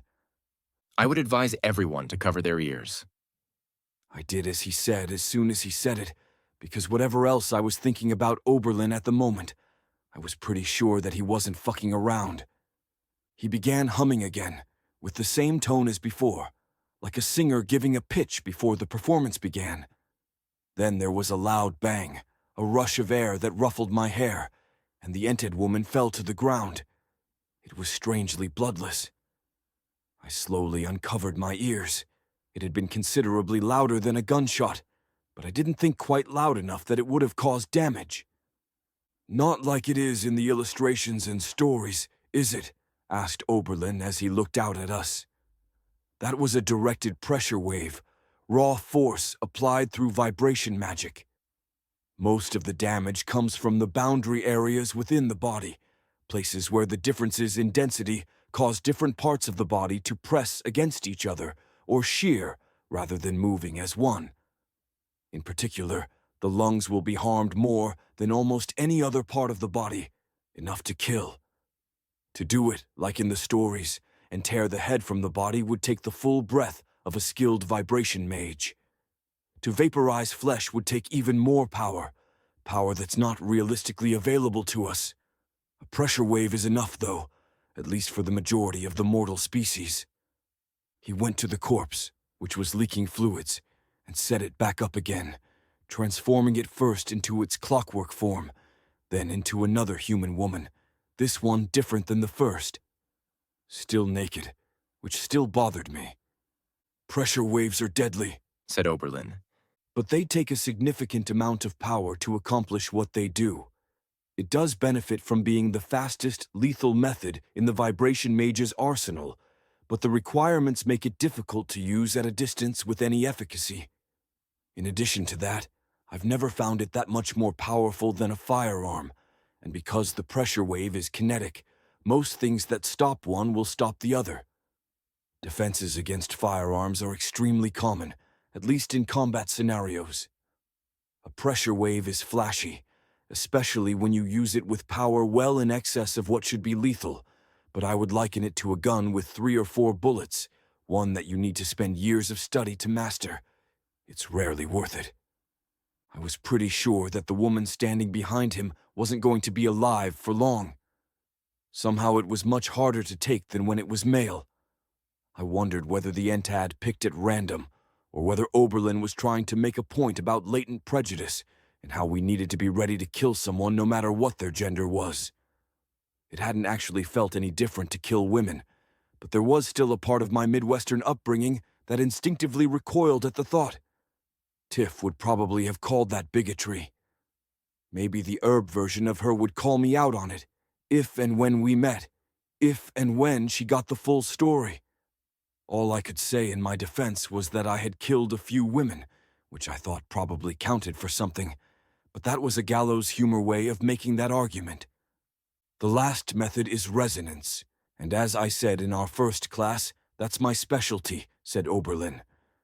He looked over at the naked woman standing there.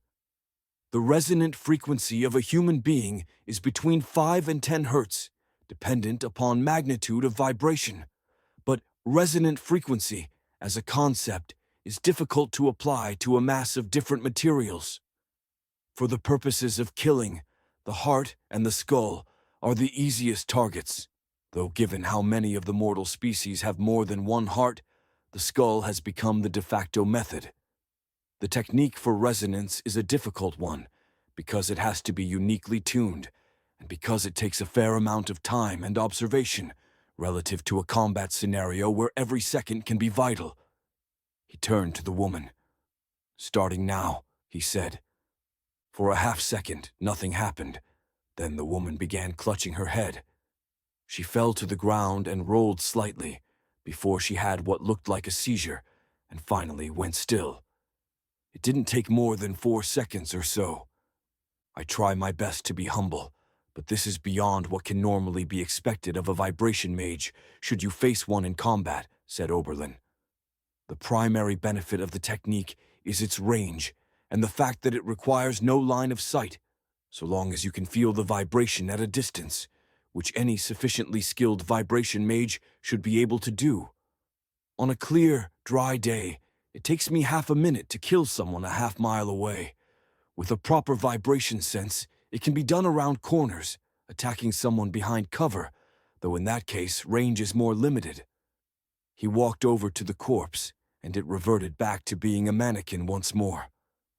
There are limits and countermeasures to this, naturally, as there are for all three primary modes of attack available to a vibration mage, which is what we'll be covering in the next half of the class. Before we go on, are there any questions? To my surprise, Reimer's hand went up. I was considerably less surprised that Lisi had a question. Her hand was up with much more urgency. "Arthur," said Oberlin, pointing at Reimer.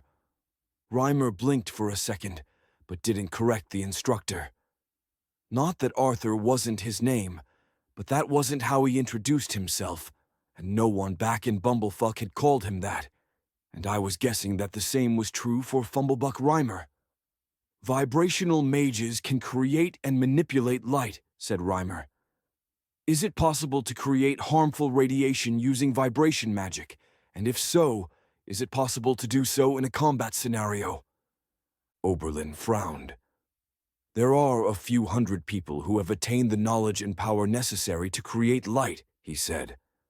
"To my knowledge, it's never been used in an offensive capacity. Given that intensive research efforts are often implicated in the exclusionary principle, research is tightly controlled and carried on at a satellite site well outside Leo. I can't speak to the efficacy of radiation as an offensive weapon, given that it's entirely untested in combat situations, but perhaps in another few years you'll be able to get an authoritative answer." Oberlin paused. "You're not one of those planning to be a combat mage?" "No, sir," said Reimer. "Just curious." He'd looked pale before, but some of the color had come back into his cheeks. Oberlin nodded, then pointed to Lisi. "Lysianthus." Lisi quickly lowered her hand, which she had kept up through the whole exchange with Reimer. "What about multi-mages?" she asked. "A rare breed," said Oberlin. "Cross-applicability varies widely. We'll have an entire unit on combined forces and how they're typically handled, and I'll save discussion of multi-mages until then, because there's a good deal of overlap between the two subjects. If you have any specific lines of inquiry, let me know after class, and I'll try my best to work them into the lesson plan. I also have extended office hours for anyone intending to become a combat mage." Lisi gave a curt nod. I found my own hand going up. "Juniper," said Oberlin with a nod. Are we going to discuss utility aspects of magic with regard to combat? I asked. Things like eavesdropping on communications, echolocation, signals intelligence, illusions, that kind of thing? We'll cover it in brief, said Oberlin with a nod.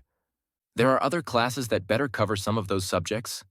Once you've gone through initiation, disambiguation is one of the more important classes you can take, as is sensory adaptation, both of which will serve to expand your capabilities.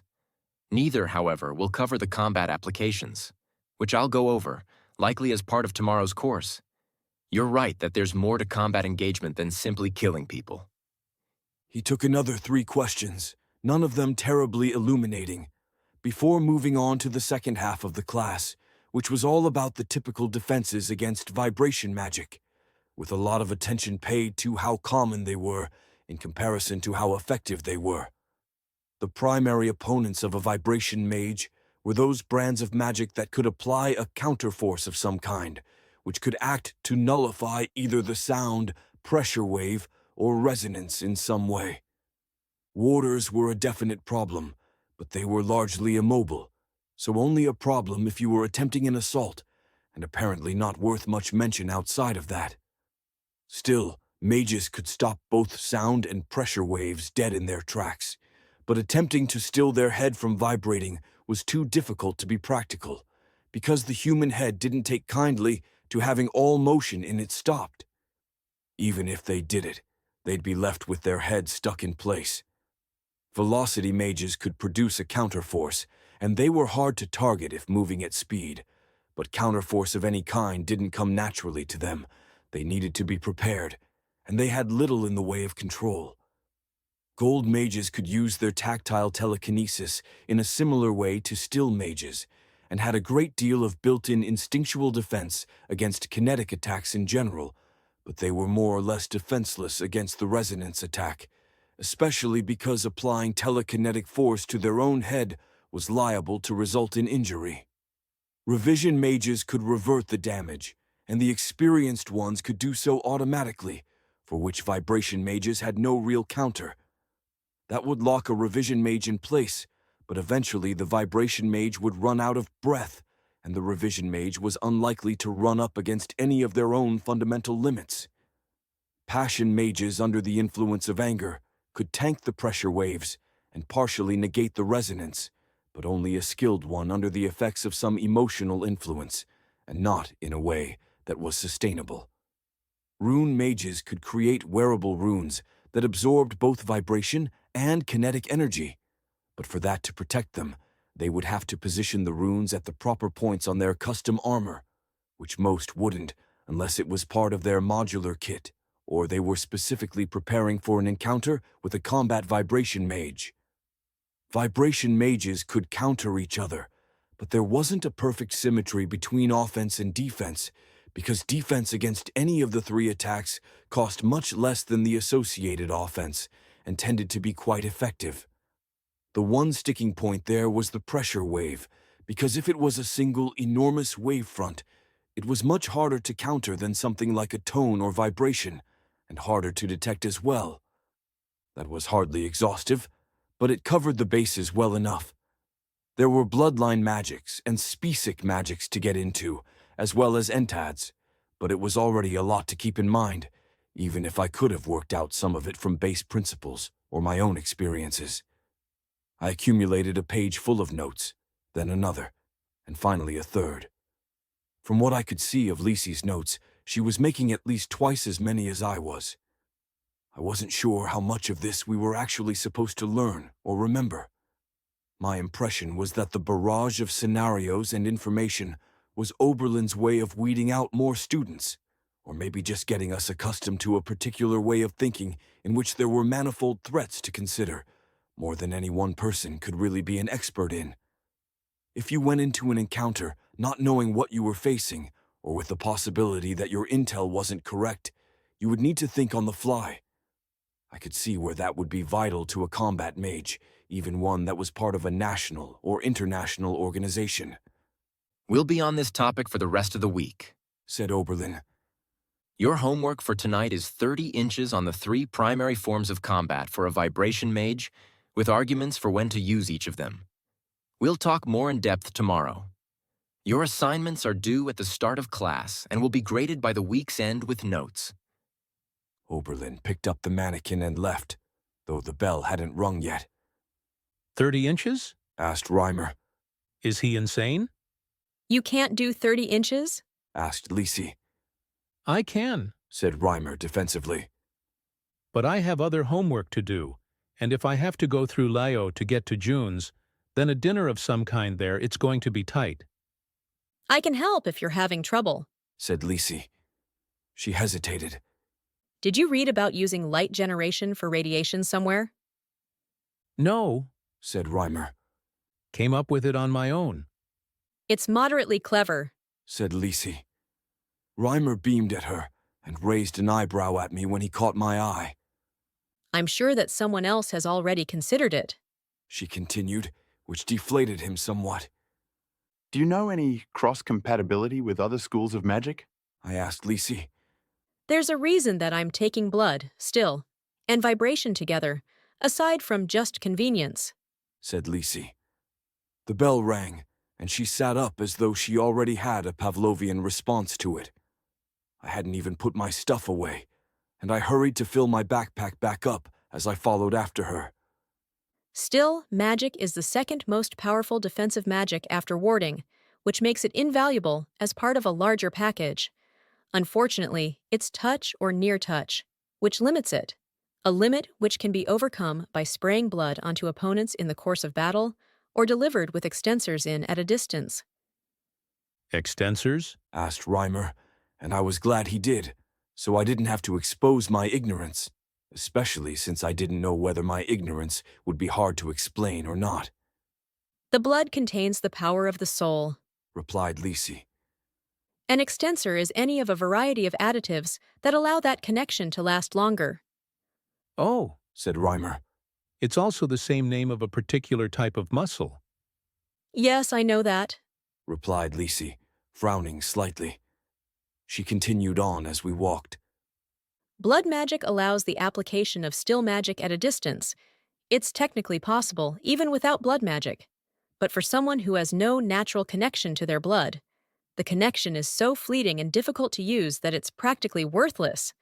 Aside from that, vibrational magic helps with pulse timing attacks and allows for overclocking the heart. Lisi looked at me because I was laughing. What? She asked, clearly annoyed. You really call it that? I asked. Overclocking? That's the technical term, said Lisi, still frowning at me. So you pump your blood faster? Asked Reimer. Is there a benefit to that? There are clear benefits to greater internal control of the body's natural cycles, said Lisi. The ability to manually control my heart rate will have a number of applications. I already control the flow of blood, which is itself useful, especially in a fight. When we reached our next class, there was a note on the door, and a number of other people in our ethics class gathered around the door. Lisi pushed past them and read from the note. Ethics class is canceled until the end of this week, when it will recommence with a new instructor, she said out loud. She looked to one of our other classmates. Will this affect our grades? How should I know? He asked her. She made her way back to us without deigning to reply. Did you hear me? She asked. Sounds like we have some free time, I guess, replied Reimer. Your place? He asked me. I ignored him and pressed my fingers to my throat. Ethics professor is missing under mysterious circumstances. Do you know anything? She was arrested 3 hours ago, replied Amaryllis. Are you safe? Yes, I said. Lisi and Reimer were both looking at me. Do you know why? Unclear, replied Amaryllis. As soon as we're done here, I'm probably going to find my way to the lawyers we have on retainer and find out whether they can get more information. This feels like it might be important. Yes, it does, I replied.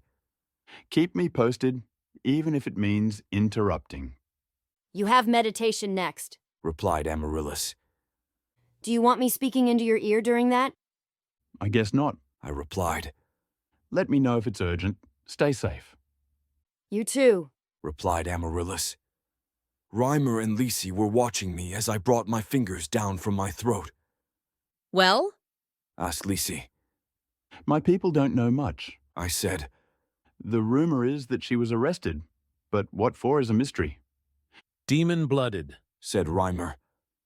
I shot him a dirty look. Oh, come on, June. We've done that whole circus enough times that you have to understand what I mean. Regardless of what you think of the demon-blooded, they get arrested more than normal people, for reasons that, probably have more to do with prejudice than anything else, but they do get arrested more often. Fine, I said. I let out a sigh. Well, I have to stay on campus for the meditation course, so I have an hour to kill. We can start work on our assignments, said Lisi. She turned to Reimer. If you're worried about the inches for Oberlin, I can help you. We ended up going into a study room and working through our assignments. Most of the conversation was between Lisi and Reimer, since I was keeping my thoughts to myself, and also because I didn't want to be found out by some awkward slip of the tongue. I knew a fair bit about Erb by now, enough not to make a total ass of myself most of the time, but being covered for all the major things still meant that there was room for me to be wrong about a lot of minor things. I wrote the essay for Oberlin first. I didn't know the traditional style that they used at SNS, but I was a new student, and Oberlin already knew the score, more or less, so I stuck with the 5-paragraph style that I was used to, after first doing some estimation to see how long it would need to be to make 30 inches. Can I see? Asked Lisi when I was finished. I shrugged and slid it over, She read it silently, staring at the words like she was going to bore a hole into the paper. She said as she set it down. Trivial observations. Oh? I asked. In what sense? In that they're trivial. Replied Lisi. They're the first things that anyone would consider. Oh, I said. Isn't that sensible, though? Those are the things most likely to be correct. Here, said Lisi, grabbing Reimer's essay from his hands. Reimer has the opposite problem. He's trying too hard to be clever. Wow, said Reimer with a disbelieving smile. That cuts deep. True, though, I replied. Fuck off, said Reimer. Here, said Lisi, looking over Reimer's essay. Superior range allows for removal of support personnel prior to engagement with heavy attackers. How would you know which ones were support personnel, and which kind? I don't know, said Reimer. I was assuming that I had proper intel. Magus Oberlin pointed out that was a poor assumption on the first day. Said Lisi. And support personnel are unclearly defined. Revision mages, by most ways to parse that, would count as support personnel, and attacking one of them first would be a bad idea, because they're resistant to attack, and you would give away whatever advantage you had. I only meant, began Reimer. You meant support personnel contingent on that actually being a good idea, replied Lisi. Which isn't a good guiding principle, and doesn't demonstrate an understanding of the complexity of vibration mage warfare. I was under the impression that Oberlin wanted us to show him how we thought so he could tailor his lessons to us. I asked. I'm not sure that it does anyone any good for you to rewrite our essays. I wasn't planning to rewrite them, said Lisi. She just wanted to tell us how wrong we were, said Reimer, casting a smile in my direction. I wasn't sure how he was able to do that. He would laugh and joke like we were friends sometimes, like nothing was fucked. I didn't think much of the fact that he was doing it here on Erb. He'd done it on Earth, too, before I'd taken my leave. And then after he'd played nice, he would turn around and tell me that I was a piece of shit who more or less deserved to wallow in my self-pity. Craig had told me to fuck off, and then cut all contact with me, which I at least got, and Tom seemed to think I was still a good person and a worthwhile friend, despite the evidence. But I just didn't really understand what it was that Reimer got from being something like a friend to me.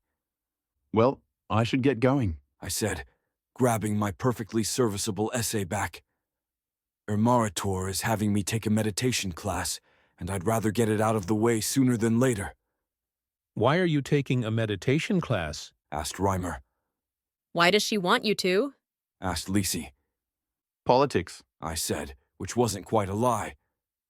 That, and she's covering her ass, since I'm not really a conventional student. I felt a twinge of worry about whether or not covering her ass was appropriate language around a princess, but I had already said worse, so that ship had sailed. Amaryllis had a mouth like a sailor when she felt like it, albeit a pretty sailor. You never explained why she called you the Bursars man, said Lisi. We'll talk about it over dinner, I promise, I said. I'll meet you both there. Leicester's problems would have to wait until later. I left the two of them behind, glad to have some time by myself, and checked in with Amaryllis. Update? I asked. Nothing yet, said Amaryllis. I'm not looking forward to another few days of this. The immobility plate breathes and bends better than it should, but it's not perfect. Well, I appreciate you playing Shadow, I said. I was making my way to the building where the meditation class would be held, and felt my foot drag as I had a thought. Was it so bad, the last time? There was a brief bit of silence from the other end. The last time she'd played Shadow, Fen and I had been going on our one and only proper date. We hadn't ended up needing her as backup, but she'd been there, just out of sight, in the same plate armor, less concerned with hiding her identity, but still suffering through it, just to play bodyguard for us, as Fen and I played at being two normal people on a normal date. Heshnel can hear what you say, replied Amaryllis. I can, confirmed Heshnel. I apologize, but that is a limitation of the tattoo. We can talk about it in private if there's something you'd like to say. I replied. We could even say it outside of Bethel if you want true privacy, though it seems likely to me that she snoops around in our dreams at night, so who knows? You're going to meditation class now? Asked Amaryllis. I guess so, I replied. I hope you know what you're doing with Lisi and Reimer. Me too, said Amaryllis, which wasn't at all reassuring. I didn't want Reimer to be a part of my life anymore. We'd been friends for ages and spent enormous amounts of time together, and we didn't really get along that well. And this wasn't even the Reimer that I could spend hours talking, arguing about movies, games, and random internet crap with. It was some other Reimer, essentially the same, but from a completely different culture, and with none of the shared history. I wouldn't have wanted the real Reimer, let alone this imposter. But if Lisi had sensed weakness and latched onto him, then he was a liability, and if he knew things about the previous version of me, then he was an asset. The only logical thing to do was to keep him close, as much as I didn't like it. I wasn't particularly looking forward to meditation class, but I was hoping that I would get some kind of bonus from library magic, if not on a game mechanical level, then at least from all the meditation that I'd done.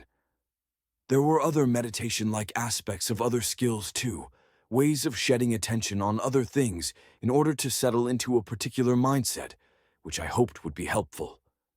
All that aside, it wasn't like they could tell that I wasn't meditating right, so it would mostly just be a time sink. And naturally, there had to be a twist, because as soon as I walked into the small classroom, I saw Jif sitting there with the others. She didn't seem to see me, and I froze for a moment, not wanting any part of this. She would notice me, and then I would have to suffer through her making this class miserable as well, probably by having a high-pitched whine in my ear for the duration, or something equally petty. I decided to go up to her and see if I could, somehow, head this off at the pass. Hi, I said. Can we talk? She turned to face me with a quizzical look. Yes, she asked. None of the hatred or anger was displayed on her face. I wondered if that was a performance for other people, or if something else was going on. I said. I think that we got off on the wrong foot and...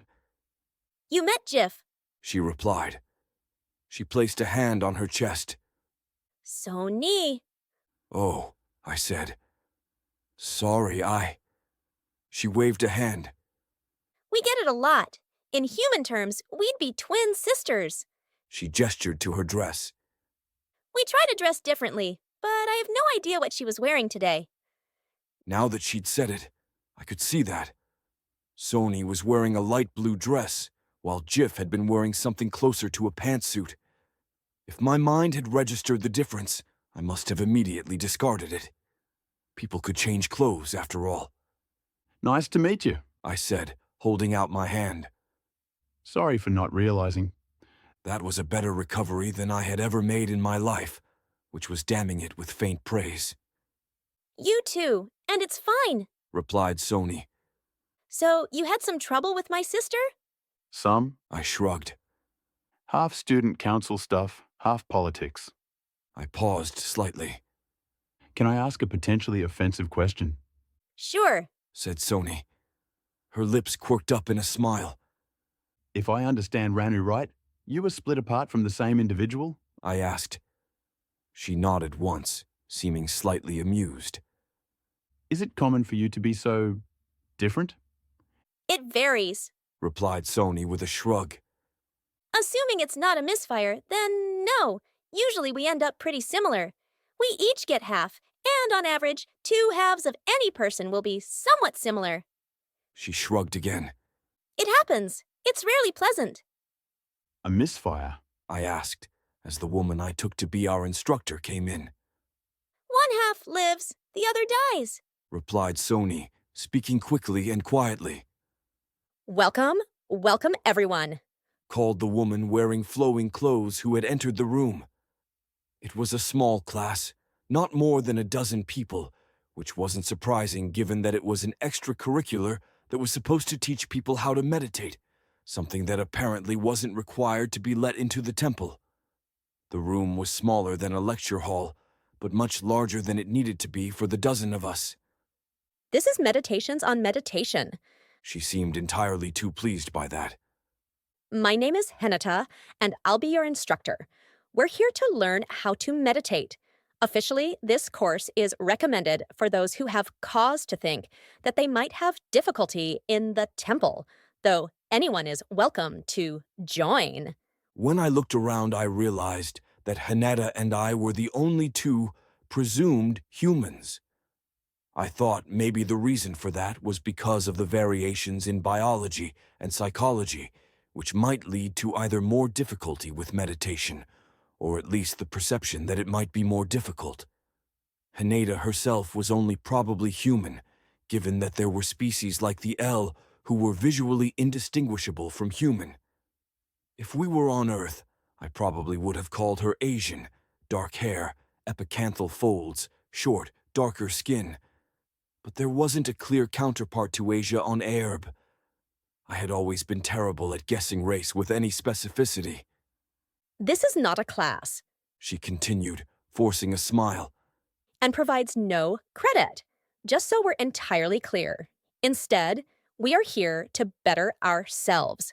To start, I'd like everyone to grab a mat and find a place you'll feel comfortable. I took one of the mats leaning up against the wall and went over by the window. It wasn't one of those foam yoga mats, since I didn't think that those had been invented on Erb yet. Instead, it was something similar to tatami, though I had no idea what it was made of, aside from some kind of plant. The first thing that I'd like you to do is relax your muscles and control your breathing, said Haneda.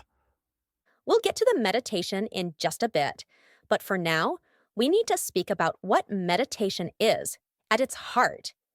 Meditation is the letting go of thoughts, of allowing your mind a time where it does not think. In the modern world, we spend all of our time so focused, even on those things which aren't drawing our attention, which can interfere with our ability to step back from the world and see it for what it is. Coming from an Erbian, this was hilarious. I still kind of missed the sheer connectedness of Earth sometime. The way that I was never more than 10 seconds away from being able to read something new on the internet, or look up the answer to a question. It was a terrible thing to feel nostalgia for, but I still had buried bits of muscle memory that saw me reaching into my pocket when I got bored. There were books to read, more than I could ever finish, but it wasn't the same, because there was nothing that gave me the quick burst of dopamine that checking Reddit did. Settle yourself, said Haneda. Relax the muscles of your hands and feet, then your limbs. Get into a position where there's as little tension and thought given to the position of your body as you can.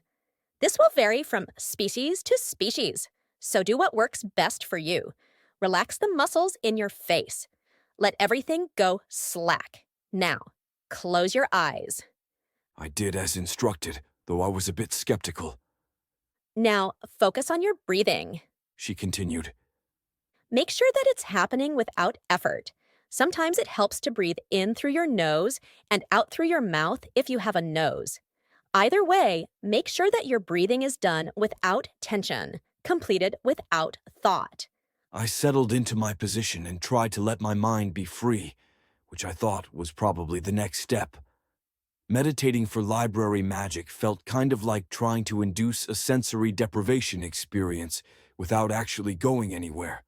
Enough that I could focus on the books and let random thoughts drift through my head, like I was in a rowboat with the oars pulled in, letting myself drift, paying only enough attention to dip a hand in the water and make small corrections to where I was drifting. Imagine woodland, said Henata. Dappled light, green leaves, a soft breeze, small animal sounds, the call of a bird. Her voice was soft and slow, lulling me into a deeper relaxation. There's a man in the woods, clad in armor, his face obscured. He's engulfed in flames. My eyes went open, and I stared at Haneda. I hadn't been paying enough attention to her. She had her eyes closed and sat in the lotus position, with her feet resting on top of her thighs. I had abandoned meditation entirely. I was intent on figuring this out and steeling myself for whatever was going to come next. If Parsons' voice could be used silently or with sub-vocalization, I would have been screaming at Amaryllis to get over to me, and maybe even telling Heshnel to get Bethel ready for a drop. This is a method called calatet, a technique of juxtaposition. She continued, eyes still closed. The woods are calm and peaceful, but there's a man on fire, walking between the trees. Take that man in your mind's eye. Watch him. He's unconcerned by the flames that engulf him, calm and serene. The flames don't burn the plants. The fire doesn't spread. He's approaching you, stepping through the underbrush. He means you no harm. What the actual fuck? I had no idea what to do. A part of me wanted to scream at the others, to tell them not to think about the flaming man, but I had no real basis for saying that, no proof that it was anything nefarious, just a gut feeling that things tended to go wrong around me, and that threats never stayed hidden for long. That instinct had been misfiring lately, raising my hackles when things were fine, causing me to reach for my sword when it wasn't needed. But maybe there was such a technique as calatet.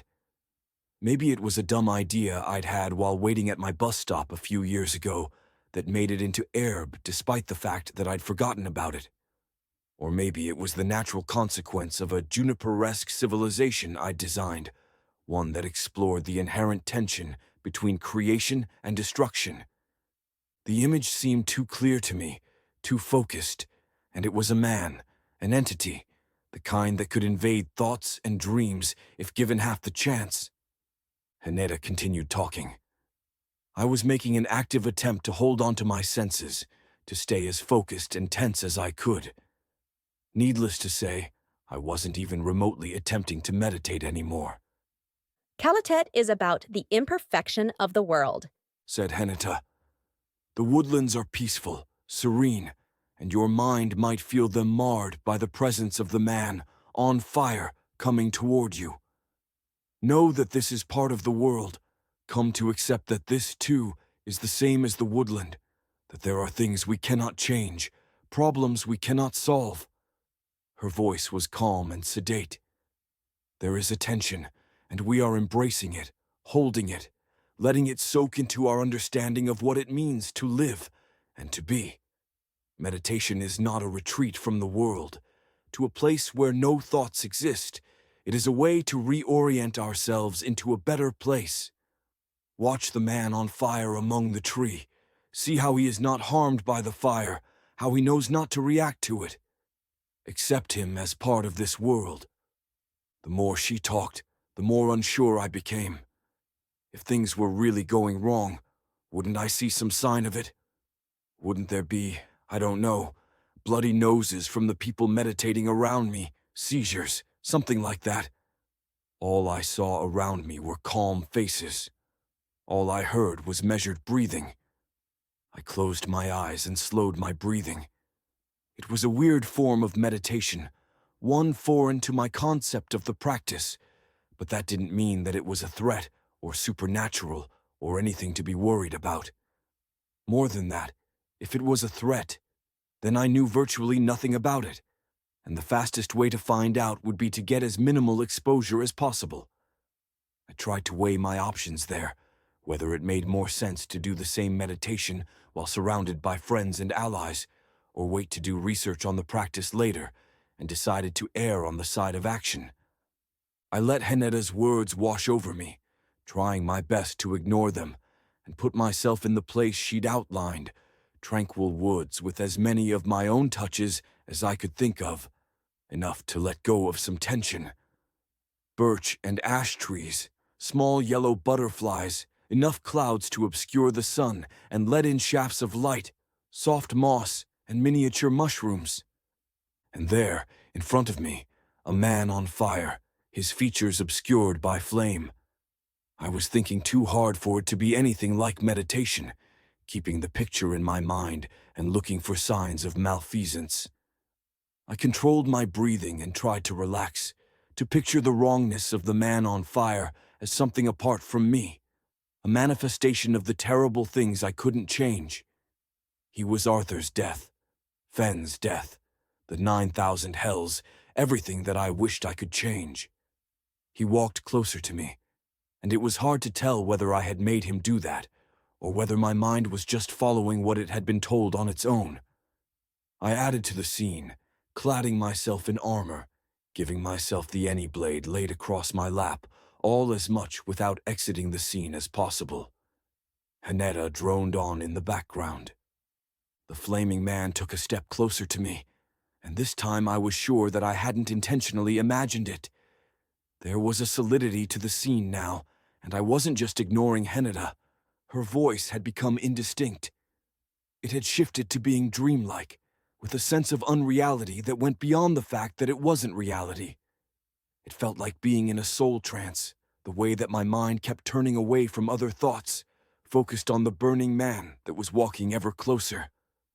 Fortunately, I had some experience with the soul trance and pushed back against it, opening my eyes into the real world, which flooded back into focus. Magic of some kind then, and from the looks of it, not a pleasant one. Hanetta was still sitting there, still droning on, repeating herself more than she had been. Her eyes were closed, and she sitting in the lotus position, carrying on as calmly as she had been. I had no idea what was happening to the others, but it didn't seem like it could possibly be good. Deaths, disappearances, and now this. How long had this been going on? Who was implicated? Ermarator was the one who had sent me here. I stopped to think about my priorities here. The reason that I was at S&S was to unlock the two magics, but the secondary reason, which seemed like it might become the primary reason, was that something fucky was going on with some unknown number of students and staff. I had a strong urge to go around screaming and trying to snap everyone out of their trances, or call in Amaryllis from wherever she was, but I had no idea whether that was actually a sound course of action. The problem at S&S, whatever it was, had been going on for months, which meant that this particular edge of it was just part of a larger pattern. If I reacted now, I'd be kicking the hornet's nest without actually knowing a single damn thing about the hornets, where they were, and what they were trying to do. I stayed where I was. It was possible that the people around me were going through something that they couldn't get out of, and that I was simply failing to help them, but I hoped that it was nothing that couldn't be undone. Sony had seemed nice enough, and if the man on fire had come for her, well, they couldn't be killing people here. Someone would have noticed that, and I was both a skilled soul mage and the only living spirit mage, so if something had gone wrong, I had some amount of confidence that I would be able to set it right. Hanetta stopped speaking for a moment, allowing us to sit in silence. All right, She said.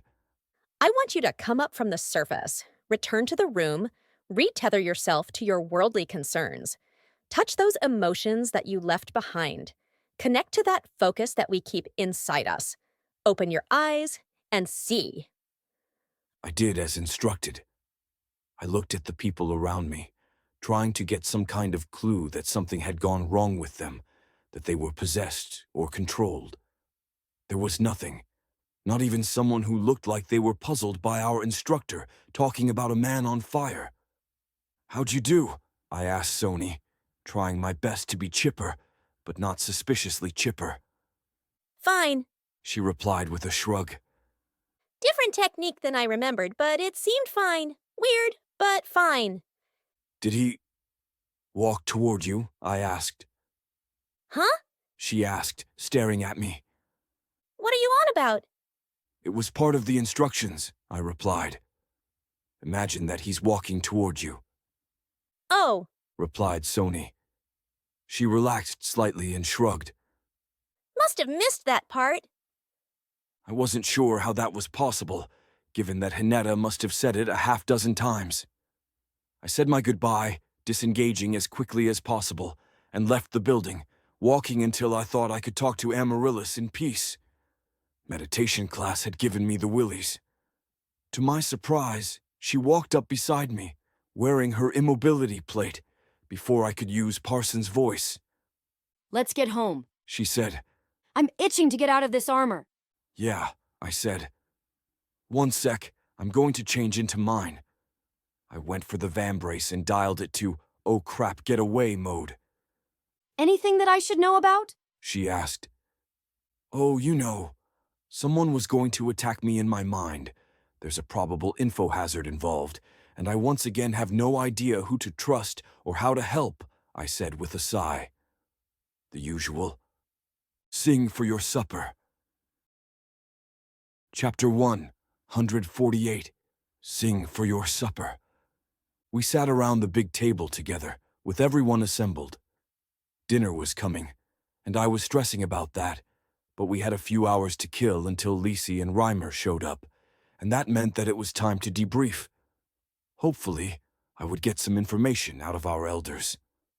I have nothing, said Raven. I have a lot of guesses, but none of them are good. Let's hear them, I said. All of them? Asked Raven.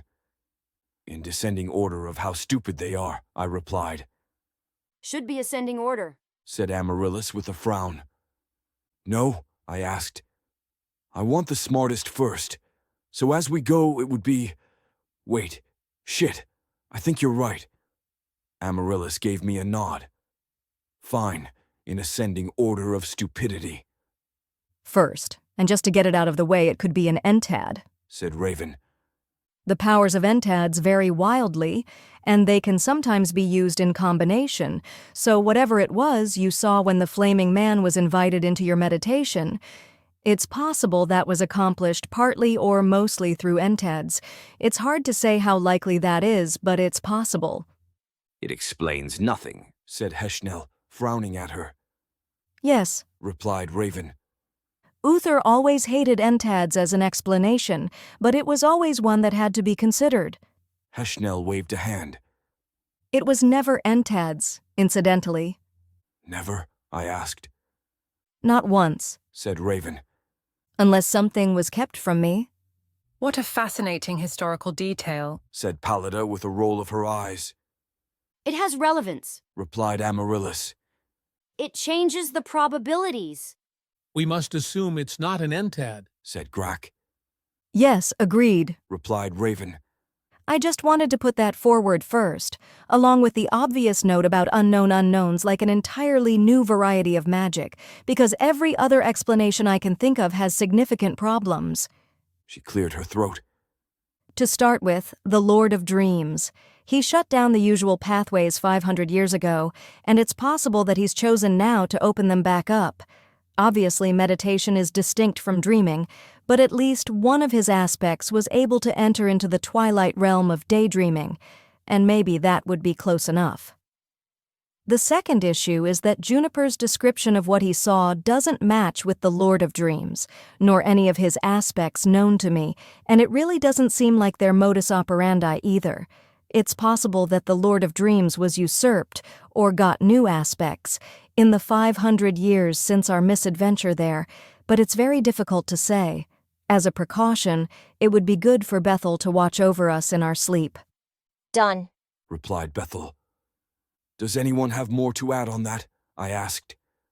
No one said anything. I was pretty sure that Raven was the only one of us with any experience in the realm of dreams. Okay, Raven said, taking a breath.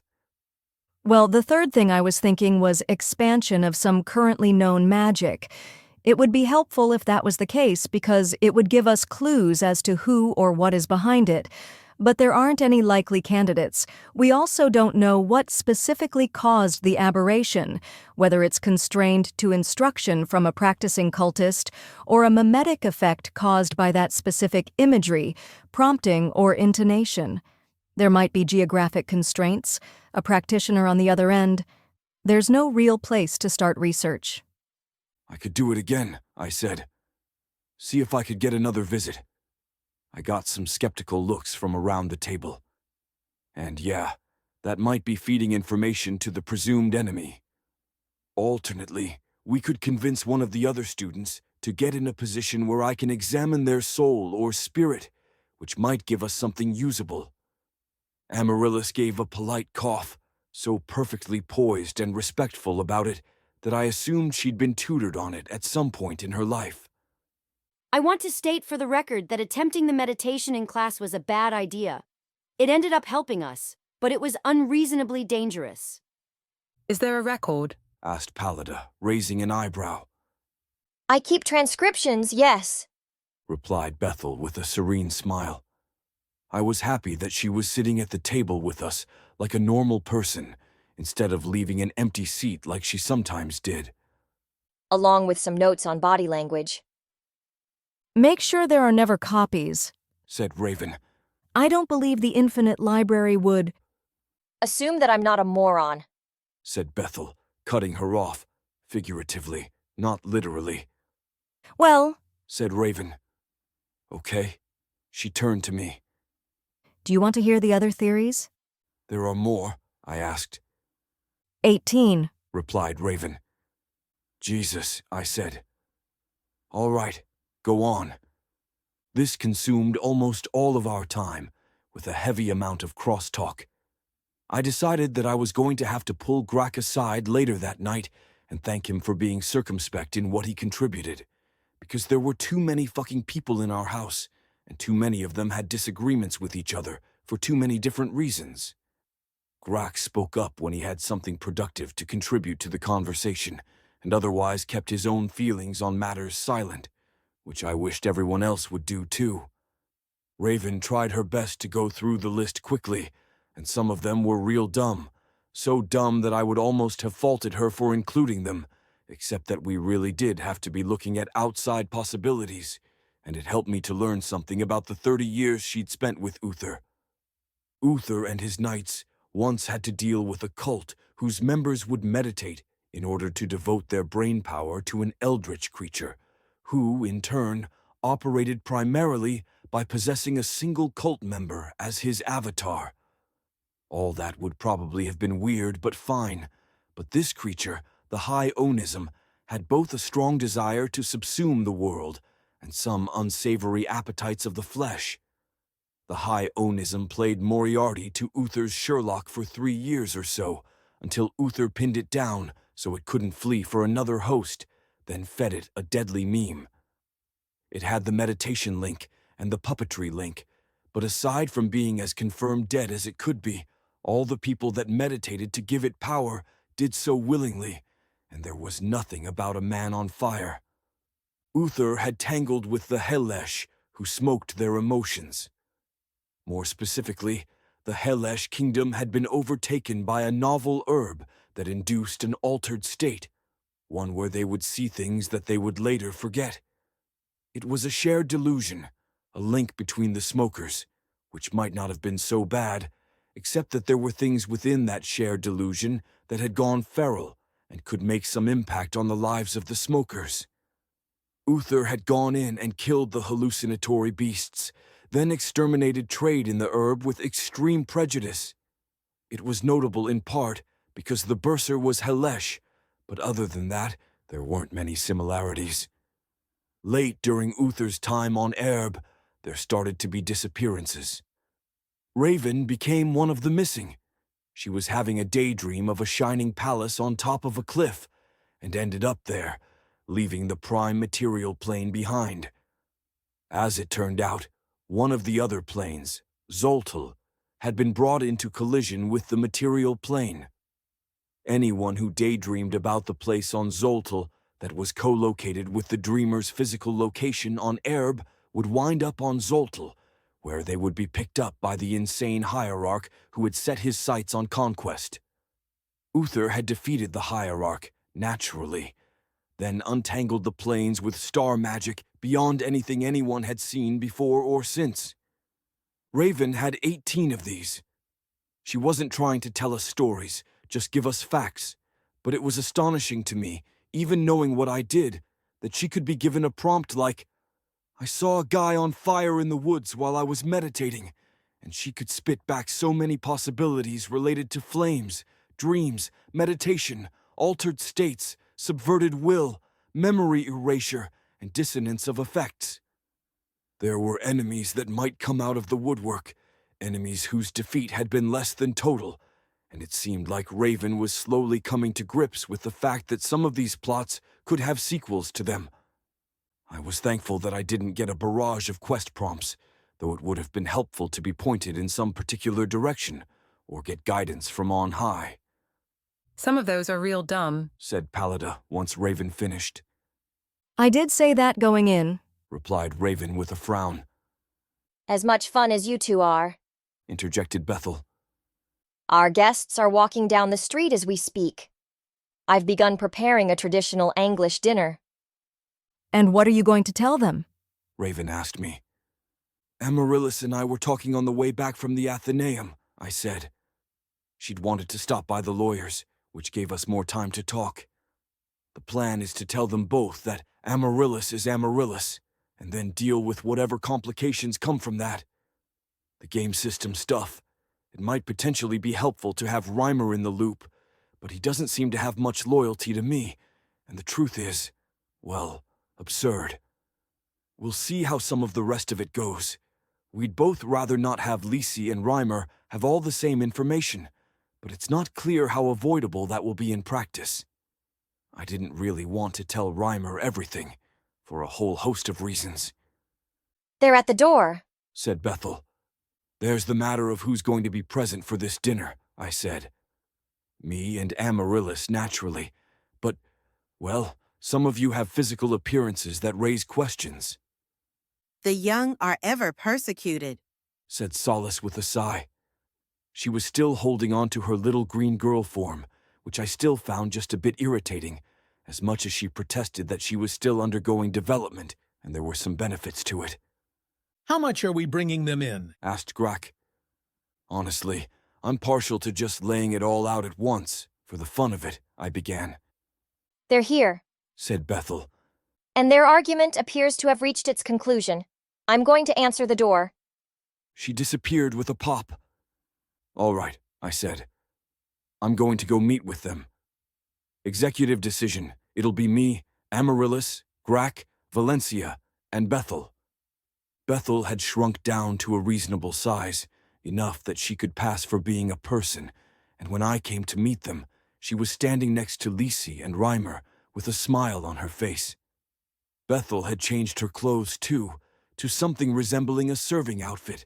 It was a far cry from a French maid's uniform, instead being more about functionality and layers, blues and whites with rolled-up sleeves and thick boots on her feet. Hey, June, said Reimer with a wave. He was dressed up a bit, with slacks instead of jeans and a button-down shirt. He must have gone back to his room to change. I wondered whether the change in clothes was for Amaryllis or Lisi, though it was possible it was for both.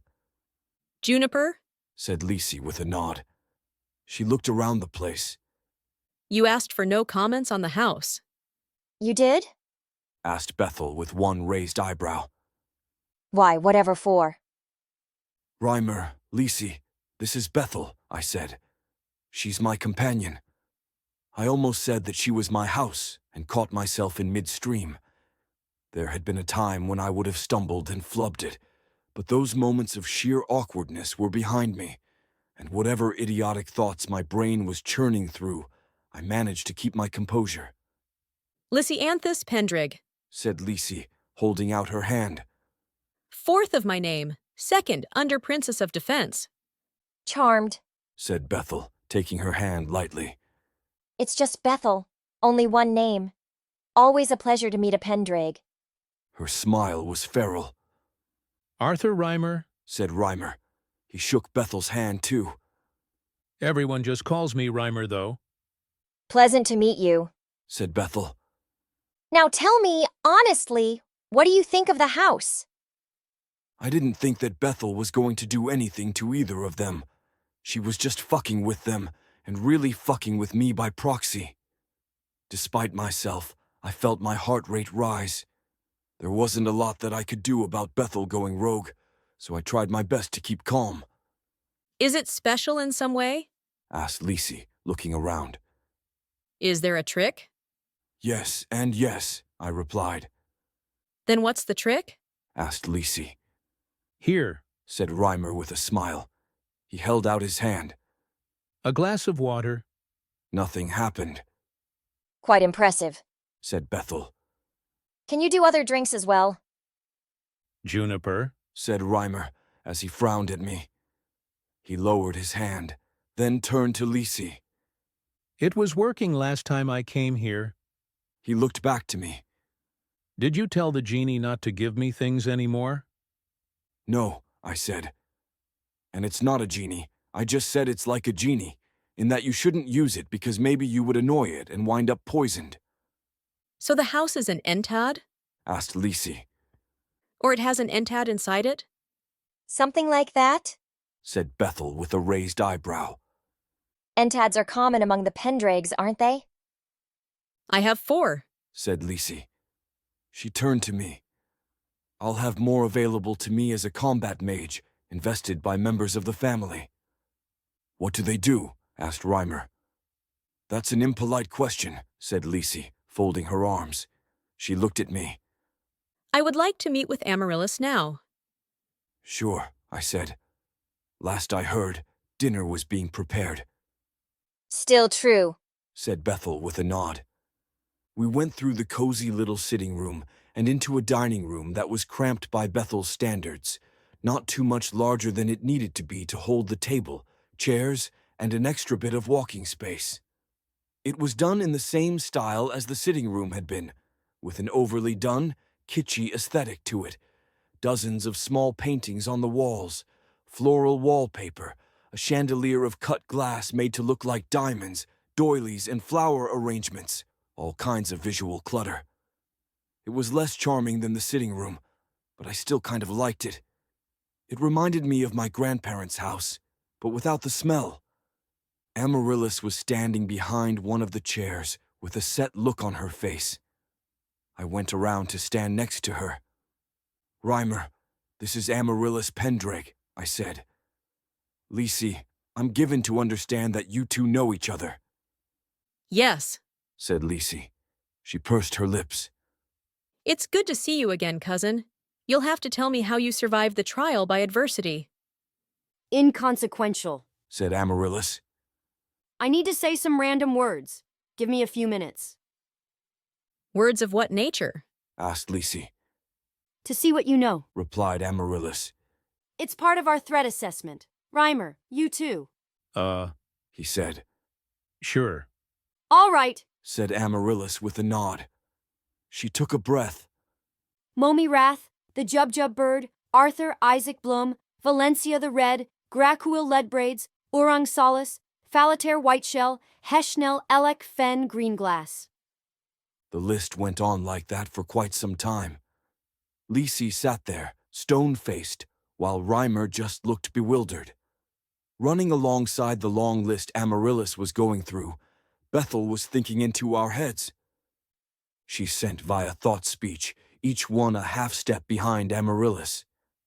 This particular plan had been my idea, one made long ago. We'd stolen the change colors if you know ball from Masters, and Bethel's virtue allowed her to temporarily take on the powers of any entad inside her. In the case of the memory ball, that meant the ability to sense which of the 4, now notional colors, would be created when anyone anywhere in the house heard any noun phrase. Bethel opted not to use it most of the time, because the information it provided was virtually worthless, and it was a strain on her sensorium. But for a short test like this, it could help us to magically note a couple of things. The list had been Amaryllis's work. It had the names of almost everyone we'd ever worked with or fought against, plus a handful of decoys. It had the names of future threats that might be connected to one or both of Lisi and Reimer, and a long list of names from Earth. Because the memory ball was capable of disambiguating between 2 identical noun phrases that referred to different things. Chinatown the place and Chinatown the movie was the UR example. There were some repeats. Project Garden Steak, said Amaryllis.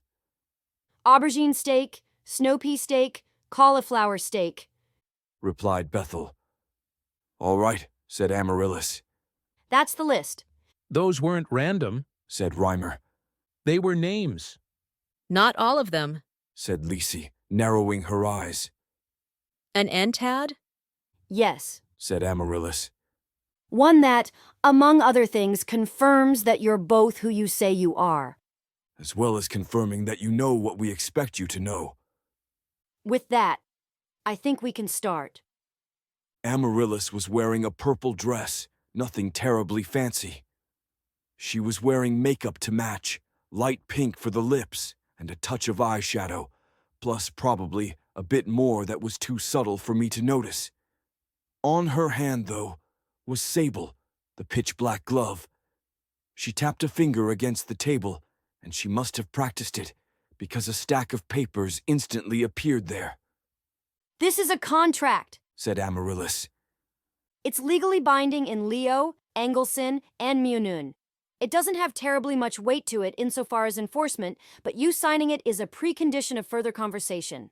I'll allow you to read it, but it would suffice to say that there are stiff penalties for disclosing anything that we speak about here today, whether the nature of that disclosure is intentional or otherwise. She slid the paper across to Lisi, then produced a second copy and slid it across to Reimer. Lisi began reading it with furrowed eyebrows. I already know you're here, she said. I know you're connected to the Republic of Munun in some capacity, that you're connected to Juniper and the location of this house. I could walk out this door and leverage that. Yes, said Amaryllis. What are you offering us? Asked Lisi. She glanced over at Reimer, who was already signing. What are you offering me, then? Power, I said. Influence, material support, connections, and resources. We have a lot. We're planning to bring you in. Part way, anyway. But to hear the offer, to know more, you have to sign. Lisi finished reading through the document while Reimer sat idly next to her. Can I ask a question? He asked. Sure, I replied. What the hells does any of this have to do with me? He asked. I'll tell you when she's either signed or left, I said, nodding at Lisi. Lisi looked up, glared at me, then looked back down and kept reading. I asked Bethel. An entity dagger greater than... replied Bethel. I replied. Asked Bethel. I said. Okay, said Lisi, as she signed the paper with a flourish and slid the papers back across to Amaryllis. Explain. I did make dinner, said Bethel. And there are others I'd like to introduce you to, said Amaryllis. Fine, said Lisi. On what was presumably Bethel's cue, Valencia and Grak came in. Grak gave a stiff bow, and Valencia a sweeping curtsy. This is Grak who will lead braids, and Valencia the red, I said. They're our warder and combat specialist, respectively. The red? Asked Reimer. Yes, replied Valencia, nodding once.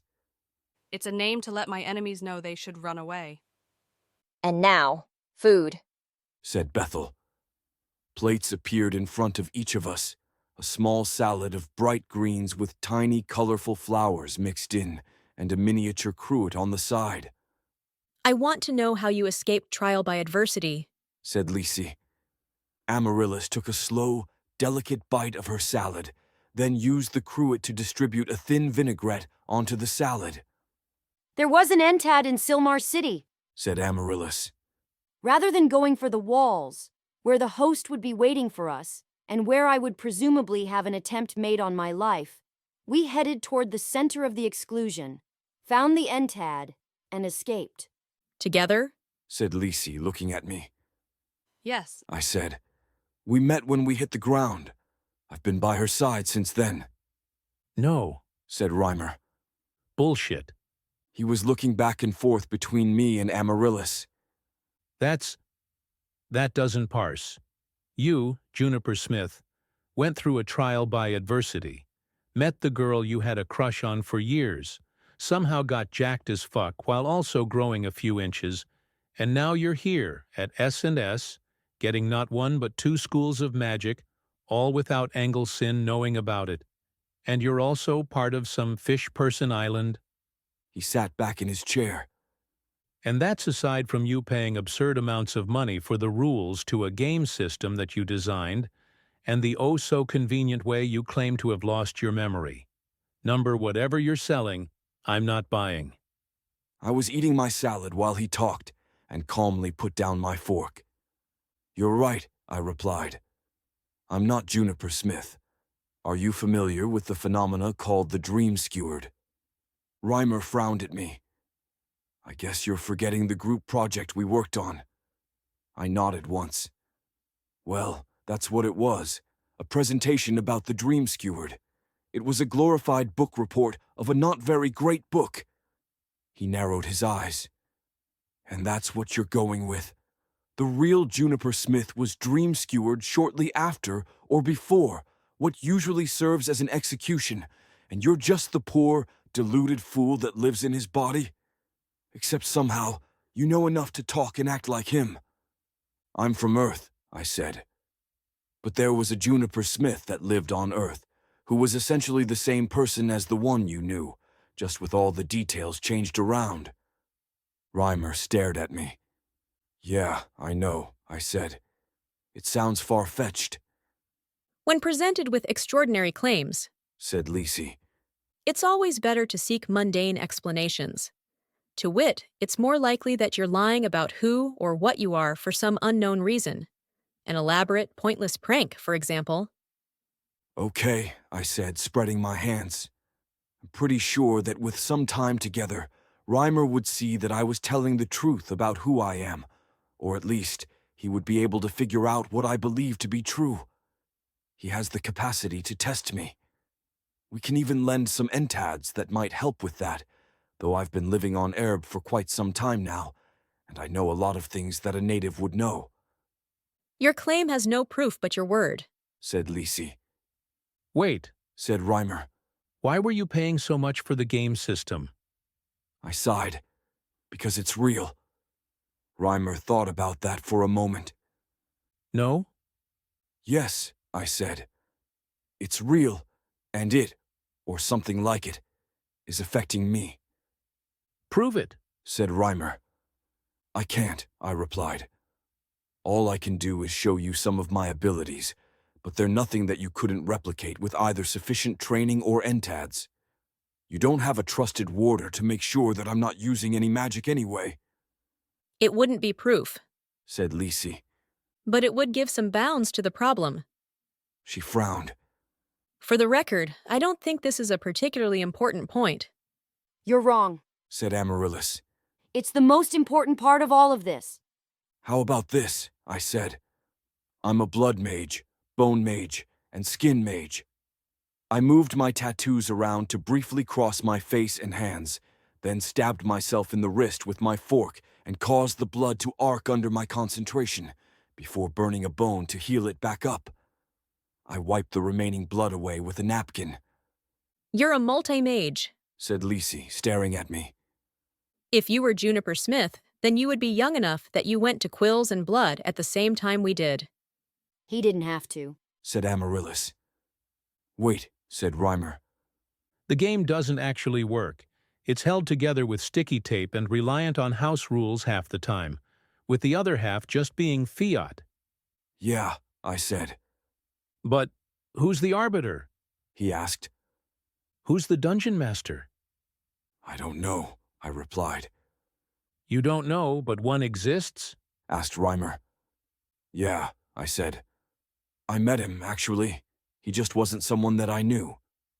You're talking about this war game you played? Lisi asked Reimer. Her face was set in a serious expression that was very close to a scowl. If he called it a war game, he didn't explain it right, I said. It's descended from a war game, said Reimer, folding his arms. It's not a war game. There's no war, I said. It's small groups. Fire teams are an element of war, said Reimer. Semantics, said Amaryllis with a wave of her hand, as though she didn't love semantic debates. Right, I said. What I'm saying, essentially, is that I have a large amount of power, and our ultimate goal is to use that power to do the most good. In what sense? Asked Lisi. I second that question, said Reimer. That could mean a lot of things, some of them evil. In the short term, we're solving whatever unambiguous problems we can, I said. In the medium term, we're working on a technological revolution. In the long term, I paused because it was audacious.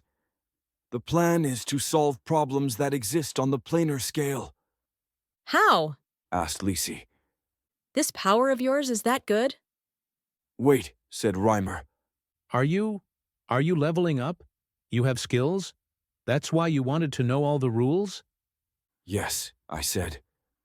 But who's the dungeon master then? He asked. I already said, I replied. But it all depends on who the dungeon master is. That's what it all hinges on.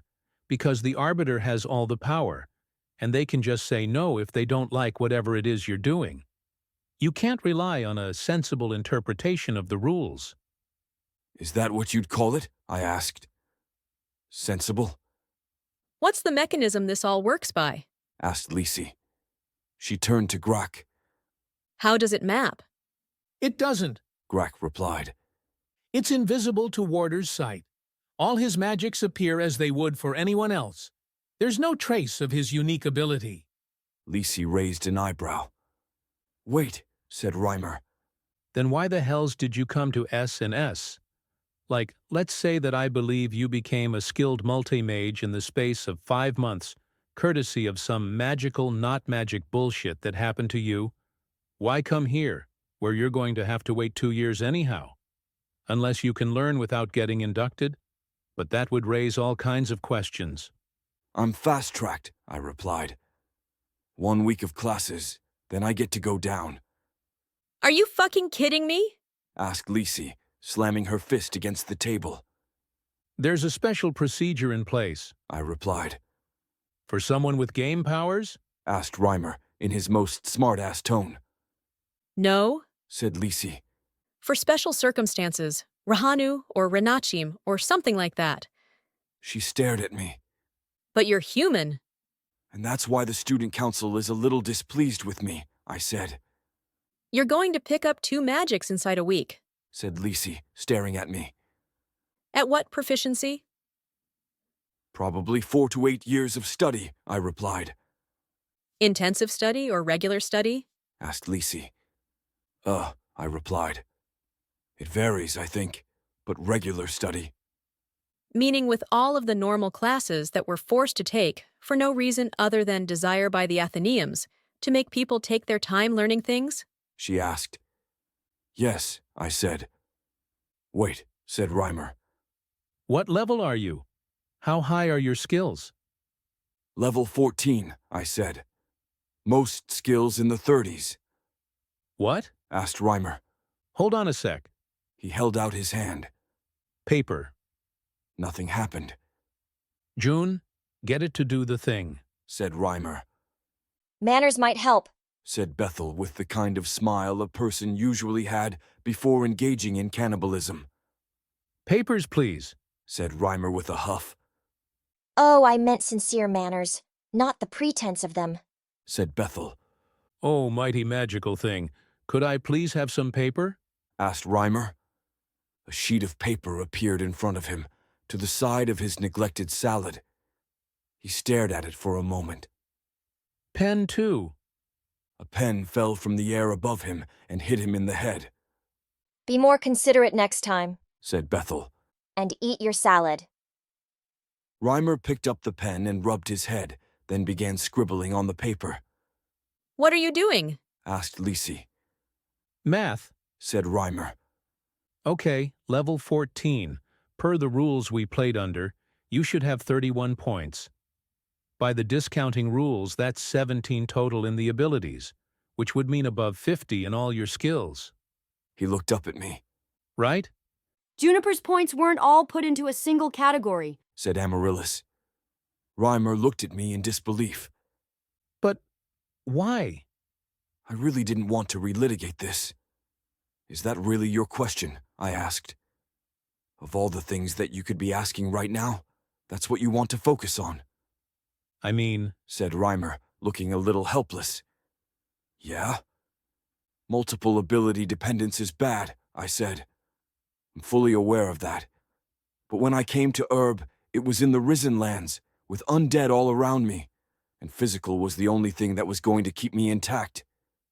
Even after we got our asses out of there, I had to deal with problems that really couldn't be solved by mental or social. I resisted the urge to glance at Amaryllis, because I knew that point was debatable. So yes, I changed course. I multiclassed. Sue me. What does that mean, multiclassed? Asked Reimer. Never mind, I replied. The build is suboptimal at present, yes, and it's a generalist build in a system that doesn't seem to give a lot of preference to those. I'm a multi-mage, and I'll probably be one of the best in the world in another month or two, and we're going to have to hope that's enough. I'm in. Said Lisi. She was staring at me. Whatever you want from me, I'm fully committed. You figured it out, Said Amaryllis. Lisi nodded. Sorry, said Reimer, looking between us. Figured what out? He's Uther Pendraig. Said Lisi, gesturing at me. Or something similar. What? Asked Reimer, looking me over. No, that's insane. He looked at Amaryllis, then back at me, and I suppose it must have dawned on him that we weren't denying it. That's... of all the fucking people in the world? Yes, I said. And it's worse, because I was the one to create a large portion of this world. Sorry, I have to hand it to you. Chapter 149. I have to hand it to you. Dinner went...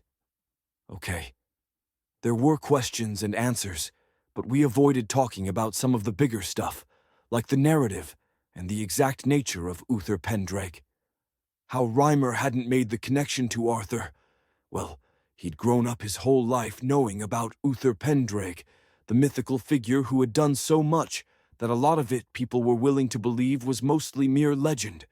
And this Reimer had also grown up knowing his own Arthur Blum, and the idea that his now-past friend was, in some sense, the reincarnation of Uther Pendraig wouldn't have been promoted to consideration, not without some details that I had left out of the conversation. I wasn't lying, per se. The main course was duck, stuffed with herbs and seasoning, then crisped to perfection, and the dessert was a chocolate cake. It had none of the usual experimentation that Bethel had been showing recently, which I hoped wasn't the result of Pallida being critical, even though it was a marked improvement over the full Grabellian breakfast. So, said Reimer, are you guys going to do some kind of loyalty pledge? He moved his fork between Amaryllis and Lisi. Those aren't real, said Amaryllis. Yes, they are, said Lisi. Amaryllis stared at her. I didn't mean anything by it, said Reimer, holding up a hand. They're propaganda, said Amaryllis. part of the deliberate mythology. They're grounded in 2nd century practice, said Lisi. That doesn't mean that they aren't real. From a practical standpoint, Amaryllis began. Concede that you were technically incorrect, said Lisi. Amaryllis glared at Lisi's set face. I wondered whether this was just what it was like in the Lost King's court sometimes. I watched the muscle in Amaryllis's jaw briefly clench and unclench. I don't want to get into an argument about semantics, said Amaryllis. I concede that I was using imprecise but colloquially correct language. Colloquially incorrect language, said Lisi. Bethel said into my head. No, the meaning of colloquially. Amaryllis began, before shaking her head a bit. It doesn't matter, and I just said that I don't want to get into a debate about language or semantics. Do you want my loyalty pledge or not? Asked Lisi. I. Started Amaryllis, looking flummoxed. I do. Good, said Lisi. Amaryllis Pendraig, 10th of her name. I, Lysianthus Pendraig, 4th of my name, do pledge my everlasting loyalty to you. Let my soul be condemned to the hells for eternal torture at the hands of vile devils, should I ever betray you. She gave a curt nod. Said Reimer. That's not how it is in the books. It's historically accurate, said Lisi. The actual punishment was only used on 3 occasions. Right, said Reimer. Just so we're clear, I'm not pledging loyalty to anyone. No one expected you to, I replied. I'm actually not sure what it is you need from me, said Reimer. He gave me a little grin. Other than help with optimizing your character naturally. Yes, said Amaryllis. that's what we'd like. That was a joke, said Reimer, staring at her. Mary is bad at jokes, said Valencia. Mary? asked Lisi. It's what we all call her, said Valencia. A nickname given to me by a friend, said Amaryllis. Sorry, said Reimer. You want me to manage the magical character sheet? It doesn't make sense as a nickname, said Lisi. Amaryllis. Mary isn't a diminutive. She was that kind of friend, replied Amaryllis with a nod. Reimer, think of yourself as a consultant, I said. A very confidential consultant, sworn to secrecy, and hopefully not in any actual danger. Reimer's mouth opened and then closed for a bit as he looked at me. Can we talk in private for just a bit? He held up his thumb and forefinger, half an inch apart. Sure, I said, but not really. We can go into the next room. I pushed back from the table and went ahead of Reimer, just to make sure that Bethel wasn't going to try to pull anything. She seemed to have a problem with him, which was her own damned fault, because she'd been the one giving him a dozen different drinks and an assortment of snacks the first night he'd come over, not to mention the bar of gold. Okay, I said, once we were alone. The room was, thankfully, normal, just a plain sitting room with some books on the shelves and minimal adornment, though I was fairly sure that it didn't fit in with the previously established geometry of the house. This is all so fucked, said Reimer. You know, I didn't come to the Athenaeum for this. I thought it would be years or longer before I saw anyone from Sporsan, least of all you, and you've changed so much, and there's apparently some serious magic floating around, and you're not you, and... He shook his head. You just plopped 250,000 obols in my lap like it was nothing, and I have no idea what role Lisi is playing in all of it. But I'm with a princess, just like we'd always joked about, and it's all just way, way too much, way too fast. So you're bowing out? I asked. No, said Reimer. No, I didn't say that. I just wanted to talk to you, or whatever of you is left, even if you're some weird alternate version of yourself. He shrugged. Too much cross-talk going on in there, and Lisi, she's great. Nuts, but great. And... He let out a breath. Pretend it's one of our games, he said. Pretend that we all got off track somehow talking about animalia rights or accessibility or gender politics, like we always did, and you're there trying to pull everyone back into the session, kicking and screaming. That's all I want. Okay, I said. Not my forte. No shit, replied Reimer. He was fidgeting and looking around. It's hard to think about things that won't blow your mind, I said.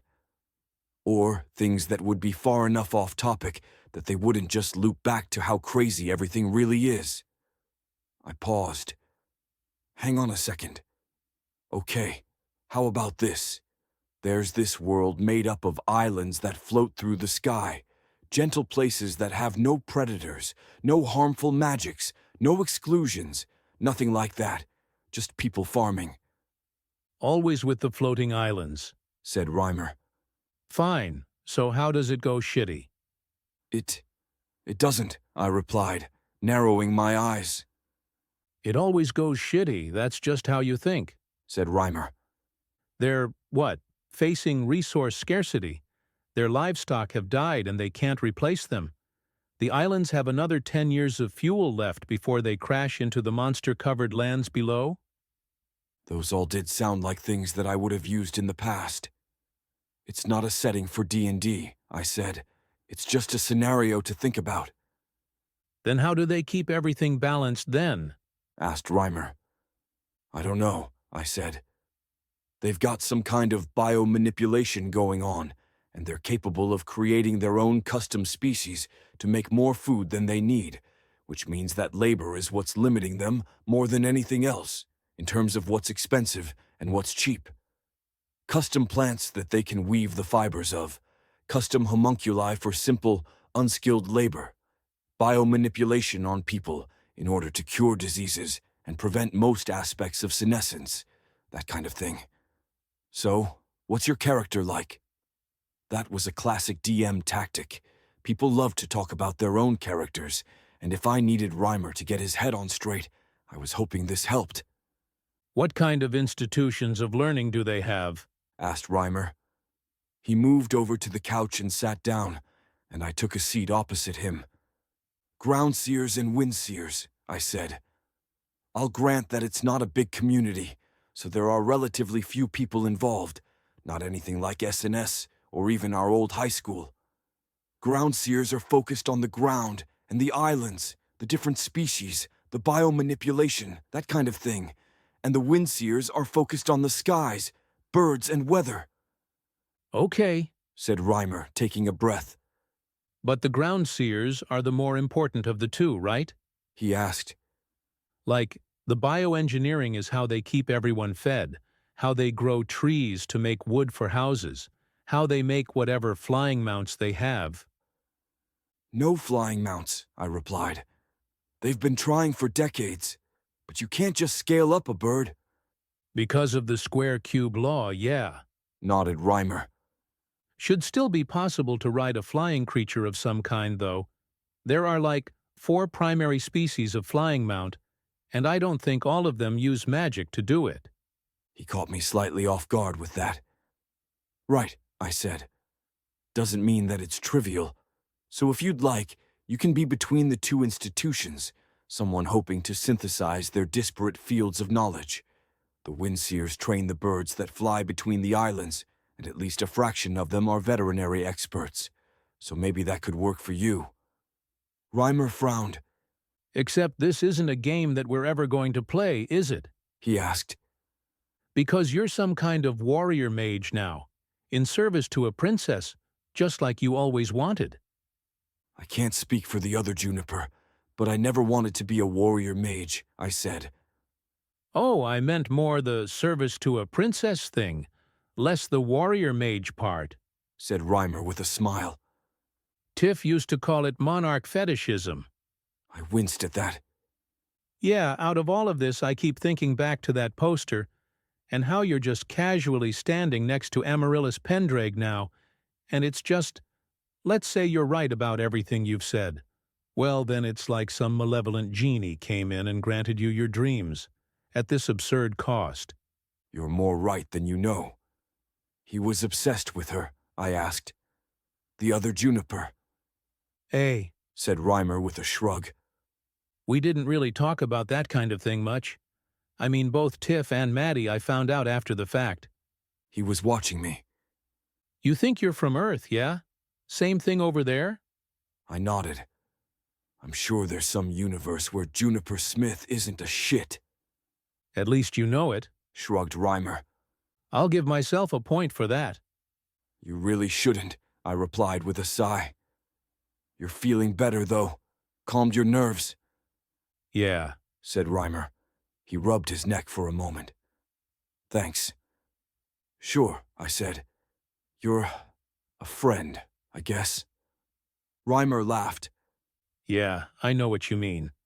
That's what I tell people. He looked over at the door back to the dining room. Say, however you cock things up, can you somehow manage to not fuck with what Lisi and I have going on? Which is, I asked. You telling her everything she wants to know, presumably because she pressed you hard enough. I have no idea, said Reimer. I just don't want you to fuck it up, all right? You can do that for me? Sure, I said. I can try. Seems really foolish to me, from what little I know of you. And if you have some kind of idiot crush on her. Reimer swallowed. She gave me a hand job. Fucking what? I said. He grinned at me. Yeah, I don't know, it was It was a thing that happened, said Bethel. I squeezed the bridge of my nose. Why? Like I know? Asked Reimer. And come on, it's not like you're the handjob police. He paused. Wait, is that what this is all about? You went to join the handjob police? Reimer, I said. Jesus Christ, I shook my head, because I had so many questions, and I was picturing it, despite the fact that it really wasn't something that I wanted to picture. Let's shove all this shit into some cupboard that we never speak of, okay? Yeah, said Reimer. Sorry, it's just, you're the only person I know at SNS, and this is part of the confusing shit that's been going on in my life in the last handful of days. Right, I said. The realm of things that I'm equipped to deal with has been growing lately, but that... Yeah, said Reimer, sitting up a bit. Got it. He paused for a moment. Are you and Amaryllis? Are we what? I asked. Reimer made a hand job motion, said Bethel. I think I've had enough of you, I said.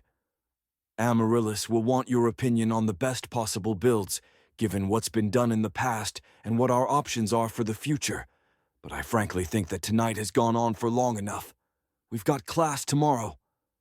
Seriously? Asked Reimer. You're still going to class? And you think I'm going to class? I have to go, I said. I'm at SNS for a reason. I need to attend classes in order to have the instructors sign off on the special form. Once all that's done, I'll get to level 30 in both still magic and vibrational magic in short order. Yeah, but why would I go back to class? Asked Reimer. Isn't this going to be like my job now? We're not hiring, I said. I mean, I should actually double-check with Amaryllis about it, but... Reimer, I don't want you to freak out. Too late, he replied. I've killed a lot of people since I came to Erb, probably in the double digits. More, if you include all the people my companions have killed. A lot of people have tried to kill me. One of my closest friends died a few weeks ago. I swallowed. There's a good chance that this is what your life has been building up to, and I don't think that I can dissuade you. But if I were you, I would continue on with classes while spending my nights hoping and praying that I never had to deal with the shit that's plaguing my good friend Juniper. My mediocre friend Juniper, said Reimer, but his grin faltered. How bad is it? It's escalating, I said. What kind of shit did I throw at you when you were level 14? Oh, said Reimer. But the world isn't like that. There aren't just arbitrarily powerful threats. And there are governments to deal with that shit. The Empire, you were always bending over backward to explain why these were problems that only 4 or 5 people were working on, instead of dozens or hundreds. I don't want to tell you more, I said. I want you to be able to walk away. I'm hoping that maybe it will work if I let you know enough, so you can make your own choice. Reimer stared at me. Shit. He let out a breath. Let me think on it. He looked at the door. Do you think Lisi will want me to walk her back to the dorms? I have no idea, I replied. Try not to complicate things. We have a lot of moving parts. For Pallida Sade, being with the Council of Arches had taken a turn for the worse in the past few days. Really, if she had to trace it back to one thing, it would be that she didn't have her hat anymore. The hat allowed her to change her appearance, replacing pink skin with that lovely creamy color humans sometimes had, which would allow her to blend in. Pallida liked being Renacium, but they were a damnably conspicuous and staggeringly rare species. Her armor could cover her well enough, but the armor was conspicuous too. The hat would have solved her problems quite handily, but it was, unfortunately, somewhere at the bottom of the Brillig Sea.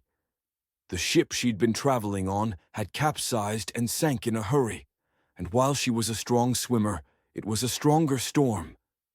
Everyone else aboard had died and been whisked away to an eternity of torment in the hells, but Pallida had been reborn, as she always was.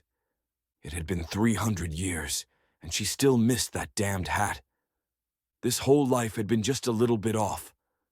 The life before, she'd lived to the age of 80 and taken a controlled death, right next to a woman who'd gotten pregnant specifically for the purpose of bearing Pallida to term.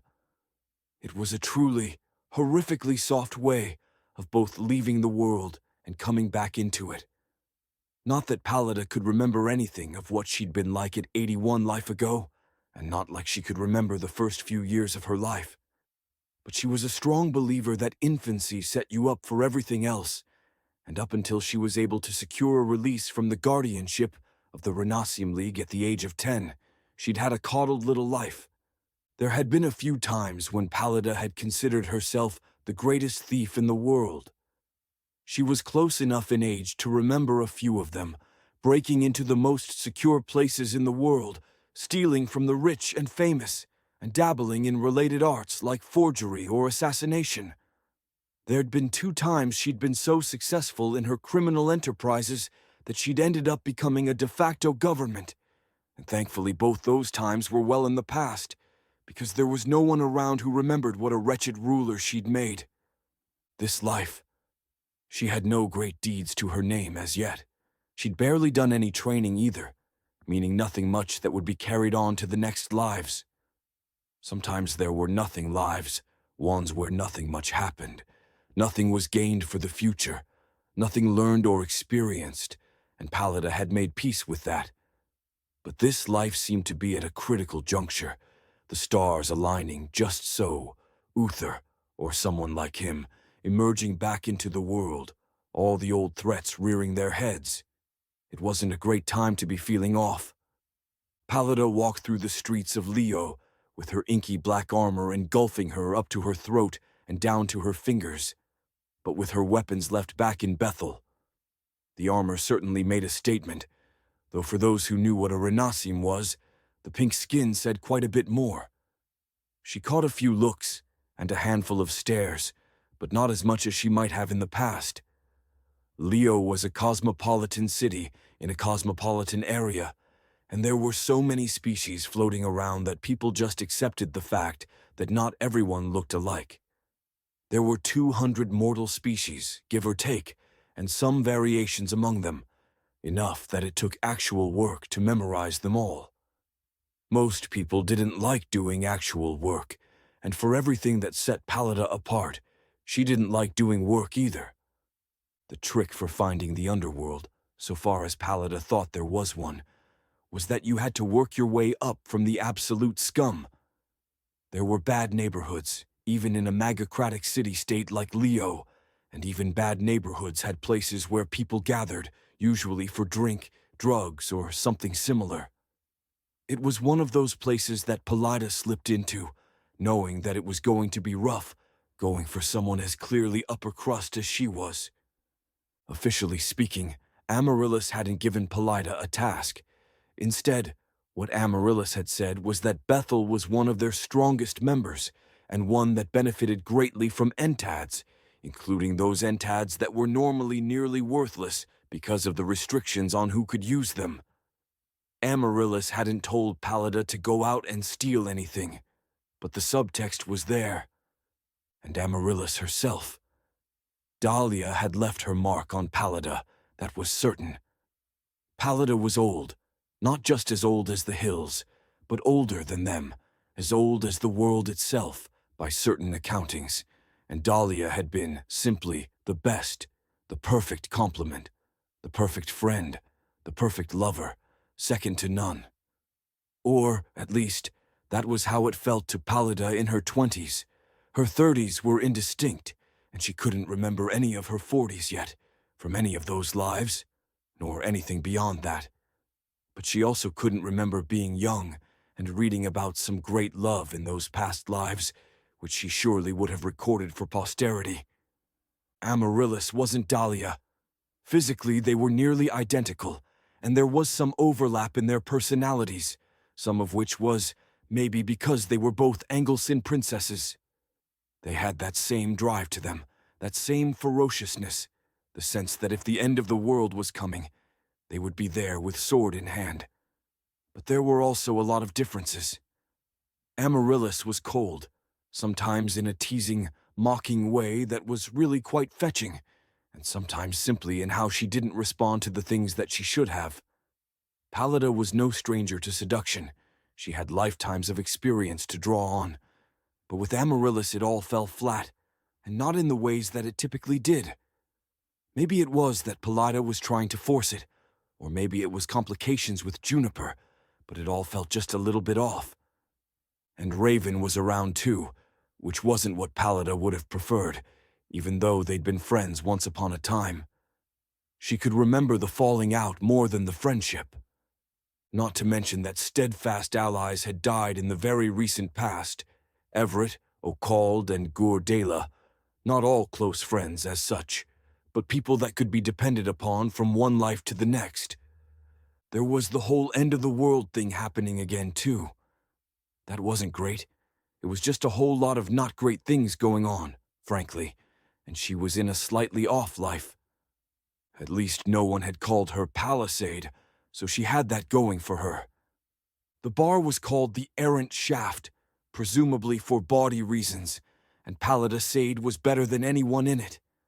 She had more skills, more connections, more material wealth, more knowledge, more training, and she was, certainly, older. It was a mixed-species bar, the kind that people had stopped calling mixed-species bars, and now just called bars, because that was the way of the Third Empire. People still segregated themselves, though. That was only natural. Pallida sat down at a table near the back, interrupting a conversation going on between 4 human men. They looked her up and down, taking in the ented armor, the pink skin, and the cheerful smile on her face. A round of drinks to start us off? Asked Pallida, grinning at them. Sure, said one of the men with a nod. Pallida whistled for the bartender, a loud, sharp whistle she'd mastered thousands of years ago and had caused to dredge up more often than might have been expected. She ordered the drinks with a gesture and hoped that the bartender wasn't going to serve up the lowest quality, highest-priced drinks available. I'd like to do some buying and selling, said Pallida, still holding her slightly predatory smile. She wished that she'd brought her trident for a prop. There's a market, said one of the men. Pallida liked to judge books by their covers, and he seemed like the most guarded of the lot, not the kind of man she was looking for. The kind of market I'm looking for? She asked. Depends on what you're buying and selling, he replied. Oh, sundry things, said Pallida. Hard to find things. I'm new in town, you see, so perhaps someone in the know, someone who can procure things that are hard to come by. Lawrence, said one of the men. The others looked at him as though they didn't think highly of him sharing that information. An address? Asked Pallida. The man hesitated, then gave one, which drew more looks from his fellows. And with that, Pallida popped up from where she'd been sitting, paid the bartender, and was on her way. With luck, she would be in touch with someone of real power in another 2 or 3 stops. After Lisi and Reimer had gone, we had a meeting about it. I was tired, and not really all that interested in a recap of everything that had just happened, but Amaryllis was a little bit worked up. She's as difficult as I remembered her being, she said. She turned to Valencia. Can we trust her? Mostly, replied Valencia. She thinks that this is a chance for more power than she would ever have had inside the Lost King's court. The biggest risk of defection will be if she starts to view herself as subordinate to you. She took the loyalty pledge seriously, though it was more in the sense that she was making a pre-commitment than that she so fully intends to be loyal. It was calculated. Naturally, said Amaryllis. And Reimer? He's in over his head, I said. Amaryllis cleared her throat and looked over at Valencia. Oh, Juniper is definitely right, said Valencia. He's in over his head. Lysianthus manipulated him easily enough, and anyone else he meets with more social skills will probably be able to do the same, though perhaps with a bit more effort after tonight. I assume you're against moving him here? Amaryllis asked me. The only reason we do that is to keep him safe, I said. And while Bethel is likely one of the most secure places in existence right now, that would also mean keeping him with us indefinitely. Until the end of our time at S&S, then? Asked Amaryllis. Maybe, I said. I shifted in my seat, then turned to Valencia. Am I just pushing him away because of stupid reasons? She blinked at me. Loyalty increased. Valencia the Red, level 28. Oh, She said. yes and no. You're trying. Not terribly comforting, I replied with a frown. I suppose I'll defer to the council. I'd prefer him away, said Grack. What he offers can be extracted from him. Mercenary, said Amaryllis with a raised eyebrow. but I suppose I concur. You don't think the same of Lysianthus? I asked. With respect. Amaryllis began. Aside from the game he played and potential narrative revelations he might provide, Reimer is no more special than any other high schooler.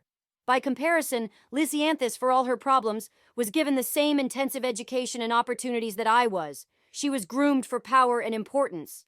She's a mediocre blood mage, said Bethel, tapping her fingers on the table. Yes, well, we have some significant problems with hiring people, don't we? Asked Amaryllis. Valencia can do screening, but to put someone at the core of our team raises a lot of risks. What would she even do here? Asked Bethel. I don't know, replied Amaryllis. But she is, at the least, someone that we can find a use for. Reimer, by comparison, becomes useless after we've had a week or two in the time